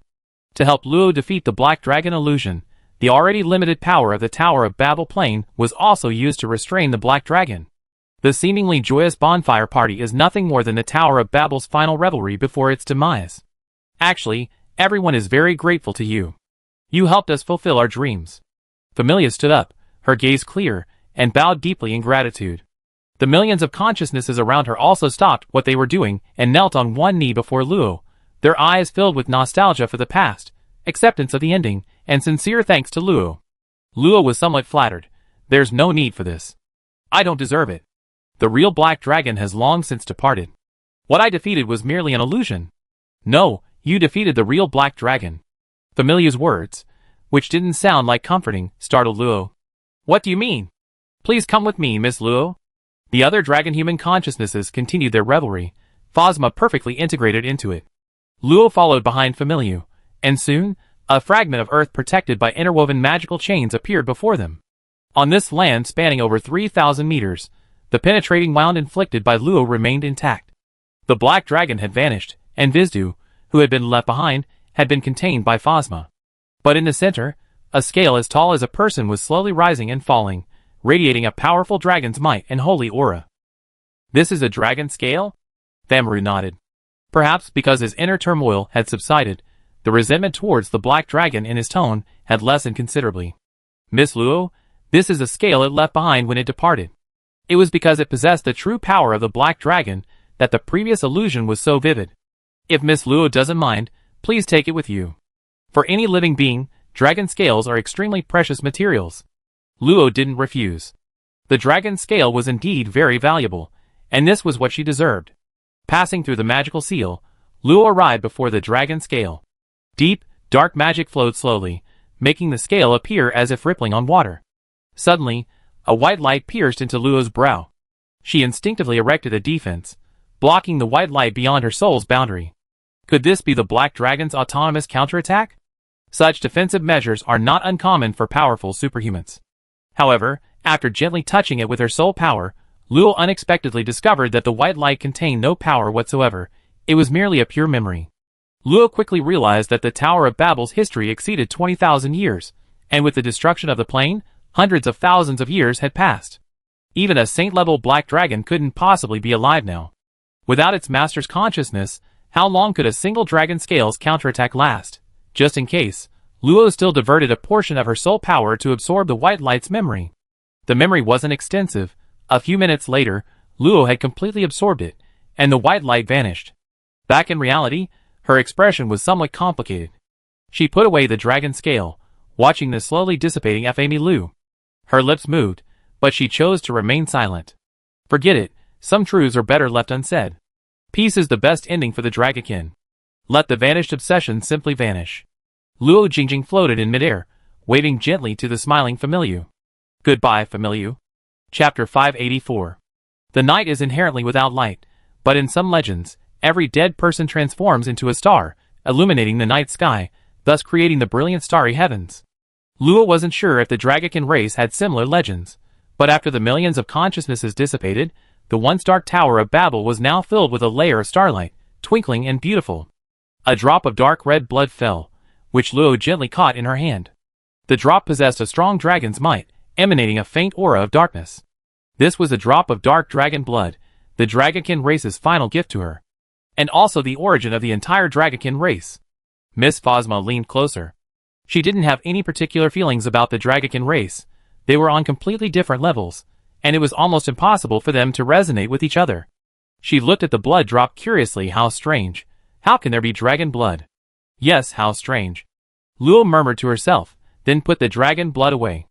There's nothing strange about it. It's all just an accidental historical development. The demon that destroyed races is also the mother who created life. Originating from a single drop of blood, ending with a startled roar, a cycle has closed. Perhaps, in another plane, there is another Dragakin race, with a different history and ending. There will be no Luo involved, no Wisdu intrusion, and naturally, no imaginary enemy unintentionally created by the resentful consciousness after the end of all things. Speaking of which, Miss Phosma, what about the remaining Wisdu? Will you deal with them next time? There are still 20,000 high-level magical beasts. Luo definitely can't handle them in a short time. Unexpectedly, Phosma quickly shook her head. Didn't I say that we contain the mother? We contain all the individuals only because we can't distinguish between the mother and the offspring. Fortunately, the black dragon you defeated, little Luo, was the mother. The remaining offspring have already returned to the mother, so this Wisdu has already been contained. It seems there is such a thing. Mainly because previous containment efforts involved arresting everyone, Luo hadn't considered this possibility. However, finally completing the containment, Luo felt a sense of relief. She had been fighting tirelessly for nearly a month to contain it, especially the battle against the Black Dragon, which had consumed a tremendous amount of magic and soul power, leaving her with only a tenth of her divine power. Taking out the lost continent of Tantion, Luo was surprised to find the cover worn and yellowed, the lush Tantion continent broken and dimmed. It feels a bit of a shame that such a beautiful place is destroyed. But she couldn't stop it, nor could she save it. Perhaps this was fate. With a slight sigh, Luo reached out and touched the book, and she and the ghost instantly vanished. Back in the great library, looking at the swirling magical mist, Luo felt a sense of déjà vu. The thought of dealing with two more naughty gave her a headache. This assistant's job isn't easy. Suddenly Miss Phosma floated to the tattered copy of the lost continent of Tantion, her slender fingers lightly touching it. In an instant, vast starlight surged forth. The demonic mist was briefly dispelled, revealing a portal deep within the bookshelf's vortex. But Luo's attention quickly focused on the convergence of starlight. To her astonishment, the broken book, nourished by the starlight, was rapidly recovering, becoming brand new again. A moment later, the starlight faded, and the demonic mist returned. Having done all this, Phosma clapped her hands, displaying a quiet pride in her accomplishment. Miss Phosma, what's this? Just some maintenance. The books are the great library's most precious treasure. It would be terrible if they were damaged. Luo felt a slight surge of joy. So, Miss Phosma means the Tower of Babel inside has been restored too? You can't really think that way. Phosma shrugged. But it's best not to get your hopes up. The lost Tower of Babel is essentially a plane. What's lost can't be regained. I see. Shaking his head, Luo stopped thinking about it, and pulled out the book. Inside was a long story written in dragon language.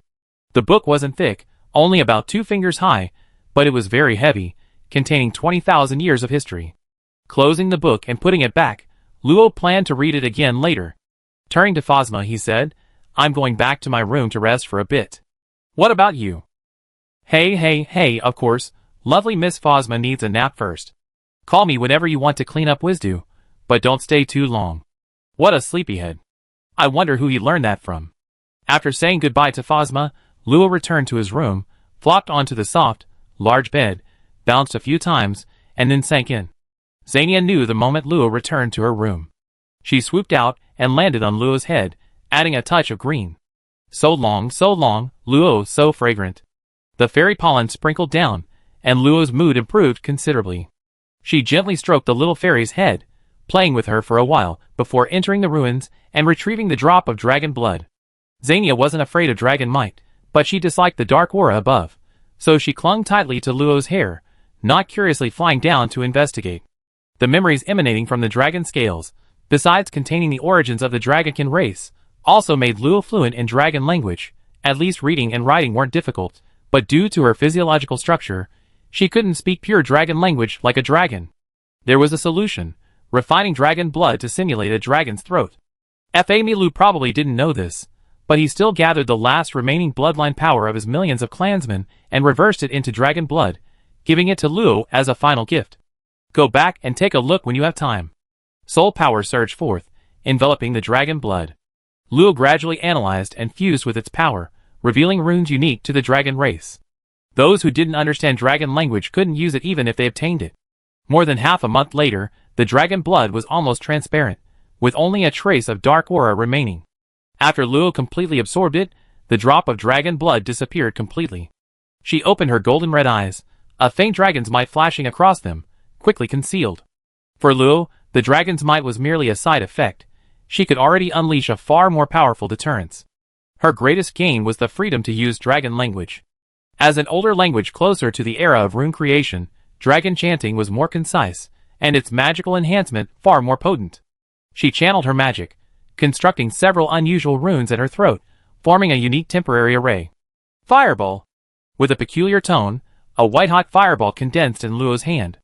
The intense heat distorted the surrounding air, and the flower field beneath her feet rapidly withered. Dead. Dead. Luo! Stop! Stop! Luo realized the power of the dragon chant was beyond her expectations, and quickly extinguished the fireball, carefully comforting the little fairy and helping her heal the withered flowers. Luo, you're so naughty. Xania isn't playing with you anymore. It's my fault. I'm sorry, Xania. Don't be angry, okay? Humph. I play with you for a couple more days, okay? The little fairy crossed her arms, her pointy ears perked up, but she still shyly turned her head away. Luo found it amusing, but with the FIA sisters in the tempering space and Moriarty cultivating, he really needed to spend some time with her. Perfect, I introduce you to some friends, they're fairies too. Xania's pretty little eyes lit up instantly, her earlier displeasure vanished, and she flew to Luo, fluttering her little wings happily. Companions. Companions. It was clear she was genuinely happy. Miss Ife should forgive my intrusion, right? Such a gentle older sister, she shouldn't mind. Chapter 585. Before going to find Afi, Luo first visited the FIA sisters. After a month of training, their auras had noticeably become much stronger. It was truly worthy of the Grand Library's perk, comparable to unlimited access to magic books. One day of training there was equivalent to a month of normal training. Thinking of this, Luo felt a pang of heartache. She too had experienced the exhilarating feeling of accelerated training, but why was it a limited-time experience? Oh well, a little snack is nice too. She could only console herself with this thought, and took out a cream-filled triangle cake to treat herself. Dealing with the naughty Wisdu normally rewards 10 years of training time, but due to the Black Dragon's strength, Phosma tripled the reward this time, making it 30 years. Luo could exchange the deducted training time for snacks and drinks transformed from Wisdu at the Grand Library. The exchange rate was approximately 1 to 3, meaning Luo could exchange 3 Wisdu for one of the same level. As for the varieties and flavors, Phosma said it was up to Luo's preference. Luo had no idea what the benefits of absorbing would be, but following his heart wouldn't be a bad thing. Ife was still in the small garden, pruning branches with shears. She seemed delighted to see Luo. Long time no see, Luo. A warm welcome. I go make some herbal tea and chat with the little ones first. Miss Ife can make tea? I have to look forward to it. 3 little fairies dressed in different clothes approached. Luo suddenly remembered he hadn't asked their names yet. Hello, my name is Luo. How shall I address you? It's Betty. This is the voice of the butterfly fairy. She seems to really enjoy Luo's scent, perhaps because she likes floral fragrances? Foul, strange smell, Luo. This is the voice of the forest fairy. Perhaps it's the lingering, faint aura of darkness that makes her somewhat reluctant to approach Luo. Golden fragrance. Golden fragrance. So lovely. Where are your kind? Golden fragrance, also a flower fairy, is searching for the source of Xania's scent on Luo. Encouraged by Luo, Xania also peeks out from under her mage's hat. Her golden green hair and the beautiful flower wreath on her head brightened the three fairies' eyes. They chatter and rush over, fluttering around Xania. Betty's fairy pollen is pale pink, Val's is emerald green like leaves, while golden fragrances, as its name suggests, is slightly lighter in color than Xania's, with a faint, almost imperceptible fragrance. La la la. The four little ones quickly bonded, their relationship progressing to a friendship level. There were no complicated feelings involved. As long as they were good fairies, they were all friends. Ifei returned soon after, carrying an exquisite wooden tea tray with a small purple clay teapot and 2 sets of cups of different sizes. Seeing Xania, she smiled. It seems they really liked their new companions. After they sat down, Ifei, as the hostess, brewed tea for Luo and the other fairies. Luo's teacup, like hers, was large, while the little fairies' cups were about half the size of a fingernail, just the right size to hold in both hands. Try it. It's baked from the flowers that little guy cultivated. Jin Xiang, mentioned, chattered excitedly, earning praise from the other 3 fairies, who clapped their hands repeatedly. The fragrant aroma of tea, tinged with a subtle sweetness and floral scent, was so enticing that a single sip felt like being immersed in a sea of flowers. Demon flower tea? Hee hee, I didn't expect little Luo to have tried it before. Not bad, is it? Luo took a small sip, savoring the lingering fragrance. Although made from 100 kinds of demonized flowers, the aroma wasn't overpowering. Instead, it perfectly complemented the slight astringency and sweetness of the roasting process, adding a richer, more mellow flavor. It's a little different from what I usually drink. The floral scent is less pronounced, and the tea aroma is stronger, but it tastes even better. Hee hee. This is my secret recipe, you know? Not everyone gets to taste it. I see. It's my honor.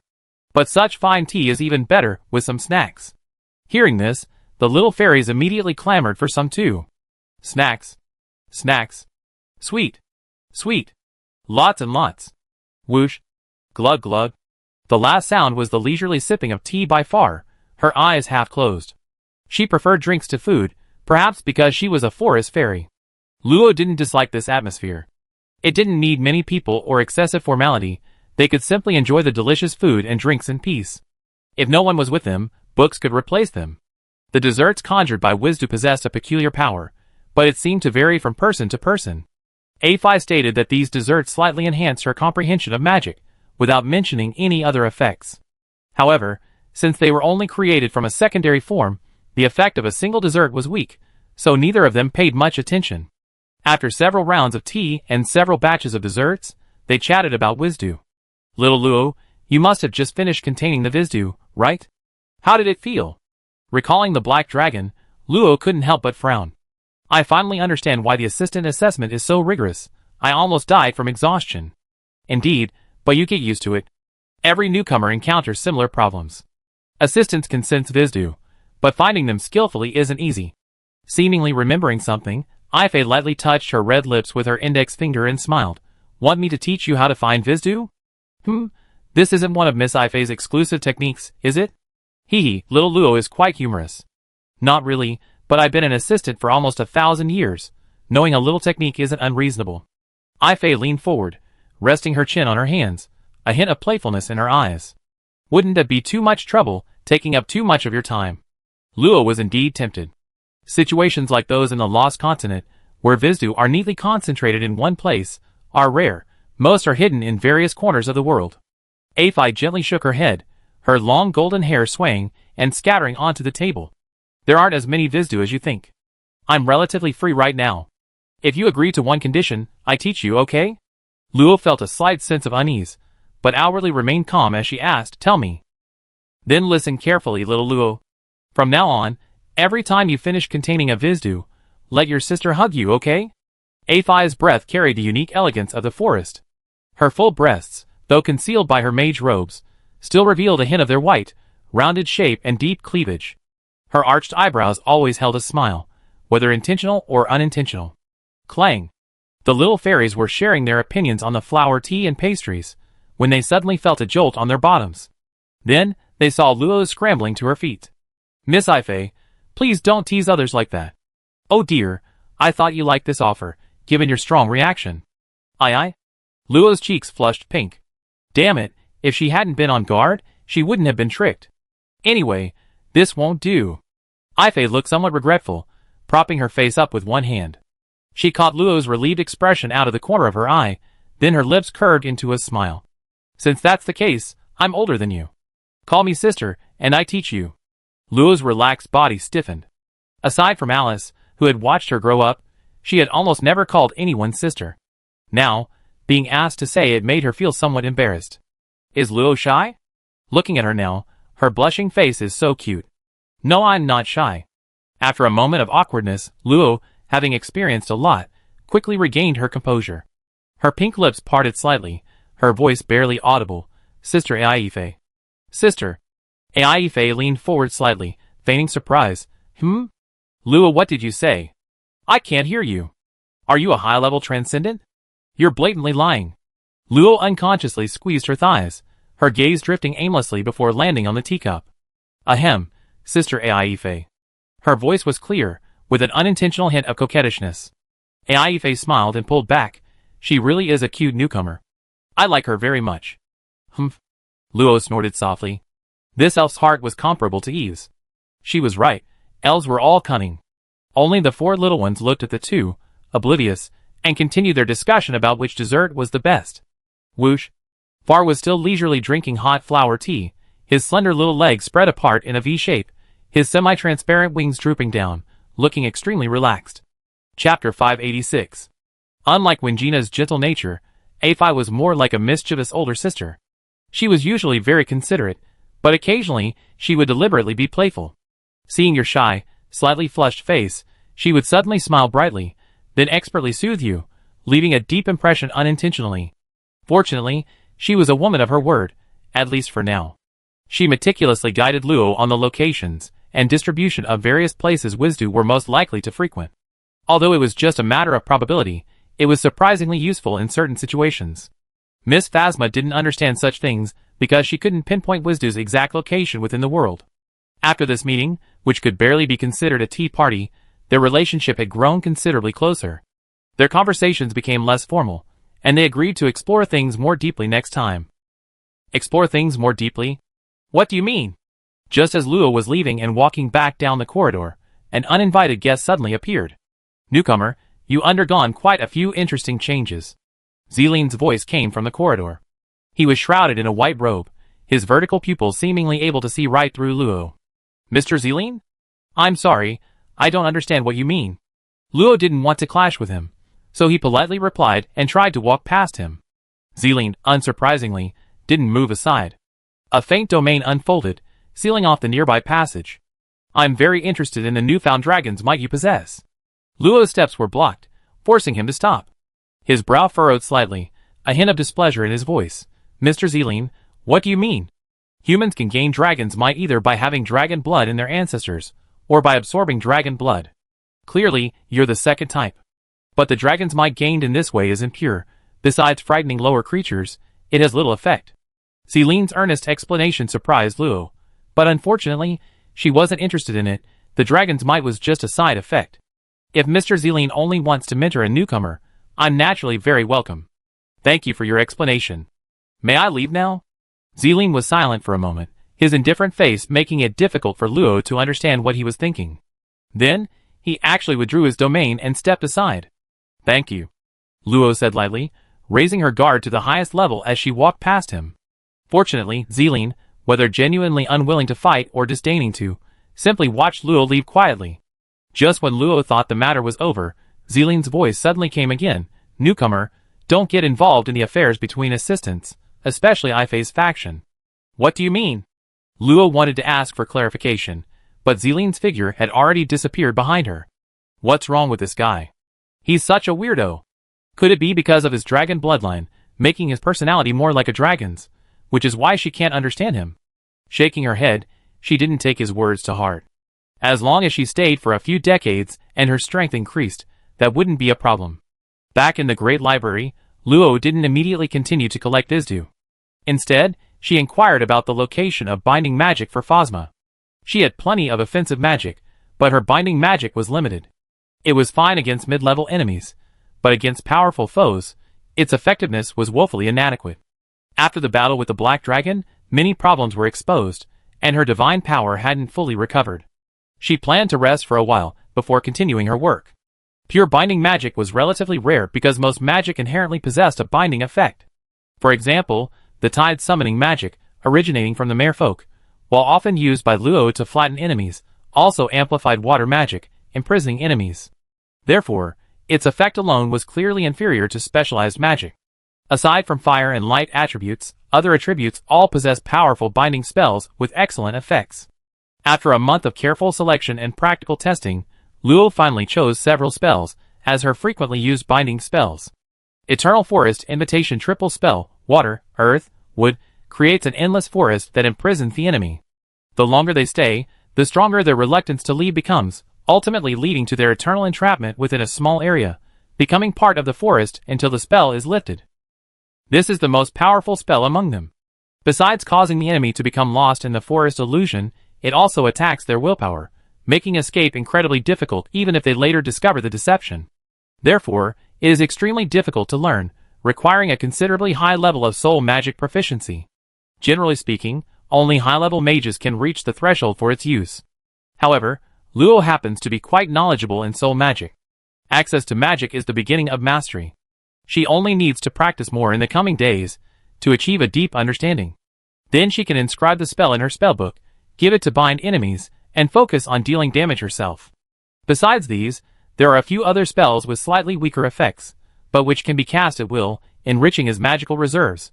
He acquired quite a few spells from the Tower of Babel, and in his spare time, Luo has been trying to improve and refine their structures. This has been of great reference value for improving barrier spells and perfecting high-level shaping enchantment. Xania likes her new companions very much and often visits. After a while, she also invites the three little ones to play in the flower field. The swing that Simmel built on the Tree of Life has become their favorite place to stay. Luo naturally knew about this, but the ruined space was a slightly larger storage device for living beings. For an assistant like Aphi, who had lived for over 1,000 years, it was nothing new, if not commonplace, so there was no need to deliberately stop it. The effects of absorbing Vizdu were still unclear, but with more consumption, Luo gradually felt a stronger connection between herself and the runes, and sensed a certain resonance between them, an incomprehensible, ethereal network existing between all runes. She vaguely perceived many gaps in this invisible network, as if runes unknown to her existed in those locations. Unfortunately, absorbing Vizdu took time. Subunits containing 2 or 3 broken runes could be absorbed in seconds, but those with hundreds of broken runes or high-level Vizdu containing complete runes required a much longer time. That day, Luo was compressing the dragon language incantation of Resist Fire Ring into a single sentence to achieve a simpler, faster incantation similar to Fireball. Dragons often unleash a single roar when casting dragon language magic, but that's actually an extremely compressed chant. A full chant would take several minutes, which is clearly inefficient in intense battles. Human magic doesn't exist in dragon language, so compressing the chanting process requires Luo's personal involvement. For low-level spells like Fireball, which only have a few runes, not compressing it has little impact, but for mid-level spells and above, the time issue becomes more serious. Huh? Where's this phrase? Is it unique to humans? I have to look it up again.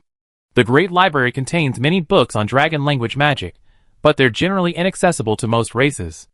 Luo easily found his way to a certain level. Here, Miss Phosma liked to wear a giant dragon coat filled with a cotton-like material. She often slept soundly on a counter piled high with gold coins from various eras. The first time they met, Luo curiously pinched the dragon horns on the coat's hood. They were soft, and then a gold coin hit him in the face. Thump! Little Luo, how could you touch Miss Phosma's horns? She'd be angry.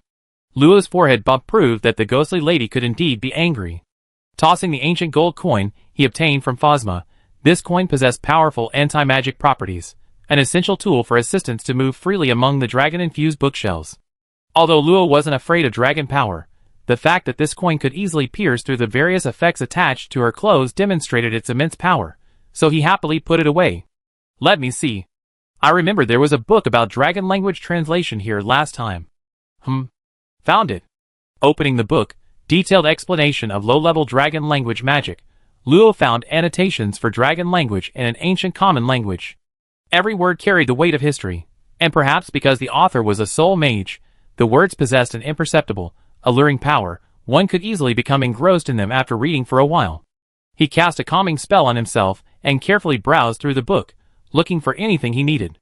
Suddenly, a slight fluctuation came from the mage's soul network. Luo was somewhat surprised. Who would send him a message? He released the barrier, and a message appeared. Please reply immediately upon seeing this message. It was a letter from Mage Hal. Chapter 587. When Luo arrived at Hal's residence, he saw Hal, clad in black robes, drinking alone, a faint cloud of melancholy clouding his face. Excuse me. Master Luo has arrived. Please have a seat. Seeing Luo, Master Hal forced a smile and poured him a cup of tea. I never imagined that after so many years, Master Luo would be wearing white robes. It's truly beyond my expectations. Luo removed his mage hat and thanked him profusely. This is all thanks to the Mage Hall's trust in me and Master Hal's approval. Otherwise, I wouldn't even have had the chance to see Headmistress Flina. Haha, so humble and composed, such a pleasing personality. Master Luo is destined to be the future of the Mage Hall. I wasn't at the Mage Hall before and couldn't congratulate you in time. Please forgive me. A ring appeared on the table and was pushed towards Luo. I heard that Master Luo has a fondness for soul crystals. This is just a small gift, nothing more. Her senses probed inside, revealing over a dozen high-grade soul crystals, several levels higher than those displayed in the trading hall. Luo understood that the other party was being so polite because they needed her help. Otherwise, given their black robe status and their exceptionally high-level 7th-tier strength, their statuses were essentially equal, and there was no need for such flattery.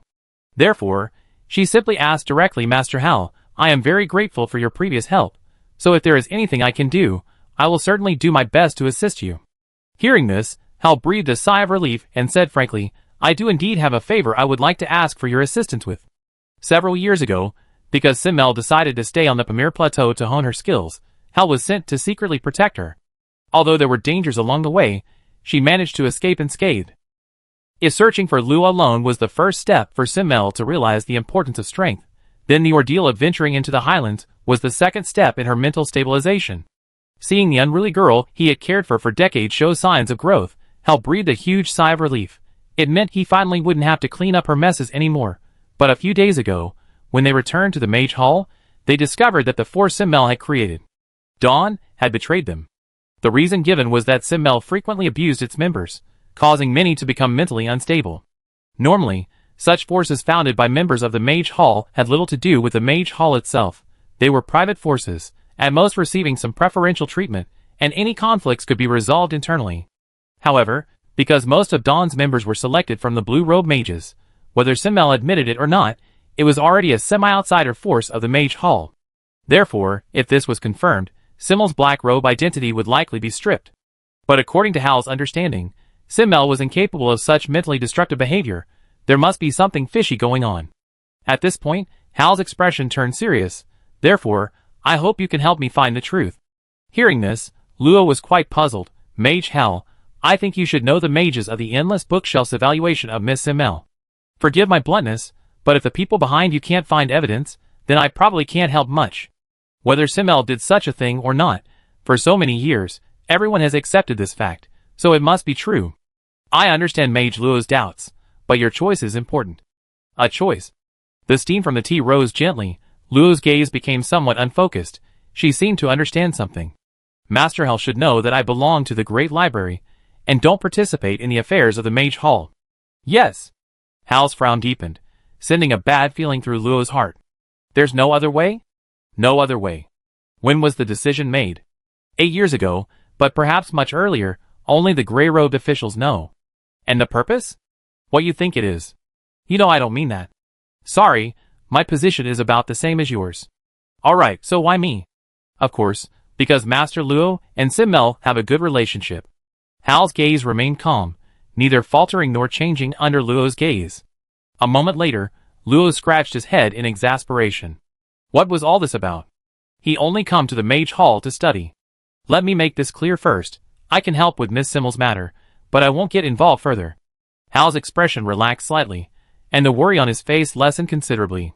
Of course, the Great Library itself won't participate. Since he agreed, Luo didn't think any further and asked, then what should I do? This is the identity verification crystal and the image crystal. I want you to enter Dawnbreaker and find a yellow-robed mage named Bandon to obtain evidence of his unauthorized research into soul magic. I have to infiltrate? Luo's eye twitched. Did they think she was an assassin? He's the whistleblower, he can't die. Okay, is there a time limit? Within 5 days, the trial will begin a week later. Before then, you need to obtain enough evidence. Luo put away the image crystal and the identity verification crystal, somewhat curious. Mage Hal, I'm only a 4th-tier mage. What if I fail? Hal took a sip of tea, his eyes somewhat unfocused. The outcome won't change, but we have less time. A seemingly random statement, but since failure was inevitable, she didn't intend to concern herself with anything else. Standing up, Luo bowed slightly in a mage's salute. Thank you for your trust. I will do my best. Awaiting good news. Leaving Hal's room, Luo quickly arrived at the commission hall. Along the way, the blue-robed mages were discussing Simmel's return and arrest. She was actually arrested? Luo hadn't expected the mage hall's higher-ups to act so decisively. Perhaps Simmel's backers were also pulling the strings. This made her even more perplexed by Hal's words. What could possibly warrant such a drastic move from the mage hall? Well, for Hal's sake, I'd do my best. Hal's approach to her certainly had an element of exploitation, but it was also a well-intentioned reminder. Otherwise, Luo might have been used as a tool without even realizing it, like most of the ordinary members. Voluntary use is better than being a tool for no reason. That's Lord Luo. Someone shrieked, interrupting Luo's thoughts, and then a crowd surged around him, their eyes filled with adoration and fervor. Lord Luo, could you tell us how you became a black-robed mage in one step? Look at me! Look at me! Lord Luo, your skin is so good. How do you maintain it? It really is the silver-haired witch. I heard rumors about her in the academies of all the major human empires. I can't believe I'm working with such a powerful person. It's real. 100 times cuter than I heard. Oh my god, I just happened to be in the quest hall, and I ran into her. I have to try my luck in the lottery when I get back. Besides the people from the mage hall, other mages from outside were also deeply curious about Luo. Many of them had already heard of the silver-haired witch's name, and upon hearing that Luo was herself, they joined in the commotion. Wait, she hasn't shown up for months, and that lottery person, is she some kind of luck-detecting device? The mages surrounded Luo, not daring to get too close, but even so, Luo couldn't easily go to the front desk. Just as she was considering whether to unleash her aura to intimidate others, the crowd suddenly parted on its own, and a woman in a black robe slowly walked in. She had long, purplish-red hair, a beautiful face, but exuded a cold and aloof aura. Under her unapproachable aura, the crowd's voices gradually quieted down, and they dared not say anything more. Only Luo was somewhat surprised, because the black-robed female mage before her was actually wearing a white robe, meaning she was an assistant in the Grand Library. She had clearly noticed Luo's identity as well, but only glanced at her briefly before ignoring her and heading straight to the reception desk in the commission hall. The green-robed receptionist was a little nervous, her voice trembling slightly. Lady Budain, is there anything I can do for you? Budain means noble and high-ranking in common tongue. Those with this name were almost always from the highest echelons of the empire, or royalty, though this didn't exclude those from the upper echelons of the mage hall. Budain didn't elaborate, coldly stating, a map of the lower sacred realm. Very well. Immediately, Luo was slightly taken aback. The lower sacred realm? Wasn't that where she was going? What a coincidence. Chapter 588. The Holy Land of Mages is located in the northern part of the western continent, surrounded by a thick spatial barrier. Its size is unknown, and outsiders can only enter and exit via teleportation arrays. Only members of the Mage Temple are allowed to pass through the spatial barrier. However, flying over the Holy Land of Mages is something only done when absolutely necessary. Luo used the teleportation array and quickly arrived at the southern part of the Holy Land of Mages. Stepping out of the teleportation array, the Holy Land of Mages behind him was cut off by an invisible celestial curtain, shrouded in thick clouds and mist, making it impossible to see anything clearly. Under the sunlight, a faint 8-colored halo shone, seemingly containing boundless knowledge. This is the lower sacred domain, officially named the jurisdiction under the Holy Land of Mages, inhabited by a large number of civilians, who lack the ability to enter the Holy Land of Mages, as well as a number of extraordinary individuals of diverse backgrounds. The former are mostly ordinary people. Due to their proximity to the Mage Temple, a significant portion of them have a high degree of faith in the God of Magic and are called pilgrims. Because of this, the Church of the God of Magic and the Church of Truth from various places like to come here to find new believers. Leaving the Mage Sanctuary, Luo had already changed into her mage robes. Her perfect face was covered by a plain white mask, so no one passing by would notice her small stature. The Dawnbreaker headquarters was located in a medium-sized city called Truth City, in the southwest of the Holy Lower Domain, about 3,000 miles from the Mage Sanctuary. Indeed, Truth City was a religious city controlled by the Church of Truth. Here, 90% of the residents more or less believed in the God of Magic and followed the doctrines of the Church of Truth. A statue of the God of Magic stood in Truth Square, and every day, many residents would rise early to visit it, then go to the Cathedral of Truth at Lake Osa to pray. For thousands of years, Truth City had become an indispensable and important stronghold of the Church of Truth. Whether intentional or not, a pilgrimage city was built decades ago, only 30 miles from Truth City, reportedly funded by the Church of the God of Magic. Initially, the two cities simply disliked each other, but in recent years, people from the pilgrimage city had frequently traveled to Truth City under the guise of exchanging magical ideas, causing a sharp deterioration in relations. When Luo arrived in Truth City, he happened to witness the two groups confronting each other in the street. Both sides were mages, but their affiliations were easily distinguishable by the insignia on their robes and the badges they wore. Didn't the Church of Truth claim to be on par with the Church of the God of Magic? How come they're so pathetic? The sarcastic words left the Church of Truth's followers speechless, their faces turning ashen. The three men lying on the ground indicated they were no match for them, their strength was inferior, and they didn't even have the right to speak. Residents on both sides of the street shouted defiantly, "If Wells, the candidate godson, hadn't disappeared, how could you hypocrites be so arrogant? Hypocrites, get out of Truth City. Hypocrites from the Church of the God of Magic are not welcome here. Get out of Truth City." The shouts grew louder, and the members of the Church of Truth became bolder. The remaining 5 members stood side by side to meet the unfazed members of the Church of the God of Magic, shouting, "You are nothing but a bunch of fake believers, who commit evil deeds in the name of the God of Magic. You dare to call yourselves believers in the God of Magic? If you don't leave, don't blame us for being impolite." A faint glow appeared, as if an attack would be launched if the other side didn't leave. "Stubborn fools.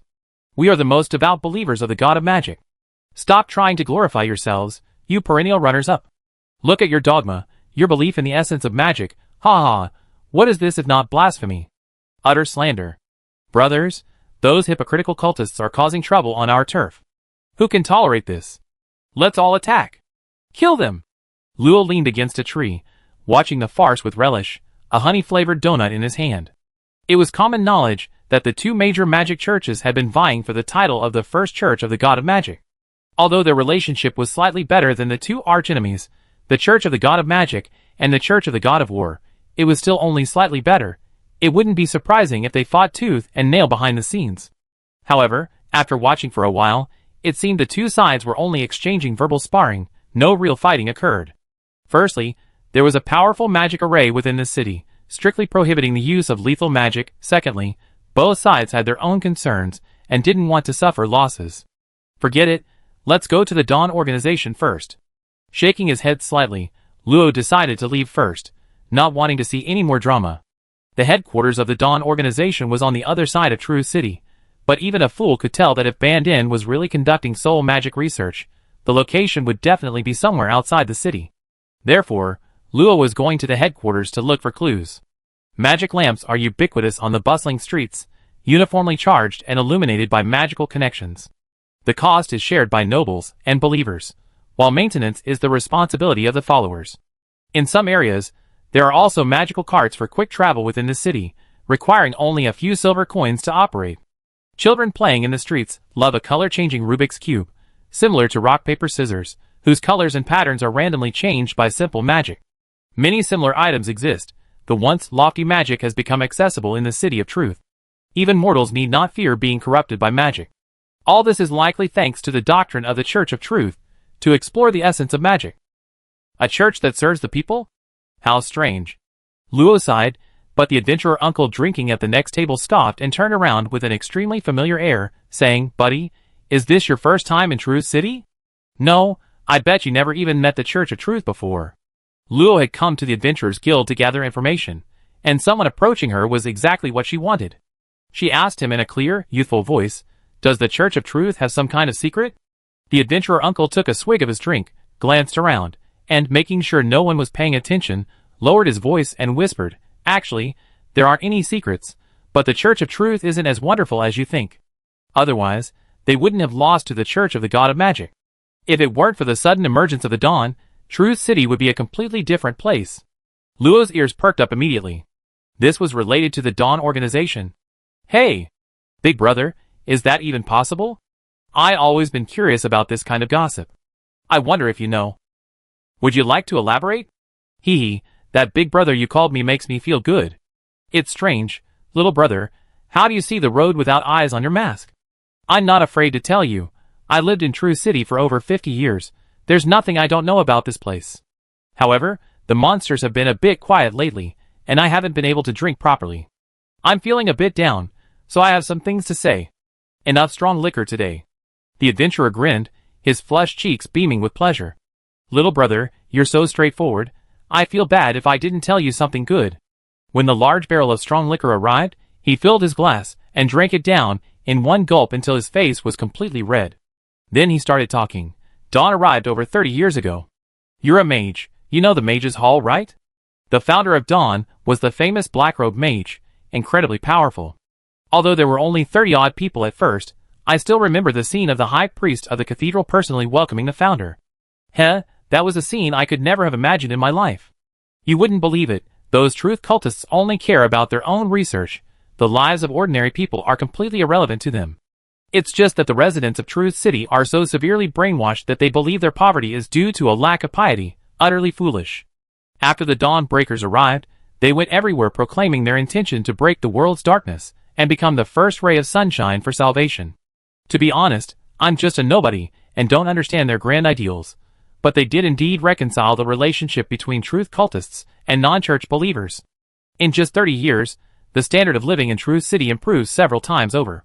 So here Dawn and the Church of Truth are equal in status, especially outsiders who prefer Dawn. Little brother, be careful not to say the wrong thing. Hiccup. He let out a burp reeking of alcohol, the adventurer clearly a bit drunk, waving his fingers and stammering, but for some reason, Dawn has been much quieter in recent years. Not only has the founder, Miss Simmel, disappeared for a long time, but even the head steward of Band Inn, who is in charge of managing the organization, has been out of contact. I heard that there was a conflict between them. Bang! The door of the Adventurers Guild was suddenly kicked open, and 2 truth cultists were thrown in. Outside the door, a 6th-tier mage was retracting his leg after kicking out, followed by the mage cultists that Luo had encountered not long ago. Chapter 589. Get out of my way, you roadblock dog. The 6th-tier cultist glanced contemptuously at the 2 fallen men, stepped over them, and swaggered into the guild, completely ignoring the angry others. After scanning the room, he scoffed dismissively.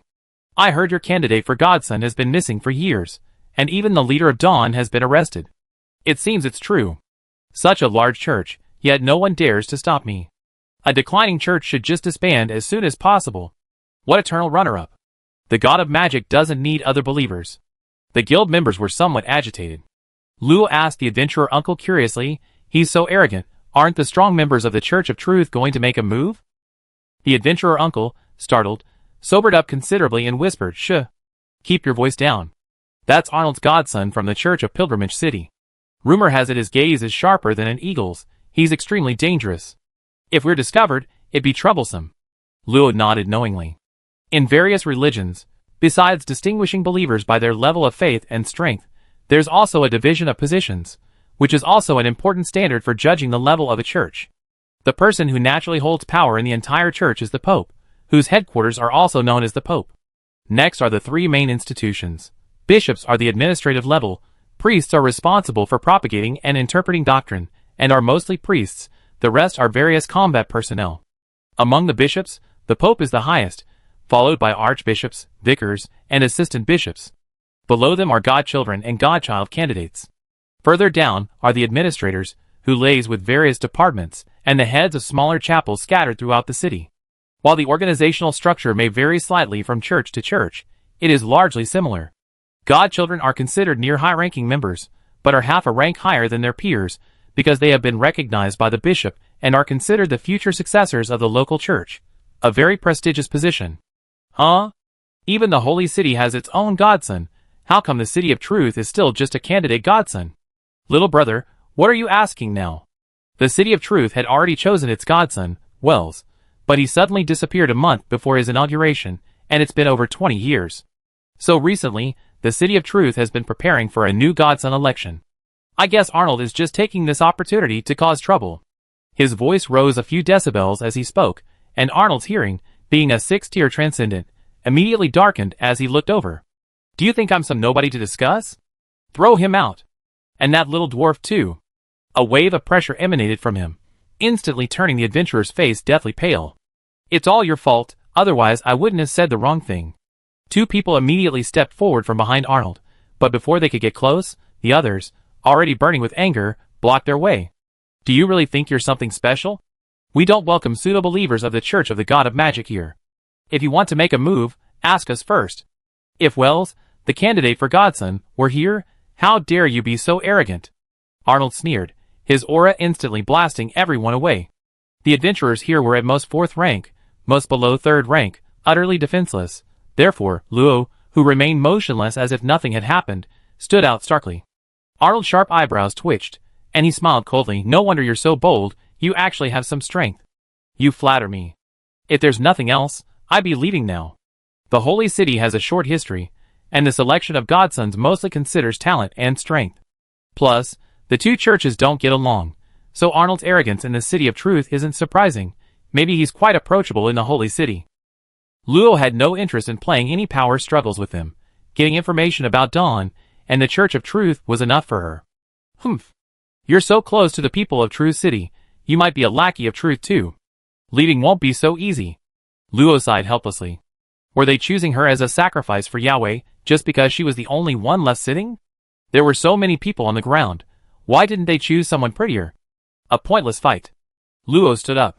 The 2 cultists who were about to throw the adventurer uncle out tried to grab her shoulders, but the moment the thought crossed their minds, they were horrified to find themselves unable to move. Even though no immobilization spell had been cast, her body was inexplicably trembling slightly, as if any movement would instantly extinguish her soul. Tap, tap. Passing the 2 men stunned by the oppressive aura, Luo ignored the increasingly serious Arnold and left the adventurers guild under his silent gaze. After she disappeared, the 2 men, their legs trembling, gasped for breath and collapsed to the ground, leaving the rest of the guild bewildered. However, this didn't stop them from taunting, so even self-proclaimed great cultists can be scared stiff? These spineless cowards dare to cause trouble in Truth City? Laughable. Behind Arnold were 3 others, utterly perplexed by their godson's sudden release. Godson, are we just going to let that person leave like this? Outsiders will think we're afraid of Truth City. Arnold gazed at the empty street outside the guild and said in a deep voice, ignore him, and don't provoke him. He's just an outsider. Alright, take these 2 with you. Let's go visit the Church of Truth. The others didn't understand their godson's meaning, but they obeyed, helping the 2 men to their feet, and quickly leaving behind a group of adventurers aching all over. But soon, some adventurers realized that Arnold's godson's words conveyed an important piece of information. Miss Simel, the founder of Dawn, and a powerful black-robed figure from the Mage's Hall, had been arrested. Really? I never heard of this. It must be a rumor spread by those false believers.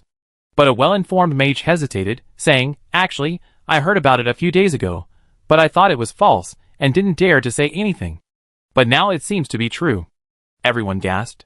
Could it be true that the rumor about Dawn's chief steward, Mage Bandon, and Miss Simmel's relationship had broken down? Could Truth City still maintain its current stability? No, I have to tell others this. Soon, more than half of the guild members were gone. Originally, Luo planned to go directly to Dawn's headquarters. With the identity verification given by Mage Hal, getting in wouldn't be a problem.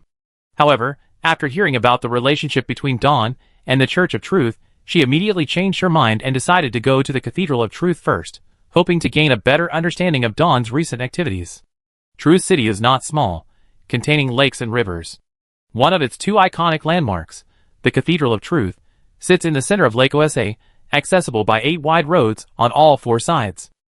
Many pilgrims come to the Cathedral of Truth, for it is not merely a place of faith and prayer, but also the only way for the city's inhabitants to connect with the supernatural. Only believers recognized by the cathedral are granted the opportunity to advance their ranks in the Mage Hall. Outside the cathedral are many priests dressed in starry sky mage robes, guiding the pilgrims. Those wishing to join the cult can speak with them. Cough, cough, basically, seek them out for any needs. The cathedral resembles a castle formed by multiple mage towers, but a huge blue-purple star floats atop the highest spire, constantly emitting detection magic. Any suspicious individuals will immediately alert the pilgrims. Non-troubling outsiders, like Luo, are not stopped. They can freely enter and exit, except for certain restricted areas. Prestigious assistant bishops usually receive prayers in the chapel. I hope I be lucky. With that thought, Luo stepped into the church. Chapter 590. Inside the auditorium, worshippers lined up to pray. At the far end stood a statue of the Archmage Hecate, with 8 high-level magic cores of varying attributes floating behind her. Surprisingly, the statue had a distinctly female face, slightly different from the usual depiction of asexual Archmage statues. Several amiable mid-level priests stood by, presiding over the prayers. Devout whispers echoed through the auditorium, praising the Archmage and expressing hopes for the future, seeking peace of mind. Besides worshippers, many with ulterior motives sought deeper communication with the church. Regular staff handled appointments. Luo didn't believe in the Archmage, but that didn't stop her from offering a few words of prayer. She had to give the local church some face. A moment later, Luo finished praying and found a young receptionist standing nearby. She wore a pure white robe, but wasn't a transcendent being. The church couldn't afford the luxury of employing transcendents as receptionists like the Mage's Temple. Honorable Mage, how may I help you? I wish to see the Archbishop. Very well. His Highness the Archbishop?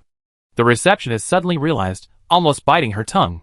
I'm so sorry, Mage. Have you made an appointment to meet with the Archbishop? Luo shook her head. Then, do you know the Archbishop? Still a shake of the head. Mage, if you don't know the Archbishop and don't have an appointment, then surely you have a gift from the Vice Bishop? The girl spoke cautiously, her pretty face slightly pale. She was just an ordinary, half-believing believer. Pretending to be a fanatical believer to earn money was already difficult enough. How could she encounter the troublemaker her seniors had repeatedly warned her about on her first week of work? Please stop shaking your head, just say you have a gift. Luo shook his head rapidly. Your Excellency, this. Little Oni, rudeness to a guest is disrespectful to the god of magic. This mage, I apologize for her mistake. May I ask what brings you to see the Archbishop? The visitor was one of the priests, his face bearing a mixture of kindness and a slight coldness. Luo could sense his wariness, not because he wanted to see the Archbishop, but simply because he was wary of an outsider. I wish to meet with your Archbishop to learn some things. Guest, your Excellency is currently unavailable. Please forgive me. What a coincidence. In that case, could you introduce me to the Vice-Bearer? I'm sorry, your Excellency is also unavailable at the moment. Luo stroked his chin. Well, he'd been presumptuous.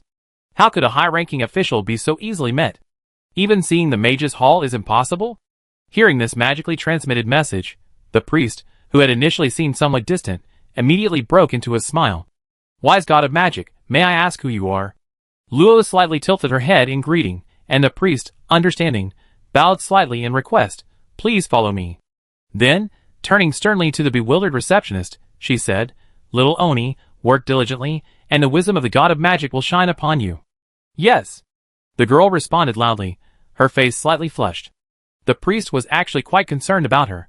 Perhaps her efforts had truly been seen by the wise god of magic. She secretly resolved to pray to the god of magic twice more each day after returning home. Maybe her salary would increase this month. Passing through a side passage to the corridor, outside the hall, the priest again asked in a low voice, May I ask which member of the Mage's Hall you are? Withdraw your magic. There's no need to be wary. Luo ignored the priest's hidden warning spell, drawing a complex symbol in the air with his right index finger, a mark exclusive to the Mage's Hall, wielded only by high-ranking members of the yellow robe rank and above. The priest's hand, hidden beneath his robes, trembled slightly. This symbol represented a black robe, indicating a status no less than that of a bishop in a major city. If one were truly powerful, even the high priest would treat them with respect. Quickly dispelling the magic, the priest performed a respectful mage's salute. I didn't know you were a member of the Mage Temple. Please forgive me, for we are both under the illumination of the god of magic. Wisdom is a good thing. There's nothing to blame you for. Just take me to the Archbishop. Understood. The Archbishop is meditating. Please follow me. The Archbishop of the Cathedral of Truth was a gaunt old man with deep-set eyes and unusually full temples. He wore a sky-blue robe embroidered with yellow moons and silver stars, and sat quietly cross-legged in the center of the small chapel, surrounded by a faint green mist of light, emanating a powerful aura of faith. After the priest and Luo entered, the mist of light vanished instantly. He rose, looked at Luo, and waved for the priest to leave. Honoring the wisdom of the Archmage, a visitor from the Temple of Mages, what brings you to our followers, the followers of the Archmage? The bishop's coldness was far more pronounced than the priest's, his clear eyes shimmering with subtle runic light, as if nothing could compare to the pleasure of exploring magic. Luo reached out and pulled down his white robe. To outsiders, he appeared shrouded in black. The Temple of Mages is on business. I need some information. I won't disturb you further. If it concerns Dawn, I have nothing to say. Luo frowned beneath her mask. She hadn't even asked a question, and she already shut him down? I need a reason. Dawn and the Church of Truth are one entity. We don't want any changes. Aren't you afraid the Mage Temple will be angry? The Archbishop's thick brows furrowed slightly, and he said indifferently, the Mage Temple doesn't operate discreetly. The implication was that Luo's discreet actions meant he was acting privately, and as long as he didn't take action or damage the Mage Temple's reputation, the Mage Temple wouldn't interfere. He had seen through Luo's intentions from the beginning, which was why his attitude was so different from the priest's. I don't understand. Since you claim your interests align with Dawn's, shouldn't you be doing your best to save it now that Dawn is facing a split? Dawn will not disappear. I swear to the God of Magic. If that's meaningless, can I interpret it as you, the Church of Truth, planning to support a puppet organization? Luo's aura intensified. If the Cathedral of Truth were to sow discord within Dawn and plant their own people, they could avoid being divided by external forces and continue to gain the support of the residents of Truth City. A win-win situation. The price would be Dawn completely losing its autonomy, and Simmel's hard work would be utterly shattered. The Archbishop shook his head. Dawn originated from the Temple of Mages. We admire the wisdom of the God of Magic, and would not do something so irrational. If the Blackrobe Lord insists on getting involved, he can go to Dawn's headquarters himself. The Archbishop spoke calmly, completely ignoring Luo's displeasure. His attitude, one of you can kill me, but I'd rather die than reveal it. Luo adjusted his mask and sneered. I think your alliance isn't as selfless as it seems. What did Dawn promise? The secrets of magic? The Archbishop remained unmoved. Oh no, ordinary magic is unnecessary, and advanced magic is beyond our reach, unless some knowledge that's called magic, but isn't actually magic. Am I right? The Archbishop's expression finally softened slightly. She closed her eyes and calmly said, I don't understand what you mean. From the very beginning of Dawn's establishment, we had a close relationship. We're comrades exploring the application of magic. If you have any grievances against me, I will listen attentively to every detail. There's no need to accuse me of anything baseless. Luo's aura grew increasingly cold, as if she were about to attack, but the next moment, she suddenly withdrew all her aura, becoming completely calm. Don't be nervous, just kidding. Since the Archbishop doesn't know, then I won't disturb you any longer. May the wisdom of the Archmage forever shine upon you. I sincerely apologize for my unauthorized visit. Luo gave a mage's salute, turned, and left without hesitation. Only the Archbishop remained standing quietly, a layer of sweat beating on his temples, lost in thought. After a long while, he sat down cross-legged again. Has the operation of the Mage Temple already begun? I hope True City has chosen the right side. A moment later, another priest arrived, but this time he was bruised and battered, even deliberately using magic to maintain a comical appearance of injury. He complained with a mournful face, Your Grace, Arnold's godson is here again. The church only has the candidate for godson, Pusning, left, but we can't stop him at all. Your Grace, what should we do? You need to come to me for such a small matter? I wouldn't dare. The other side is too arrogant. If this continues, outsiders will only laugh at us. The priest's mournful voice made the already displeased Archbishop even more annoyed. He simply stood up, pulled up his hood, and said coldly, I go and see what's going on. Is that old man's godson even worthy of the Archmage's attention? The priest was taken aback, then overjoyed. Whenever Arnold's godson caused trouble, it was always the mid-level priests like him who suffered the most. Reporting it upwards, the bishops wouldn't even bother, otherwise people would think his Church of Truth was desperate, needing a bishop to handle even a godson, a huge loss of face. Priests were generally weak in combat, and the mage order couldn't just attack someone of such status as a godson, unless they really wanted to start a war. So he went to every vice-bishop and assistant bishop, only resorting to the Archbishop as a last resort. He hadn't expected the Archbishop to actually agree. Let's see what you do now. Heh, sharper than an eagle, huh? Let's see how you become a dead eagle. Chapter 591. Sitting on the banks of the mysterious river, several hundred meters from the north gate, Luo rested her chin on her hands, watching the fishermen fishing. This great river, flowing in from the south of the city, passing Lake Osa, and then meandering out from the north, is a vital drinking water resource for True City. Since all mortals and most low-level transcendents cannot drink pure magical water for extended periods, its importance is evident. Few people wash clothes on the riverbanks, not only for fear of polluting the mysterious river, but also because most households use self-cleaning soap. This soap, derived from a special enchanted plant, can quickly clean clothes without water. It's a gadget modified by the Church of Truth. However, because of this, the fish at the river's outlet are plentiful and large, attracting many people with free time to fish. But today, the fishermen noticed a strange little girl suddenly appear. She neither fished nor spoke, simply sitting quietly, transforming their tense fishing into a pleasant experience. Sigh. Luo sighed softly. She hadn't expected the Cathedral of Truth to be involved in Bandon's soul magic research. Although the Archbishop hadn't admitted it, how could she not sense the shift in his tone? This meant that investigating the secret research site would be much more difficult. I hope it will be as I wish. The midday sun gradually slanted, and the quiet little girl's gaze seemed fixed on the occasionally rippled surface of the calm river. Small fish leaped up and entered the fisherman's basket. Larger fish poked their heads out, mocking their novice skills, flicked their tails, and darted back in, leaving everyone with a sigh of regret. Many people noticed the lovely girl. Some tried to ask if she was lost, or if she wanted to eat fish or go fishing, but she shook her head and denied it all. Suddenly, Luo stood up and disappeared. Those who wanted to talk to her realized with shock that she was a superhuman. The fishermen's hearts pounded with fear. Had they offended a superhuman? But their hands holding the fishing rods remained steady. In any case, fear couldn't stop them from continuing to fish. This was in the northern part of True City, near the North Gate, about 5 miles from the cathedral, and also the territory of the Dawn headquarters. Perhaps because the activity had decreased in recent years, the nearby streets were deserted, with only a few ordinary people patrolling in clothes bearing the Dawn insignia. Luo's figure bypassed the patrolman and appeared at a street corner. She had put her mask back on and changed into a dark gray cotton top and narrow-legged trousers. Without using magic, at first glance, an outsider might mistake her for an assassin or a warrior. Not far from her, 3 mages dressed indistinguishable from ordinary people were hurrying towards the gates of the Dawn headquarters, the very targets she was waiting for. The stone griffins at the entrance, their eyes gleaming, scanned the group before stepping aside to let the 3 in, then standing side by side to block the entrance. Luo didn't move. After a while, 5 more people arrived. It was none other than the cult of the Archmage led by Arnold.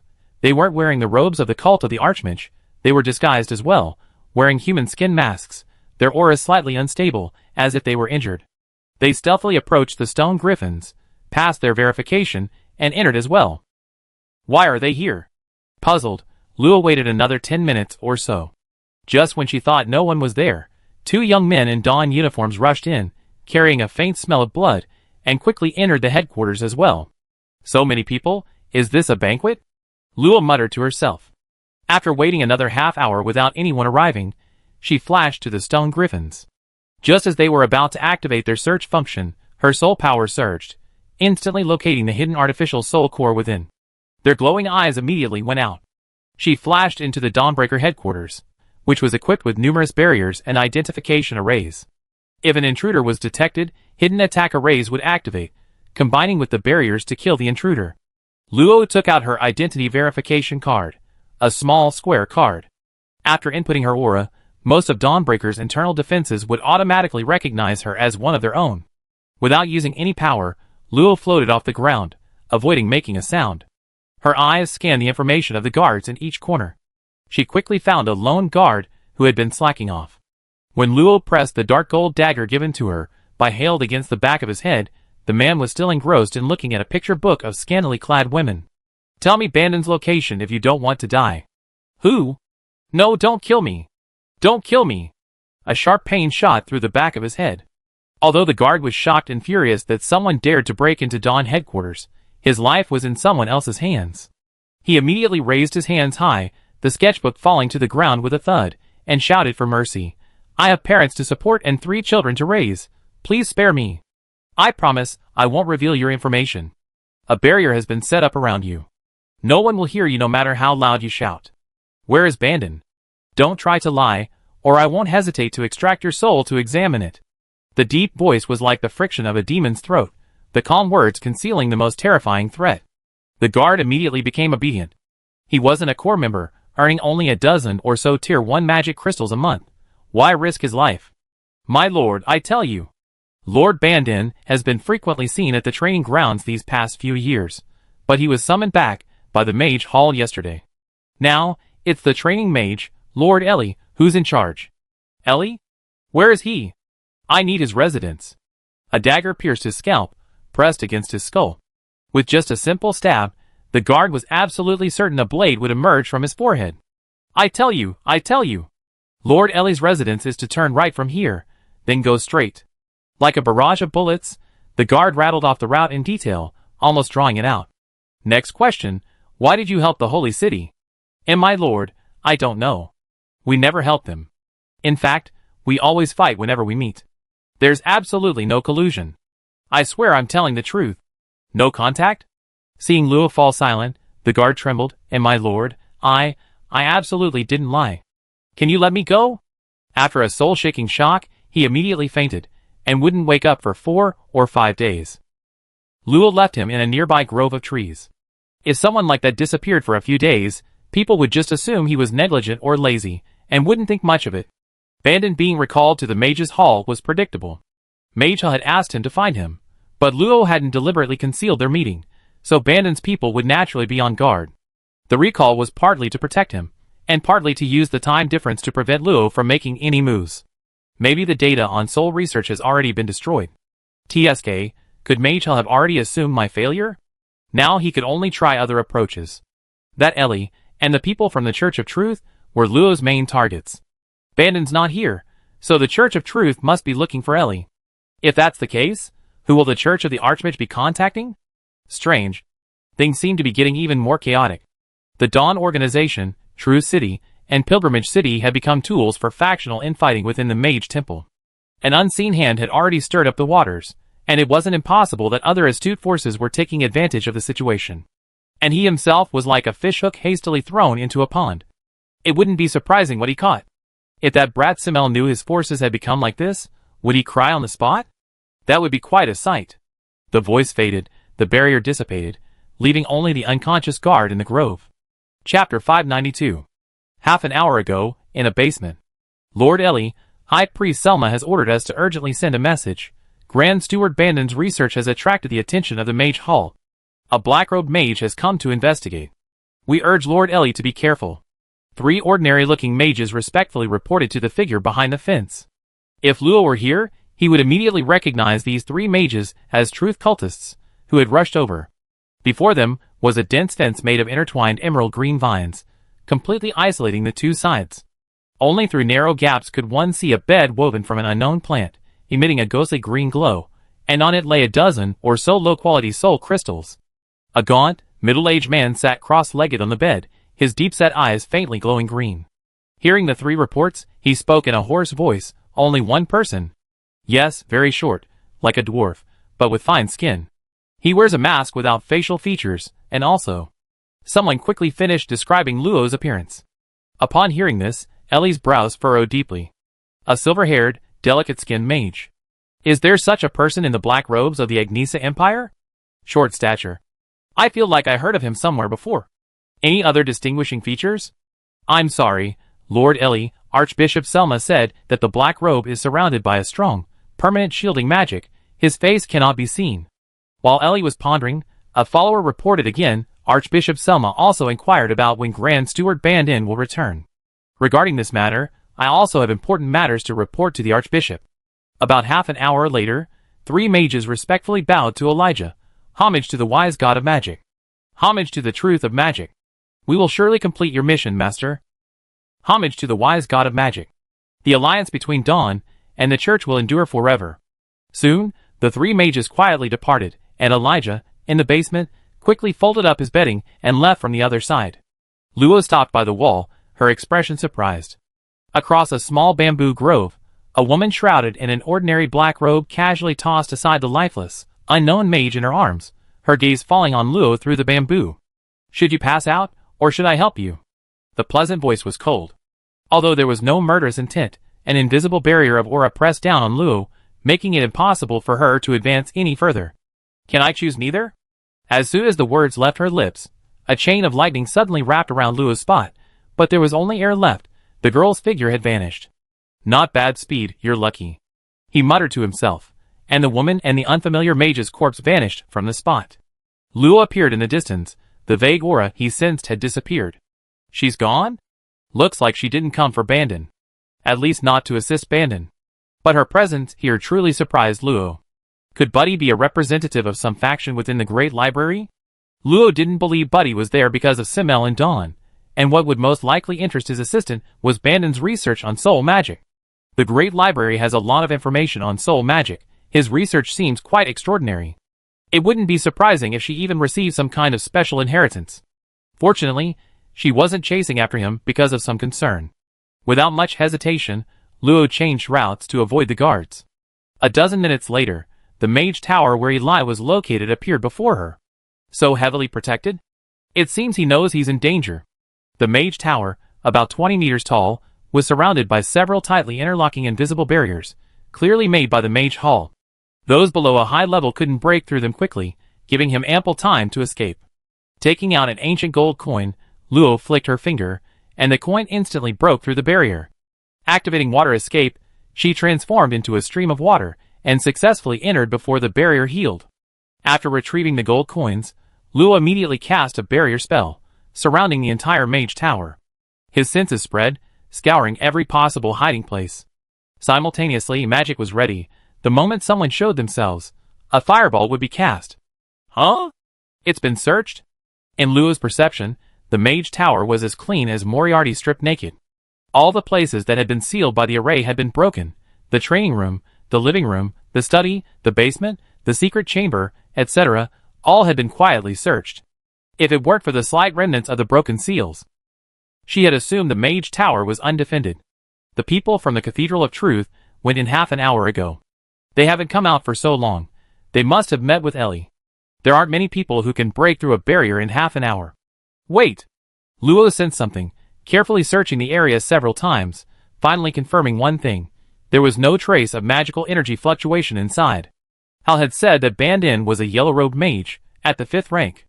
Ellie, whom he entrusted with such an important task, should at least be at the 4th rank to be convincing, yet he hadn't left even a trace. Either the searcher entered silently without disturbing the barrier, leaving Ilya completely unaware, or they subdued him the moment he noticed, or the person cleaned themselves up thoroughly afterward, and coincidentally, it was an attribute that Luo didn't control. It seems I encountered someone who fits these criteria not long ago. As a Grand Library assistant, it's normal for Buddy to possess ancient coins or similar items and magic. With a strength reaching 7th rank and a multitude of abilities, subduing Ilya, who is at most 5th rank, in an instant would be no problem. Her main focus is lightning magic, which happens to be an attribute that Luo doesn't control. Plus, she just left from this direction. Luo was almost certain that Budine had searched the mage tower and taken away Ellie and the truth cultists who had entered. No, I have to find her. Fearing that she might have eliminated Ellie and the truth cultists, Luo immediately turned back. She had waited for hours in the River of Mysteries, finally managing to meet the people from the Cathedral of Truth and the Dawn's Rendezvous, but she hadn't managed to extract any information. How could she let them return to the underworld? However, before Luo even returned to where she had met Budine, she found Dawn members arriving in droves. From their conversation, she learned that cultists had broken in, injuring over a dozen people, and that a general curfew was in effect. Some were even going to report to Ellie, the training mage. Those idiots from the Church of the Archmage. Luo had thought Arnold's disciples and their group were in contact with the rest of the Dawnbreaker, but they'd been exposed so quickly. Now with martial law in place, any remaining traces would be impossible to detect. They're utterly useless fools. Boom! Suddenly, a mage tower nearby exploded violently, the billowing smoke and deafening sound immediately drawing everyone's attention. Those Archmage cultists are here! Someone shouted. At the same time, a deep barrier around the earth was instantly activated, completely enveloping the headquarters. Surprised, Luo's shielding magic flickered slightly, manifested by the barrier, and exposed to the passers-by. Who are you? I never seen you before. I'm new here. Look, this is my identity verification. In that brief moment, Luo had already donned the Dawnbreaker uniform woven from magic, flashed the identity verification card at them, and before they could examine it closely, asked in surprise, I just arrived. What's going on? Is our Dawnbreaker having an intrusion drill? The man, who had intended to remove Luo's hood to confirm, was immediately distracted by this question and scolded, "How can you not even distinguish an intrusion alert? Cultists of the Archmage have broken into the Tower of Radiance. Come with me now, don't let them get away." With that, he hurriedly flew over, and dozens of mages also took to the air from all directions. The mage tower known as the Tower of Radiance was still exploding continuously, and Dawnbreaker members could be seen being blasted away, falling to the ground, howling in pain. Strangely, from the constant shouts, it was clear that only 4 cultists of the Archmage had broken in. Arnold's godson seemed to be absent. Chapter 593. Although her infiltration was disrupted, preventing Luo from finding any trace of Buddy's aura, having someone distract Dawn made her movements much easier. Luo certainly wouldn't miss such a good opportunity. She quickly made her way towards the gaps in the defenses, especially a mage tower with a giant crystal ball floating atop it. With everyone rushing out to intercept the cultists, someone had actually gone against the grain and infiltrated it. She couldn't believe there wasn't something fishy going on. The barrier surrounding the entire Dawn headquarters seemed to have a strong ability to detect. Whether it was aura shielding or figure concealing magic, even if Luo changed her soul aura, it would be quickly broken. She felt that this barrier targeted the soul body of extraordinary individuals. As long as the soul body remained unchanged, it could be seen through. This is definitely not something a yellow-robed mage could access. Bandon, just how many secrets is he hiding? Luo's speed exceeded the range of any low-level extraordinary being's ability to be detected by the naked eye. No one noticed her along the way, and moments later she arrived outside the unknown, towering mage tower. The mage tower was completely sealed off. Once outside the main gate, there was no other way to enter. The spacious interior was deserted, filled only with swirling magical energy. His senses quickly scanned the area, and Luo's figure rapidly ascended, swiftly imprisoning a hapless lookout on the 8th floor within the barrier. Suddenly bound, the man panicked, rapidly chanting a spell, trying to break through the barrier around him. Whoosh! A petite figure appeared, the unreleased spell shattering instantly. A dragon's might was unleashed, stunning the already terrified mage, causing him to collapse to the ground, his mind reeling. "Tell me if you don't want to die. Whose men are you?" Although this man was also wearing Dawn's uniform, and had identity verification, his actions had already exposed him as a pawn infiltrated by an external force. Luo's aura was incredibly powerful. He had no power to fight back. His voice trembled as he shouted, "I talk. I talk. I am your grandpa. Sink into the great wisdom of the Lord." A flash of dark gold, and his head fell smoothly off. The initial ferocity and fanaticism on his face froze instantly. His soul wasn't completely dead, but it was sucked away by something, so fast that Luo couldn't intercept it. Another cultist. Frowning, Luo sheathed her dagger. With a flick of her hand, the slip of paper the man had been holding fell into her grasp. For some reason, the pawn, who had been terrified, suddenly showed a fanatical expression, and without hesitation, pulled out the slip of paper to unleash its magic. The piece of paper, about 2 fingers in size, bore a line of twisted crimson runes, dedicated to the great and wise him.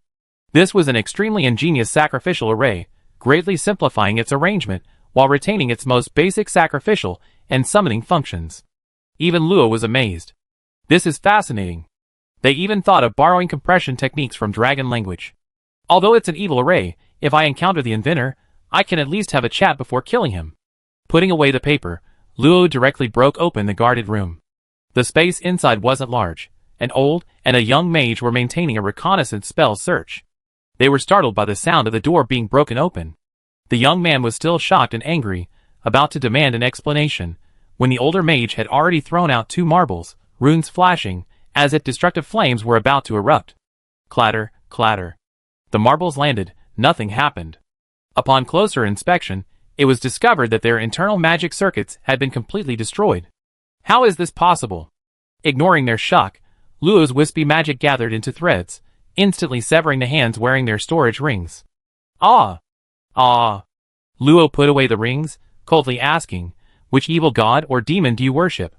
The boy's face paled, and he gritted his teeth, shouting angrily, "The master will know everything. You can't escape." Bang! The boy turned into a blood mist. His confused soul lingered briefly, about to be absorbed, but Luo, who was prepared, snatched half of it away. Without hesitation, the other side, having absorbed half of the soul, immediately vanished. The old man's eyes widened in fury, a sharp voice escaping his lips. With just 3 syllables, his body cracked open with bloody gashes, vaguely forming a strange brain. Go! Bang! The old man stepped into the boy's path. Luo Xiao grabbed at his palm, watching a wisp of blood and energy rapidly dissipate, her brow furrowing even more. His soul has been sacrificed, and this power. Surprisingly clean, without any dark aura. If Luo hadn't also found a sacrificial array on a note in their ring, she would have suspected she killed the wrong person. Analyzing the boy's half-soul, the fragmented memories kept Luo's brow furrowing. The boy was actually over 50 years old, with strength at the 2nd level of the extraordinary realm. His life was extremely regular, no different from an ordinary person, but every month he would suddenly lose a day's memory, and then gain a spell or a piece of cultivation knowledge. This anomaly also occurred to believers like him.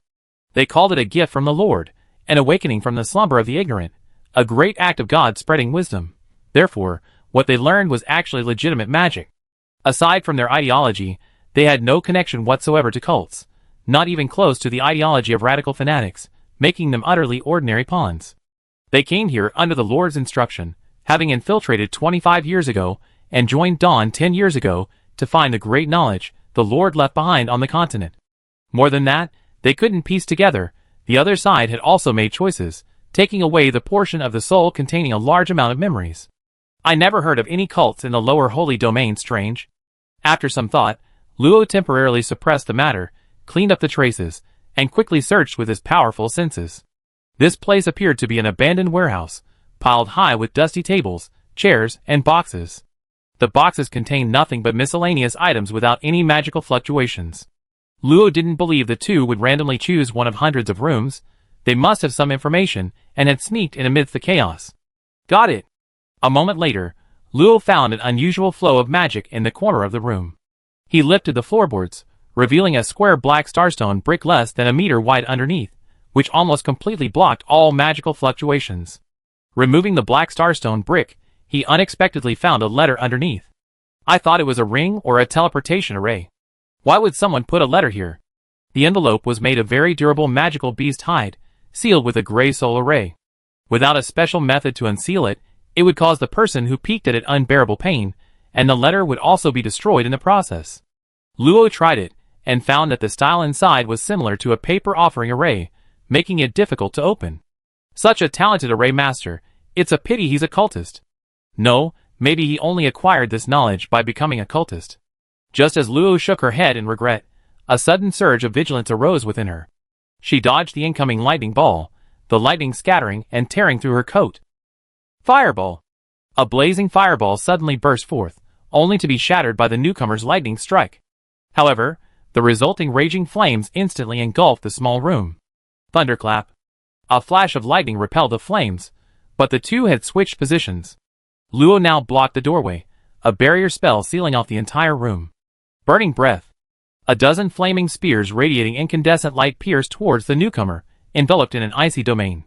Interrupting the spell at the crucial moment the opponent was about to unleash it, the spears, seemingly fiery but concealing hidden ice crystals, and the attacker also suffered a magical backlash. Anyone would be caught completely off guard. However, the opponent merely produced a slender staff. With a light wave of the straight staff, seemingly both wood and iron, a barrier of auras separating the two appeared, blocking not only Luo's domain encroachment, but also the burning breath. A newcomer, not bad. Likewise, Miss Buddy. Buddy's face was hidden in the shadow of her hood, impossible to see even in the firelight, while Luo wore a faceless mask, shrouded in soul power, impenetrable by perception. After a moment of stalemate, Buddy was the first to remove her hood, revealing a cold and beautiful face with long, purplish red hair. Her indifferent voice held a hint of curiosity. How did you discover my identity? Chapter 594. Buddy thought she had hidden herself very well, never revealing any aura or distinguishing features. How did this little newcomer know her true identity? How did you figure out my identity? Luo blatantly lied. I guessed. Then, changing the subject, she asked, and how did you guess my identity? I didn't guess. Your eyes betrayed you. Fine, without some sincerity between colleagues, how can this kind of communication continue? The brief conversation ended there. Buddy cut to the chase. I need that intelligence report. Name your terms. Intelligence report? Lo tossed the animal hide envelope in his hand. You know this is what cultists are looking for, right? I strongly suspect you're a member. If you don't provide a reasonable explanation, I think even the Great Library won't allow you to continue existing. Buddy's tone remained unchanged. If I were a cultist, Miss Phosma would have already discovered it. I'm here to investigate an underground cult called the Divine Wisdom Cult. This intelligence report contains crucial information about them. Give it to me. Lo slowly shook his head. That's just your side of the story. Before knowing the information inside, I trust my own judgment more. So there's no way to mediate? Two lightning dragons appeared around Buddy, coiling around her slender body, their eyes fixed fiercely on Lo. Unless you agree to two things. Luo extended two slender fingers. First, tell me the contents of the secret report today, by any means necessary. Second, hand over Ellie, and the spies of the Church of Truth to me. Buddy's aura softened slightly. She didn't want to fight Luo here. Not only was it a waste of time, but she also sensed that his strength wasn't much lower than hers. He's a rather difficult newcomer. I can grant you the first request. I have specialized unsealing magic. I can unlock the secret report right now. But I can't fulfill the second condition. Why? A sense of unease crept into Luo's heart. Was he really going to kill him on a whim? Dawn wasn't some evil organization. Its higher-ups wouldn't commit suicidal rebellion. As long as he could save his life, it was normal for Ellie to make any compromises. There was no need to kill him. There's no why. I don't know who this Ellie you're talking about is, and I never seen anyone from the Church of Truth. Oh! I know you've been to Ellie's Mage Tower. If you can't do the second thing, I can destroy the secret report at any time. Caught off guard by Luo's blatant threat, Budine was clearly annoyed. The Thunder Dragon roared deeply, as if it were about to unleash its strongest attack. Believe it or not, if the Ellie you're talking about is the person currently in charge of Dawn's operations, then I did go to his Mage Tower, but there was no one there. How could that be? Lo frowned deeply. She was certain she hadn't seen anyone leave through the Dawn headquarters gates. Logically, if the Truth cultists could enter through the gates, they should have left through them as well. Were they still inside the headquarters, or had they suddenly decided to leave from somewhere else? Lo wasn't without suspicion that Budine was deliberately misleading her, but if that were the case, she simply didn't want to talk about it, and asking further was pointless.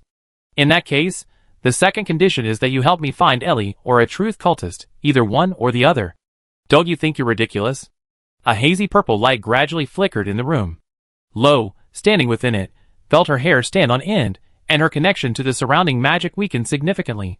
The characteristics of lightning magic had been amplified by Budine. Why should I help you? Because the intelligence report is in my hands, but in exchange, I can also help you with the Divine Wisdom cult you mentioned. No need to trouble yourself. This is my personal matter. Bud Yin was unmoved. If you really don't intend to hand over the intelligence report. Rumble. The Tower of Radiance suddenly shook violently. Soon, four mages with wildly fluctuating auras rushed in, followed by a large number of Dawn members. You little bastards, let's see how you run. You injured so many of our comrades, I make you pay the price. Don't come any closer. See that? This is a magic crystal bomb. If it moves more than 3 centimeters away from me, it will instantly destroy half of True's city. You actually dared to develop magic crystal bombs. Everyone be careful. This thing is very dangerous. Come on, didn't you want to fight me? Like the trash of the Truth cult, you should leave the holy lower realm as soon as possible. Ha ha ha. The noise downstairs temporarily eased the clash of their opposing auras. Buddy coldly stared at Luo. The cult of divine wisdom uses a special encrypted language. You know nothing about it, you're nothing but a burden to me. Encrypted language? Buddy didn't waste any words, tossing a piece of paper over. This was found on an exposed member of the cult of divine wisdom. It's written in their proprietary divine wisdom language. Luo easily caught it, took a closer look, and couldn't help but smirk. This is the so-called encrypted language? Isn't it just dark runes? Newbie, be careful you don't overstate things. But dark runes? No magic, no logic, just a bunch of meaningless words. Without responding to her sarcastic remarks, Luo simply read a few sentences aloud, clumsy, melting. This passage uses rune ellipsis and chanting frequency compression. The gist is that the self-righteous sinner has left, another god's follower has joined in, the best opportunity has arrived, the hidden comrades can act now. TSK, isn't that a simple translation? The relaxed voice made Buddy even imagine the contemptuous look on the face beneath the mask. Furious. Clearly you thoroughly studied the divine wisdom language, yet you shamelessly claim you don't understand it. Just like Aphi, no wonder you're birds of a feather. Say what you will, Without your help, I can find Eli and the others, it'd just take a little more time. Humph, deal? Buddy had to concede, but she warned Luo. You cannot leak or conceal the information the Divine Wisdom cult is investigating. Luo readily agreed. If verbal agreements and warnings were effective, there would be no need for a contract. However, putting it out in the open still had some binding effect, and the same applied to the two of them. After reaching an agreement, both concealed their presence. Luo put away the secret report and gestured to Buddy. Shall we leave first? Okay. The tower was no longer safe. Luo and Buddy appeared at the bottom of the tower almost simultaneously, ignoring the startled crowd, and quickly left the Tower of Radiance. Several cultists of the Archmage, recovering faster, seized the opportunity to break through the encirclement and escape as well. Damn it! The barrier isn't set up yet. Never mind. Chase after them. And who was that person who just flashed by? No, I don't know. But in the chaos, a few people exchanged a knowing glance and quietly disappeared from the pursuit. The enemy's lair is the safest place. Lo and Buddy returned to L's Mage Tower. No one would dare come here. It was perfectly safe. Give it to me. This time, Lo simply tossed the secret report to her. Buddy caught it, and tiny sparks of lightning danced in her hand. The seal on the envelope shattered and disappeared moments later, much faster than Lo's speed. This was to be expected, since Lo forcibly broke the rune connection, while Buddy used specialized magic to undo it. The principles and applications were not comparable. The animal hide envelope was opened, revealing a sturdy paper envelope. Buddy quickly glanced at it, and then tossed it back to Lo. I need to go to Mount Kalen. Lo also carefully examined the envelope, understanding her meaning. 2 days ago, a member of the Cult of Divine Wisdom discovered their target. Bandon had secretly traveled to a certain location in Mount Kalen. Therefore, an intelligence agent hid the cult's secret report in a concealed corner, waiting for the Dawn's pawns to receive it. The 3 pawns killed by Luo were the liaisons. Their goal was to orchestrate a sacrifice before today, inciting chaos in Truth City, and using the opportunity to gather all Divine Wisdom cult members from Truth City at Mount Kalen. The secret message itself was a pre-drawn large-scale sacrificial array, partially incomplete. Once filled in, it could be activated immediately, which explains why it couldn't be communicated via text message. Next, cult members from other locations who received the message would inevitably appear at Mount Kalen, waiting for chaos to erupt in Truth City before using the power gained from the sacrifice to forcefully seal off Mount Kalen. However, Luo intercepted the message, rendering the planned sacrifice impossible. Chapter 595. Mount Kalen is the highest peak of the Kalen Mountains, located 1,500 miles north of Truth City. Stretching 3,000 miles east to west and over 7,000 meters high, it is surrounded by gravity swamps, impassable even to birds and magical beasts.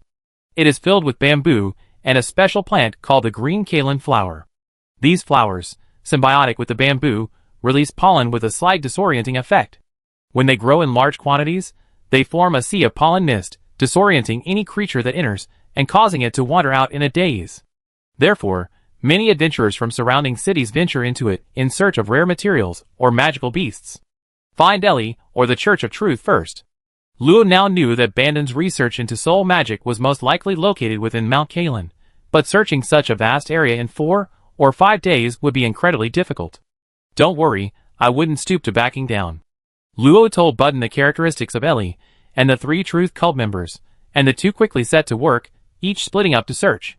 The commotion at headquarters subsided as Dawn detached its forces to search for Luo and Buddy, allowing the 4 cultists to hide. The fighting ceased. Luo blended in with the search team, openly entering and exiting areas protected by barriers. With a fake uniform and identification, and given the current situation, no one at Dawn noticed the extra member who shouldn't be there. But the target seemed to have vanished into thin air. Several hours later, when Luo and Buddy reunited, they both shook their heads, saying they hadn't found him. However, I discovered a secret passage leading to the outside world. The news Buddy brought wasn't good. Things were indeed developing in the direction Luo least wanted to go. It seems the other side is more decisive than I thought. Let's check out the secret passage first. Buddy didn't say much, leading Luo quickly to an inconspicuous mage tower. Inside was a statue of a mage god, seemingly a prayer room for the god's followers. The secret passage was hidden beneath the statue, its entrance controlled by a magical mechanism. But now, the statue had been smashed, the entrance exposed, and a faint aura lingered. Someone was here just now. Chase! Without hesitation, The two entered the secret passage, releasing their magic and flying rapidly along it. In less than 2 minutes, they caught up with the 3 people who were hurriedly fleeing ahead. With a slight thought, Luo conjured spikes from the soil within the secret passage, blocking the path of the 3. This prompted Buddy to glance at Luo again. The passage's walls were reinforced with runes, and to break through such a barrier so easily required a terrifying level of understanding of runes. No wonder he could comprehend divine wisdom. "Ha ha, who are you?" The 3, panting heavily, turned around in shock and disarray. The faint glow emanating from their bodies indicated their dwindling magical power. Luo flew forward slightly, speaking indifferently. "Cultists of the Church of the God of Magic. You don't need to know too much.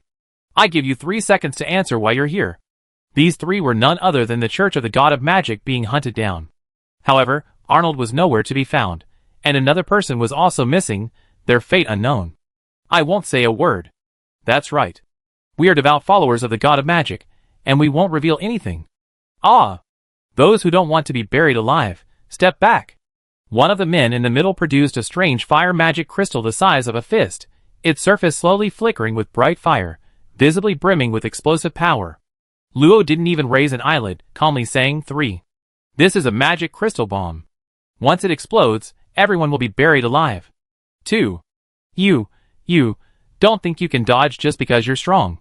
This is made of 5 high-grade magic crystals. Everything within a 3,000-mile radius will be reduced to nothingness." The cultist holding the magic crystal bomb shouted fiercely, his voice trembling with fear. The magic crystal bomb's light flickered faster and faster, seemingly about to explode at any moment, making the 2 beside him extremely tense. 1. Luo slightly raised her hand, her slender, fair fingers moving clearly. Under the terrified gazes of the 3, a solid earth spike materialized, held in her small hand. It was clearly the simplest earth magic, yet it was more dangerous than any mid-level spell they had unleashed. Whoosh! In the blink of an eye, the earth spike pierced through one of their thighs, pinning him to the ground, where he howled in agony. Before the remaining 2 could react, magic surged, and a second earthen spike materialized, piercing the second man's thigh. The cultist holding the magic crystal bomb hurriedly retreated a few steps, shouting fiercely, "Move again and I detonate it." Swish, swish. Accompanied by 2 screams, the remaining thighs of the 2 fallen men were also pierced. Looking at the petite masked figure, who completely ignored his threats, the cultist holding the magic crystal bomb broke out in a cold sweat, his voice trembling. Aren't you afraid of death? This is a magic crystal bomb." A chilling voice came from beneath the mask. "Don't bring out your toys. I count to 3. If you don't answer, I start killing from the left." "No, you can't do this." 3. "We are members of the faith cult. If Arnold finds out, you're all dead." 2. This time, before he could speak, the cultist on the left couldn't hold back any longer and cried out in pain, "I talk. I talk." The remaining 2 looked at him in disbelief. You actually betrayed Arnold." He looked ashamed, but quickly cried out in anguish, "Arnold will surely forgive me, sir. We were ordered to make contact with the deputy chief steward. But some bot **** leaked our identities, which is why we're being hunted by the Dawn's men. We discovered the secret passage by accident while hiding, and in our panic, we rushed in." I said everything I know. Please let us go." The cultist on the left, seeing he couldn't stop his companion's mouth, quickly nodded. "Neither of you are from Dawn. We have no grudge against you. Please let us go." "Who is the deputy chief steward?" The deputy chief steward is the deputy chief steward, the 3rd most important person after the grand steward Bandon." "What's his name?" We just came with Arnold's godson. This is our first time meeting the deputy chief steward. We don't know his name." Luo's aura suddenly turned cold, carrying a chill as he said, "In that case, you are useless." 3 earthen cones condensed, pointing at their heads. Under the naked, chilling killing intent, the cultist holding the magic crystal bomb finally couldn't hold on any longer, collapsing to his knees and shouting, "The deputy chief steward is named Kamia. He's a veteran member recruited by Dawn 20 years ago, and has always been at odds with Grand Steward Bandon. Because the Dawn's apparent controller, the mage Simel, lost contact a few years ago, Deputy Chief Steward Kamia chose to join forces with us to protect himself. Deputy Chief Steward Kamia was one of the people Bandon most wanted to eliminate, because he only obeyed Simel's orders. However, he was not well liked, and had little influence within the Dawn. With Simel's prolonged absence, Kamia's position was precarious.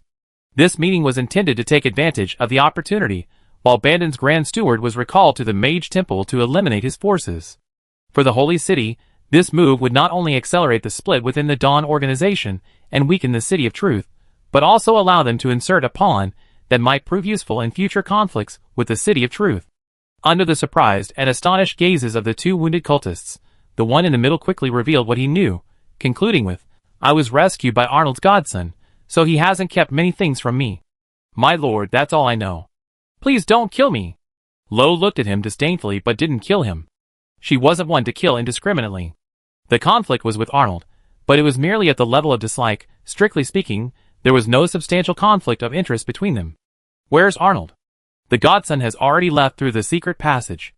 Actually, this passage is Camia's pledge of allegiance. Only the higher-ups of Dawn know about it.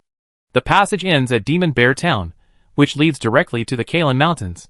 The other two cultists were utterly incredulous. "So, you were always sneaking into Arnold's godson's room at night to find out these secrets? No wonder we knew nothing. No wonder you were so highly promoted by the godson." Lo turned slightly to look at Budine, who shook her head slightly to indicate she was fine. Lo then simply knocked them unconscious, took the toy magic crystal bomb, and the two sped off again. Lo was a little worried. Had that deputy steward named Camia secretly informed Arnold about Bandon's research? This was related to whether the Archmage Church of the Holy City would intervene. "I'm cleaning up this mess for you. If you don't give me some compensation when we get out, just wait." Chapter 596. The secret passage ended in a small cave connected to an abandoned cellar. Scattered above were abandoned farmhouses, easily overlooked by passers-by, offering excellent concealment. The Demon Bear Town was separated from the abandoned farmhouses by only an acre of fertile land. The exit's shield had been shattered. The remaining aura didn't enter Demon Bear Town, but instead headed straight towards the distant, towering mountains shrouded in bluish-brown mist. "It's been over 10 minutes. What are you planning to do?" "Nothing. I just chase after them." "Aren't you also planning to go to Mount Karen?" "I don't care." Arnold's purpose was very clear, inevitably making one suspect that Camia also knew something, which was why she prompted him to go. The two were incredibly fast. Flying at full speed, they quickly spotted two people chasing each other ahead. One was Arnold, and the other was an unfamiliar old man. Based on the descriptions from the Dawn members, the match was strikingly similar to that of the training mage, Ellie, especially given the unsettling aura emanating from him, the result of prolonged exposure to uncontrolled soul magic, a disturbance easily noticeable to those skilled in soul magic. At this moment, the two were exchanging blows, but Ellie was clearly at a disadvantage. He avoided direct confrontation, presumably trying to use the treacherous environment of the Karen Mountains to escape Arnold. However, Arnold was incredibly powerful, a rank higher than Ellie, and possessed valuable magical artifacts. After several exchanges, he nearly knocked Ellie off his feet. "Control them. That's the second condition of our deal." But he didn't elaborate. A flash of lightning, and a net of lightning instantly sealed them off. Startled, the two immediately distanced themselves. "Old man, you have backup? Arnold, you bastard. You even have connections outside the city." The two paused, then spoke simultaneously. "Not your men? Let's join forces for now." "Deal." The two decisively set aside their previous grudges. Ellie quickly released several defensive spells, while Arnold rapidly chanted a powerful offensive spell, attempting to break through the lightning net's cage. Thunderclap. A powerful thunderclap erupted. This seemingly ordinary spell had performed unremarkably when it shook off Lo's flames, but now, against a normal superhuman, it finally displayed its true power. In the instant of flashing lightning, the spells Ellie and Arnold had prepared instantly lost all logic and structure. After a slight tremor, their magic dissipated, rendering them unable to fly. They fell cleanly onto the lightning net, the air instantly filled with the smell of roasted meat. Lightning Net Cage and Lightning Shock are both ordinary mid-level spells, easily used by any 6th level mage, and they can also be countered. However, if the attacker is a high-level mage, especially a powerful mage proficient in lightning magic, the outcome will be completely different. "Please go ahead." Budine stepped aside, and Lo didn't hesitate. A dozen ice threads condensed in the void, piercing the lightning net under Budine's slightly scrutinizing gaze, pulling the two out, completely unfazed by its ability to weaken magic control. "Thanks." Lo controlled the two to fly in front of her, raising an ice barrier to block out sound, and surging with magic to heal them briefly, preventing them from being unable to speak. While Ellie was still furious about who these two inexplicable individuals were, Arnold had already recognized Lo as the short girl he had clashed with in the Adventurers Guild, immediately assuming she was seeking revenge. After all, the conflict between the two cities was considerable, and it wasn't surprising that she would resort to any underhanded tactics. I can't believe those trash from True City could even afford to hire 2 7-tier experts, just to deal with a mere godson like me, haha. Ugh. A chilling cloud of ice shards obscured his laughter. Ignoring the struggling Arnold, Luo faced Ilya, a dark gold dagger appearing in his hand. Although it was only a gold-grade weapon, its self-healing, weakening, and pain enhancement effects were perfect for interrogation. Tell me, where is Bandon's secret research facility? Ilya's face was utterly blank. My lord mage, how could the secret of Bandon's grand steward be something a mere? Ah. His right arm was severed at the root. The self-healing weakening took effect, blood flowed incessantly from the wound, and the severed arm could not grow back. Before he can control his magic, his self-healing ability will become as weak as that of an ordinary low-level transcendent. You have 3 more chances. I know exactly why I approached you. To tell you the truth, Bandon will not be coming back. The Mage Temple will not allow him to continue living. Now, think about how you're going to answer. A cold, indistinct voice, neither male nor female, echoed in Eli's ears. Each word caused a drop of cold sweat to fall from his forehead. The excruciating pain and the emotionless threat slightly shook his over 400 years of composure. My lord, Bandon is an extremely treacherous wolf. He has placed his research on soul magic in the Karen Mountains, but no one knows the exact location except for himself. Yeli continued, his face pale. I followed him for nearly 30 years, only to obtain a fragmented portion of soul magic. I've been blackmailed into doing many dirty deeds, but I was forced into it. I lived for 430 years, my lifespan is nearing its end. He said he could give me a chance to break through to the 6th rank, and I believed him. But now, not only have I become his slave, but I also turned into this living corpse. All of this is thanks to him. My lord, I am willing to truthfully report everything Bandon has done over the years. Hearing Eli's utterly vengeful curses, Luo glanced at Arnold, who seemed to have something to say. A thought flashed through his mind, and his icy demeanor melted away. After catching his breath, he immediately roared at Eli, Old man, who are you trying to fool? Everyone knows you're Bandon's personally groomed successor, thinking you can monopolize soul magic? No way. Young man, cough cough, Mage Hall. Seeing that Luo didn't deny it, Arnold quickly continued, Sir, I swear on my status as the godson of the Holy City's Church of the Sorcerer, he definitely knows something. Why don't I interrogate him? I guarantee I can extract all the information within 3 minutes. Oh! If you can't get it in 3 minutes, I kill you. Arnold immediately shut up, embarrassed. Just kidding, don't take it seriously. TCH. Luo chuckled, turning back to look at Eli, whose face was a deep purplish red. You heard what he said. Tell me, do you believe me, or do you believe Arnold's godson who has a grudge against you? Don't listen to his nonsense. My lord, I really... Thud. A leg fell into the air, a chilling aura gradually spreading within the barrier. You have 2 more chances. Eli's eyes were bloodshot, his old teeth grinding against his gums. 2 severe injuries brought double the pain. He was soaked to the bone, his gray hair disheveled, sweat dripping onto his wounds, causing sharp stings. He felt that if he suffered a few more blows, he would really be going to the underworld ahead of schedule. Sir, do you want to experience what it feels like to have your soul ripped out? Irene's already pale face suddenly showed a deep terror, as if he had a profound trauma from the experience Luo described. He shook his head repeatedly. Wait. I say. Weakly and haltingly recounted the secret magical laboratory Bandon had established in the Karen Mountains, including its exact location and the dangers nearby, before Ellie completely lost the strength to move. He only managed to stay upright thanks to Lo's ice silk. Lo didn't want to delve into what suffering he had endured to warrant such fear of soul extraction. They were all just bad people anyway. With a wave of her hand, she stored him in her empty storage pendant. Ellie was the second in command of the Split Dawn, and Lo felt it was better to leave him to Simmel. This was one of the reasons she hadn't initially used soul magic to forcibly extract his soul and search for his memories. As for you, Arnold's face tightened. He knew this was his only chance to survive. I can give you my entire fortune, and swear by the great name of the god of magic that I will never be your enemy. No need for such trouble. A master?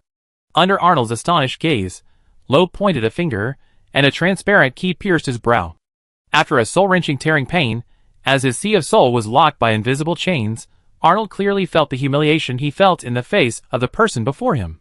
You, what did you do to me? Ah. A moment later, the barrier disappeared, and Lo appeared beside Buddy, while Arnold stood obediently behind her like a servant. Buddy's expression in the shadows was somewhat subtle, but prying into others' privacy was taboo among superhumans. She merely gave Lo a deep look and asked no further questions. Looks like you're in luck. Thanks to you. This luck naturally referred to Budine's early discovery of the secret passage. Leaving Arnold to stay in the cool of Demon Bear Town, Lo and Budine spent some time traveling to the outskirts of the Karen Mountains. Chapter 597. The gravity swamp encircles the Karen Mountains, spanning over 100 miles in width. It contains abundant earth and water magic, naturally forming a colossal gravity swamp poisonous fog water erosion composite magic array covering an area of 3,000 miles. Above the swamp, gravity is abnormally strong, increasing with depth, permeated by a highly poisonous swamp cloud, a different type of toxin from those underwood magic, rendering ordinary antidotes useless. Beneath the swamp, the opposite occurs. Beings are repelled from the surface, falling into the endless depths of the swamp until swallowed by the unknown underground. Only within a narrow area of no more than 200 meters above and below the swamp, where earth and water magic maintain a certain balance, minimizing the effects of the magic array, can living beings exist. However, this is not the most dangerous aspect.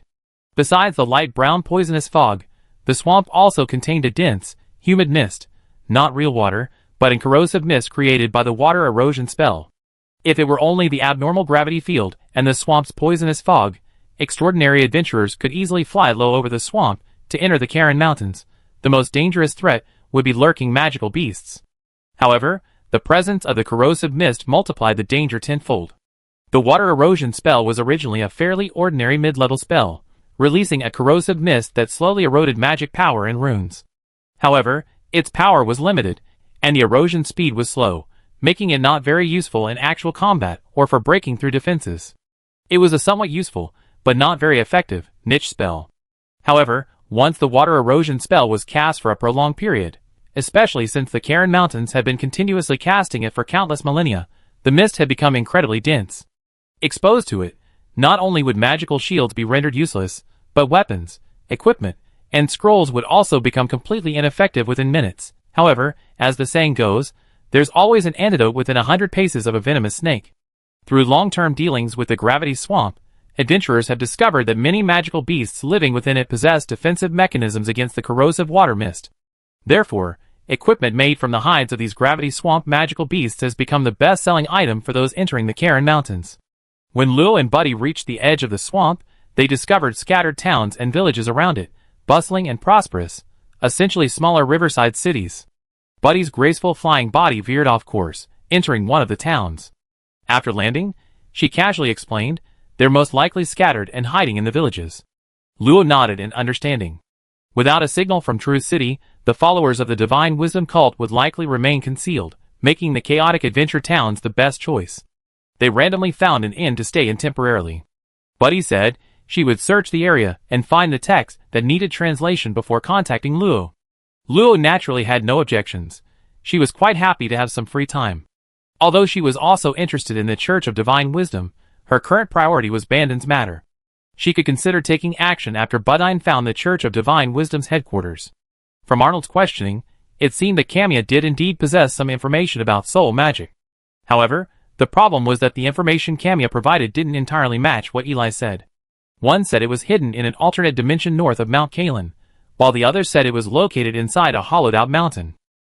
Luo was more inclined to believe that Eli's last revelation was true. Camia and Arnold weren't exactly congenial partners, so it was normal for them to conceal important information. Or perhaps the information Camia herself had gathered was false. After a moment's thought, Luo put the matter aside and took out the magic crystal bomb. She had fooled the three cultists of the god of magic. This wasn't a counterfeit toy, but a real magic crystal bomb. The magic crystal bomb was about the size of two of Luo's fists, its exterior encased in 13 transparent special crystals. The inner ring contained 5 7th-tier fire magic crystals, and the innermost layer was a single 8th-tier lightning magic crystal. Once its extremely violent magic power was fully released, destroying thousands of miles was no problem. This was a weapon of mass destruction. Unfortunately, their strength was too weak to activate the bomb. At most, they could only make the middle layer of fire magic crystals glow. Luo had intimidated them, and they surrendered. I remember magic crystal bombs are an ancient technology invented in the same era as magic crystal cannons, but due to instability and preservation issues, it was lost in the last era. How did they get their hands on it? Arnold didn't know the origin of the bomb, he had found it himself. Yes, on his way back to the Holy City one day. It seems it can only be attributed to luck? But Luo had a nagging feeling that things weren't that simple. Forget it, there's no clue, so there's no point in investigating. After carefully examining the item, Luo put it back into her ring. She wondered if Bella would be interested in replicating it. It would be a waste not to use all that magic crystal she had in stock. Bruin estimated it would take quite a while to finish searching, so Luo planned to buy some gravity swamp-specific equipment. In case a fight broke out in the swamp, it would reduce her mental strain. This town had no name, and its population turnover was extremely high. Less than 10% of the residents were permanent, the vast majority were adventurers temporarily staying there. Luo changed back into her top and skirt, and styled her long hair into a high ponytail. She looked less delicate and more energetic. As for why she dressed like this, it was simply Luo's idea. One couldn't just wear a mage's robe while traveling. Wearing a plain white faceless mask, passers-by would subconsciously ignore her. Only powerful adventurers would belatedly notice and wonder. Suddenly, Luo noticed something happening ahead. Many adventurers were rushing towards her, as if being slow would be a disadvantage. Her ears twitched slightly involuntarily. Luo quickly discerned the complex sounds, as if adventurers had hunted a formidable magical beast from the gravity swamp. A shapeshifter? I remember it being a rather difficult magical beast to spot. Her footing wobbled, and Luo walked towards the crowd. Squeezing through the crowd from below, she saw 3 adventurers wearing simple human skin masks, their equipment and weapons severely worn. On the ground, on a simple gray cloth, lay a hazy, watery agate and a thin, transparent piece of fabric. The shape-shifting beast, true to its name, excels at changing its form and mimicking auras. Even passing by it reveals nothing unusual, and given their extreme rarity, each one should rightfully be auctioned off at a major city for a high price. Yet it's just sitting there on the ground. No wonder it's attracting a crowd and sparking heated discussion. Could this thing be fake? The magic core and hide matched the description, but counterfeiting isn't difficult. Most people were skeptical. After all, counterfeiting rare magical beast materials is common, especially in a small town with high population turnover. A scammer can easily disappear after a single transaction with almost no consequences. Hearing the crowd's doubts, the more burly man among the 3 adventurers coldly hissed, "Don't talk nonsense if you don't know anything about it. We wouldn't be selling here if we weren't in a hurry to sell." A commotion arose in the crowd, with many interested individuals already shaking their hands at the discerning master. Seeing this, the man shouted again, "I only need high-grade wood attribute magic crystals. If you don't have them, I have to try selling them in another town." The crowd stirred again, with more people hesitating. What if it was real? Missing this opportunity might mean never having another chance. Luo carefully examined 2 items. The agate was the shapeshifter's magic core, its brain, one of the few extraordinary magic cores that couldn't be crystallized. The transparent cloth was actually its outer layer. The shapeshifter's body resembled a transparent mushroom filled with water, and its outer layer effectively isolated its aura, making it quite valuable. The agate continuously emitted a weak amount of water magic power, seemingly a normal consumption of magic power. However, in Luo's eyes, the magic power contained scattered fragments of runes. Although he could only occasionally capture a few, it already spoke volumes. It was no surprise that the magic core had been damaged during the hunt, and they wanted to sell it quickly before anyone discovered it. The magic core still had its effects, but they were greatly diminished. Luo stroked his chin, pointed to the animal hide, and asked in a clear voice, "How much is the animal hide?" Since the sale began, Luo was the first to express interest, and the man's eyes immediately lit up. He replied, "Everything costs only 1/7 tier wood magic crystal. I only asked how much the animal hide is." The man's face immediately darkened. "I don't sell them separately. Buy them all at once. I don't have time to waste. You know the flaws of the magic core yourself. I only want the animal hide." Luo's words immediately attracted the attention of those around him, and those who had been eager to buy immediately stopped their restless hands. Something seems fishy. Let's take another look. Seeing the goods he was about to sell being questioned again, the man became furious. "Who do you think you are, daring to criticize? If you're not buying, get lost and don't bother me." A girl dressed as a wood mage next to him, her cheeks puffed out, chimed in, "What we sell is definitely good. Don't pretend to know what you don't." Luo wasn't angry. She shook her head slightly, and turned to leave. She didn't necessarily need the animal hide, she just wanted to study its internal structure to see if she could improve it on her own woven clothes. The current concealment runes on her clothes weren't enough against mid-level transcendence. Wait! Another young man suddenly called out to Luo. I won't hide it from you.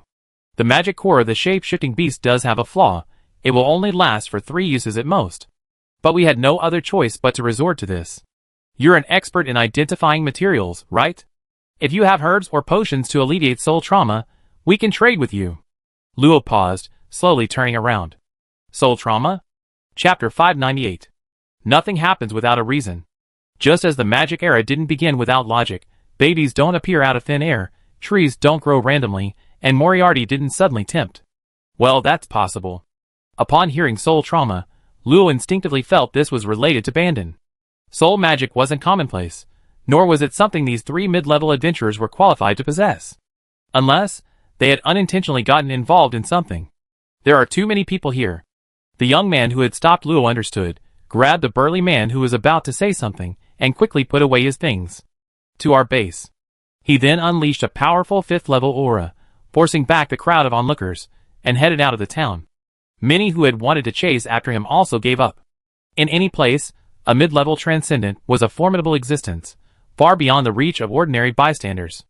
About 15 minutes later, Luo followed the 3 to another dilapidated town, where they settled in a 2-story house. Upon entering, Luo smelled a musty, rotten odor. An old man? Instead, he saw a young girl, her eyes closed, her face covered in fine, raised veins, her forehead wrapped in white gauze, from which oozed yellowish-white fluid, a rather unsightly sight. The young man introduced himself. My name is Doni, that grumpy fellow is Lidoin, and this is our healer, Emma, and this lady on the bed. Doni paused, his voice muffled. She's my sister, Dona. Emma, the girl dressed as a magician, sat by the bed, gently stroking Dona's pale arm, her voice choked with emotion. Dona is the youngest of us. We always treated her like a little sister. She should have been a lovely child, but now... Lidoin, known for his short temper, yelled, Didn't you say you had a potion to heal soul wounds? Show it to me now. I don't have one. The 3 men's expressions changed instantly. Lidoin burst into a rage, his face contorted with anger. Are you playing us? Lidoin, wait. Donnie stepped in front of Lidoin, his brow furrowed, but quickly relaxed. I was indeed overly worried, which is why I risked sending you here, but I can see you wouldn't stoop to deceiving us. I believe you have a way to save Donna. Donnie! How could you trust someone so easily? She...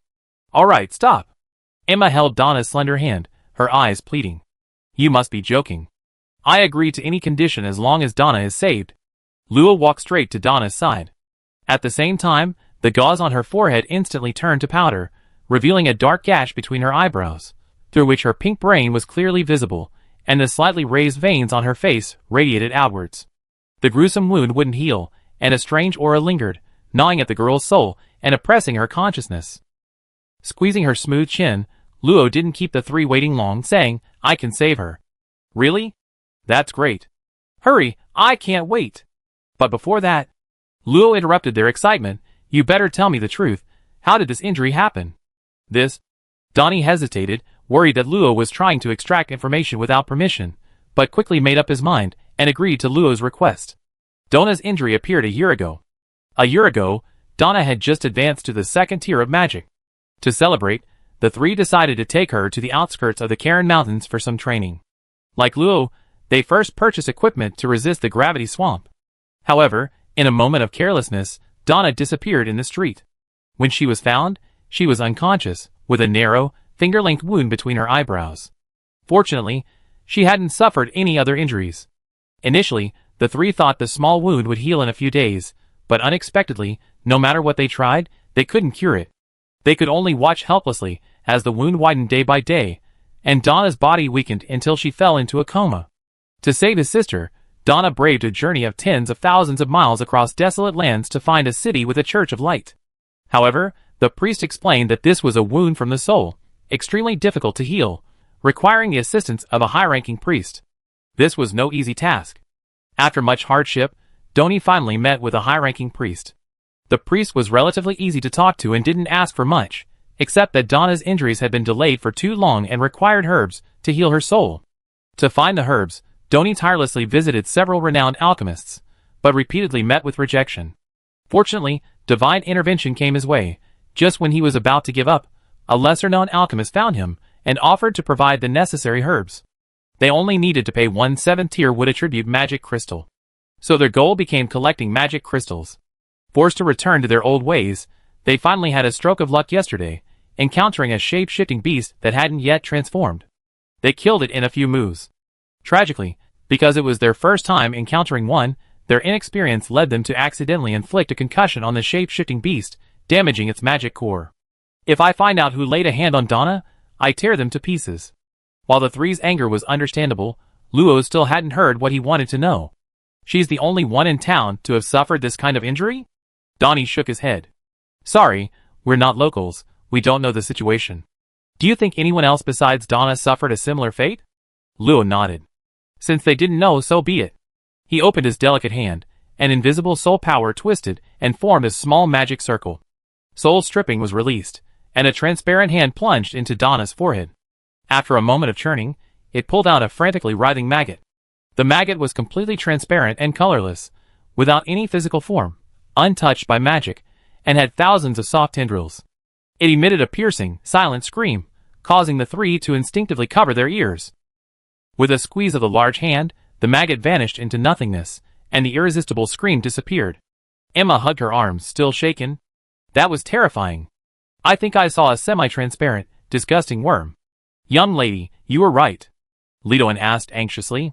How is she? Is Donna all right? Luo nodded. She's fine now. She recovered after 3 months of rest.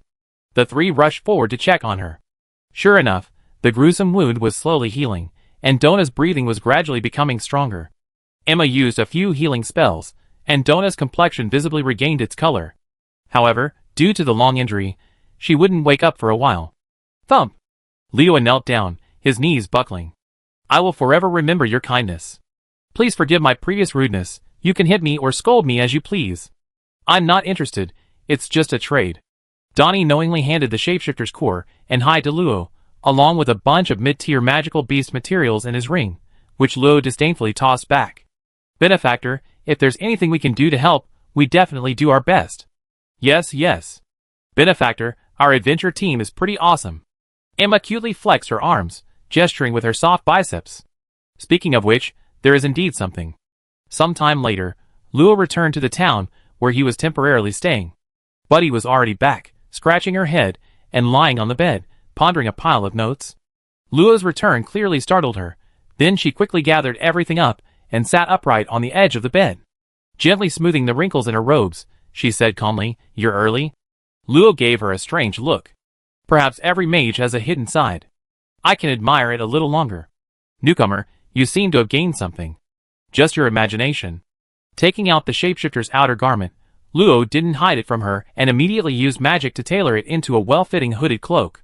Buddy's face, hidden in the shadows, couldn't quite hold back.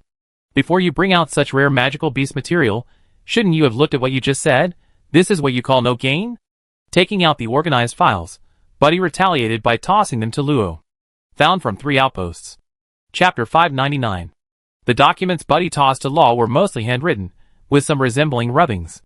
These non-standard rune patterns showed no magical fluctuations, and couldn't release magic like scrolls. Law deciphered them, and finally managed to make out the content. Ugly handwriting. I didn't write it. Why are you so nervous? I didn't say you wrote it. Retorting to Buddy, Law translated the contents.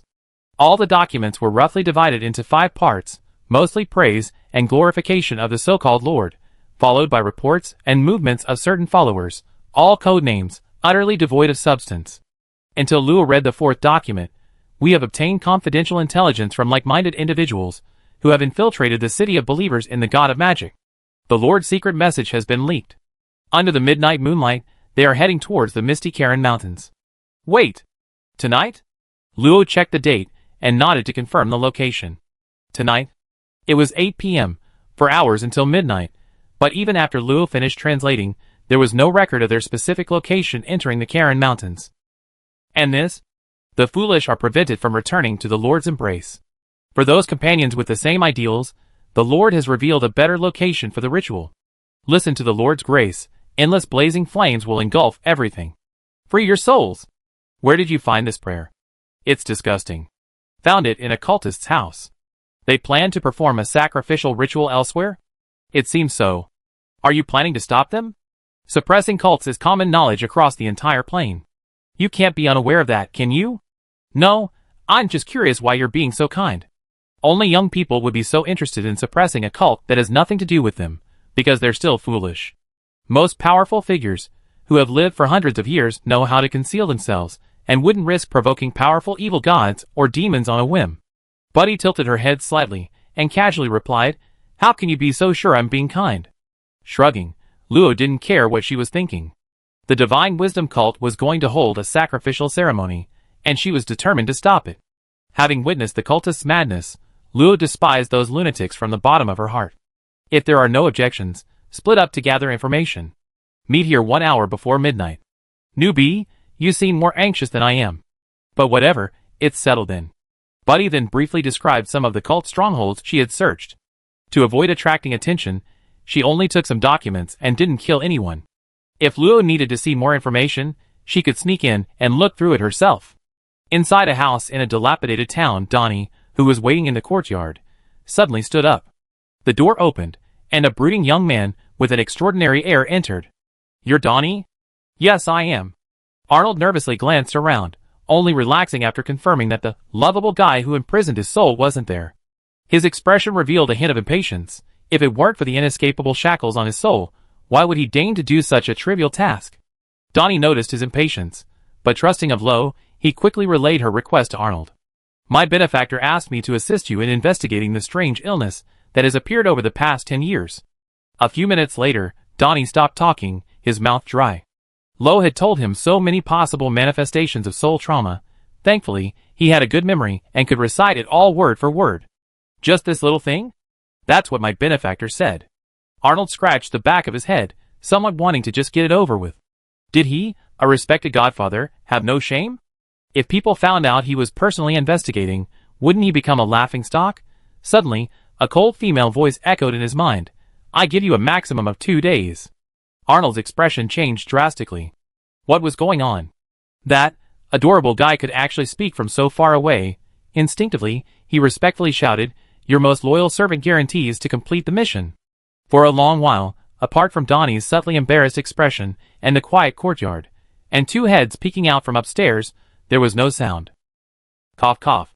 Wiping away a bead of sweat, Arnold straightened his back, pretending nothing had happened, and coughed twice, saying, "I sent people to search with all my might. You guys go to the local adventurers guild and post a request. Many hands make light work." Donnie understood, clasped his hands in a fist salute, and said, "As expected of a strong person trusted by my benefactor, you're on the same page as me. I go right away." A moment later, only the unconscious Donna and Emma, who was taking care of her, remained in the dilapidated house. There was no sheriff or similar organization in the town, only a nominal mayor. When Luo found him, he was drunk and passed out. Seeing that he was of no use, she gave up the idea of relying on the town's power. The moon was dimly lit, twice as large as it appeared from within the Karlov Empire, making the night not too dark. Luo first went to the stronghold that Buddy had mentioned, but it was actually the home of several cultists, with nothing hidden there. Then, she spent some time catching one of the cultists and directly extracted his soul to probe his memories. Unfortunately, as the encrypted file stated, the location of the new sacrificial ritual would only be known after hearing the Lord's grace. Therefore, Luo deliberately inquired at several taverns and adventurer guilds, finally hearing in one tavern that someone in a small town to the west was buying up mid-grade and higher magic crystals on a large scale, even paying 50% above market price. A lot of magic crystals. Let's go check. After several investigations, Luo quickly pinpointed a certain area. According to adventurers who had sold magic crystals, most of the buyers lived in this area, but the events had happened so suddenly that it was difficult to detect them quickly without deliberate investigation. Looking at the brightly lit streets below, Luo felt a headache coming on. The followers of the Divine Wisdom cult were difficult to identify. The only way to distinguish them was by whether they carried items inscribed with Divine Wisdom language. Without such items, they were no different from ordinary people. His senses penetrated underground, and with the power of the earth, Luo's sniffing ability quickly spread, checking for any unusual barriers or secret passages underground. However, There was nothing underground, meaning that those who bought the magic crystals were indeed living among ordinary people here. Even more troublesome was the fact that if they were truly members of the Divine Wisdom cult, Luo had reason to believe that they didn't know each other, and were all informed of each other's actions through their backers. Huh? That person's. Out of the corner of his eye, he suddenly saw a short, furtive adventurer looking around furtively before slipping into a dark house.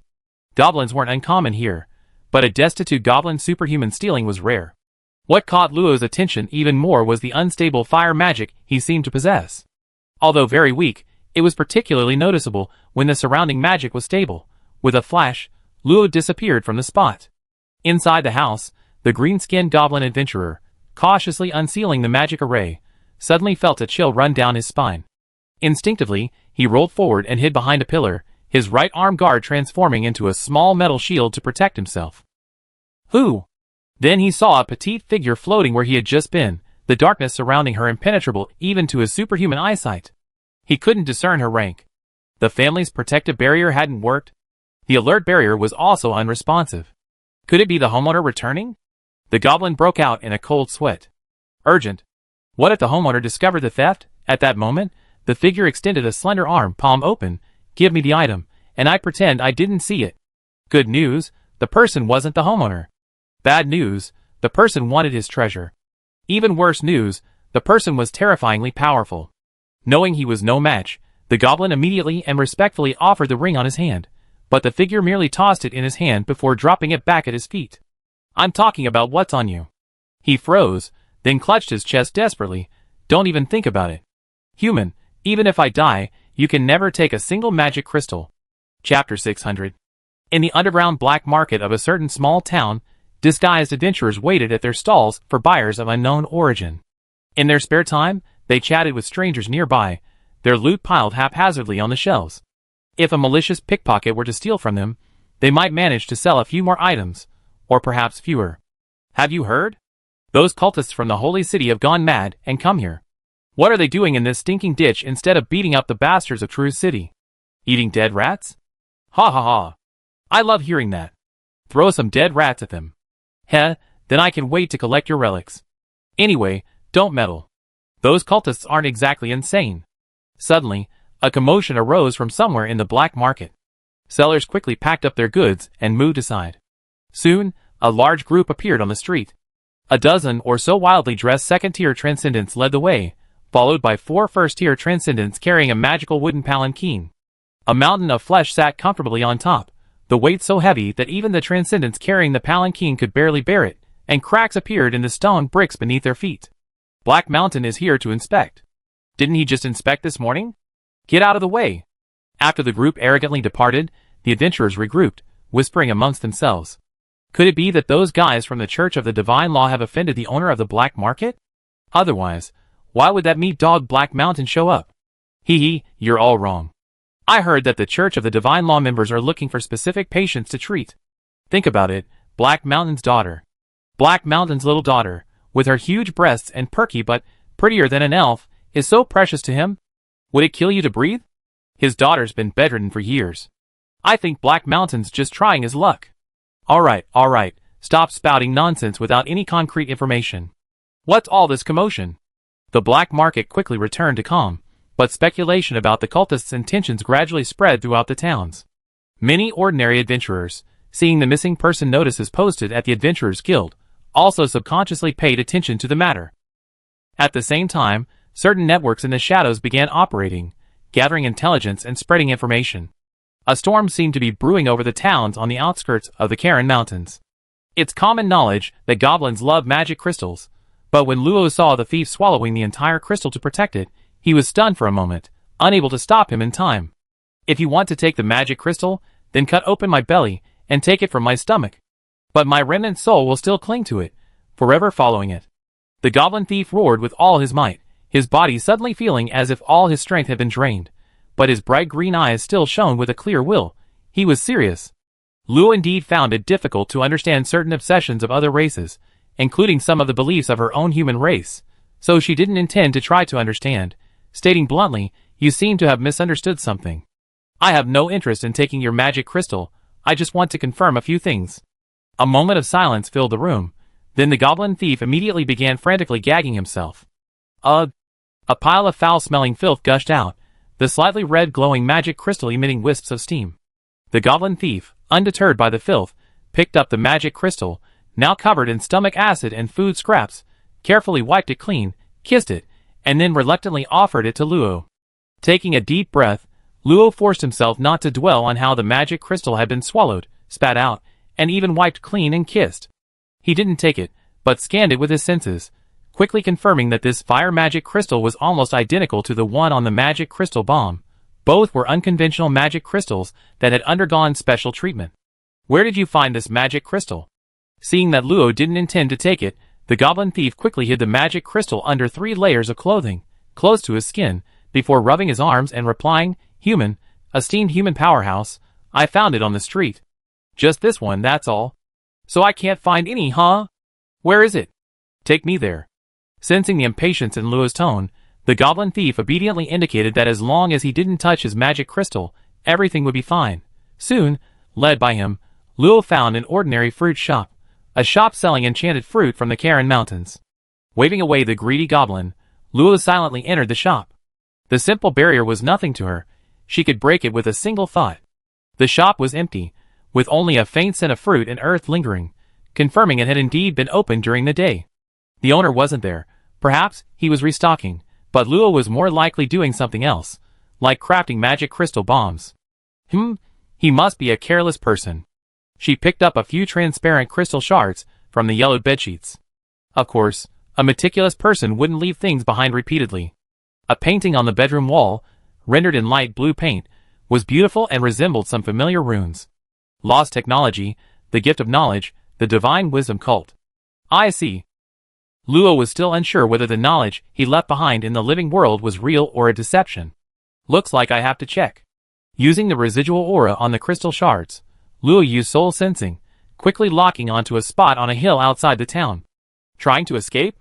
You think you can? Lightning flashed, covering hundreds of meters in an instant. A few breaths later, Luo appeared before a tree. His mage hand materialized, digging deep into a secret cave hidden within the barrier, revealing 2 panicked middle-aged men. The game of hide-and-seek is over. Vines grew from the soil, instantly binding the 2 men into a cocoon. Soul magic stripped away their consciousness, and just as they were about to be seized by the mastermind, golden divine power clung to a water blade, severing their connection. The same trick won't work on me. Don't worry, I find you soon. The opponent retreated quickly, seemingly no longer caring about his followers. Luo calmly reviewed the 2 souls' memories, and understood the origins and purpose of the divine wisdom cult, which largely matched her guesses. What was more surprising was that the divine wisdom cult's actions were indirectly connected to Bandon. I never imagined the remaining knowledge meant this. I knew it. How could he be willing to share the real thing? I wonder if the Mage Hall already knew about this, which is why they sent Buddy. Shaking her head, Luo dispersed the 2 souls and sent them back to the underworld. On the corpses, she found magic crystal bombs stuffed with 3 rings. Most were made of mid-grade magic crystals, with less than 10 of the same grade as the ones Luo possessed. As for the more powerful ones, they couldn't obtain the raw materials. In that case, the endless heavenly flames should be gone.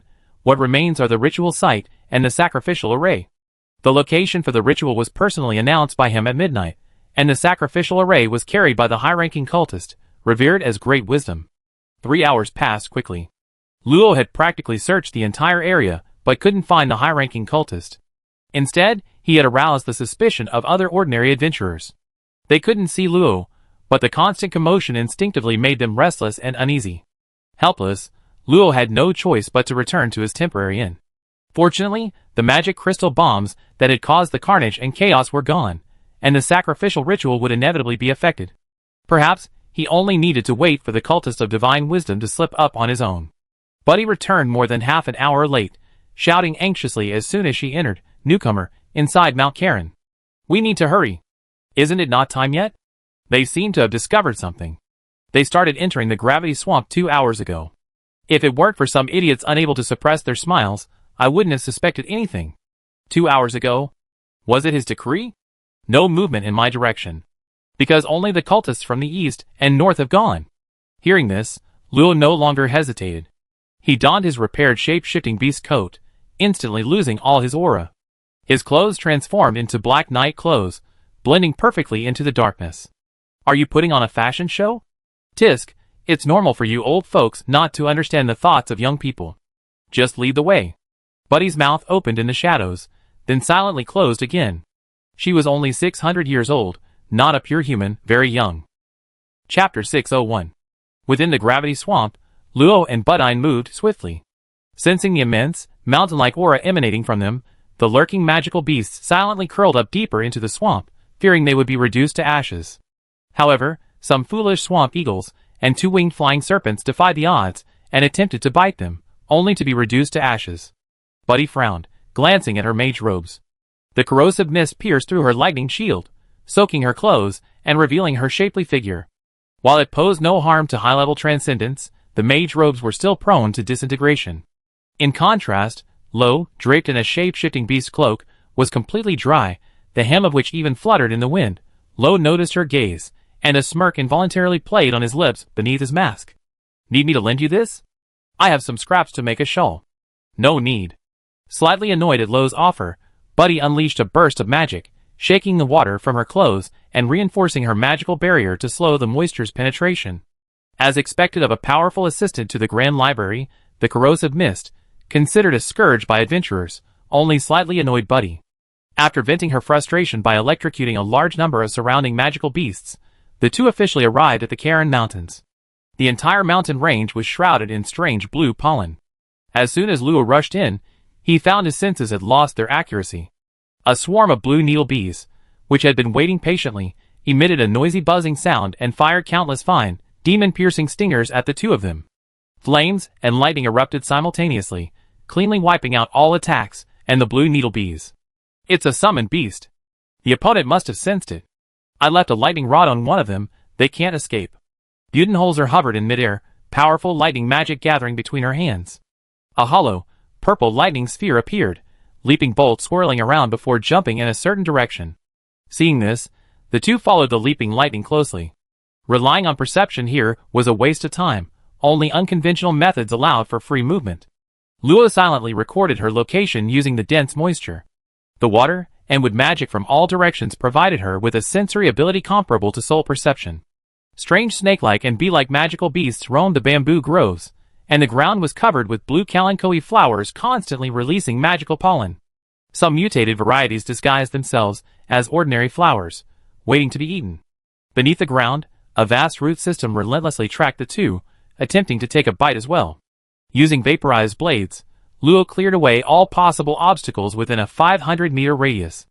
Occasionally, she would encounter fresh corpses covered in bamboo roots, undoubtedly killed by the Divine Wisdom cult.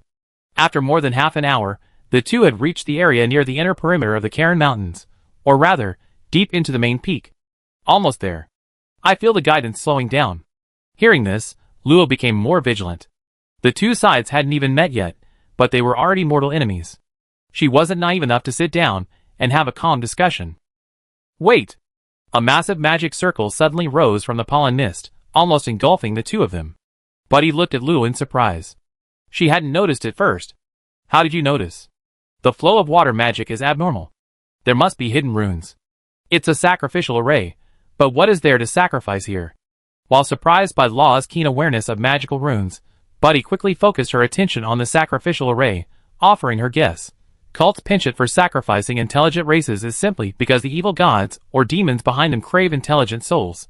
But in terms of effectiveness, magical beasts wouldn't be much less effective. The Cairn Mountains have a unique environment and a large number of magical beasts. Considering the timing, it's not surprising that they would initiate a sacrifice. As she spoke, the massive magic array, covering an area of thousands of meters, began to turn crimson. Countless runes, shimmering with afterimages, appeared. Dark runes and soul runes flashed alternately, twisting the wood and water runes into sharp shapes. The dim light emanating from them spread rapidly upon contact with the blue kalanchoe pollen, expanding thousands of meters in the blink of an eye. This isn't a simple sacrificial array. Law frowned, looking at the pollen that had penetrated his magical barrier. The originally blue pollen had turned a ghostly green, and as it rapidly dissipated, it released an alluring effect 100 times stronger than normal, making it difficult to resist the urge to approach the array. A layer of blazing flames enveloped him. Luo warned, This is using soul guidance to amplify the effects of the Chinka pollen. Don't touch it, I don't want to save you. Are you underestimating me, rookie? Wisps of lightning formed an invisible, vast spherical area. Within this range, apart from lightning magic, even soul power couldn't penetrate, easily blocking the pollen. High-level magic. Boundless lightning domain, which can nullify most attacks. Its drawbacks are high energy consumption and immobility. Meanwhile, Buddy stopped Luo's plan to act. Wait, don't act. Wait until they finish the sacrifice. Luo was puzzled, but considering the magical beasts to be used in this sacrifice, he remained silent. Shortly afterward, the surrounding bamboo began to tremble slightly, and the trembling quickly intensified. Flower petals fluttered in the distance, and amidst the panting breaths, pollen mist surged, from which hordes of crimson-eyed magical beasts burst forth, recklessly charging into the sacrificial array and instantly melting into blood. Luo avoided the onslaught of the beast horde. These magical beasts were at most 4th tier. The stronger ones had already learned to seek refuge, far from the Karen Mountains. The gushing blood flowed, converging inward, absorbing the emitted magical power and the souls that had not yet returned to the underworld. The sacrifice lasted for more than 10 minutes. During this time, some adventurers, who had been lured in, were knocked unconscious and thrown out by Luo. Once the number of magical beasts that had come began to thin out, the entire sacrificial array suddenly shone brightly, the bright red light converging into a towering pillar of light, before seemingly being devoured by something and slowly weakening. Almost done. Buddy glanced up at the dim pillar of light, took out a slender wand about the length of her forearm, and with a deafening roar of thunder, the pollen mist that perpetually shrouded the Kalen Mountains burst open, revealing a vast expanse of empty space. Under the clear night sky, dense leaden clouds rapidly coalesced, and massive bolts of lightning crashed down. Boom! In the blinding light, the lightning slammed into the sacrificial array, like a giant red balloon being punctured. After filling with thick purple sap, the entire array exploded violently, the aftershocks destroying an area of over 300 miles. Done. Luo looked at Buddy, who had put away her wand, somewhat speechless. Did you really need to use high-level magic to destroy a sacrificial array? And not just any high-level magic, it conservatively estimated to have constructed over 500 runes, making it a formidable spell even among divine magic. I don't like rats that hide and run. This time, Buddy wasn't displeased by Luo's words. Instead, she happily landed below, where hundreds of familiar faces lay scattered about. You didn't leave any survivors? It wouldn't have mattered. They won't submit. That's their objective. In front of the hundreds of familiar faces was an altar that had suddenly appeared. A slowly rotating portal to another dimension emitted a hazy silver light, seemingly saying, all the secrets are inside. Luo seemed to understand. So you used them to open the other dimension. He then gave Buddy a meaningful look. If the Divine Wisdom cult used human sacrifice, would this person choose to stop them? If the intelligence is correct, what the Divine Wisdom cult has been searching for all these years is inside. Translate the information inside for me, and this deal will be over. How about it? No problem, of course no problem. How could there be a problem? Luo smiled faintly behind her mask. Wasn't this the location Ellie had revealed? She wouldn't want to leave even if they chased her away. Soul magic that could attract his attention. Even the great magician Luo was quite interested in it. Chapter 602. The alternate dimension was dark and damp, but after passing through a long tunnel inlaid with black stone, the air became refreshing. Buzz. Reaching the end of the tunnel, a slight sound of an array activating rang out, and a semi-transparent figure blocked their path. It was a handsome, slightly effeminate young man with long hair, his dark yellow eyes concealing a coldness. State your purpose. A protective array imbued with the consciousness of an array. Budine took out her wand again. A boring trick. If I were you, I wouldn't have made a move. Budine paused, turning to look at Law with some displeasure. Then the newcomer must have a better method to be so confident. Who knows? Law took a few steps forward, ignoring the phantom silently awaiting a response, his soul power transforming into countless fine threads that seeped into the thick magic steel door at the end of the tunnel. Magic steel is a composite material forged by blacksmiths, with a wide range of uses. Its properties vary depending on the formula. The current magic steel door possesses excellent resistance to powerful impacts and corrosion, making it inaccessible to anyone without considerable status and wealth. To further enhance its resistance to magic, the magic steel door contains scattered stellar ore, and at regular intervals, it is sealed with mithril arrays. Furthermore, the undeniable aura of soul energy indicates it possesses soul magic defense, a truly comprehensive design. Normally, Only someone like Budine, who destroys it with sheer brute force, or a highly skilled array master could break it. Time ticked by, and Budine grew impatient, her toes stomping rapidly on the ground, making a tap-tap sound. Newbie, don't try to be a hero if you can't do it. You're wasting my time. What's the rush? It's more complicated inside than you think. If you have nothing to do, set up a barrier. The Divine Wisdom sect shouldn't give up so easily. No need for your reminder. I already set up a barrier when I came in. Luo said no more. She focused most of her energy on controlling the soul threads to modify the array. The thickness of the magic steel door was a bit beyond her expectations. She wondered where Banding got so many rare materials. If it weren't for the certainty that damaging the gate's structure would trigger the internal protective array, Luo would have simply destroyed it. A few minutes later, Buddy suddenly became alert, staring intently into the distance of the tunnel. Hurry up. Something's approaching. I know. Don't rush me. Luo replied through gritted teeth, fine beads of sweat slowly dripping down her face. Unlike the massive city-level barrier, the array here had ample resources to resist her modifications. And since she was operating it alone, the difficulty was several times greater than before. Listen to the whispers of wisdom, praise the gifts of knowledge. Those who cannot appreciate great folly are destined to go against the world. The ethereal, resonant voice, though barely audible, clearly penetrated her ears. The shadowy figures swirled and merged, then separated, as if a thousand people were casting their gazes upon her. There was no mockery, no ridicule, only condescending scrutiny, pitying and lamenting the tragic folly of the person before her. To presume to call oneself wise before the god of law is nothing but overestimation. 2 thunder dragons roared forth, their shockwaves completely destroying the tunnel and revealing the edge of a shimmering, silvery alternate dimension, no more than 5 miles wide at most. Knowledge is a gift, yet Hecate and the other gods use it to restrain mortals. Creatures that should be intelligent are rendered useless and forgotten, disappearing from the world without a trace, because they cannot obtain extraordinary knowledge. How tragic. Lightning was forcibly concentrated in a pale left hand.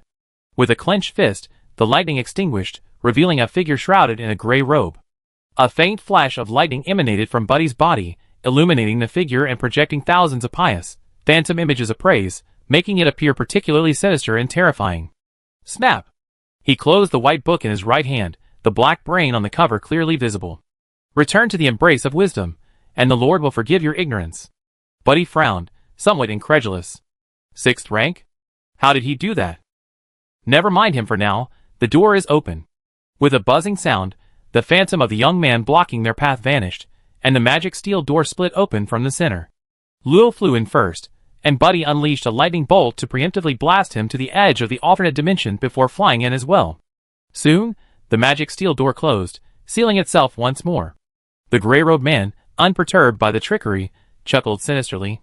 He approached the magic steel door, opened the book of omniscience, and a shadow appeared, twisting and contorting before transforming into a key. He inserted it into the keyless door and turned it, easily reopening the door that had taken Luo a quarter of an hour to unlock. Utterly foolish. You dare challenge the wisdom of the Lord? However, before he could confidently enter, he was met with a barrage of destructive lightning and fireballs. The intertwined forces, like a dragon tearing at him, instantly shattered him. The magic steel door slammed shut, as if mocking his foolishness. Stubborn resistance?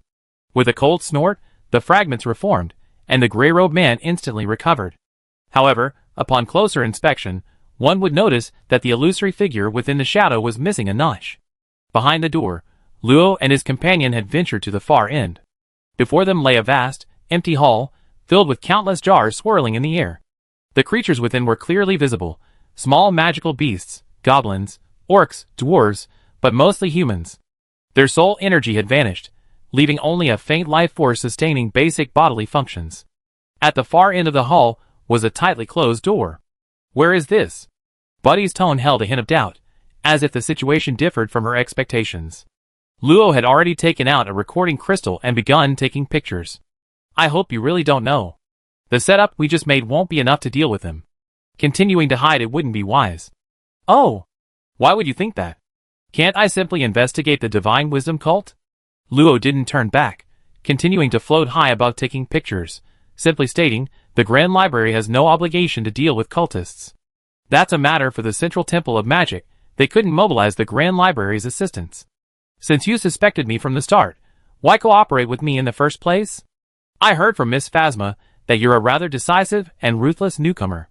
Shouldn't you have made your move from the beginning? Luo stopped, put away the recording crystal, thought for a moment, and said seriously, because I don't belong to any faction, understand? Hearing this, Buddy was astonished. Then why did you come to get involved in this mess? I just don't want trouble later. But to be honest, I don't know which faction you belong to. Could you tell me? You really are. Buddy suddenly found it a little amusing, shaking her head with a slight self-deprecating laugh. Without hesitation, she explained, aside from the independent members, the Great Library is broadly divided into two factions. The Tea Party faction led by EP5, and the Contract faction led by Soyuz. The two factions are evenly matched, and thanks to Miss Phasma's mediation, things have been relatively peaceful. However, 300 years ago, a remarkable newcomer arrived, openly pursuing Soyuz. Well, let's not go into that. Anyway, for various reasons, the conflict between the two factions escalated. To maintain the unity of the Great Library, they agreed to wager on the Mage Hall's purge, each sending 10 members to participate. The side with the most victories would be the winner. The action against Dawn's movement was the first step, meaning we were both among the first Great Library assistants to participate in the wager. Finally, Buddy looked at Luo with interest. I was still wondering how EP5. They sent you, a newcomer, already prepared for failure, just to find a plausible reason to spare you from the purge. Even the Grand Library's assistant will be purged. No, only you will. Buddy bluntly stated, you only been here for less than 6 months, and you haven't even shaken off the Mage's Hall label yet. Although Director Flina won't hand you over, it'd still be troublesome in the current situation. I don't know where your good fortune comes from. Someone just throws you a pillow when you're sleepy. TSK, I'm envious. Hearing her teasing, Luo couldn't help but bite her nails. She had initially thought this test was just a tactic by Hal's backers to win her over, but she hadn't expected so many reasons behind it. And was EP5 involved to get her into the Tea Party faction? Click. The magic steel door opened for the third time, and the two instantly snapped back to reality. Newbie, let's get him sorted out first. I have no objection, but don't you need evidence? It was just finished. I didn't expect you to use such a low-level item as a recording crystal. You're really rude. Likewise. Chapter 603. Boom. The Thunder Dragon lunged, only to be absorbed by sharp, metallic blades piercing the ground. Muskets rained down, but the flickering lightning orbs precisely detonated them all beforehand. 3 blurry shadow hounds struggled to emerge from the magic circle in midair, disappearing into the darkness, and unleashing a shadow-devouring attack that ignored magical defenses on the two. Sizzle. Arcs of lightning leaped, shattering the shadows in the blink of an eye, tracing the shadow hounds' tracks along the magical pathways. Scorching sparks flashed, coalescing into a raging tornado under the force of the wind, tearing apart all the lightning orbs. More sparks fell, scattering around the newcomers. The blazing flames incinerated everything. The powerful impact shattered the magic steel door, instantly destroying all the jars filled with slime.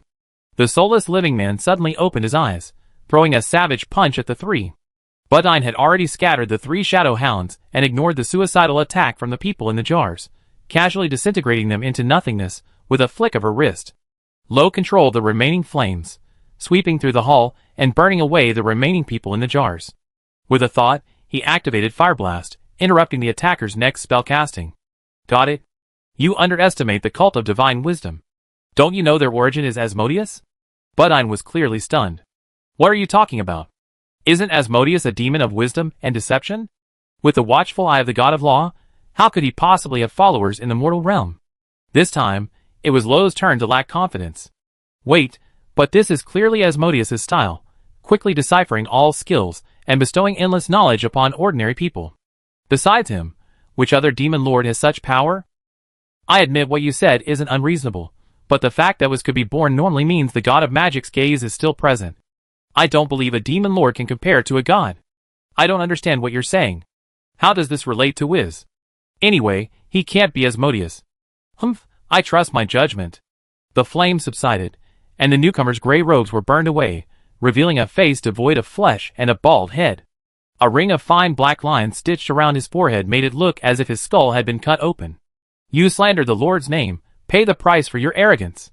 Dozens of identical shadows emerged from behind him, only with darker skin, chanting simultaneously. Borden sneered, ceasing her argument with Lothar.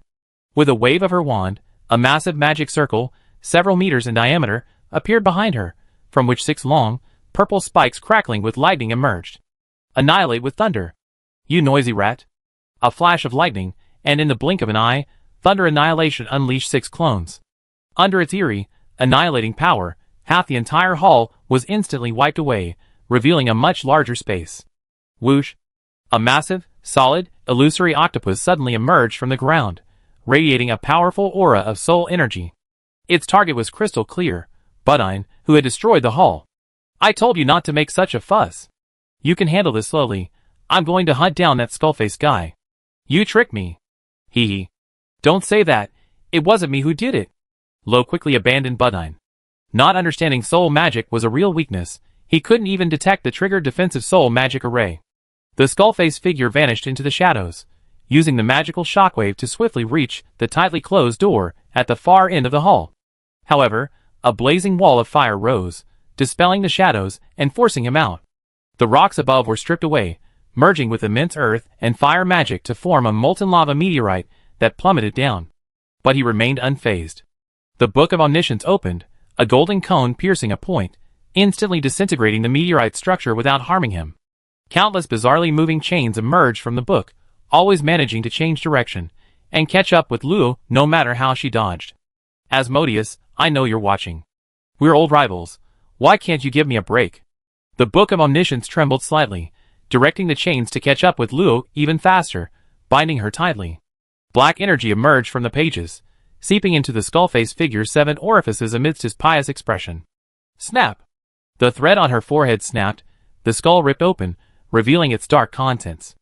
A pair of bat wings sprouted from the brain, which wobbled and took flight. A pair of red lips emerged from the folds, its voice seemingly echoing countless times, extremely ethereal and indistinct. Human, hand over the Book of Omniscience.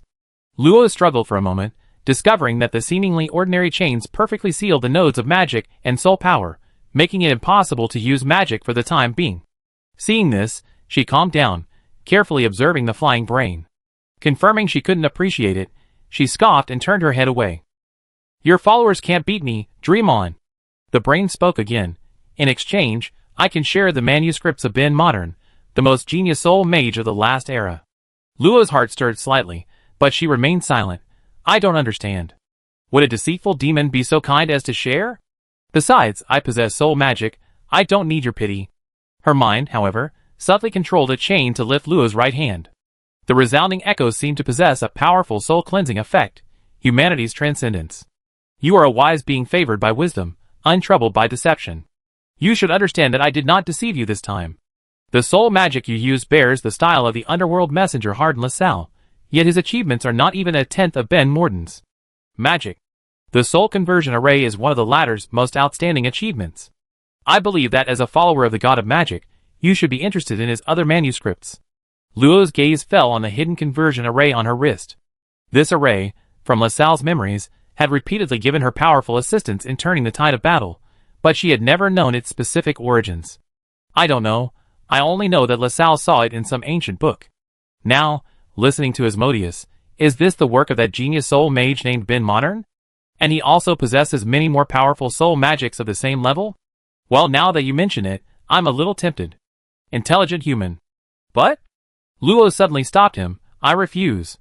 Doesn't this disgusting old thing know how bad the reputation of demons is? An icy domain instantly unfolded, shattering the binding chains, and ice crystals coalesced into a crystalline greatsword, slashing fiercely at the brain. Ignorant human. There was no surprise or disappointment in Asmodeus's tone. In terms of understanding people's hearts, he was far superior to Luo. It would be best if he could persuade Luo, but if not, it was within his expectations. He only needed to stimulate her thirst for knowledge. The demon lord was immortal, and there would be many more opportunities to meet. The ice sword shattered inexplicably before it could even touch the brain. Asmodeus flapped his tiny wings and returned to the skull's head. The skull closed, and he regained his self-awareness. The wise lord will not pursue your offense, but we, as his eternal believers and seekers, can never forgive your blasphemy. If you have the ability, let him descend to earth in his true form. If not, don't spout such nonsense. Absurd. The Lord's glory shines upon the world, and Hecate thinks she can stop everything, but that's nothing but a false lie. Seize her. Hundreds more shadow clones split from behind the skull face, each with a different face and figure. These clones were not the mere shadows used to lure Buddy into attacking. Each possessed the power of a 6th-tier dark mage, aided by the Book of Omniscience, and each was a master of magic. The skull face itself solemnly walked towards the door enveloped in a wall of fire. There lay the task the Lord had given him. The knowledge the Lord had left behind was hidden within, and he was finally about to merge with the Lord, gaining access to boundless knowledge. Wise Lord, your devout follower is about to complete his self-transcendence, bringing this 50-year scheme to a perfect close. Chapter 604. Boom! A deafening roar resounded as powerful lightning and flames merged, releasing a crimson sphere of light that extinguished magic. This sphere was then tightly bound by a 4-colored barrier, generating destructive power several times greater than normal. The confident shadow clones were caught off guard and instantly engulfed within it. Over 30 clones were reduced to ashes on the spot. The remaining clones, realizing what was happening, hastily released defensive magic. Boom! Boom! 2 consecutive, massive explosions killed only one unfortunate clone. Luo tossed the magic crystal bomb in his hand, then regretfully put it away. He had only managed to trick the clones when they first appeared before they realized what was happening. Now that they were focused, this method was insufficient. A more powerful magic crystal bomb could likely eliminate them regardless of the difference in strength, but the entire space would be unable to withstand it, and the things behind the door would naturally be destroyed as well. The Book of Omniscience is a good thing. Unfortunately, the side effects are too great. Obtaining it feels unreliable. With a swift movement, Luo created 3 fire clones, the Hurcate's code, and a silver moon lamp appearing in his hands. Speaking of which, we never really had a proper fight before. Luo's eyes gleamed with fighting spirit. Facing the remaining 287 clones, he launched the first attack, unleashing a shower of sparks. As expected, the clones prematurely detonated with weak spells. However, since Luo already knew his opponent's restraining methods, how could he not be prepared? The exploding flames didn't dissipate. Instead, they used the opportunity to recombine, completely defying the normal rules of magic use. A fire tornado was released, the powerful pulling force and violent flames distorting the magic around the clones, forcing them to leave their original positions and preventing them from quickly clearing the sparks clinging to them. Hundreds of scorching breaths erupted simultaneously. The powerful soul force allowed each flaming spear to precisely target its corresponding enemy. The Hector's code flipped rapidly, activating the Absolute Zero technique. Extreme cold and intense heat coexisted, spreading rapidly from Luo's center using the power of the domain, even freezing space for a moment. The clones scattered, using their connection to the Book of Omniscience to relentlessly attack the magic's weaknesses, attempting to break Luo's magic with minimal effort. Foolish! You think you can take us all on alone? Let me show you the power of the Lord. Despite being pursued by magic, more than half of the clones still managed to chant in unison. The magic began to fluctuate, and an uneasy aura gradually emerged. It's just soul synchronization magic. It's like anyone can't do that. A powerful soul storm was released in a fan shape, destroying the faint connections between the clones along the way. Even so, more than 50 clones still successfully released a combined spell. Shadow Claws. Die! You blasphemer! Accompanied by the heavy shouts of dozens of people, 3 enormous, jet-black claws reached towards Luo, their aura already at the peak of the 6th rank. But quickly, to their astonishment, Luo simply waved his staff, shattering the claws without mobilizing any magic power, and then threw a magical arrow with its aura rapidly increasing. Boom! The Book of Omniscience could grant them near-omniscient knowledge, but the defects in their minds could not be compensated for. In their daze, 3 more clones were instantly shattered into pieces, dissipating into shadows and disappearing. Oh dear, no regeneration. So it turns out it's just a clone without self-healing abilities. That makes the problem much simpler. Crack! Crack! The extreme cold of Absolute Zero was shattered by the counterattacks of the other clones, and the pursuing burning breath was also completely destroyed. Luo decisively detonated the sparks clinging to them, and taking advantage of their distraction, the 3 fire clones each condensed into a small sun. While individually less powerful than Luo's own power, 3 times the amount, who would dare try? Magic from the gods. Let's see if you can withstand it. The 3 small suns instinctively orbited each other, forming a rotating wheel of flames, and flew rapidly towards the location with the most clones. In an instant, scorching rays brighter than sunlight burst forth. After a brief silence, terrifying heat swept through every part of the alternate dimension, dispelling all elemental magic. The Book of Omniscience clearly didn't know about the high-level divine magic from the Crescent Moon God. If it had known, the werewolf chieftain would have used it himself long ago. He could only have the clones desperately combined to release defensive magic, and every instant, clones were annihilated due to exhaustion of magic power. Only in front of Luo seemed to be a wall. No matter how fierce the flames and intense heat attacked, they couldn't get close to her back. Sizzle! A huge ball of lightning suddenly appeared, enveloping all the flames and confining them to a range of 300 meters. Budenholzer, clad in black robes, revealed her cold and beautiful face, with a pair of spiraling horns crackling with lightning on her head and 3 pairs of deep purple, painted like markings on her cheeks. Thunder Beast Bloodline. Legend has it that the Thunder Beast Tywinbet was a demigod born from the union of a god who controlled the thunder of heaven and earth and an ancient human woman, possessing the innate power to control thunder. The veracity of the legend remains to be verified, but in ancient times, a powerful magical beast named Twinbert did exist. Its bloodline, known as the Thunder Beast Bloodline, is said to grant beings with this bloodline a natural affinity for cultivating lightning attributes. It is said that many lightning attribute magical beasts and powerful figures recorded in history possess this bloodline. However, countless years have passed, and by Buddy's generation, the bloodline power has become extremely diluted.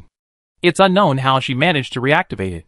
Bright purple vertical pupils swept a mocking glance over the frozen Luo. Buddy elegantly flicked her slender wand, and the lightning sphere, along with the flames within, instantly shattered into tens of thousands of pieces, then rapidly shrank back into a black singularity, leaving behind an empty void. You stole my kill. Helping newbies is what seniors should do. Ife must have told you that, right? I think it's fine to do it once in a while. Who needs your help? Then be quicker next time. TCH. Luo angrily retracted his clone. He only slightly tricked her. Was it really necessary to hold a grudge? She seems to hold grudges too. Never mind then. Buddy rolled her eyes at Luo and flew quickly towards the open door. Luo followed closely.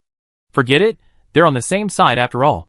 She's magnanimous, I won't hold it against her. The battle actually lasted less than half a minute before being forcibly stopped. After the two casually broke the barrier set up by the skull-faced figure, they found him carving something on the ground. The room wasn't large, piled high with various hastily written papers. An ancient parchment book was open, placed on a pedestal in the center. It wasn't dusty, indicating that someone had been using it recently.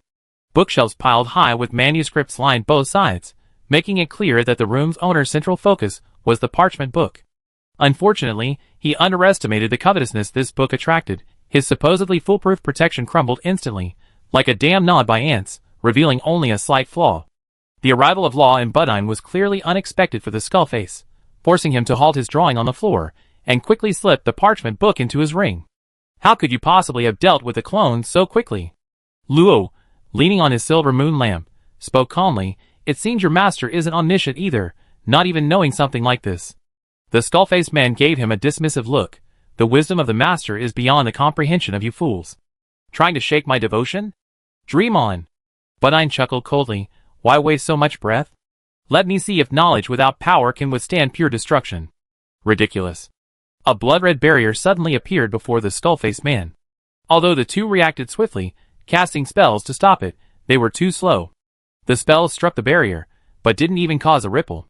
Today I will embrace the master's arms, and you foolish scum won't stop me. With that, the skull-faced man, his face contorted with fanaticism, ignored the two and turned to continue inscribing his array. Buddy frowned slightly. Although returning to the Lord's embrace seemed like a suicidal act within a cult, she had reason to believe that the other party was definitely trying to achieve some nefarious purpose. She turned to Luo and said, Newbie, aren't you very knowledgeable about formations? Unravel it. Luo retorted irritably, why don't you do it yourself? This thing is even more complicated than the previous magic steel door. I suspect it's a forbidden scroll obtained through sacrifice. He then swiftly flew over and collected the manuscripts in the room into his storage ring. Buddy hesitated for a moment, then quickly joined in the fray. In no time, the two had emptied the entire room, leaving only the skull face wrapped in a box in the center, and the parchment book in his ring. Now we can safely unleash powerful magic. Just as I thought.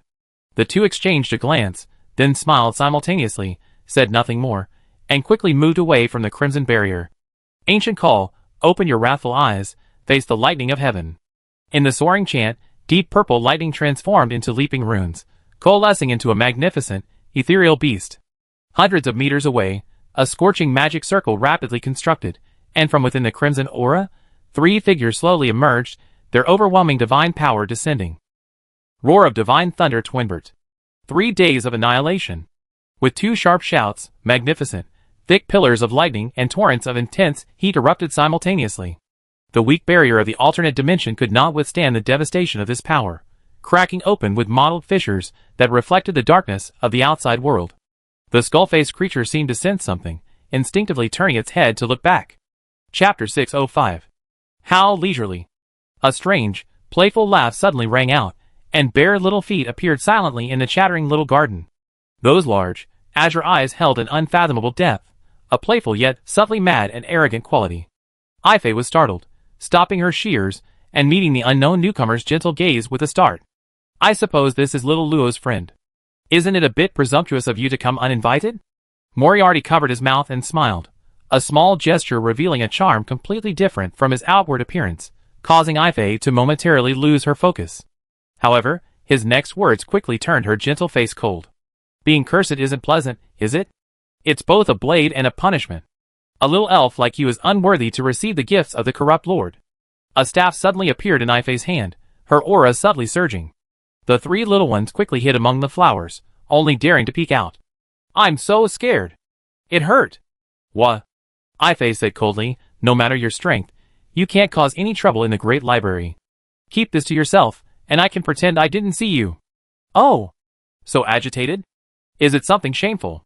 Moriarty's eyebrows curved, his delicate white feet taking one step forward, then another.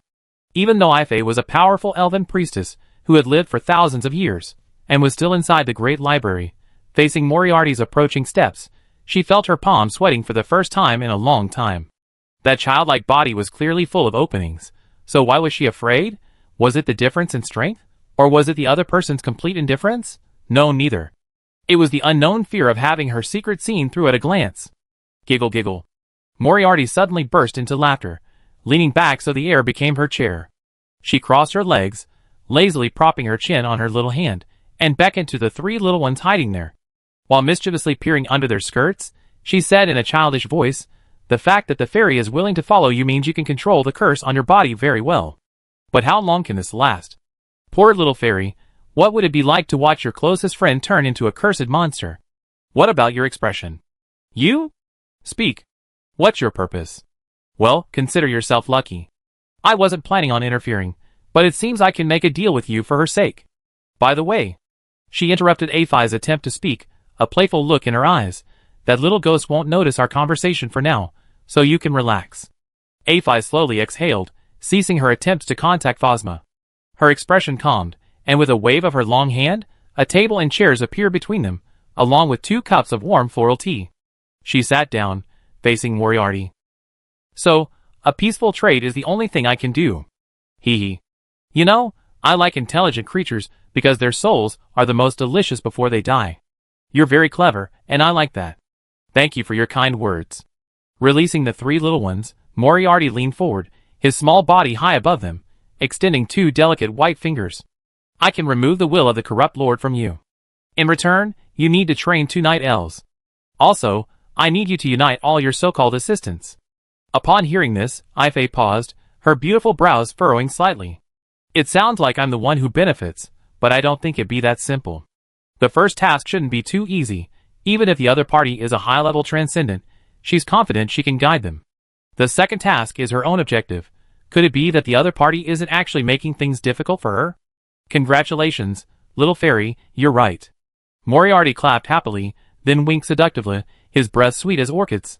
After you complete these, you need to assist her in completing something, and this task will probably take you 1,000 years. Ifei's eyes widened instantly. Are you kidding me? Little fairy, do you have a choice? Hee hee. Gently leaping to the ground, accompanied by a soft laugh, Moriarty's small body vanished into the void. Sitting in the chair, Ifei's expression was uncertain. Even for a saint-level being, 1,000 years was not a short time, let alone for an 8th-level elf like her, a full third of her lifespan. Betty, Far, and Jinxiang flew back to her face and nuzzled affectionately, which improved her mood. Fortunately, she didn't say she had to do it now, there's still time. A small, white hand suddenly appeared, taking away a cup of floral tea. A faint laugh echoed in the void. Don't tell anyone, or little Audie doesn't know what might happen. Ife remained silent, then sighed heavily, rubbed her cheeks, and smiled gently again. She put away the chairs and table and continued pruning the flowers. Luo stroked his smooth chin, looking at the headless corpse with some surprise. It's harder than I expected. It even preserved the body. Buddy nodded in agreement. It seems to be a defensive scroll comparable to an 8th tier one. I suspect some of the power from the sacrifice was diverted. After a brief silence, the two simultaneously grabbed at the ring from the corpse. Buddy first severed the finger wearing the ring, intending to draw it in, but Lo's control of fire magic disrupted his magic, allowing him to snatch the ring from a distance. Too naive. Buddy waved her wand lightly, and a lightning serpent emerged from the air, swallowing the ring before quickly burrowing underground to avoid Lo's flames. Old man, don't mess around like this. The remaining half of the floor suddenly solidified, creating a metal cage that firmly locked the lightning serpent. Earth spikes burst from the ground, lifting the ring into the air and sending it flying towards Lo. Buddy's face bulged with veins, and she gritted her teeth, saying, "Respecting elders is a fine virtue." Her soul power transformed into hooks, gripping the ring tightly. Luo, channeling her soul power, managed to stop the ring's departure using both her control over objects and her soul power. Her eyes twitched slightly, and she said bluntly, "I'm sorry, I've been uneducated since childhood. I haven't even finished learning aristocratic etiquette. I don't know what respecting elders means." "You're a senior. Isn't she just an old lady? You flat-chested brat. Who are you calling flat-chested?" Buddy lifted her black robe, revealing a full chest. "Who are you calling flat-chested?" "You. Shameless old woman. I'm very young." The ring swayed back and forth as the two continued to gather their power, and the air seemed to crackle with the light of lightning clashing between their gazes. Seeing that they were locked in a stalemate, they both spoke at the same time. "How about we split it?" "I have no objection." Seeing this, their powers simultaneously withdrew, only to become entangled again in the next moment. Luo grinned and criticized, "Didn't you say you had no objection? How come you're going back on your word?" "Ha! Why don't you look at what you're doing?" The floor crumbled rapidly in the clash of their auras, revealing an empty, alternate dimension. The headless corpse stood in the middle, serving as the dividing line. A moment later, the two spoke again. "How about you really let go this time? No more backing out." "Okay." Thud. As the two withdrew their power, the ring finally escaped their grasp and fell onto the headless corpse. Buddy suggested, "I take that book, but I can make a copy for you." Luo decisively shook his head. "No, no, no. I think I'm more suitable to be the owner of that book. I make a copy for you, and as compensation, I can share the manuscripts with you." "Newcomer, that's not very fair. I'm the one who brought you in, and even though it's called sharing, haven't you benefited too?" "That's true, but have you forgotten? It was I who helped you decipher the Divine Wisdom Cult's secret report, which gave you the opportunity to arrive in time. Without my modification of the formation, all the data would have self-destructed the moment you broke through the demon steel gate. You get nothing. If that's the case, if I hadn't stopped you from interrupting the sacrifice, you wouldn't even have seen the door. So this is a draw, but..." Hearing Lo's but, Buddy immediately had a bad feeling. Sure enough, Lo confidently pointed to the ring and said, "That's a book on soul magic. Are you sure you can understand it all by yourself?" This. Buddy's tone faltered. This was exactly what she was looking for. Compared to Lo, she needed the remaining half of the manuscript for reference. There were mages among her assistants, who were proficient in soul magic, but the cost of asking them was uncertain. While Buddy was hesitating, Lo swiftly grabbed the ring and whistled triumphantly. "It's settled then." Seeing this, Buddy could only swallow her anger. Damn it, is this the price of being controlled by knowledge? Chapter 606. The battle for Bandon's inheritance officially came to an end. Luo hadn't tricked her. He used imprinting magic to make a copy of the contents of the parchment book. However, if the book contained any secrets, imprinting magic couldn't copy them. The manuscript was enormous, and couldn't be processed in a short time. The two agreed to discuss it further when they returned. Maintaining the magic as he copied the parchment, Law curiously asked Budine, who had returned to normal, "We're enemies, aren't we? Aren't you afraid I win this bet with the evidence? Aren't you overestimating my loyalty?" Budine casually tidied the other items in the skullface ring. "Besides you, every assistant has lived for over 500 years. They do as much as the prophet is right. I just need to bring back the evidence of Bandon's fall into evil, and report the results of my investigation into the cult of divine wisdom. That complete my mission. The rest is none of my business." Such a good attitude. Thank you for the compliment, but we're still enemies. I won't speak up for you in the great library. Well, thank you anyway. I don't like being bothered by too many people. Here. Law tossed the copy to Budine, and went to examine the other items in the ring. The skull-faced book of omniscience had escaped. Without divine power, neither of them had any way to leave it behind. The ring contained numerous scrolls, far more complete than the rudimentary paper offerings used in rituals. Unfortunately, they were all sealed, ready to release their power once opened, so Luo couldn't discern the specific function of each scroll. Besides the scrolls, there were several bottles containing glistening beads of blood. Pouring some into his hand, Luo immediately understood that these were refined mixtures of flesh and soul, evil methods used by some cultists to rapidly increase their power. Besides the usual magic crystals and coins, there were no notes or journals containing any information. Looks like a pawn used to deceive others. Buddy nodded in agreement. Their main base is probably hidden now, but disrupting this plan isn't a complete waste. She paused, then asked Luo, I don't quite understand. Isn't he omniscient and omnipotent? Why would he be after this book? Huh? Didn't you say you would never admit to being a follower of Asmodeus? Buddy scratched her cheek awkwardly, then said matter-of-factly, actually, I knew a long time ago. I'm not afraid to tell you, I knew about the Church of Divine Wisdom through divination at the Astronomical Observatory. The Mage Hall received the news from the Church of Light long ago. A wisdom sect that hadn't appeared for millions of years had resurfaced, and the Church of Divine Wisdom was one of its branches. The Mage Hall knew about it 5 years ago, right? Hearing Luo's nonchalant tone, Buddy couldn't help but exclaim in surprise, How did you know? Perhaps I also have some knowledge of divination. Did she think Buddy was some easily fooled young woman? Luo, blatantly lying, then noticed something inside the headless corpse's clothes. Pulling it out, she found a token with a scarlet universal script character engraved on it. Followed by a line of smaller divine script, it translated to, Order of Ankanasana, Divine Priest. This must be from the Divine Wisdom cult. Luo tossed the token over. According to their agreement, she couldn't take it, she still had to translate for Buddy. However, the name on it intrigued her. Ankanasana?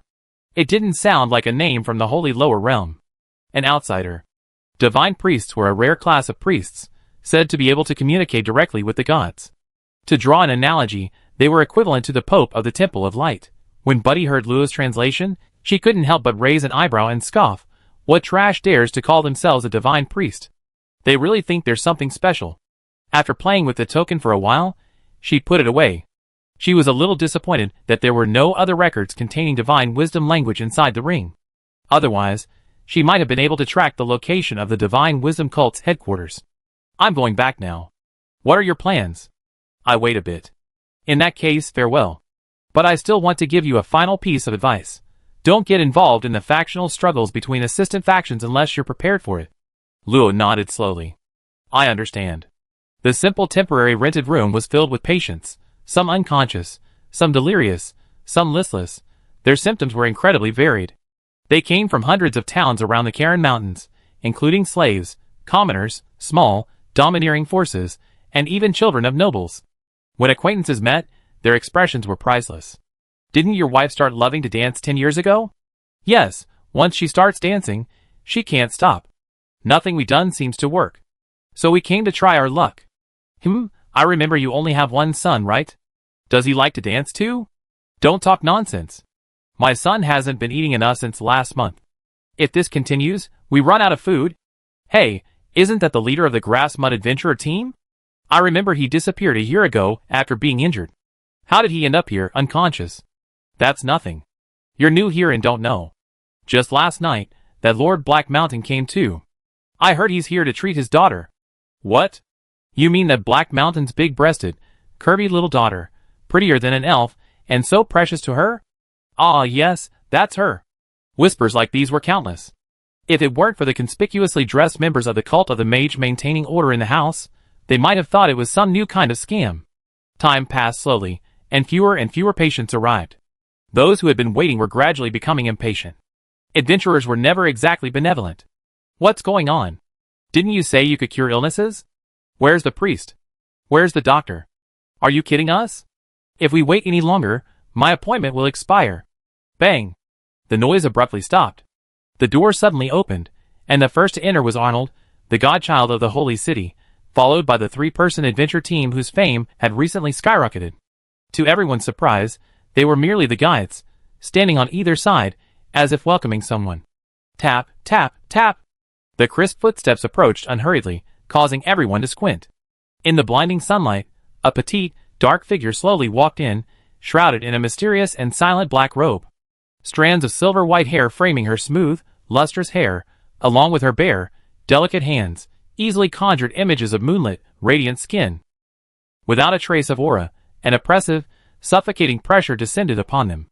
The noisy protests gradually subsided. Those with more experience immediately recognized that the extraordinary black robe was the symbol of the Mage's Hall. They couldn't afford to offend it. Bang, bang, bang. A series of earth-shaking footsteps suddenly rang out. From the end of the corridor, where the pillars had been deliberately removed, emerged a massive mountain of flesh.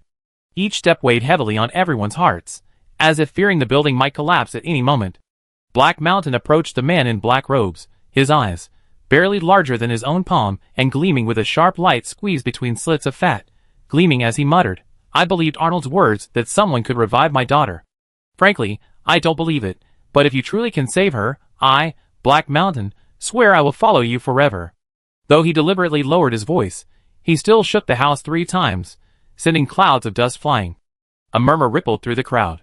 Black Mountain was the top henchman of the underground black market boss, his strength unfathomable.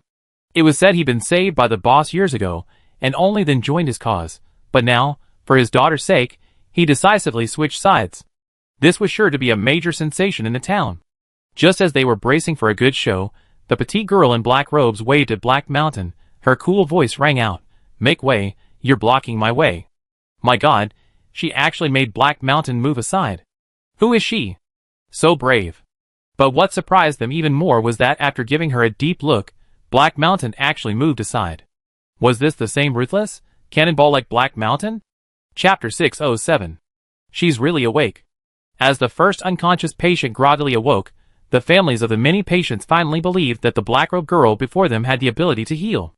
They pleaded for their family members and friends to be treated first. However, with the assistance of Arnold and Donnie, the treatment proceeded smoothly according to plan. Amidst the profuse thanks of those who had suffered greatly, the number of patients dwindled until only the powerful and nobles, who had secured the best rooms, remained. Black Mountain, who had been sitting quietly, finally rose and walked over with heavy steps. His eyes now held a hint of respect. He could see that most of the patients' problems stemmed from their souls, yet the little girl before him could easily resolve them, comparable to a high-ranking priest of the Church of Light. Before he could speak, Luo had already entered the inner courtyard deep within the house. Arnold immediately straightened his back and followed. Although he resented Luo's control, seeing so many people grateful to Luo and, consequently, respecting him, gave him a strange, pleasant feeling. After all, many believers didn't really approve of him becoming their godson, believing he had power, but lacked the means to back it up. Donnie kindly reminded Black Mountain, "Let's go." He then gestured for Emma and Litoin to follow. The commotion in the hall reached the inner courtyard. Guards from different factions, wary of the strangers, immediately tried to intercept them, only to be rebuked by their masters. Lo ignored the minor nobles and their men, who were trying to maintain their composure. His gaze swept across the inner courtyard, quickly finding the one with the deepest spiritual aura. Upon closer inspection, he discovered she was a stunningly beautiful woman with a striking appearance, seemingly possessing elven blood, the most beautiful patient Lo had ever treated. "Let her through." Black Mountain's deep voice made the 4 third-tier transcendents blocking Luo immediately sheath their weapons and step aside. Luo looked at the half-done Black Mountain with some surprise, then at the beautiful woman on the ground. Were they father and daughter? Black Mountain squatted down, his large, fleshy hand gently stroking the woman's face, a hint of tenderness in his eyes. "Mariana, it'd be alright soon. Just wait a little longer, Miss Mage. Thank you for your help." Luo didn't speak. Soul stripping activated again, an invisible hand reaching into the woman's forehead, searching everywhere. Fortunately, apart from Arnold barely seeing the outlines and Emma vaguely sensing something, no one else could see this horrifying scene. "Huh?" A collective gasp rippled through the group. This was the first time Luo had uttered a sound of doubt since she had treated so many people. Black Mountain, his voice trembling with anxiety, asked urgently, "Miss Mage, what happened to my daughter?" Luo waved her hand, indicating there was no need to make a fuss. Then, with a swift movement, she pulled out a semi-transparent figure, exactly identical to the consciousness of the magic steel gate array they had seen not long ago. Quickly crumpling the figure into a ball and stuffing it into her ring, Luo no longer paid attention to the sleeping beauty. Black Mountain wanted to press for details, but upon hearing a weak groan behind him, he knelt on one knee instead. Black Mountain will forever remember your generosity. Whatever, I don't care. Luo truly didn't care. She had come with a purpose, treating everyone equally. After treating everyone in the inner courtyard, it was already afternoon. After letting Arnold dispose of the magic gem that the last patient's family insisted on gifting, Luo stayed alone in an empty room. Not all patients suffered soul-related injuries. Some were simply unconscious due to severe injuries. Luo also used a life restoration spell on them. For injuries like Dona's, Luo simply crushed them to eliminate any future problems. Fortunately, there were still some gains. The ring flashed, revealing a thick stack of documents and 3 orbs of light in the room. Unfolding, they revealed a young man's phantom, controlled by Luo and constantly trying to break free of the restraints. There really is something. The 3 phantoms resembled the images conjured by the array's consciousness, the same as the image of Bannon described by Hal. After taking a picture in the alternate dimension, Luo felt it was too clean. Even with a large hall and hundreds of jars filled with experimental subjects, compared to the human experiments in LaSalle's memories, it was far too harmless. Sure enough, after ordering Arnold to help Donnie find all the patients and data matching soul trauma in the nearby towns, Luo discovered the problem. While an individual's actions might not reveal anything unusual, connecting the dots reveals a decades-long study of souls. Bandon's work was meticulously concealed. The vast majority of his subjects were ordinary adventurers, whose deaths were perfectly normal. Only a few individuals with extraordinary backgrounds were chosen, but unfortunately, their symptoms were almost entirely different, making them difficult for laymen to identify. Furthermore, the soul magic attached to the subject's souls had its original aura cleansed, so even if discovered, no one would suspect Bandon's involvement. Only these 3 phantom figures, one from the Black Mountain daughter, and the other 2 from the descendants of powerful local figures, retained their original forms, suggesting they were Bandon's primary targets. The thick stack of documents on the ground contained information on people who might have died from soul magic over the years. Even if only 70% matched, the conservative estimate was still 2,000 people, not counting adventurers who died in the wilderness. After a day, Luo finally sorted through all the documents, including the manuscripts from the alternate dimension room.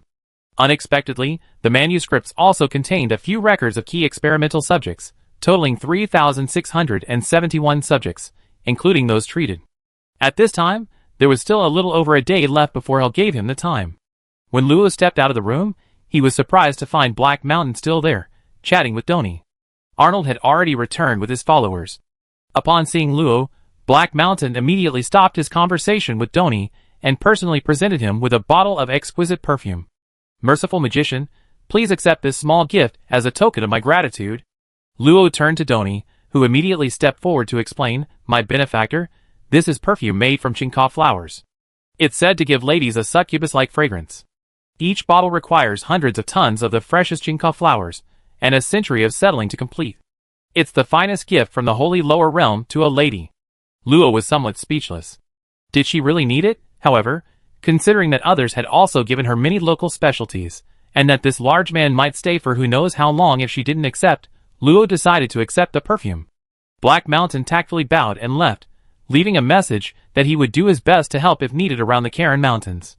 Luo figured she wouldn't come here again, so she didn't pay much attention to his words. She handed Donnie a bottle of water containing soul-healing power, asking him to give it to Donna as a token of their gratitude. After dealing with things here, Luo first went to the holy city to meet with Arnold, gave him some instructions, and then quickly departed towards the mage's holy land. Dawnbreaker. Since the invasion 2 days ago, the entire headquarters has been under martial law. Because Bandon and Elijah are both absent, Deputy Chief Administrator Camia has refused to take charge. Bandon's faction is naturally dissatisfied, so they invited the Archbishop of the Cathedral of Truth to intervene, ostensibly to foster closer ties between the Church of Truth and Dawnbreaker. But today, Arnold, the Church of Truth's godchild, suddenly visited alone, presenting an old document to the Archbishop and Camia. It contained an experimental record, name, Rondo Wells. Gender, male. Age, 256 years old. Rank, Transcendent 6th rank. Identity, candidate godchild of the Church of Truth, City of Truth. Experiment content. Experiment result. The soul could not withstand the proliferating tentacles and merged with the souls of numerous experimental subjects, forming an unknown octopus-shaped ghostly beast. Outcome. Imprinted with a soul mark, serving as a self-defending guardian monster. Experiment summary. Capturing this experimental subject alive took nearly 10 years of preparation, not worthwhile. More attention should be paid to lower-level experimental subjects in the future. No one knows why no one spoke up when Arnold's godson trespassed into Dawn. No one knows why the Archbishop of the Cathedral of Truth suddenly abandoned cooperation with Bandon and instead cooperated with the inconspicuous Deputy Chief Steward Camia. And no one knows why Dawn, on the verge of splitting apart, suddenly united again. In short, the relationship between the two cities, which had been locked in a bitter struggle, gradually eased without people noticing, and occasional exchanges began, with Dawn acting as the mediator. Chapter 608. A day had passed since returning to the Mage's Hall. Luo remained secluded in her room, declining Ifei's invitations by saying she was busy. Sister Luo, this book is truly amazing. Moriarty nestled on Luo's head, his flat chest pressing against her sorely. Xania sat atop her head, her little eyes following the turning pages. Luo pinched Moriarty's cheek, a question lingering in her mind. Little Moriarty, aren't you a race skilled in soul magic? Why would you be interested in a human soul mage? Sister Luo, you don't understand. For us, the content of this book isn't particularly profound, but it represents a completely new concept, one of the very few studies that connects magic and the soul. The original Hades fused soul power with dark magic, creating netherworld energy, and establishing the Hades rule over the underworld. Status. If Sister Luo can delve deeper into his work, she might even be able to create a higher power belonging to humanity, and ascend to a higher race in the future. Moriarty's words made Luo's breathing quicken. She hadn't expected this parchment book to have such enormous potential. No wonder Moriarty said this book was extraordinary, and no wonder Asmodeus coveted it, but soon, Moriarty poured cold water on her enthusiasm. However, without saint-level strength and reaching the point of creating souls, it's highly unlikely to be possible. Didn't you say there was a theory? Well, to make an inappropriate analogy, our level of application is at the saint level, while this book is a theory at the transcendental level. Sigh, all right. Luo sullenly closed the parchment book, the cracked, plain cover bearing a line of ancient common English, Ben Modern. It's time. I'm going out for a bit. You all stay home and watch the house. If you're bored, go play with Miss Phosma. Okay. Moriarty sweetly replied, burying her face in Luo's hair before jumping down. After watching her leave, she casually grabbed Xania and tossed her into the ruins. Now it's time to get down to business. I couldn't see Luo right after finishing my training. It's all that Stinky Elf's fault. Adding a bit of pain is okay, right? It's normal to feel pain when stripping away the corrupt lord, hee. Ifei, who was considering how to explain this to Luo, suddenly shuddered, as if something bad was about to happen. Is it just my imagination? Luo received a message from Hal. Today was the trial regarding Bandon and Simmel, and he hoped Luo could attend. Originally, after handing the data to Hal upon her return, Luo didn't intend to concern herself with it further. However, upon hearing that Simmel would appear, she decided to go and see. 5 years have passed. Hopefully, the soul synchronization array is still working. Luo still wanted to test the results of her first attempt at creating a human. It might be useful for future research into soul magic. On the way, Luo unexpectedly encountered Buddy, who had come with her. When she saw Luo's true face beneath the mask, a malicious smirk suddenly appeared on her cold, beautiful face. So it really is a little girl. Stop your disgusting smile. Don't you know how old you are? Childish. Luo quickened her pace to shake off the annoying old woman, and soon arrived at the courtroom. This was Luo's second time entering the courtroom, but the situation was different this time. The first time, Luo sat below as a prisoner. Now, he sat high up as a witness, looking down at the empty space below. A strange thought inevitably arose in Luo's mind, that he was judging everyone. Does everyone sitting high up think like this? Aren't you the same? Being in the high place of magic, why wouldn't you judge ordinary magic, even unintentionally? Why did you come along? Buddy glanced at Luo, maintaining her aloof image. You don't think I'm on Bandon's side, do you? Where else would I sit if not here? Luo rolled his eyes at her, waiting for the trial to begin. The presiding judge's seat was occupied by 3 unfamiliar 8th-tier black-robed mages. Hal and another equally unfamiliar 7th-tier black-robed mage sat on either side, seemingly acting as their respective defense attorneys. Who's that black-robed guy behind Bandon? Kenneth the Mage. Strange, wasn't he always a proponent of using the Mage's Temple as a magical research institution? He seems like a pretty honest old man. Older than you? Older than me. Ever since the last interdimensional conflict, the atmosphere within the Mage's Temple has been a bit strange. Now there's another big move. I suspect it's related to the demon's covetousness. Didn't they say the 3 demon lords have been eyeing our plane? Buddy sees the opportunity to mock newbie, huh? Didn't you say you could divine? How come you don't know that the end of every era attracts massive demonic invasions? You actually believe that? But we're at the end of an era. No way. The light calendar is 20,000 years old, the new god calendar is 130,000 years old, the celestial calendar is 50,000 years old, and our new era is only 100,000 years old. We're not even as old as the new god calendar. How can we be at the end of an era? Newcomer, who says the change of eras is based on time. The end and beginning of each era are accompanied by changes in the River of Destiny. 100,000 years ago, the clear and transparent River of Destiny was shrouded in mist. Even without major wars and casualties, it still changed from the light era to the new era. 120,000 years ago, as the conflicts between the major religions gradually subsided, the River of Destiny, from countless tributaries, gradually merged into a whole, and the new god era ended. 250,000 years ago, the River of Destiny, shrouded in dark clouds, cleared for the first time, accompanied by the disappearance of the last angels and pure-blooded dragons, and the heavenly god era ended. I don't know about anything before that, but at the end of each era, the River of Destiny is bound to change. Luo listened with great interest, not expecting that the division of eras had such a basis. So when Budin finished speaking, she subconsciously asked, then what changes have occurred in the River of Destiny in our era? Budin looked at her in surprise. You don't know? I don't know. Is it strange? It is indeed a bit strange. With your strength, you should be able to. I only realized it through a few subtle cues. About 10 years ago, the River of Destiny inexplicably stopped, and this continued for nearly 2 years. It hasn't fully recovered yet. This dramatic change is enough to prove that our era has reached its end. There's such a thing? I had no idea, and no one else mentioned it. Unless you're a diviner, no one will care. Ordinary superhumans don't even know how many eras there are, let alone the basis for dividing them. Are you saying I'm an ordinary superhuman? Hee. I don't object to your understanding. In short, at the end of an era, the River of Destiny will fluctuate, and the effectiveness of divination will be greatly reduced. Demons, and the evil gods behind them will seize the opportunity to vigorously develop their followers. The reason you didn't feel it is because after the massacre of cities by cultists in the Garan Empire and the Phagos Empire, the various halls, in conjunction with the Hall of Light, launched a purge plan against the human realm. I know. Button glanced strangely at Luo, who had suddenly spoken, and seeing the calmness hidden on her face, shrugged and didn't continue. Creak.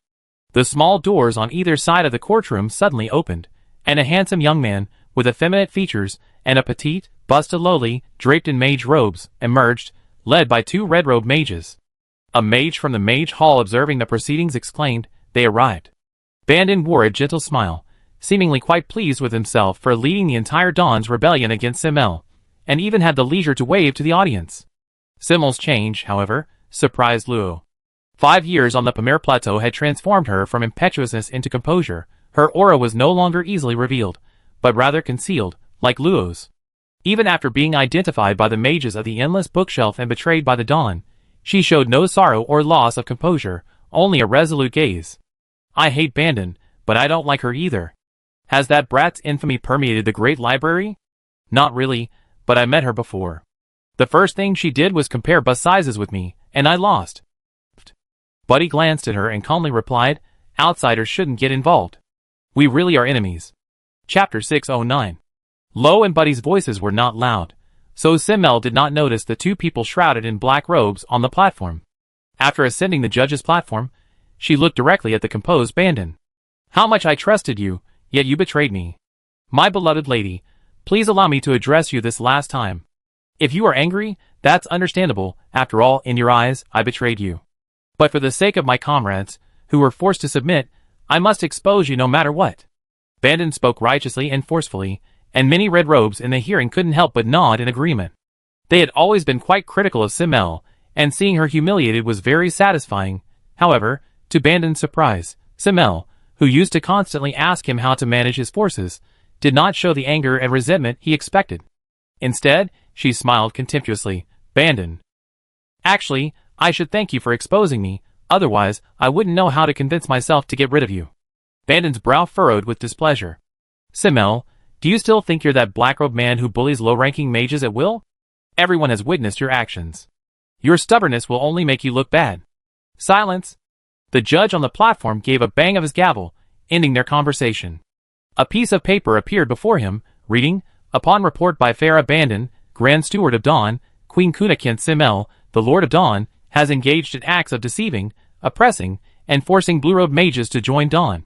This is a serious desecration of the Mage Temple's authority. Simmel, do you acknowledge your crime? I admit it. A calm, childish voice rang out, causing an uproar in the courtroom. Many of the witnesses weren't from the endless bookshelf area, and their impression of Simmel was limited to her arrogant and domineering behavior. They never expected her to actually dare to attack someone from the Mage Hall. Silence. The presiding judge showed no reaction to Simmel's admission, and turned to the Mage Kenneth on his right. Mage Kenneth, please bring the evidence you provided. Soon, a magically amplified image appeared in the courtroom. The image clearly showed Simmel, in a small courtroom, cruelly pulling on a rope. At the end of the rope was a slave collar, around which a handsome, trembling boy was bound. The scene shifted, Simmel's expression brightening, revealing sharp teeth. The girl in the slave collar was now a terrified, pretty young woman. The scene shifts again, revealing a similar situation. Among the hundreds of brief snapshots, the backgrounds are largely the same, an empty, closed courtroom. Simmel is depicted either imprisoning blue-robed mages with slave collars, cursing them, or coldly observing them. The victims are invariably beautiful blue-robed mages. Many red-robed mages recognize people, and angrily exclaim, I knew he left suddenly. He was coerced. That's my distant niece I promoted. She's been put in a slave collar by Simmel. The Mage Hall won't give us an explanation. Seems kind of satisfying. Dude, did you say something? I said it's outrageous. As the atmosphere grows increasingly volatile, the snapshots change again, this time to an unfamiliar place where numerous small mage towers are gathered. The Mage Kenneth prompted, the image shows the Dawn headquarters of the City of Truth in the Holy Lower Realm. In the image, Simmel was reprimanding mages with a whip, the forced mages covered in wounds gritting their teeth as they sparred. Even those who fainted were revived with a bucket of cold water, and continued. Then the image shifted to each time Simmel returned to Dawn, the mages were forced to hold a grand welcoming ceremony, and had to force smiles at her. Next, Simmel used the so-called training opportunities to attack the mages. The scenes were gruesome, drawing gasps of cruelty from the audience, and the condemnation of Simmel grew even louder. Silence. A resounding hammer instantly silenced all the noise. The deputy judge on the right nodded, indicating that the image had not been forged or altered and had been recorded. Simmel, do you have any objections to this? No. Simmel calmly shook her head, seemingly admitting to everything. But Bandon, standing nearby, felt a strange unease. Was this really the brat he knew? He felt a strange sense of frustration, like punching cotton. In that case, sentenced Simmel. Wait. Hal, who had been waiting, interrupted the judge, standing up and saying sternly, Your Honor, while Simmel has done the aforementioned things, there are a few points I'd like to clarify, lest some people take advantage of this. Kenneth glanced at him indifferently, a cold smile playing on his lips. He had known the other party would take action. It was all part of the plan. The confrontation had only just begun. The judge granted Hal's request. Hal, without further ado, snapped his fingers, and a screen appeared in the air, displaying numerous documents. Without exception, the names and portraits on the documents belonged to those who had been oppressed by Simmel. What caught everyone's attention was that the document was clearly formatted as a prisoner punishment notice. What's going on? I don't know, it seems there's a twist. Hal explained in a clear voice. This is the list of people taken away by Simmel. They are all prisoners who committed serious crimes and were imprisoned in the Mage's Hall. I think everyone knows how prisoners are treated. If they are prisoners, it seems there's no problem. Simmel seems to have given them a dignified place. If it were a trial in the Mage's Hall, they would most likely abolish all their magic and erase their memories. Luo looked somewhat surprised. So simple? How could it be? If the other side has the ability to stand up, they must have other methods. This trial won't be over in less than 10 days or half a month. By the way, what were you eating just now? Very cultivated fruit. I face fairy? No, mine. TSK, your luck. I never seen more than 10 fairy assistants on record. Give me some. 1 high-grade magic crystal. Give it to me. Don't you understand how to show respect to your senior? After a covert struggle, Button successfully took away half a moonlight grape. Being a high-level transcendent, her physical body was even stronger than Lo's. Eat until you die. She swallowed the remaining grapes one by one in a huff. Meanwhile, below the stage, Kenneth had already proven that not all oppressed mages were criminals. Some were simply working on the endless bookshelves before being taken away. Hal then produced proof that Simmel and the others had left voluntarily. The other side countered again, claiming that only some of the blue-robed and a few red-robed had witnessed the events firsthand. However, Hal and Kenneth revealed a variety of unexpected photographs and evidence, leaving the hearing panel in a state of confusion and unable to discern the truth. I'm starting to regret coming to the hearing. What I'm hearing feels completely different from what I understand. Was that evidence really collected in just 5 days? It's all harmless evidence, just there to put pressure on the other side and give the lower-ranking mages an explanation. On the surface, both sides are defending the truth about what Simmel did, but in reality, this is a revelation of the control each faction possesses. Every powerful mage is a valuable resource for the Mage Temple. The first few actions of the Purge will inevitably maximize their own advantage, achieving the goal of subduing the enemy without a fight. Only after those who are wavering have been eliminated will they begin to use force. The first trial lasted 3 days. By the end, Lua was already drowsy. It wasn't until the presiding judge adjourned the court for half a day before resuming that Lua somewhat groggily woke up. Turning his head, he saw that woman, Buddy, was nowhere to be seen. Alright, I can't even eat in peace. Looking down, Simmel and Bandon had already gone to Hal and Kenneth's sides, though several yellow-robed mages were still guarding them, apparently left there specifically for them to exchange strategies. Seeing no one stop him, Lo flew down to the platform and landed next to Hal. The two exchanged a mage's salute. Simmel seemed surprised by Lo's appearance, her tone tinged with delight. Flat-chested woman, what brings you here? I went back. One by one, do they think she's easy to bully? Chapter 610. I'm going back. Seeing Luo's expressionless words, Simmel quickly grabbed her hand. Don't go back yet. I'm still very happy that you came to see me. She stammered, then suddenly blushed, letting go of her hand and waving it frantically. Don't overthink it. It was just a little accident. It's normal for a subordinate to visit their boss. Who are you calling a subordinate? Anyway, you definitely admire me in the future, so what's wrong with saying it in advance? You brat you. Cough cough, anyway just give up on this. Halfway through her sentence, Lua realized Hal was still beside her and restrained herself. Simmel instinctively wanted to retort, I won't, but her mouth opened and she suddenly sighed. You're right. You're making fun of me. I'm ridiculous, aren't I? Betrayed by the person I value most. If I had listened to Mega and Google's advice, this wouldn't have happened. Indeed ridiculous. Simmel shuddered, her head bowed. She could control her anger towards Bandon, and she knew how hateful her past actions were, but hearing Luo's unwavering admission still caused a sharp pain in her heart. However, a cold voice made Simmel instinctively look up. She saw Luo with his arms crossed, his delicate face expressionless. I don't believe this arrogant little devil will be swayed by a mere piece of trash. If that were the case, it would only make me look down on you. Luo. Staring at that perfect face, Simmel was momentarily lost in thought, but quickly regained her composure. Her gaze darted away, and she put her hands on her hips, huffing, of course. Did you even need to tell me? This lady didn't need your comforting. Humph. Thump. Hal gave Simmel a sharp rap on the forehead without any hesitation, then smiled apologetically at Luo. My education was inadequate. I'm sorry for making you laugh, Mage Luo.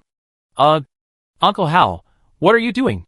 If you keep acting up, I hand you over to the Lord. Simmel was clearly terrified of the Lord Hal mentioned, and immediately shut up, covering her head. Luo waved his hand dismissively, asking Hal through the Soul Network, Mage Hal, is there someone else involved that you brought me into this? It seems Mage Luo already knows.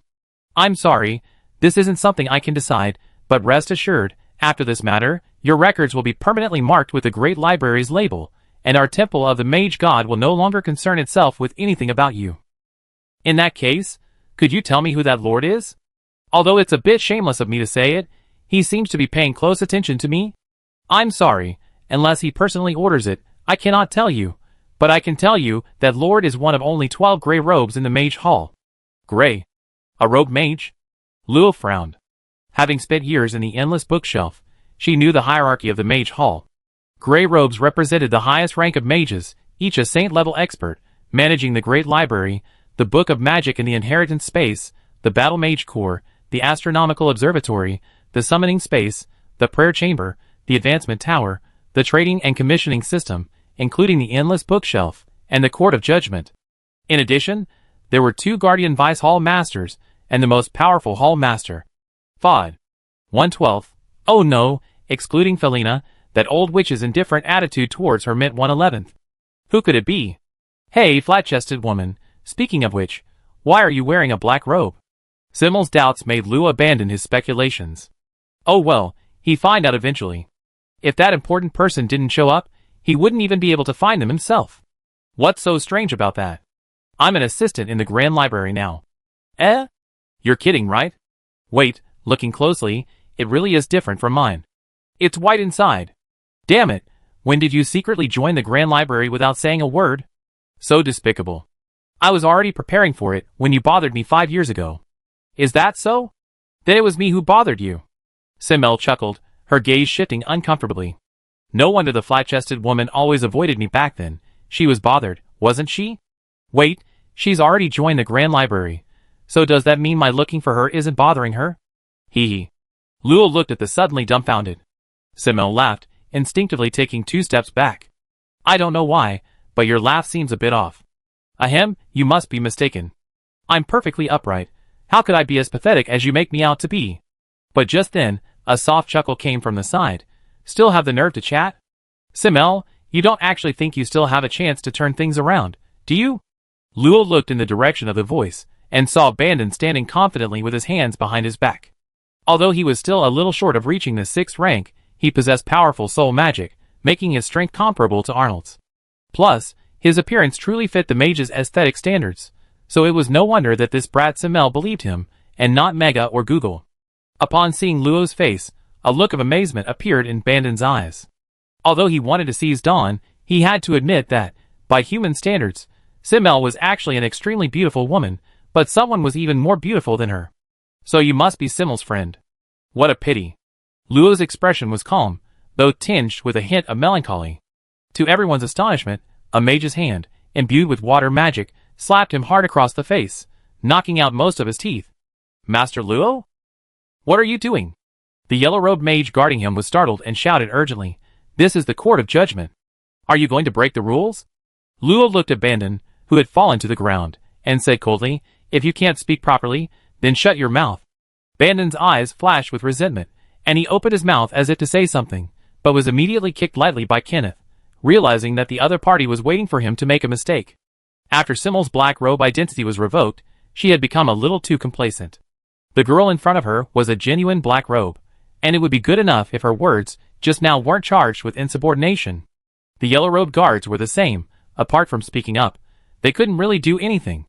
Seeing that Luo had stopped making moves, they returned to their positions, eyes downcast and standing there. Bandon struggled to his feet, resentment hidden in his eyes. Enduring the excruciating pain, he bowed deeply, saying, I am truly sorry, esteemed Lord Luo. Next time you speak out of turn, there's no need for a court hearing. I will remember your teachings. Bandon retreated behind Kenneth, circulating his magic to heal his wounds. A small amount of water magic had seeped into him from the slap, and he needed to expel it quickly. Kenneth, a rather amiable old man, sized up Luo before questioning, even if it was his fault, it's not your place to lecture him. Isn't it too arrogant of you to strike so casually? No wonder you collude with that brat. Facing Kenneth's questioning, Luo remained indifferent, showing him no respect whatsoever. Who do you think you are, daring to question me? I wouldn't dare question you, but I like to learn a thing or two. What abilities does a newly promoted black robe possess to fight in the Inquisition? You want to fight me? Kenneth's slightly angry expression immediately softened, revealing an air of disdain for arguing with him. Ahem, sometimes it's best to just state your position. The people from the Great Library are his equals in theory, but they are outnumbered, and it's obvious who the Mage Hall will side with. Seeing his own people back down, Bandon dared not utter a word, silently becoming a background figure. Simmel's beautiful eyes sparkled. Sure enough, her chosen subordinates should be this domineering. Luo turned her head and saw her bright eyes, unable to resist saying, What kind of look is that? Eh? No way. It's just a little admiration. Flat-chested girl, you did a good job. It feels a little strange being praised by you. I have to go back now. Remember to send me a message after you're done, I need to talk to you about something. The trial still had at least a week to go, and she had no desire to stay any longer. What? Leaving so soon? But considering your performance just now, I grant you this request and come find you myself. Flicking her on the head, Lou exchanged a glance with Hal, confirming his confidence, then waved and left without looking back. Continue researching soul magic. Sigh, if Bandon knew his things were long gone, I wonder what he'd think. Speaking of which, Luo should thank Bandon for giving her such a big gift, and Hal would help her deliver the return gift to Bandon. A return gift powerful enough to completely crush him,